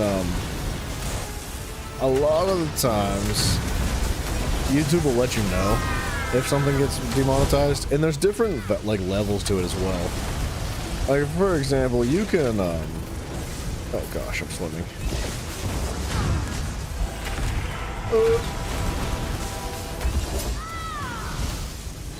You can get copyright strikes on your channel, which, if you get like 3 copyright strikes, I think inevitably your channel gets just destroyed. Like, YouTube just turned your channel off. They're like, yeah, no more for you. Like, you tried. But I've never gotten a full-on copyright strike. I've always gotten like just partial or full demonetizations. And there's different forms of demonetizations too. So like the partial is essentially, I'm gonna let these guys handle the levers while we sit here and smack talk. But the partial is either the video cannot be monetized in certain parts of the world, and or the monetization is being shared with whoever is claiming copyright. Full demonetization would be, this cannot be monetized at all because it like breaks terms of service or is, you know, not suitable for ad revenue, which is an excuse that so many ad providers use all the time. Like, if you say like, man, I got a big fat pussy and it's gay, like, then they can just demonetize you. Or something along the lines of like ad revenue or ad providers being like, this is just, we can't give you money for saying that, or like whatever. Music is one of the bigger ones, right? So whoever claims copyright to, which in the case of music would potentially give you, or they could take all the revenue too. So like, they can say, I want some of the revenue, I want all of the revenue, or I want this video to have no revenue at all. So like, that's up to the copyright claimant. And then YouTube can decide, like, from there what they want to do. But regardless, it's freaking... Some of it is so silly. Like, one of the more annoying ones was, in, like, the Far Cry series. I would get into a car in Far Cry, and there would be some, like, random freaking hip-hop Indian music that is copyright claimed. And it's so obnoxious. Because I don't know the music at all. I've never heard it in my life. And the copyright claim is yoinked from across the world. And it's not available in Russia because Russia doesn't allow anybody to have anything. You're not allowed to watch things in Russia, apparently. The internet doesn't exist there.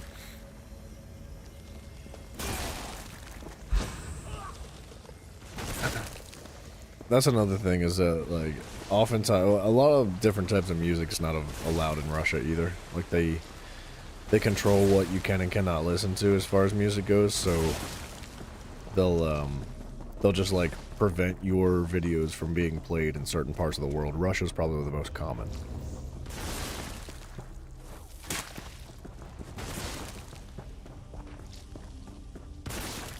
You guys playing a soundtrack of a different game whilst playing ESO is more of a risk and a hassle than it's worth. Oh, is that what you're saying? Sorry, I must have misunderstood.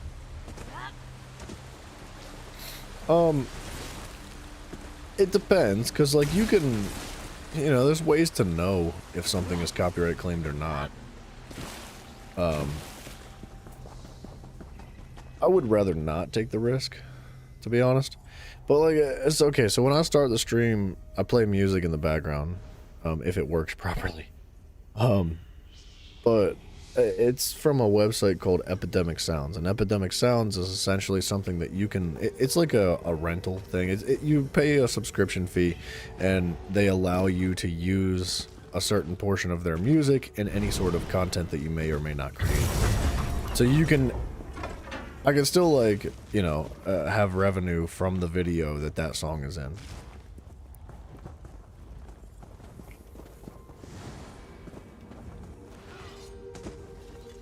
Epidemic Sounds has a crap ton of music. They're very good, by the way.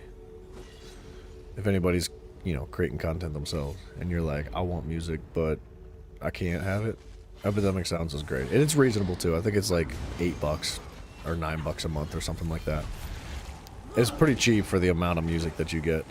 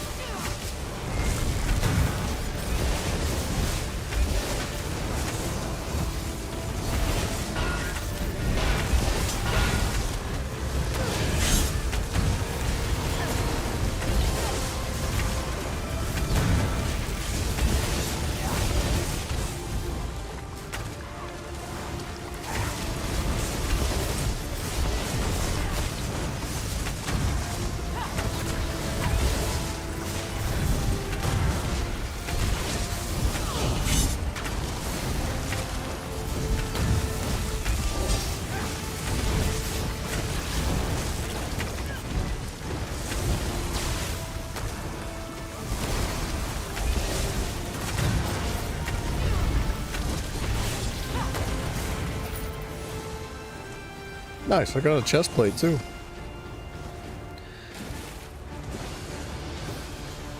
I guess ideally I don't use a chest plate though. Gosh darn it. A piece is a piece. It is a shame. You're right. It's look, I get it, but also it's frustrating at the same time. Cuz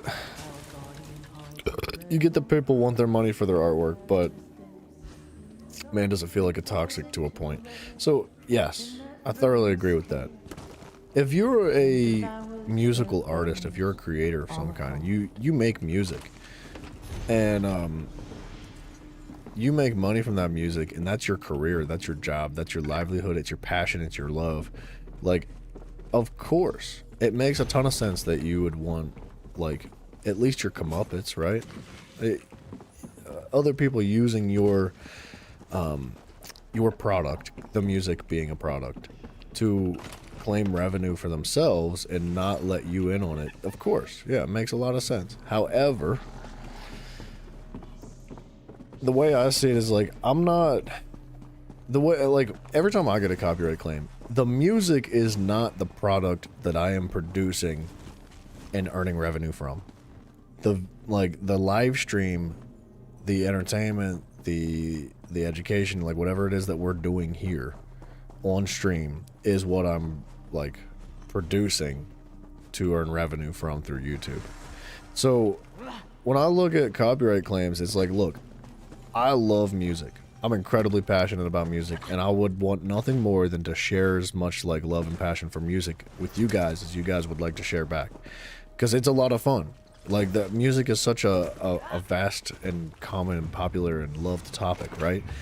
It's so enjoyable to share music with like other people and to have music shared with you that, like, I'm not trying to steal the music.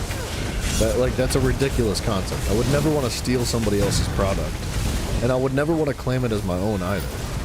But what I would like to do is to enjoy that music with other people, the same way we enjoy these games with each other. Like, there's a very gray area, a very wide gray area when it comes to musical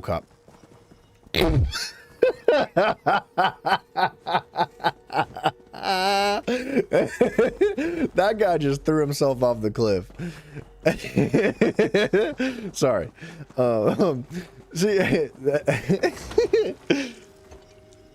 there's a very wide gray area when it comes to copyright for music. And it's because of that gray area that it makes it unbelievably difficult to draw the line as to what is and what is not appropriate to claim copyright for. So rather than please somebody and leave a significant portion of the people that are making music and want their copyrights upset and disappointed and pissed off because they're not making their money, they take it from everybody. Because it's the cheapest, it is the easiest, it is the simplest form of combating this concept of copyright. YouTube doesn't have the bandwidth to monitor or to check every single like video. Like, they don't have the people, the resources, the time to pull every video that's ever existed and say like, all right, is this on one side of the fence or the other when it comes to that gray area where it is and is not okay to use the music in the form of copyrights. Like, so it's difficult, man, and I don't really expect them to like, I don't really expect them to solve the problem. I don't really expect them to come up with an answer, but I do think that it would be interesting to see, like, from a creator's perspective, it would be interesting to see them introduce a setting, because there's plenty of different settings. There's like, is this video appropriate for children? Is this video made specifically for children? Does this video contain promotions? This and that. There's so many different settings when it comes to developing a stream or a video or whatever it is that you're doing revolving around YouTube that essentially like categorizes everything. And I think that there could be one for music too, saying like, look, I use this music, I have like appropriately and efficiently like made sure that this person is recognized for their like artwork and whatnot within the description of the video or wherever it needs to go. And not only that, but it's not the product, like the video or the music is not the video, right? The music is in the video. And with that being said, like, I believe that I should be able to use this music as a form of like sharing it and expressing like love and creativity with it, rather than like I'm trying to steal this person's creation so that I can make money off of it too. I don't know how they'd find that balance. I don't know where you draw the line in the gray sand. I just don't think that there's an easy answer to it, and I'm sure it's something that they're trying to deal with. Like, they deal with it every single day. So maybe one day we'll see some change according to all that, but as of right now, it is incredibly intrusive. Like, really intrusive, dude.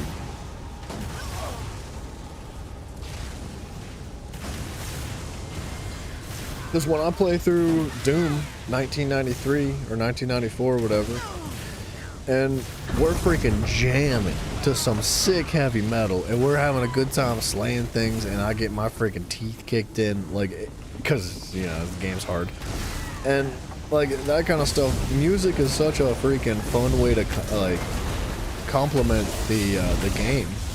And it's such an enjoyable part of it that it just feels really bad to have it taken away. I don't know. I don't know how else to say it, man.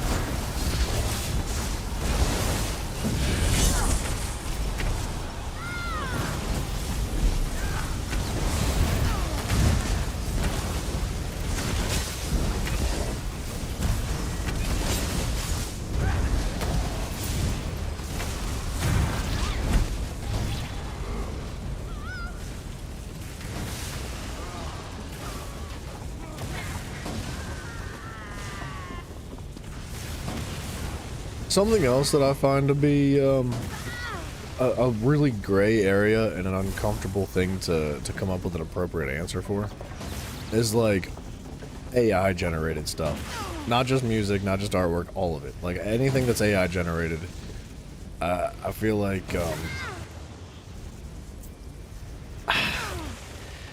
people make AI generated music and they put that up on YouTube and they make money for that. Like, how is that really that different from stealing somebody else's music and making something of it? And like, I don't know, man. I don't know how you do it. There's a very fine, sensitive balance to all those things, all those questions. And I don't think there's a proper yes or no answer to it either. Which is why it's so intrusive on like creation now. Because there is no proper answer, there's no easy ins and outs. And if you know anything about the way the freaking corporate world works, is that the cheapest, quickest, easiest way is the way that everybody wants to do it. And when there is no answer like that, everybody loses.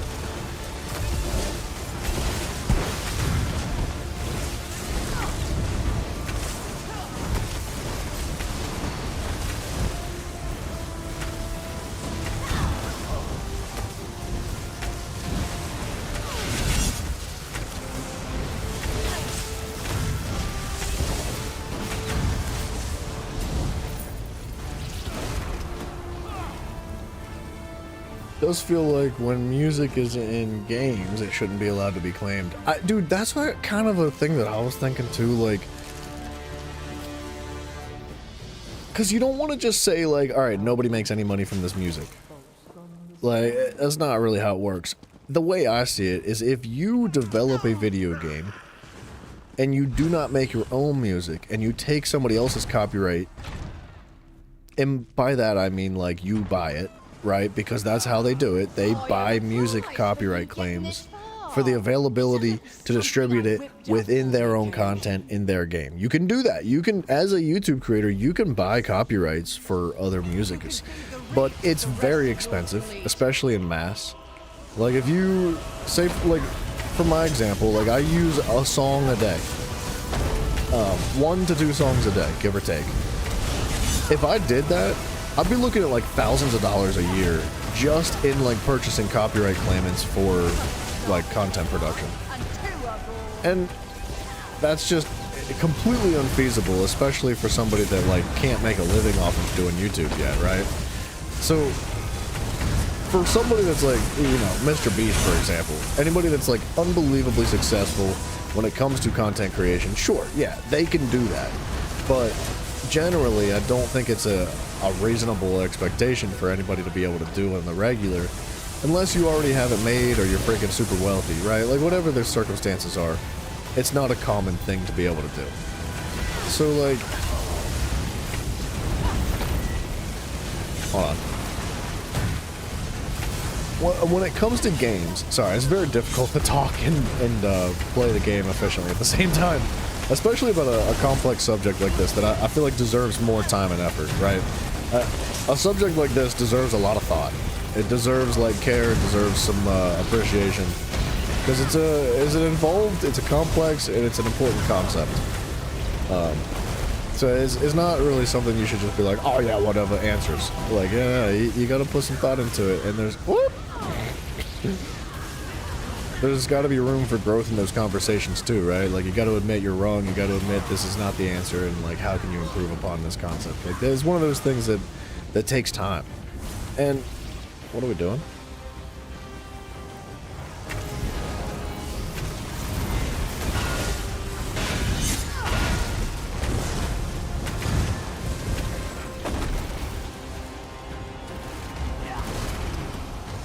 There's no loot?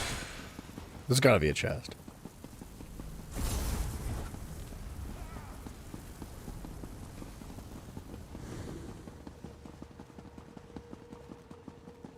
Yeah, whew, alright. But, alright, so hear me out. I think it would be a reasonable compromise that if you're a game developer and you want to use somebody else's already produced music and you purchase their copyrights for it, you should be on the understanding that if somebody else uses that person, that your game, if like, because content creation is massive, right? Like, it's all over the place. Everybody's streaming, everybody's making videos, everybody's playing games and sharing it. You should know and be on the understanding that people are going to make content revolving around your game, and if your game consists of certain contents, then your copyright claims that you use in your game should also consist of whatever it takes to allow that content creator to purchase or to use that game, right? And there needs to be ways to identify, like, hey, was the music played by the content creator? Was the music played by the game? And stuff like that is complicated. I don't know what the answer is either, but regardless, I agree with you. I think that yes, music should be allowed in games. And whatever the balance is, whatever you got to do to allow that to happen, I feel like there's probably something in the works legally, but you know how the legal system works, dude. It's slow as a mother. Dude, it is so slow. It takes years and years to get any sort of progress made under, like, legal things. And there's a good reason for that, too. It's not a bad thing that it's like that. It's just unfortunate.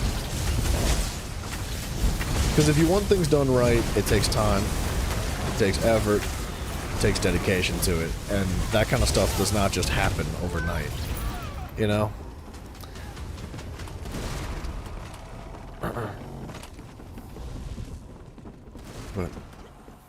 But you're right.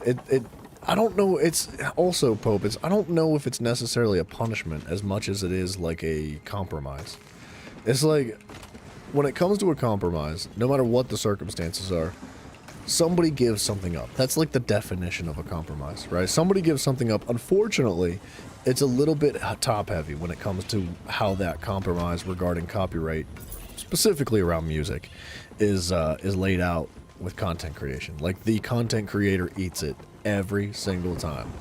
It's never like it's unfortunate, but at the same time, if I was to make a career out of playing video games, and one of my biggest concerns was like, man, I can't have this particular song in my video, I'd be like, bro, I'm making money playing video games. Like, does that really matter at the end of the day? Like, if I can turn one of my biggest passions and loves and hobbies into a career, like, I think that's a trade-off I'd be willing to make. Should you have to? Not necessarily, no. I don't think you should have to. But I'd be willing to if I was paying my freaking rent with the video games every month, you know? Unless someone decides to go against the grain and fix the laws to be more fair than greedy, I guess we're all slaves to such a broken system too. Yeah, I mean, you put that very eloquently, but I would imagine that there are wheels moving regarding this topic. Like, I don't know. I've never really looked into it that deeply to know yes or no myself for sure, or at least confidently. But I would imagine that there's a pretty dang solid chance that yes, there are things in motion regarding the legalities of copyright claims when it comes to copyright. Or sorry, when it comes to content production, excuse me.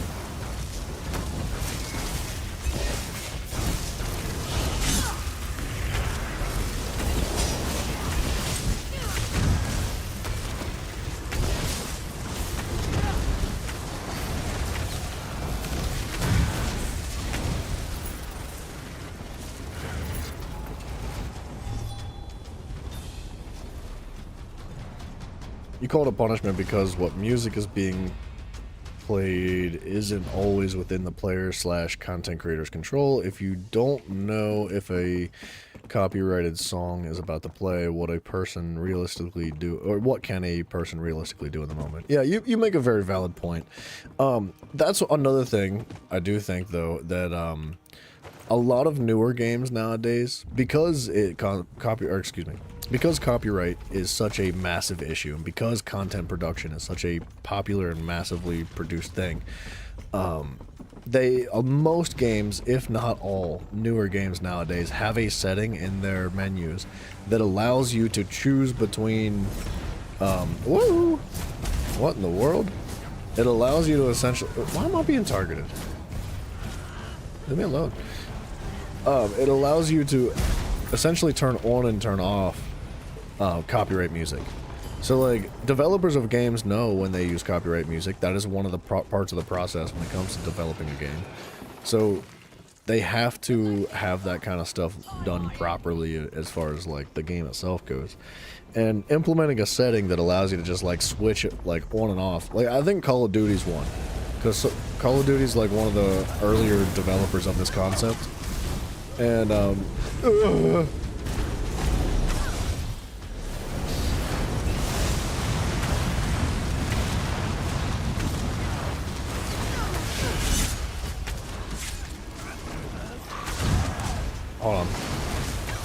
They're not the only ones. I think Fortnite does it too, and so many other games. But essentially, it's just an on and off button that you can choose whether or not you're going to turn on or turn off the copyright music.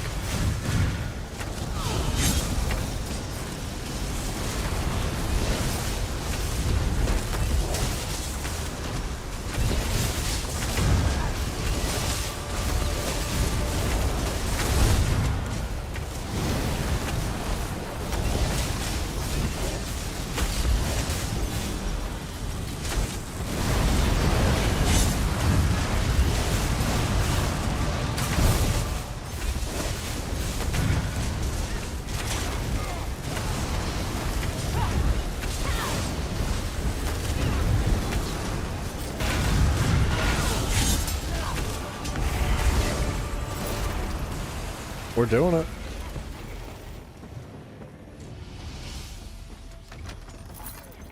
You never seen that one? Yeah, dude, like I said, I think there's steps being taken to help, like, find balance to it all. It just takes a really long time. You know, it's not an easy yes or no. It's not an easy fix. You can't just flip a switch and, like, everything's solved. So, where's our teammate at that's missing? Oh, he's alive now. Somebody must have gotten him. I don't know. It's really difficult to sit here and wait for the changes to be made and for, like, these problems to be solved. But, like I said, it is something that takes an immense amount of time to properly iron out. And I wouldn't want it to be just cheesed. You know, I wouldn't want whoever's like trying to fix these problems, because like I said, I imagine there's people trying to fix these problems. I wouldn't want them to just rush it. You know, I would want them, just like game development, man. Like, I don't want you to like push your game out as fast as possible. Take the time it takes to properly develop it, right? Like, if it takes you 4 more years to release like Elder Scrolls 6, like, by all means, take 4 more years to release Elder Scrolls 6, dude. Do whatever you gotta do to do it right. So, I don't know. Yeah.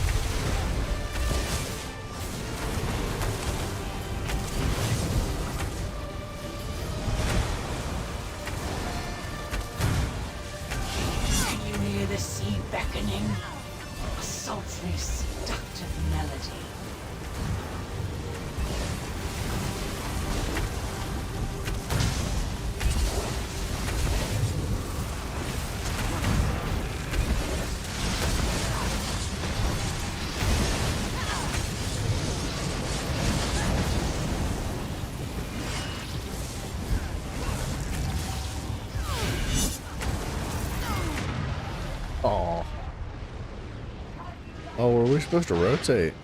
I thought we were supposed to eat it. We're probably supposed to rotate. I didn't even know that was on its way.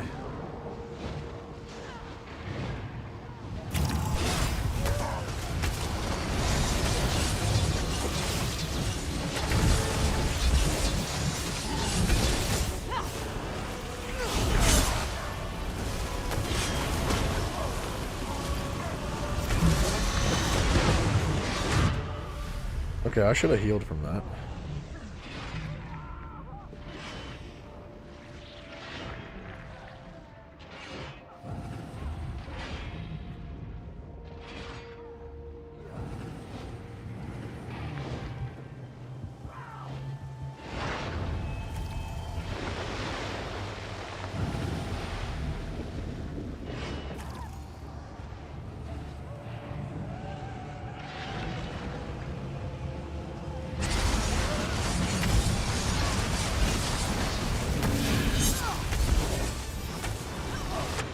Oh, gosh darn it.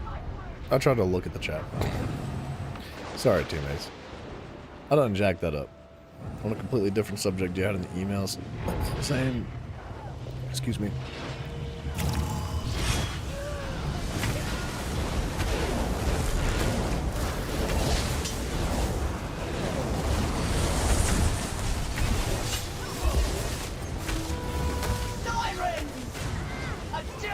Where's the healer at?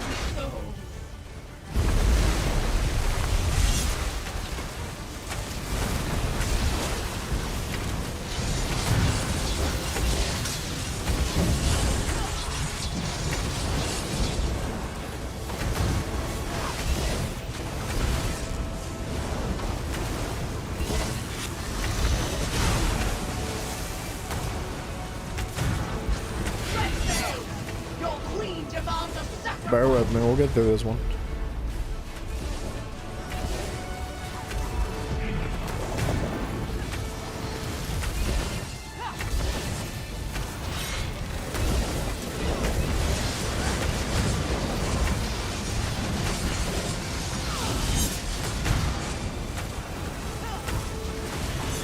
Into the drink with you.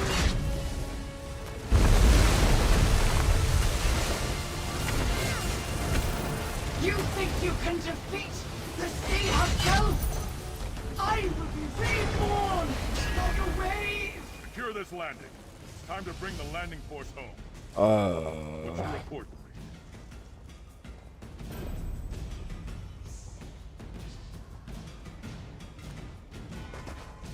Hurdle set. Alright, sorry. On a different subject. Had an email saying part of an order has been dispatched, that being the Invincible Compendium 2 and 3, but not the first compendium. Kind of sad to see that. I don't know that one. The compendium, the Invincible Compendium. I've never heard of that.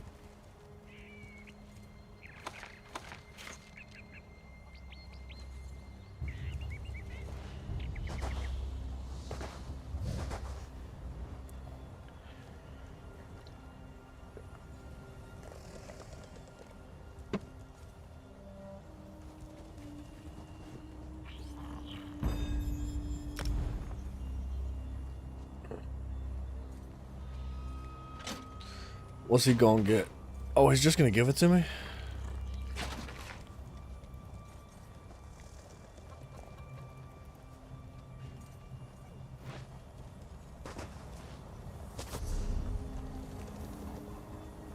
Wait, where are the Sabatons?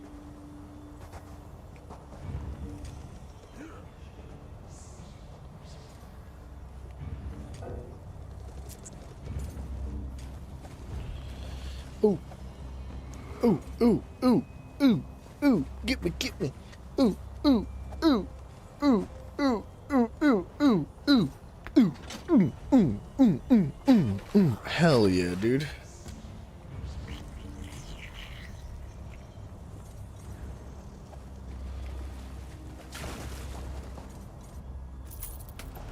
Pack it in. We can scour the island once the rest of the Dreadsail fleet lines the ocean floor. Okay, alright, alright, we got some stuff. We got a few things. Lucky.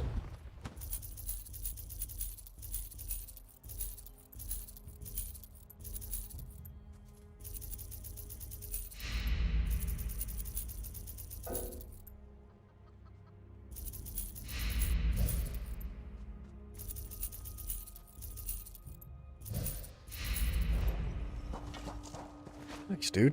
Alright, let's check out that sticker book set now.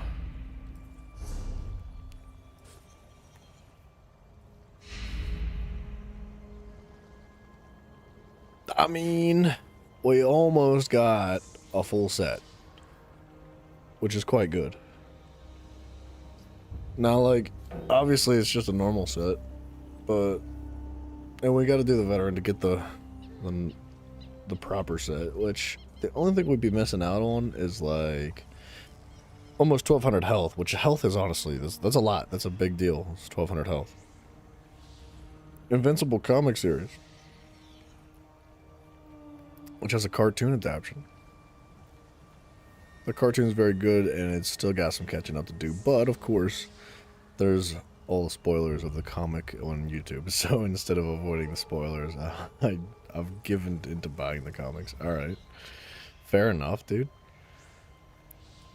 Dude, I'm almost positive that Simon had mentioned something about that. They're coming out with a game, aren't they?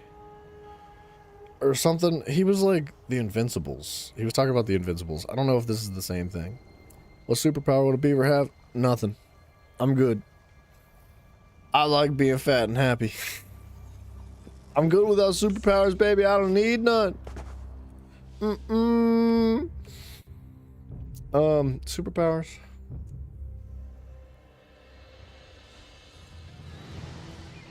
A better memory. Dude, I'm not even joking. A better, like, I don't even care for, like, I don't, you know what? I don't think I would want a photographic memory, but I would like a memory that was just a little bit better. Just like, give me like 20% increased memory efficiency. But for the things that I want to remember, because like, you ever like have a day where your brain's just like, remember that one really horribly embarrassing, uncomfortable thing that you did one day? Like, that happens so often. I remember that stuff more than I remember what I need to. And that sucks. I don't like that. Let me choose what I want to remember, right? If I could just forget some, like, horribly embarrassing things, I think that would be better.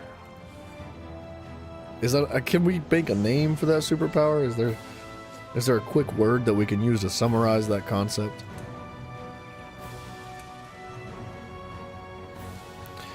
There's a fighting game that was announced the other day based on the Invincible series. Okay, gotcha. Gotcha. Simon did mention that, but I wasn't sure if that was the same thing that you were talking about. Yeah, your memory's painfully good for negative things. I think that's like a survival instinct, though. Like having a good memory for bad things. It's like, hey, remember that thing? Don't do that again. But even though it's like uncomfortable and unpleasant to remember those things.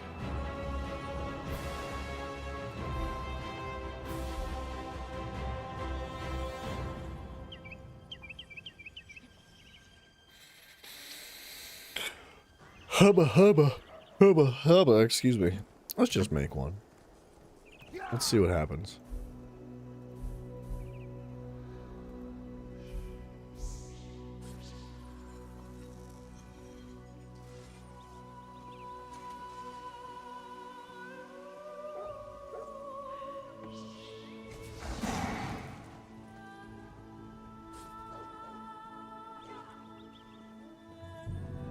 That's perfect.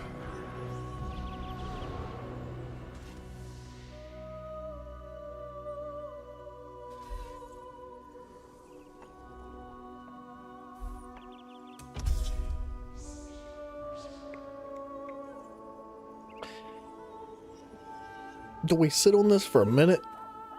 We can do something else in the meantime. You think you'd gladly forget all the people that have stolen from you? Yeah, I think I would too. I would, well, yeah, I guess there's different types of memories that are unpleasant, right?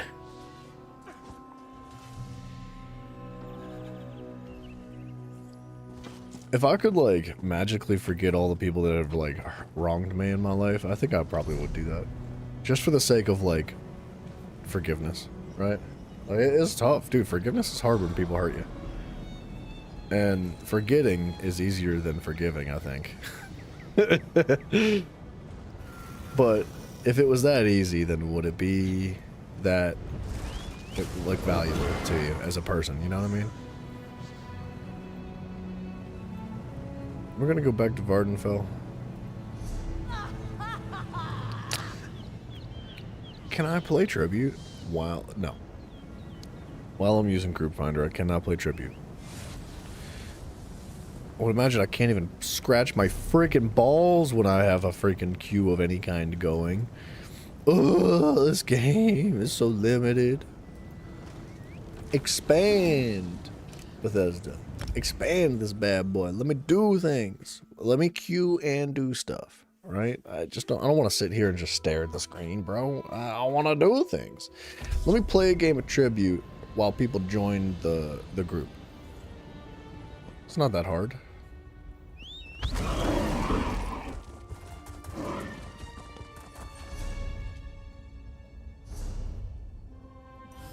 This isn't going to work, by the way. So, we're going to play a game of Tribute anyway. Wow! That was so fast.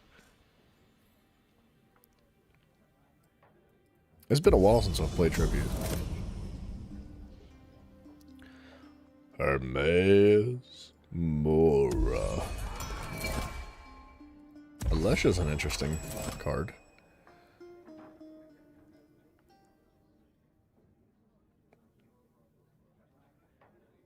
Oh, I tried to pick okay, I tried to pick the Grandmaster Delmine at the same time that he picked it, so I thought that I had picked it.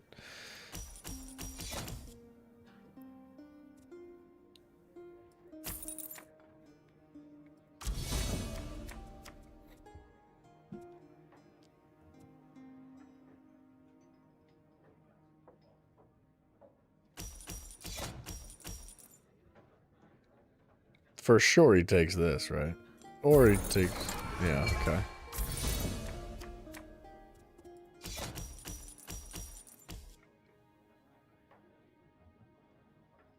Pay 3 coins? Man, that's unfortunate.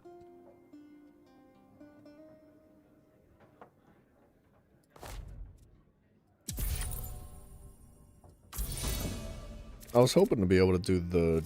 I couldn't have done Alessia and the treasury anyway.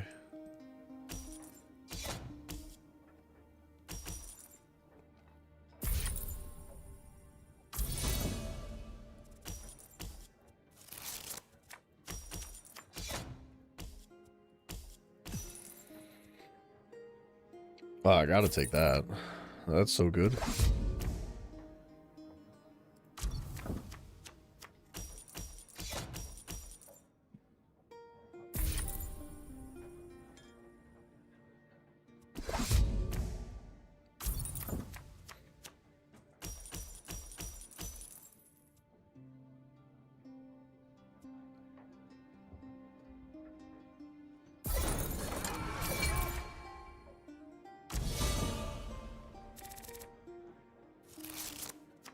Wow, game 5 power is crazy.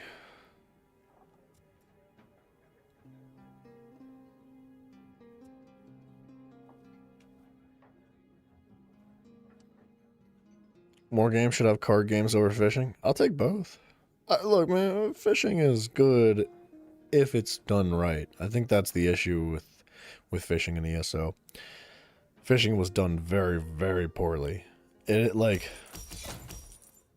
Don't get me wrong, it could be worse. I'm not going to say it couldn't, because it could. But I do think it could have been 100 times better. Wow, I'm surprised he didn't kill that. That was kind of a mistake on his part.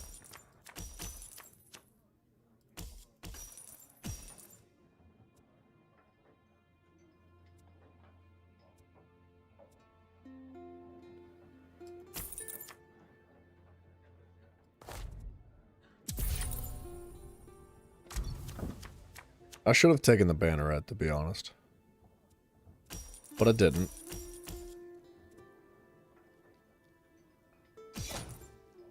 He's gotta take this.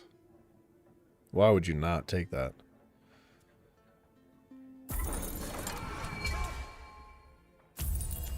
I really would like to get my hands on Saint's Wrath, though.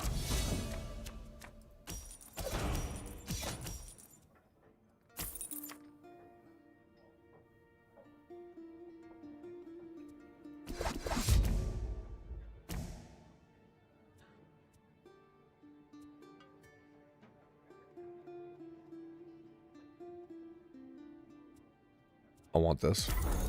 I want that one so bad that I'm okay if he has it. That's 3 coins.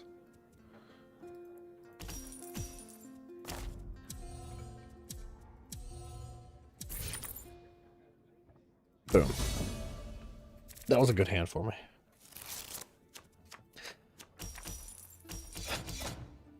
I think fishing, like, mechanically could even be the same if they just made it more involved.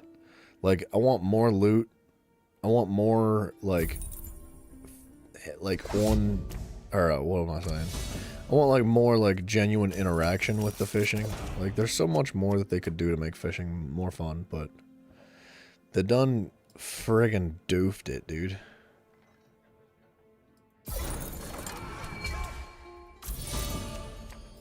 I want these cards! Let me have these.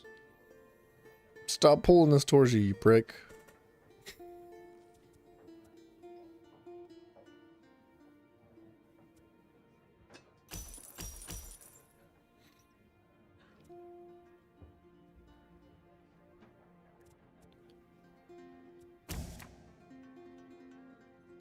Oh, that's good for me. If he leaves it. Actually, combo 3 is not really good for me.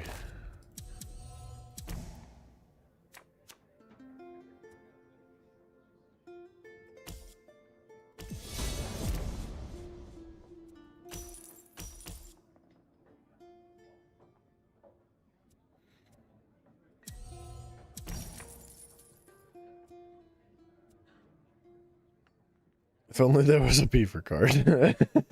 I like the way you think.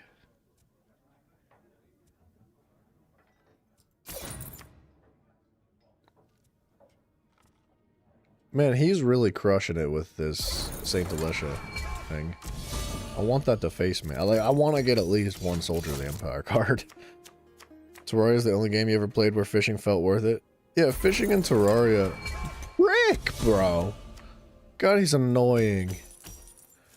Oh my gosh. What was I saying? I don't know. Yeah, fishing in Terraria was fun. Like, the fact that you could pull enemies and stuff out of the water, too, was interesting.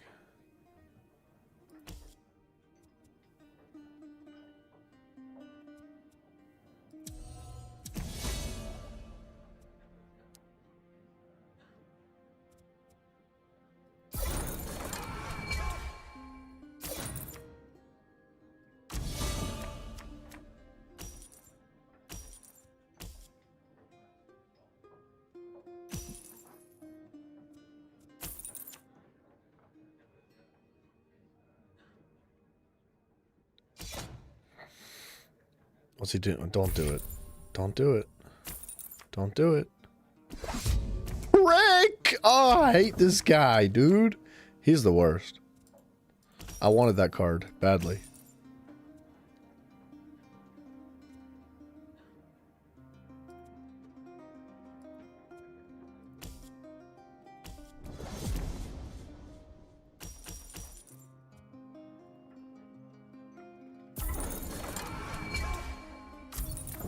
Okay.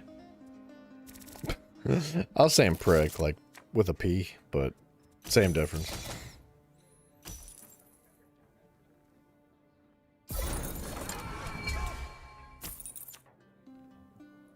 Yeah, there's a lot of ways to make fishing more enjoyable, man. I just, I'd love to see a full year's worth of updates implemented into this game for fishing.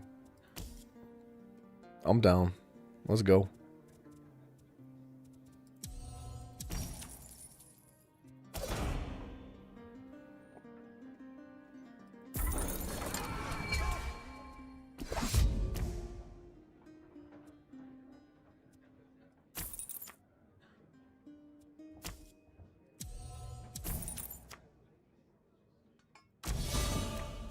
You said the P word? Yes.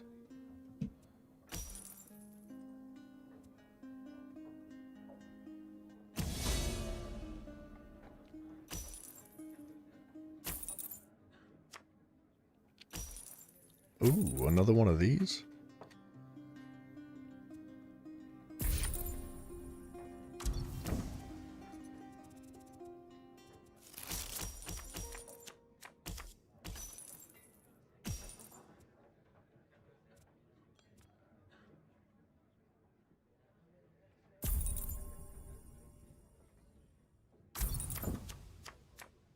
That was not a very good hand for me.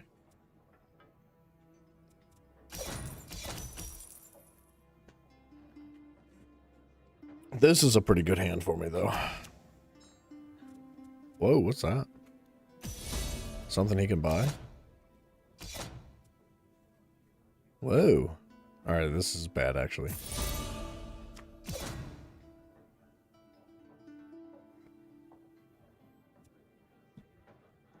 He's gonna be very upset, though, in just a moment.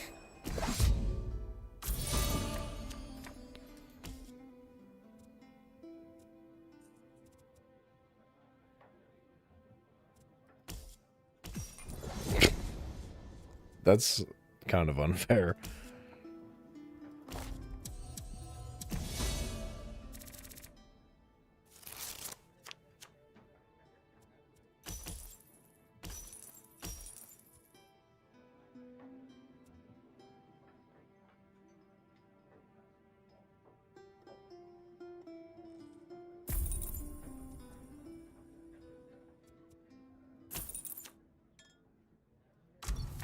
Alright, I think I'm going to start sacrificing cards now. With the exception of, like, these cards.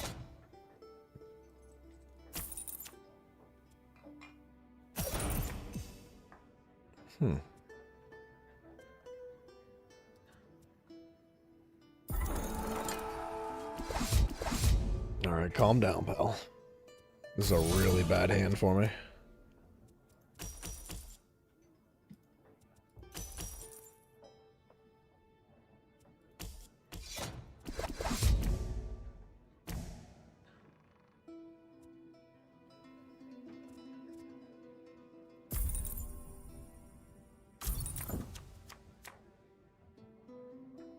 Yeah, it's not looking good. Plonka pussy platypus. Is that like what's on your birth certificate? I don't.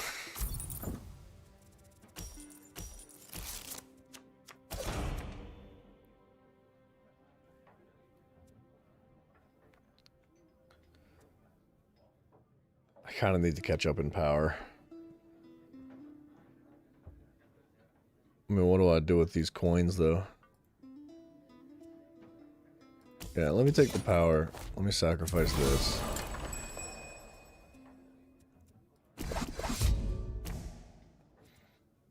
I really don't want that either. I don't want it clogging up my situation.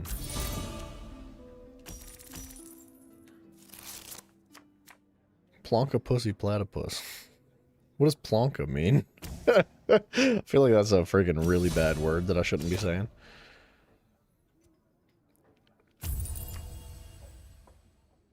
Hey, whoa.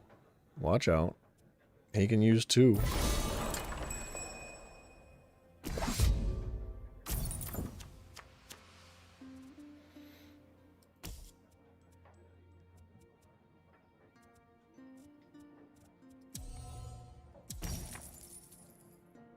Hmm.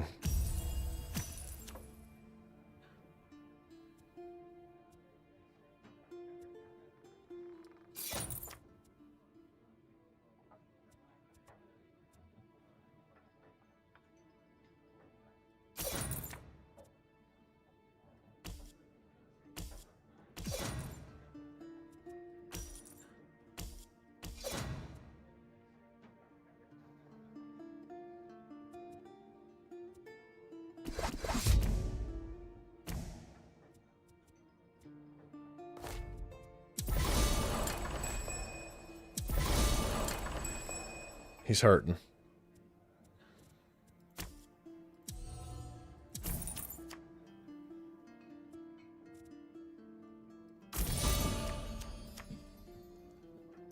That hurts. That was a really, really good hand for me. And a very unfortunate hand for him.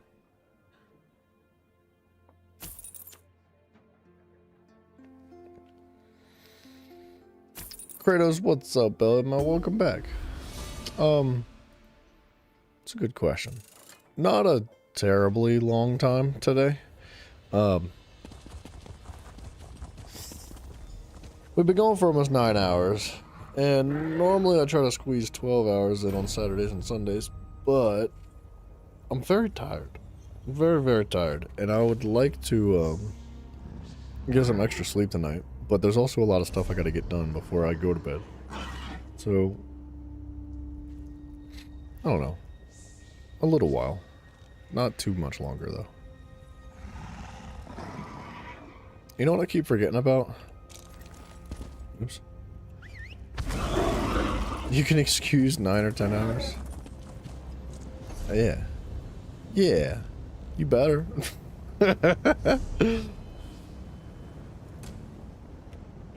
Let's go to the Mournhold and do this, like, main tribute quest line.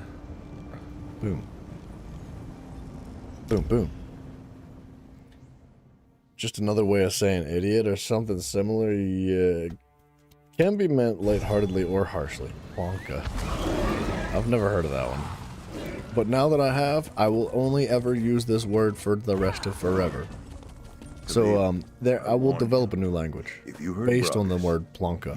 So, essentially, the length, frequency, and demeanor of the way that I say the word plonka will now describe words of the English language. For instance. Of course. Good luck figuring it out. You've got this. I know you do. Just try to think of it like any other. I know we will. Okay, I don't care about her. Soren says you know the details of my agreement to save Bragas. I am sorry, my friend. I did not mean to place so heavy a burden on one of my best students. The championship should be your only concern. However this unfolds, the choice was mine. Plonka, plonka, plonk. You were right, and for that, you have my deepest apologies. In my rush to rescue one of my students, I left another exposed to Well, all of this. You have done nothing but good since you joined the chapter. You deserve better. Blanca. I hand over the keys to my gaming hall to Taliv, along with all the hall's assets. He would dissolve the chapter, no doubt. The revels would come to an end. I hope that the regulars and the staff would still be well served, but nothing is certain. Dude, I am excited for The Witcher 4, but I would much prefer to play Gwent over The Witcher 4. I mean, yeah, it's going to be good, but come on. The Dark Elves have never been self-conscious about slavery. Service in chains. That's what brought... I know. Okay, I'm tired of listening to these guys. This is such a silly quest line. Greetings. Like, it got interesting, but still is I not apologize for super exciting. It's about as exciting as you can make, like, competitions for card games. I feel like Hermaeus is a bad idea, but he picked it.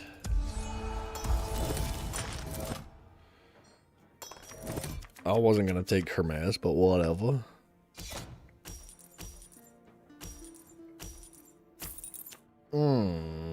Not a great start for me.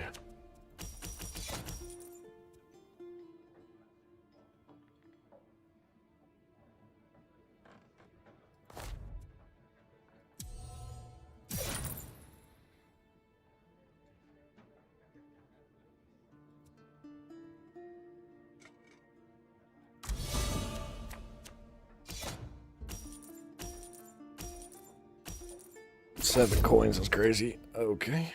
Well, that's gone forever. I should have just sacrificed it. I don't know what I expected.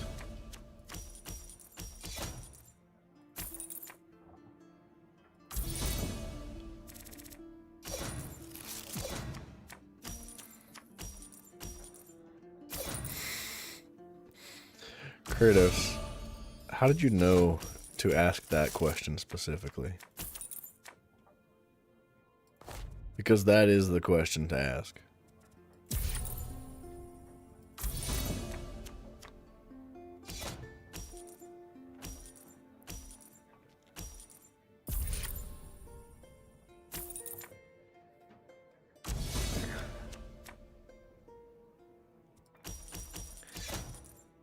Pope, let him have it, buddy. Let him know. Teach him all about Horizon and how you feel about it. That's an interesting subject. I want that. Yeah.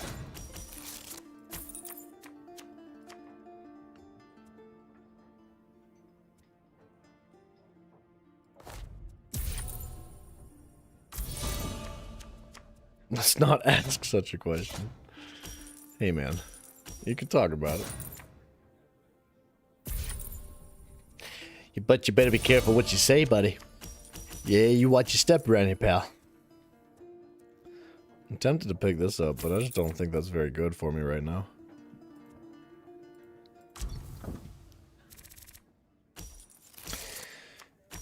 Zero Dawn got a remaster? I didn't know about that either. That's interesting.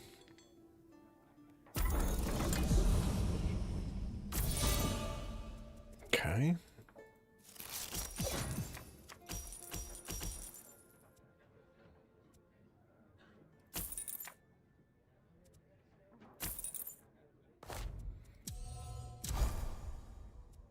Oh, 1 coin short of that. That sucks.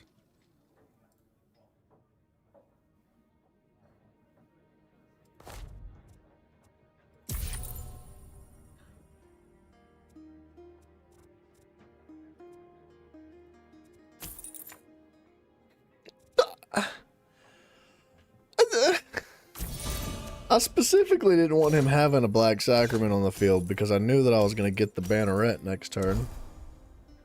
What a freaking stupid... Ugh. Gross.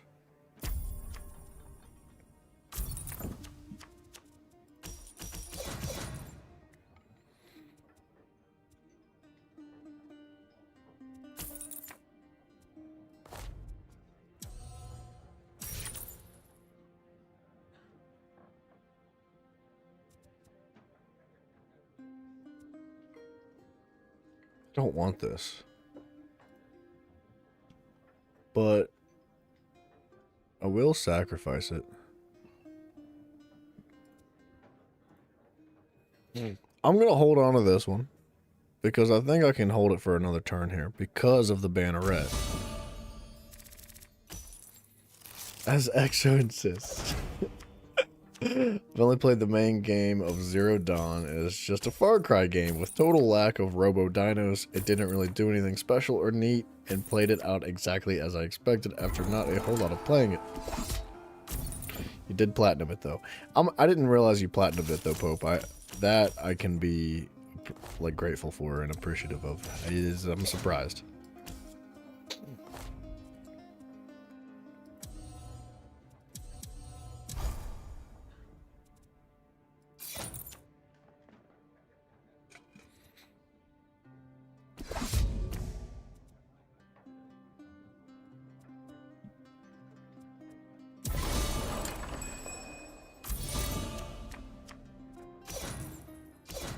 I'm about to start friggin' cooking this poor guy. I know it's an NPC, but this move here is insane. This is what a ridiculous hand of cards.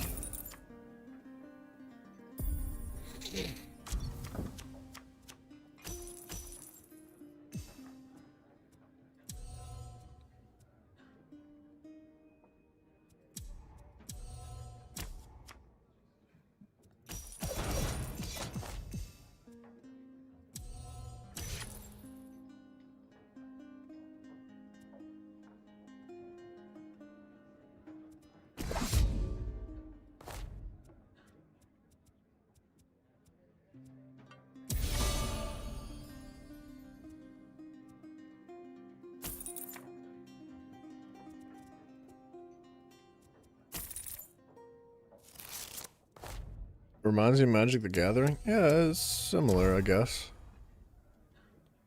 It's got cards in it. Pew pew! Question of the weekend. There's a new video game comes out. Do you prefer 4K graphics? Beat me. Go kiss a Kwama's arse to leave. Our new champion beat you fair and square. Or care about gameplay controls and story? I mean, I don't... No, I just, Razamad, look, graphics are cool. Read the contract, they're nice to have. You'll find the and graphics are important. I'm not neglecting all of their values.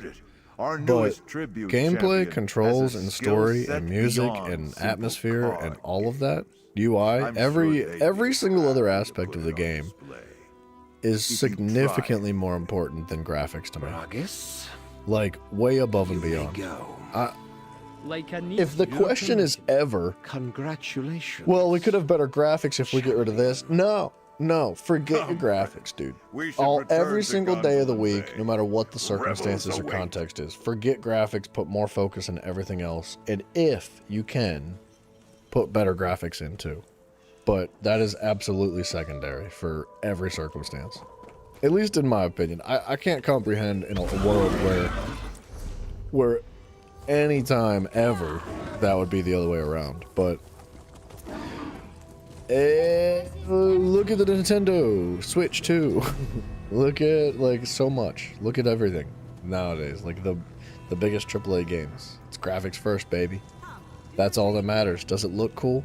Can we make stupid people go, wow, that's cool? Like, yeah, that's what's important.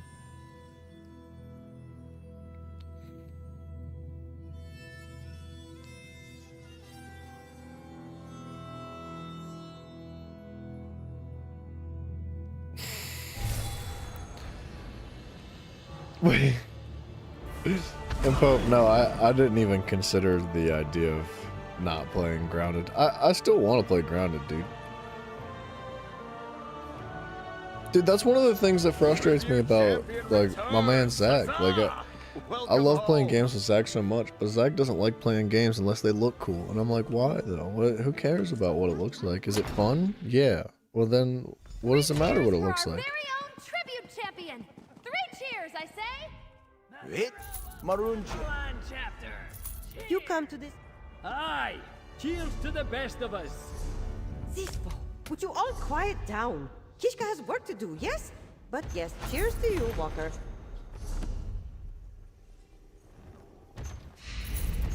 Wow, look at all these singular transmute crystals. How valuable. What a proper use of our time in the game. Oh, nice. That's good.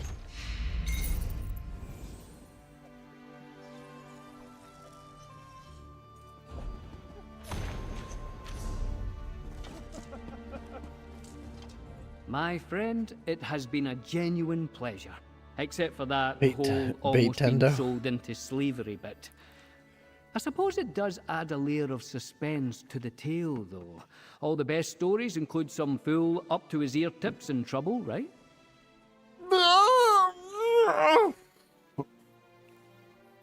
Where are you for Mario Kart to be on? Are you asking me or are you asking Kratos? Because I think you know my answer, bro. We've talked about this enough here. Pope, I know for a fact you've been here for these conversations at least a handful of different times. You know where I stand when it comes to $100 Nintendo Mario Kart games. Mario Kart's turning into like freaking the same thing as like Madden. It's just the same game pasted over and over again year after year. It's like they're just doing it for the money now. Because they know people will buy it for its name. It has nothing to do with the actual game. Absolutely not for $100. Are you out of your ever-loving mind? No. Well, the welts and bruises will take a psychos. few weeks to heal. Feels like I fell off a horse as it was falling off a cliff. But a few bumps and scratches are the least of it. The real consequences hurt a lot worse. What are you talking about? Razamad revoked my chapter sponsorship and suspended my Roysters Club membership. Wait, We've what? barely spoken since we got back. Looks like my days on the tribute circuit are over. After what I put Razamad through, I can hardly blame him. You want me to say, oh yeah, of course, and all that, but the truth is, I just don't know. I've got a problem, chum. A big one. I want to stop. I need to stop, obviously. But I don't think I can do it alone. I'll find the help I need. Promise. What if we just stopped playing cards with him? Ah, enough of all the mushy stuff. You should head upstairs and talk to Razamad. He's got a reward for you. Go claim it, champ. Yeah, it's not actually $100 from my understanding, but it might as friggin' well be. Like, realistically, if you're gonna charge me $80 for a video game plus tax, so you're looking at like probably around $85, probably $84, $85. Like, you might as well just charge me $100. Like, there's really not that much of a difference between 85 and 90, or 85 and $100. I just don't think, like, look, I think games need to have like a spectrum of prices. I think some games are worth more than others. Hands down.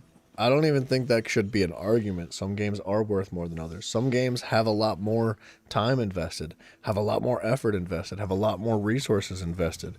Some games are going to give you more than other games. There is so much leaning on the price tag of a game. And that's why you see like indie games being so wildly successful nowadays, because they give you so much for such a small price tag versus your AAA games that give you so little for such a large price tag. Look, man, $30 for Mario Kart. That's my final offer. Apparently my character thought that was kind of funny. I tried to get the others to wait until you arrived to begin the revels. But it is not in the Vvardenfell chapter's nature to delay a celebration. No, thank you. This was supposed to be a simple tournament, and to many, it was. But not us. Not you. You reclaimed our chapter's honor, saved property, lives. Whatever the future brings, Razamad and the players of Vvardenfell Bay are in your debt. You're welcome. Now, we should discuss the matter of the tournament itself. I watched you grow from a novice to a veteran. Through dutiful card collection and countless matches, you stand before me. A Tales of Tribute champion. Sorry, 1 second.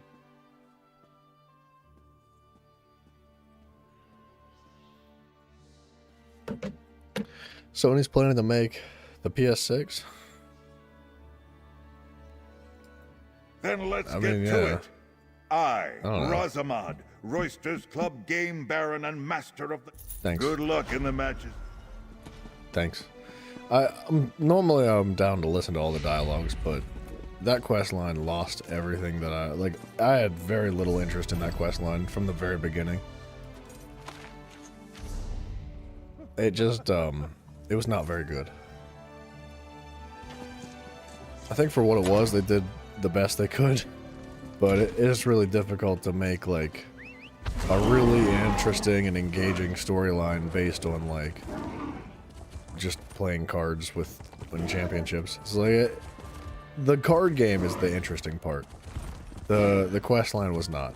Like the quest line was like, this lady owes a lot of money and she lost that money because she was bad at playing cards. So could you get her money back for her? Because you're like really good at playing cards. And then you do. And it's like next quest. It's like, all right, here's the thing. This guy lost a lot of money because he's bad at playing cards. Do you think maybe because you're kind of good at playing cards, you could get his money back for him? Yeah, I'll go get the money. That is the thickest tale I've ever seen, by the way.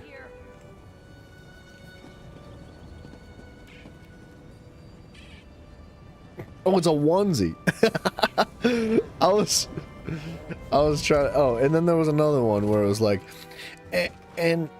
this girl, she's kind of got like a drinking problem, and the problem is that like she likes to drink while she plays cards, and like if we let her play cards, she'll like kind of start drinking.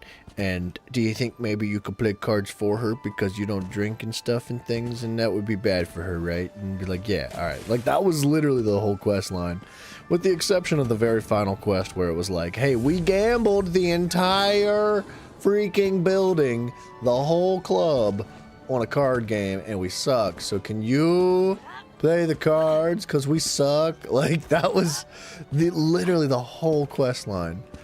So the quest line sucked. But the cards are fun. Cards good. I don't know, man. As far as the PS6 goes, I don't ever expect these companies to stop making new consoles. It's like, I fully expect them to continue making consoles, like, through and through. And I would imagine that the hardware is going to continue to get better and the prices are going to continue to go up. And that's really about the end of that one. I don't ever see that changing. Unless something like mega technologically changes in the near future. Or even the distant future. I don't really see that changing at all. They're gonna just continue to do that.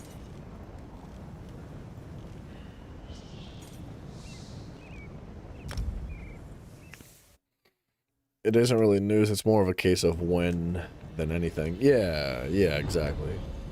That said, you don't see much need in the PS6. Games aren't benefiting from the powerful hardware like they used to. In a way, new consoles are becoming a detriment to people as people try to make full use of the hardware, making bigger games, which increases the cost of the game to make, which increases the price to sell. Yeah, it's just inflating everything. Every single aspect of what video games are is just inflating, with the exception of innovation and creativity when it comes to the actual integrity of the game.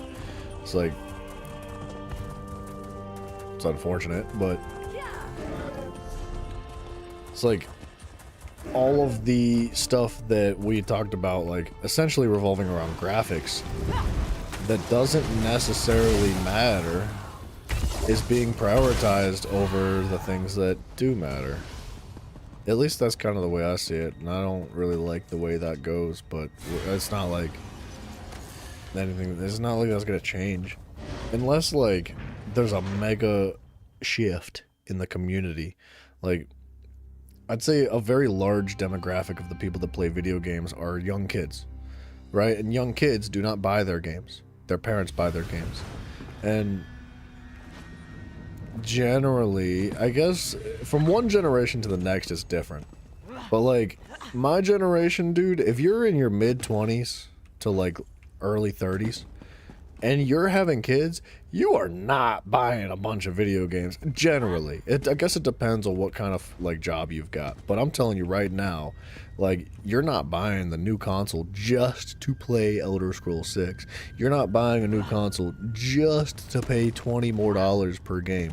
Like that is like, if you like video games and you're that age and you have priorities like a family and a house and everything like that, you're prioritizing differently. Like I think that in the next like 5 to 10 years, we may see a shift in the demeanor of what it means to develop video games and what it means to distribute video games and what it means to consume video games. It's either, and I would like to, I don't know if I want to see this actually, but I think that what's going to happen one day is that there's going to be a split in the development of video games. We're going to see like a portion of video game development and consumption be for the wealthy, for the rich, right? There's going to be the Switch 4. There's going to be $148 like video game, like Mario Kart's going to be $195. And then there's going to be the Ultimate Deluxe Super Edition. And this is for like people that money is no object, right? Like we just want, we have the money. Money means nothing. What I want is that game. And there's going to be that type of stuff. And then there's going to be like the video games that are for like, you know, people that don't have money as an like no object. It's like they have to budget. They have to make sure that they're, you know, not spending things out of control. And I would imagine that we could see that kind of a shift in like 2 different pathways, and there would be a gray area too, and there would be extremes to them as well, and there would be like a wider, at least I would imagine that's the way it's got to go. Like every single game costing $90 now is just an insane ploy, man. Like I just don't see that being feasible. And I say that not from the consumer perspective, but also from the distribution perspective. The people that make these games and sell them as products, are you not making less and less money? Look at Ubisoft, dude. They're cutting all the corners, all of them. They're trying to save all the money, all of it. Like, and they're trying to make all of the money, all of it. Like they're doing every single thing they can to squeeze as many pennies out as possible, and that has done nothing but destroy their company from the inside out. They have literally just started to dissolve to the point where they're being bought out by other companies, at least having portions of their company's rights sold to other like factions. And it's because of this like this inflating, this like forever inflating concept of like games are like increasing and increasing and increasing in price and demand and all this stuff, and the quality of them shifting so dramatically that the community that buys them is like, really, like nobody, or like people are fed up with what Ubisoft is doing. And I think this is the beginning, that Ubisoft is the beginning of like this shift in video games, man. Like I don't know if all this is true, but like that's like where my brain leads, because it's not just video games that concepts like that kind of happen. It's all kinds of different things. Like everything that exists in the world that we live in like has this like freaking shift, this balance that it finds itself in. And video games are finding themselves to lean very heavily in one direction right now. Whereas if they want to remain profitable, if they want to remain relevant, like in society as a product, as a feature, as a consumable, as entertainment, as like things that we share with one another and we enjoy in our time, like there's going to have to be an understanding of balance there, and there's gonna have to be compromise from both sides. So like I don't see video games continuing to become inflated indefinitely without some form of balance involved. it's just not possible, dude. Like, even myself, like, if video games continue in the direction that they look like they're going, if GTA 6 ends up being $150 base price and then $250 for the Legendary Deluxe Edition, and you got to buy a new console just to play it because it doesn't run on the old ones, and it needs to be console exclusive because if you don't buy our console, then piss off. If that attitude continues to inflate more and more and more, and they continue to bring stuff like that forward, like, even myself, somebody that wants to like, literally, I want to play video games for a living. I want this to be my career. Like, I'll just stop, bro. Like, I'll just quit playing games.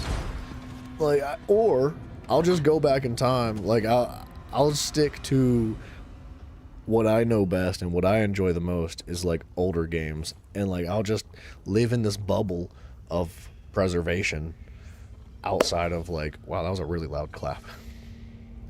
Outside of, you know, whatever kind of like craziness is going on in the gaming world today.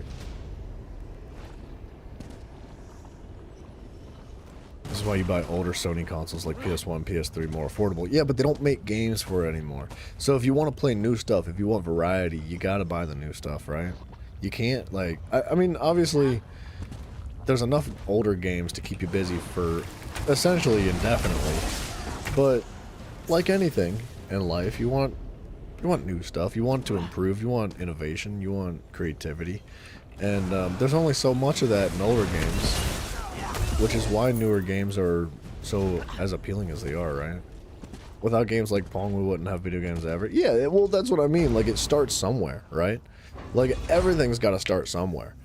Video games had to start with Pong. Like, vehicles had to start with, you know, cars, like electric vehicles are freaking, they had to start with, like, the Model T and even the stuff that came before that. Like, everything's got a starting point. It's kind of more about where it goes, not where it comes from. I mean, it is about where it comes from, but at one point, does that become less relevant than where it's going?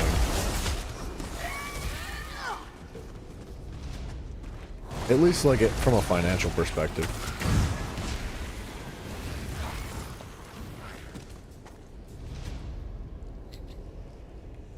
It's never how that saying should go. Without X and Y, wouldn't... Wait. Well, wait, what? Am I blind?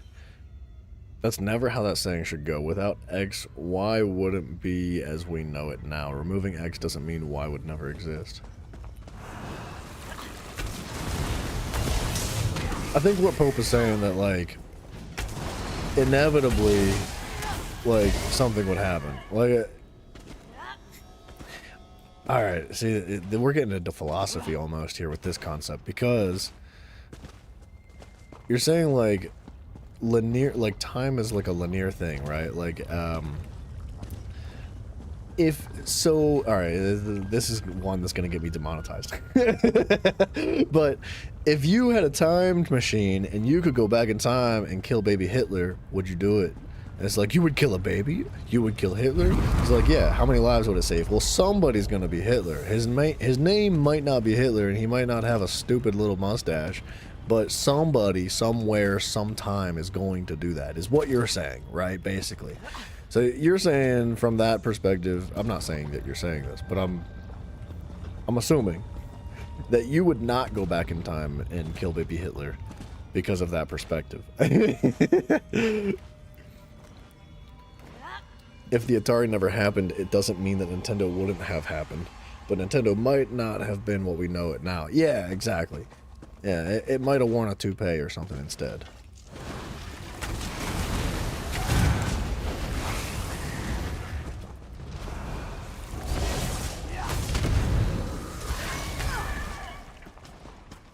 You don't get why the new gen kids diss older games like God of War 1, 2005, Super Mario World, and many others. It's because they don't grow up with them, man. They're a different generation, different perspectives, different ideas of what they're like, what video games are to them.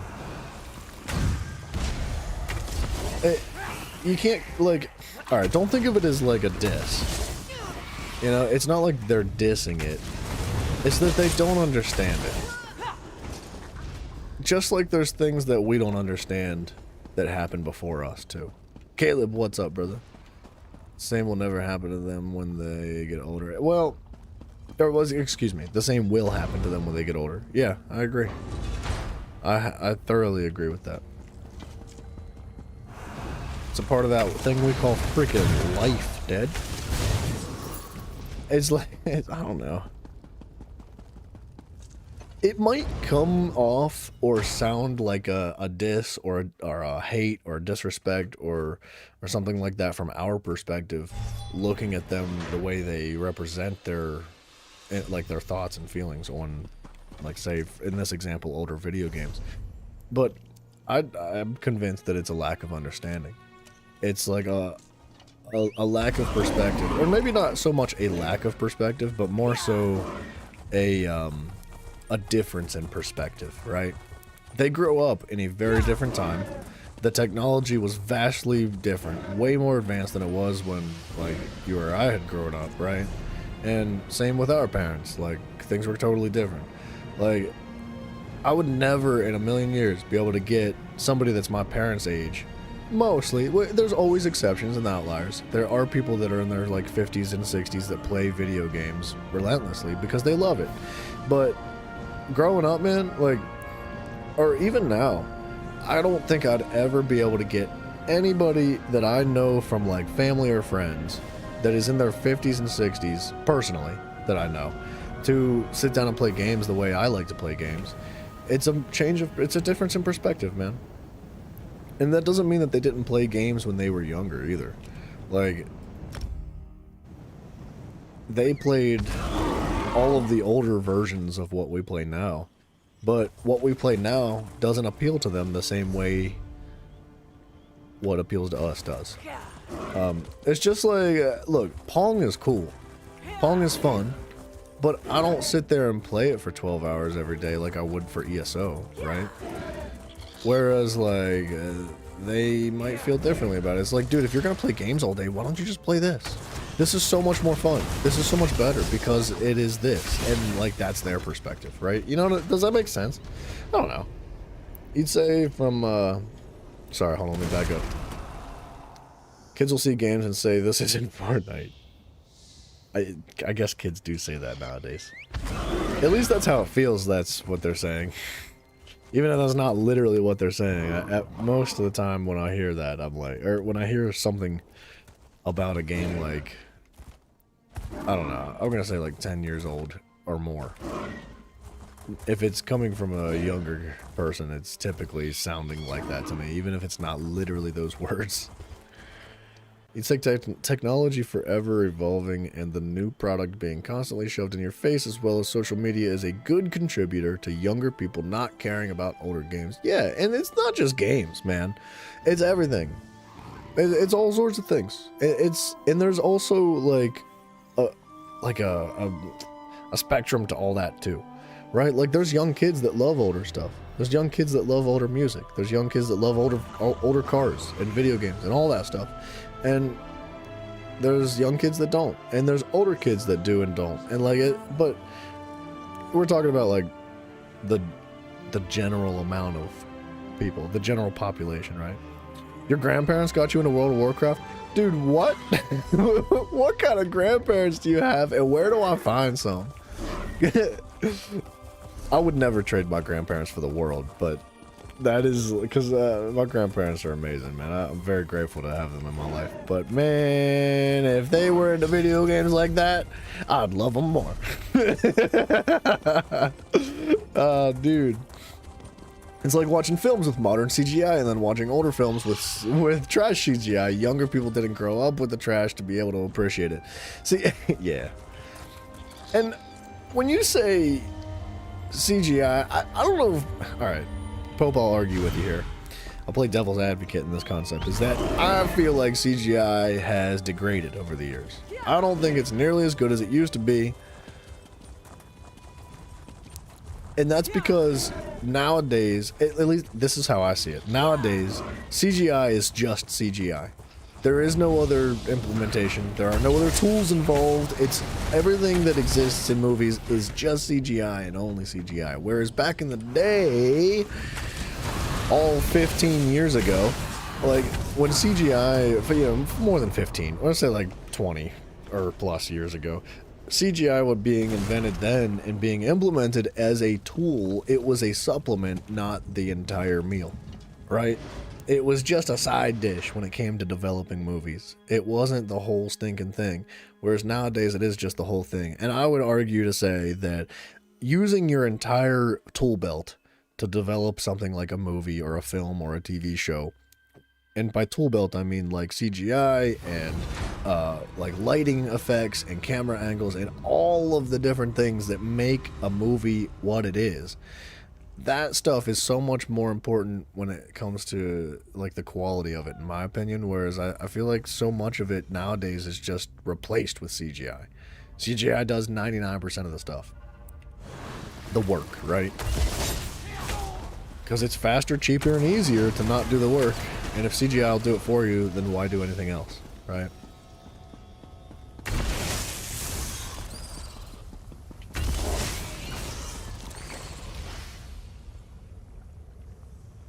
Your mom introduced you to God of War 2005, and thanks to her, you fell in love with the series. That's crazy, dude. You guys have very... See, I had to, like, beg for video games as a kid. My mom would be like, go outside. I'd be like, but Pokemon's on the TV right now. Are you out of your mind? Like, I gotta be right here. I can't go anywhere.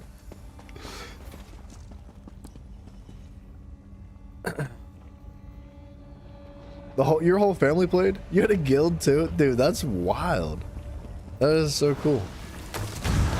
I'm kind of jealous, but at the same time, I also like kind of feel bad for you. Cause like, I don't know if you've ever had a job where you worked with your family, but it ain't the same as working with other people that aren't related to you. Like working with family can be very difficult. Now I would imagine playing video games with family in that kind of devoted level is also coming with its quirks. That's interesting, man. I think modern day CGI movies look not as impressive than before. For example, when Jurassic Park 1 came out, most of it is on animatronics to use dinos. Well, actually, Kratos, let me learn you a bit of knowledge, son. So, the very first Jurassic Park is 95% CGI. Well, the dinosaurs themselves are largely CGI.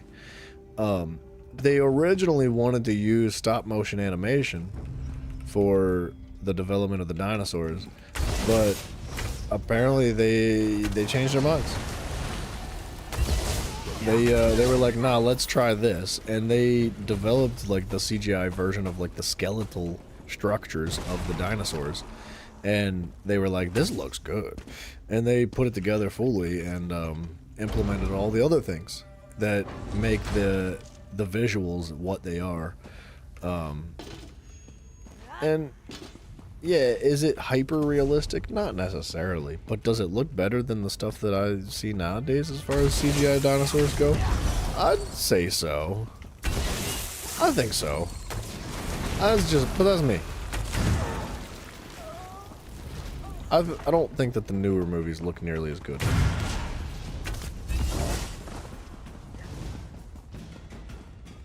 You agree CGI's reached a point where, what? Excuse me? You agree CGI's reached a point of ruining films rather than enhancing them, but that's because we have a critic's eye. The eyes of a critic. Yeah, and you know, I think you make a great point. I would almost say that that's one of the reasons why I don't have as much of an appreciation for movies today, is because when I was younger, I didn't have the same eyes that I have now. I didn't have the same eyes, I didn't have the same mind, and I'm much more critical of movies that come out nowadays. If I was a kid, I would love them just as much as kids do today. You know? Because it's all about perspective, man. I don't know. But there's still plenty of monkeys that thought Star Wars sequels were actually good without knowing how the originals were with practical effects. What a descriptive term. I think you, what did you mean? What was the word that we used earlier? Prongle? What is it? Hold on. I gotta scroll back up. Plonka. I think you mean Plonker. Yeah, Plonka. Freaking stupid Plonkas. Thinking the Star Wars sequels are good.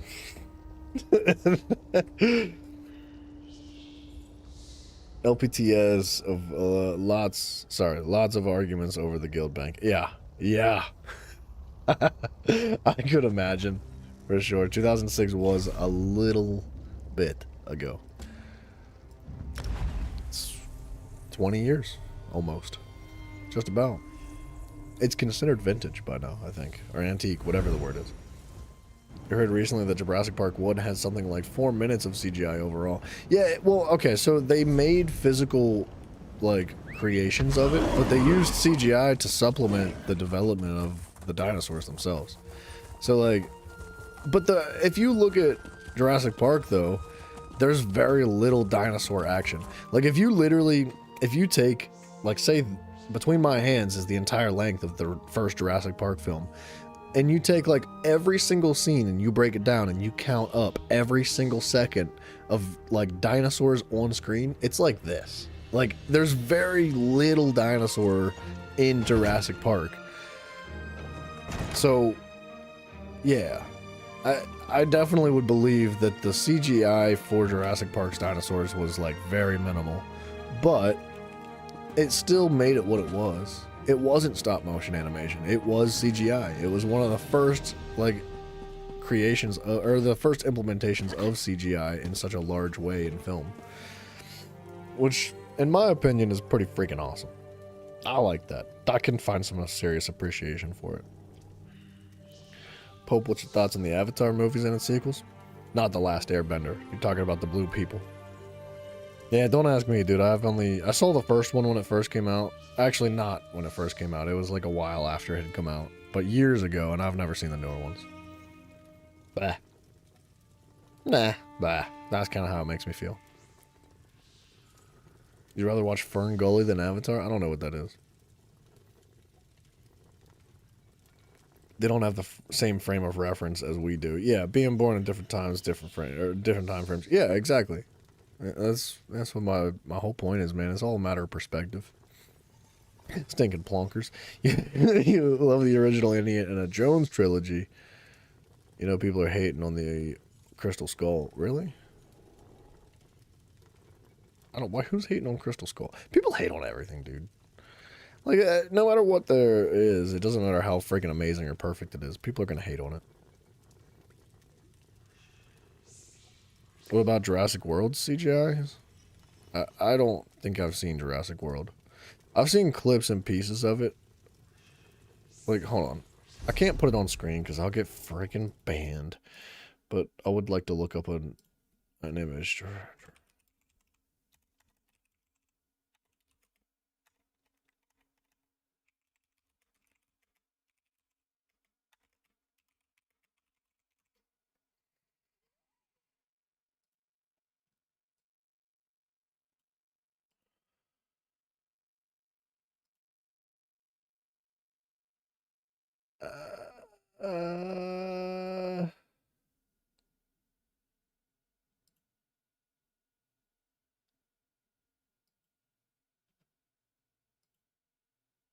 I'm having a hard time finding actual Jurassic World images.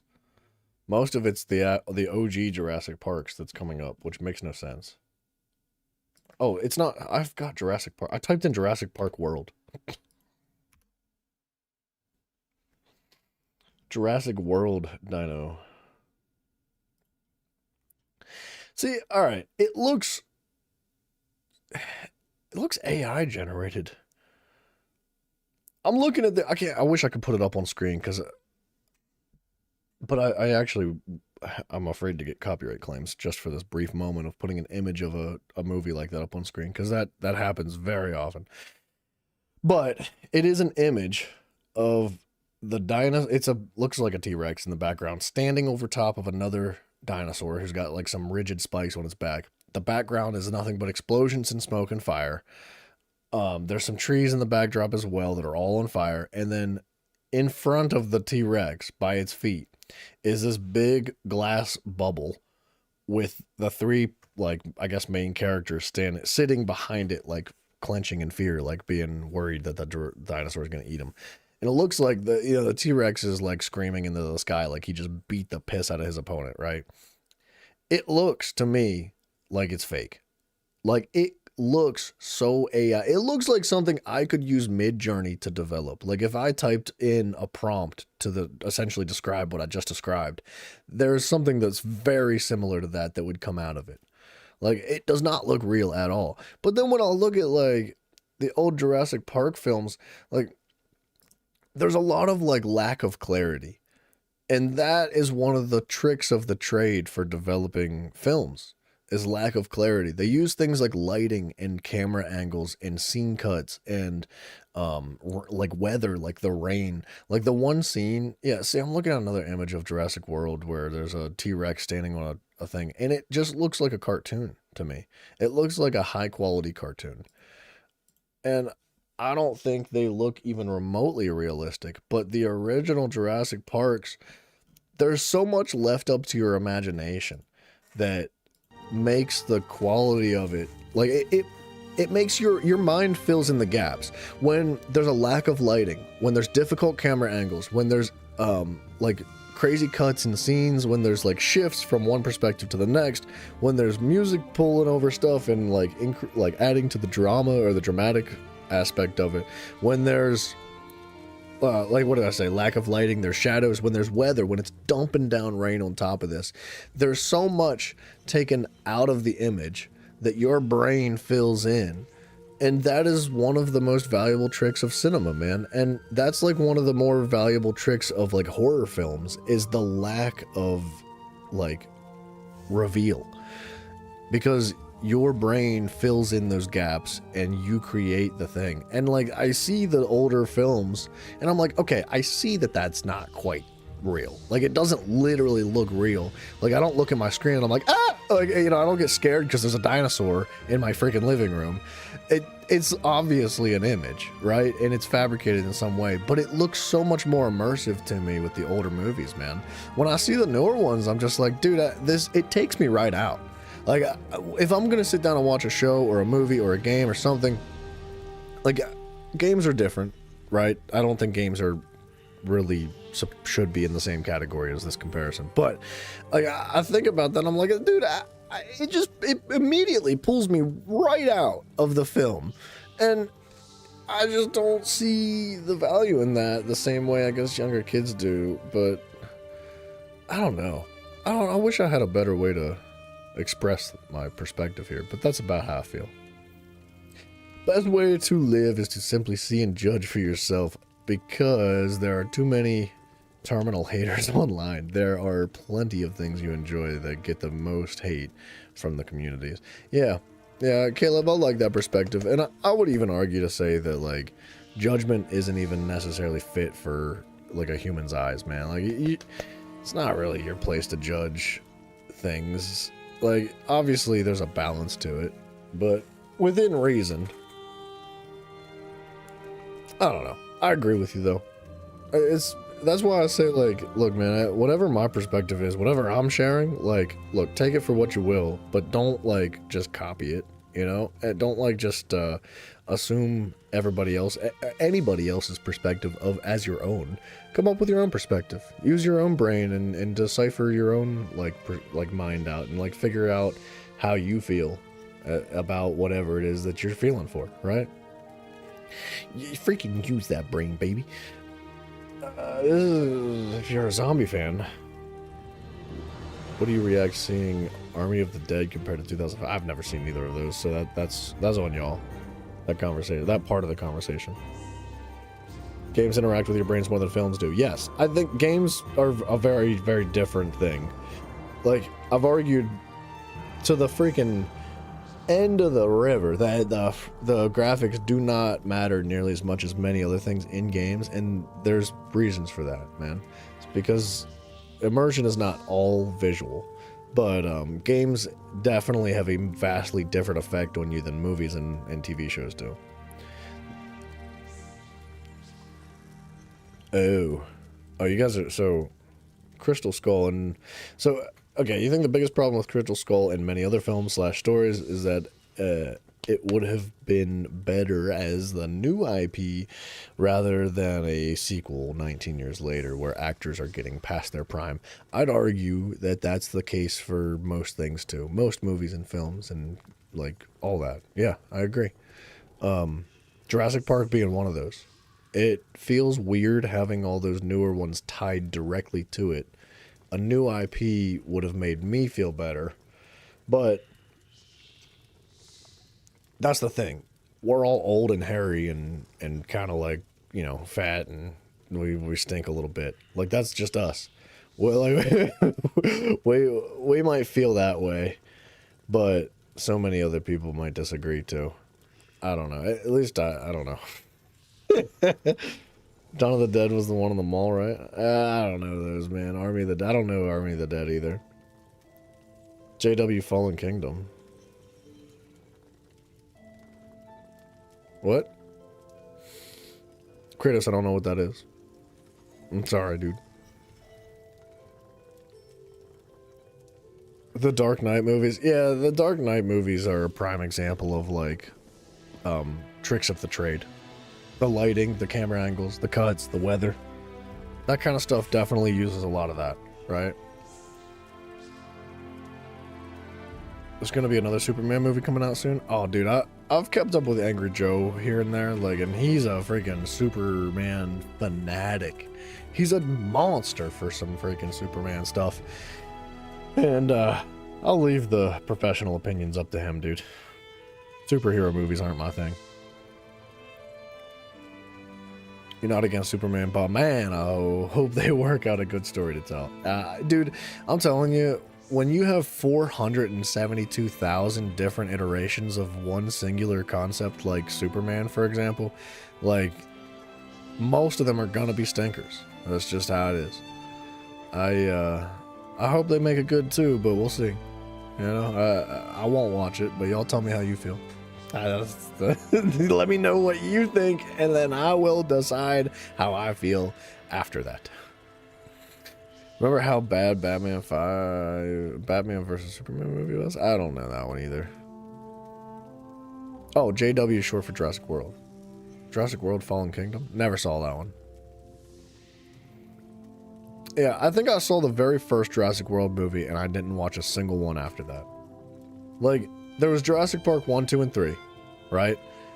And then I think the very next movie that had come out, like, years and years after all those had released.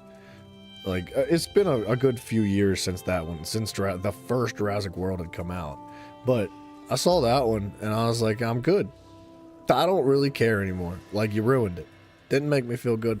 And I didn't hate the movie. I didn't leave, like, in disgust and in tears and just, like, friggin' hooting and hollering about how much I hated it. It wasn't that. I was just like, oh, yeah, I downhill from here. Like, I loved the other ones so much more that this means very little to me, and I don't care to see anymore. I don't know. That's how I felt about the newer series. And that's how I feel about most newer series for movies. Like, that's why I don't watch TV anymore. That's why I don't watch movies. It's because I just don't appreciate them like I used to. I wish that wasn't the case. I wish I did have a different perspective on newer cinema. But it's very rare that I find cinema that I'm interested and engaged in. And it's crazy to say that, because I will say that if I'm going to sit down and watch anything, I appreciate anime or cartoons so much more as an adult than I do real movies and stuff. And I think part of the reason is because my brain is like, okay, cartoon, animation, anime, fake, got it.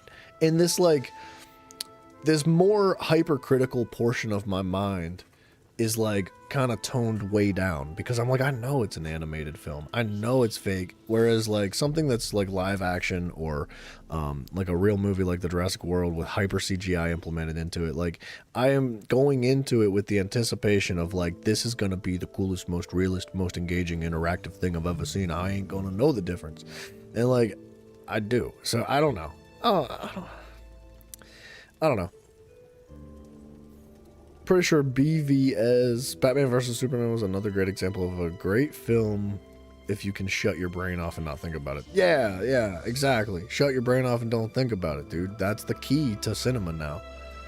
And I don't know. Personally, I have a very difficult time doing that. Jurassic World Dominion was so bad. How many are there? Rebirth? Wait, you've named 4. They need to slow down, dude. This is ridiculous. They were forced to make it up a new one. Jurassic World Rebirth. I should watch Spider-Man Into the Spider-Verse. I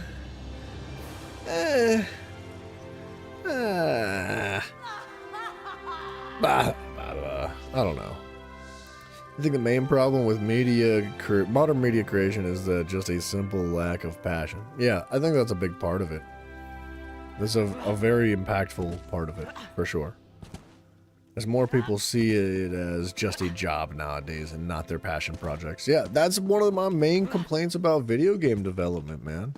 Is that when you play a game, like, correct me if I'm wrong, and not everybody's gonna agree, but I'm telling you right now, when I play a video game and I'm immersed in the story and I'm interested in the characters and I'm listening and engaged and I'm playing and I love it, like, there is a like clear divided line in my mind, in my perspective, of developers of the game that are creative, that are interested, that are also passionate and love their game as well. And like, you can tell when you're playing a game, like, that the developers feel the same way that you do about the game, that you love it just as much as they did and they love it just as much as you do, and like back and forth, and in this like freaking weird little spiral of love and passion for this project that they made. And it's not just video games that feel that way. Like, you can feel that with music. You can feel that, like, anything that has creativity implemented into it. Like, when you drive a car, dude, like, you can feel that when you don't even need to drive it. You can look at a vehicle and be like, yeah, they clearly just like threw this together, or like, just the design of a vehicle. Or you can look at it and say like, dang, bro, they really enjoyed the process of this. They loved the progress. They loved the development of this. They freaking put everything they had into the design of that car, dude. It's like that with a lot of things in life, man. 1975. Oh my gosh, bro. Jurassic Park works as a story. Jurassic World doesn't work as a story. Yeah, see, that's your critic brain coming out, man. I agree with you, but if you shut that part off, the newer ones become a lot more appealing. You know, and like, it's the same for many things. Jaws, man. Freaking Jaws is turning 50 this Friday. 1975 is crazy. But see, Jaws is one of those movies that, like, it's so above and beyond that it's okay that it's bad. In fact, it's good that it's bad because they lean into it hard enough that it's bad in a good way. I don't know how that makes sense, but it does. There's a reason indie companies are doing so well right now. Yeah, we were talking about that earlier. We did graze on the subject of indie games doing very, very well right now. And it's because of, like, the quality, the passion, the price tag, all the details that make a game what it is. Indie has, like, found a very good balance to it in the economy of gaming today. And the economy not just being like a financial thing, it's also like the mindset and perspective and enjoyment of things like video games from the communities that play them. Yeah, indie games are freaking on fire. Those people those people don't have sponsors and shareholders, so their only reason for making the game is because they want to. Yeah, generally, I'd say yes, that is an accurate assumption. E.T. movies, yeah. Back so soon. It's another you're example. Quite the negotiator. I trust you found a suitable property outside Voss. Not exactly. A dark elf swept in, bought the deed, gave it to a wizard named Jinriza. Sure. Jinrisa. Yep. Interesting. That envious hag never misses an opportunity to stick a thumb in Firith's eye. Listen carefully. I need you to acquire that deed as quickly as possible, before she makes it public that she's bought land near Voss. How do you suggest I do that? I suggest you use all available means. You can begin by searching the Adepts Hall in Tel Naga. I will warn you that the Adepts Hall is not open to outsiders. You'll need to be careful while searching for the deed so as not to raise suspicion. Jinris has offered us a chance to double our winnings. If we acquire the deed and embarrass her in the process, Firith's bound to support my promotion. Cool. We can do that. But we may do it tomorrow. We probably should do it tomorrow. You know what we're going to do real quick? We're going to wind down, I think. It's not over yet, but we're going to wind down. Ever so smoothly. I'm kind of happy with how this cosmetic turned out. I think I'd like some better armor. Some better looking armor. But for what we had to work with, I feel like it turned out nice.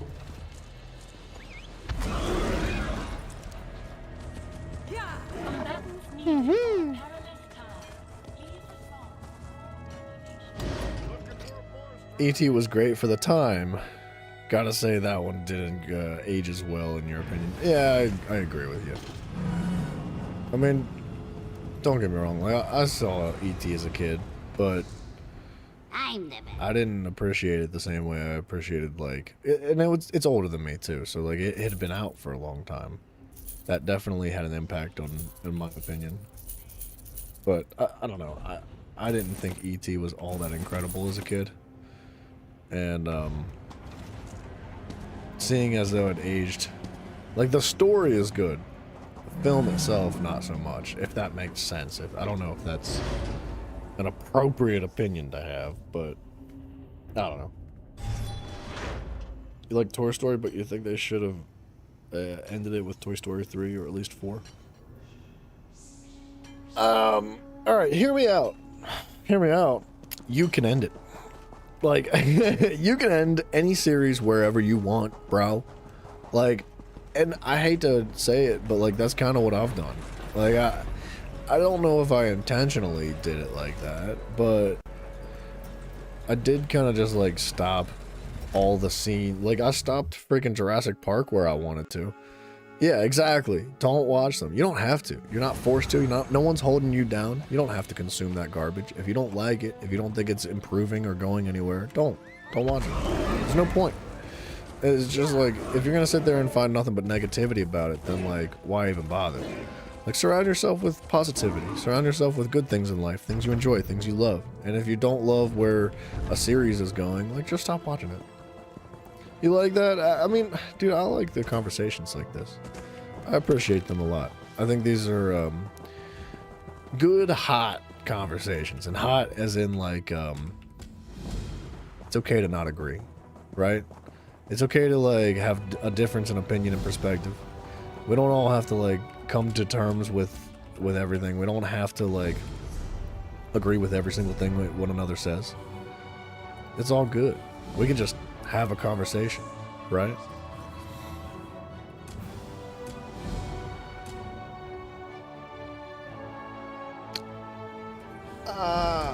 I'm gonna get rid of this.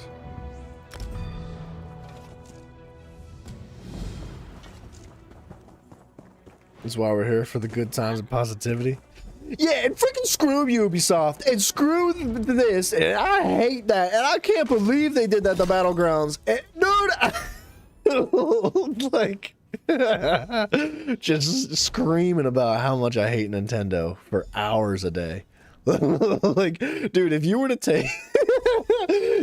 take, every moment, like every single second, like we did with the Jurassic Park film and CGI, if you were to take every second that I've ever sit here and just like ripped and ranted and screamed about Ubisoft and Nintendo and Activision and Bethesda, and Bethesda's like right here as we play a Bethesda game, like, and all these different things, I think it would probably add up to be a little bit more than the amount of time that Jurassic Park spent with CGI.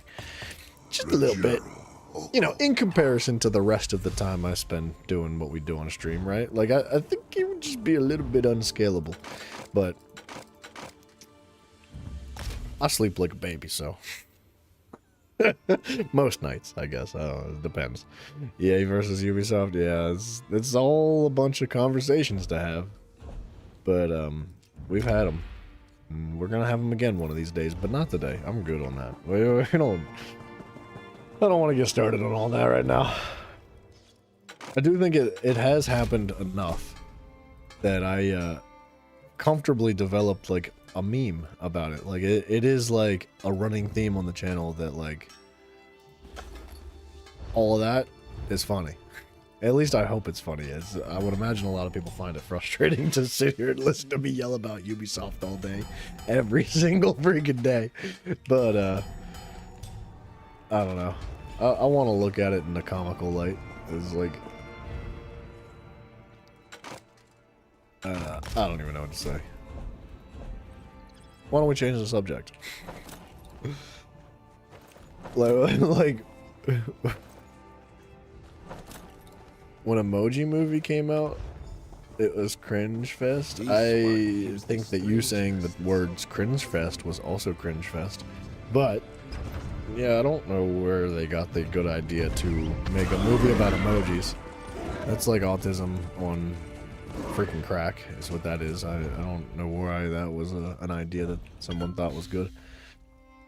All it really does is give companies more incentive and a reason to produce more garbage because people are watching it. Yeah, dude. And well, okay, so what you're saying, Caleb, is vote with your freaking wallet, dude. Like, if you don't like or agree with something that a company is doing, don't support it. And by don't support it, it doesn't mean like buy it, watch it, buy it, consume it, buy it, play it, and then complain about it.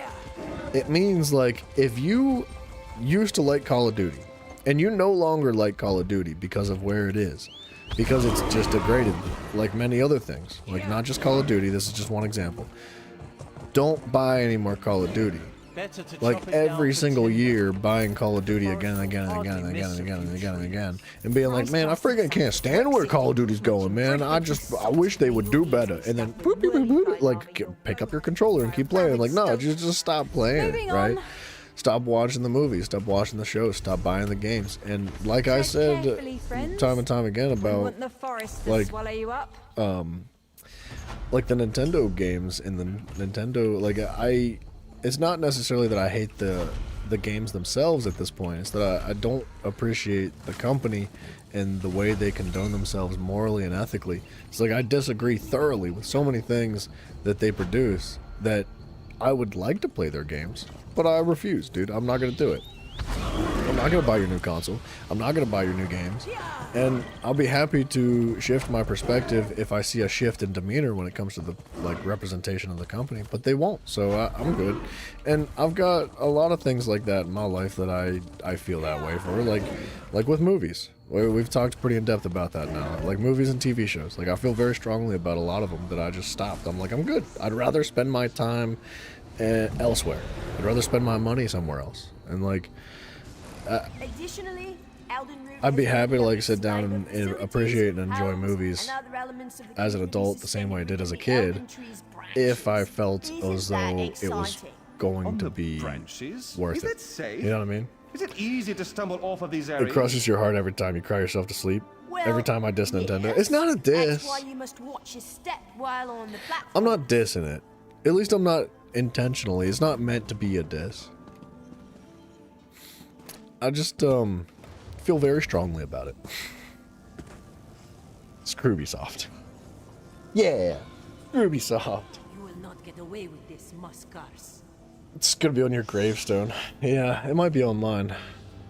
I'm gonna have a really tall gravestone because it's gonna have a lot of screw this and screw that on it, but and then on the back side of the gravestone it'll be like, I liked a couple things. Like I appreciated this, and that was like it. It's just like one singular item. Like it's just the back is like one positive thing that I had in my life. And the rest of it's just, I hate it. I can't stand the rest of this. But guys, we are going to wrap this thing up. I just, I'm tired. I'm tired and I got a lot to do, and I'm also kind of hungry, so I'm gonna try to make some late lunch. So tomorrow we will be playing the game again at the same time for possibly a longer amount of time. And I want to thank you guys for hanging out, man. You guys are freaking awesome. I'm really, really grateful. You guys have no idea how much your support and love and appreciation of all we do here means to me. And I love and support and appreciate you guys in the fact that you do that, and we can...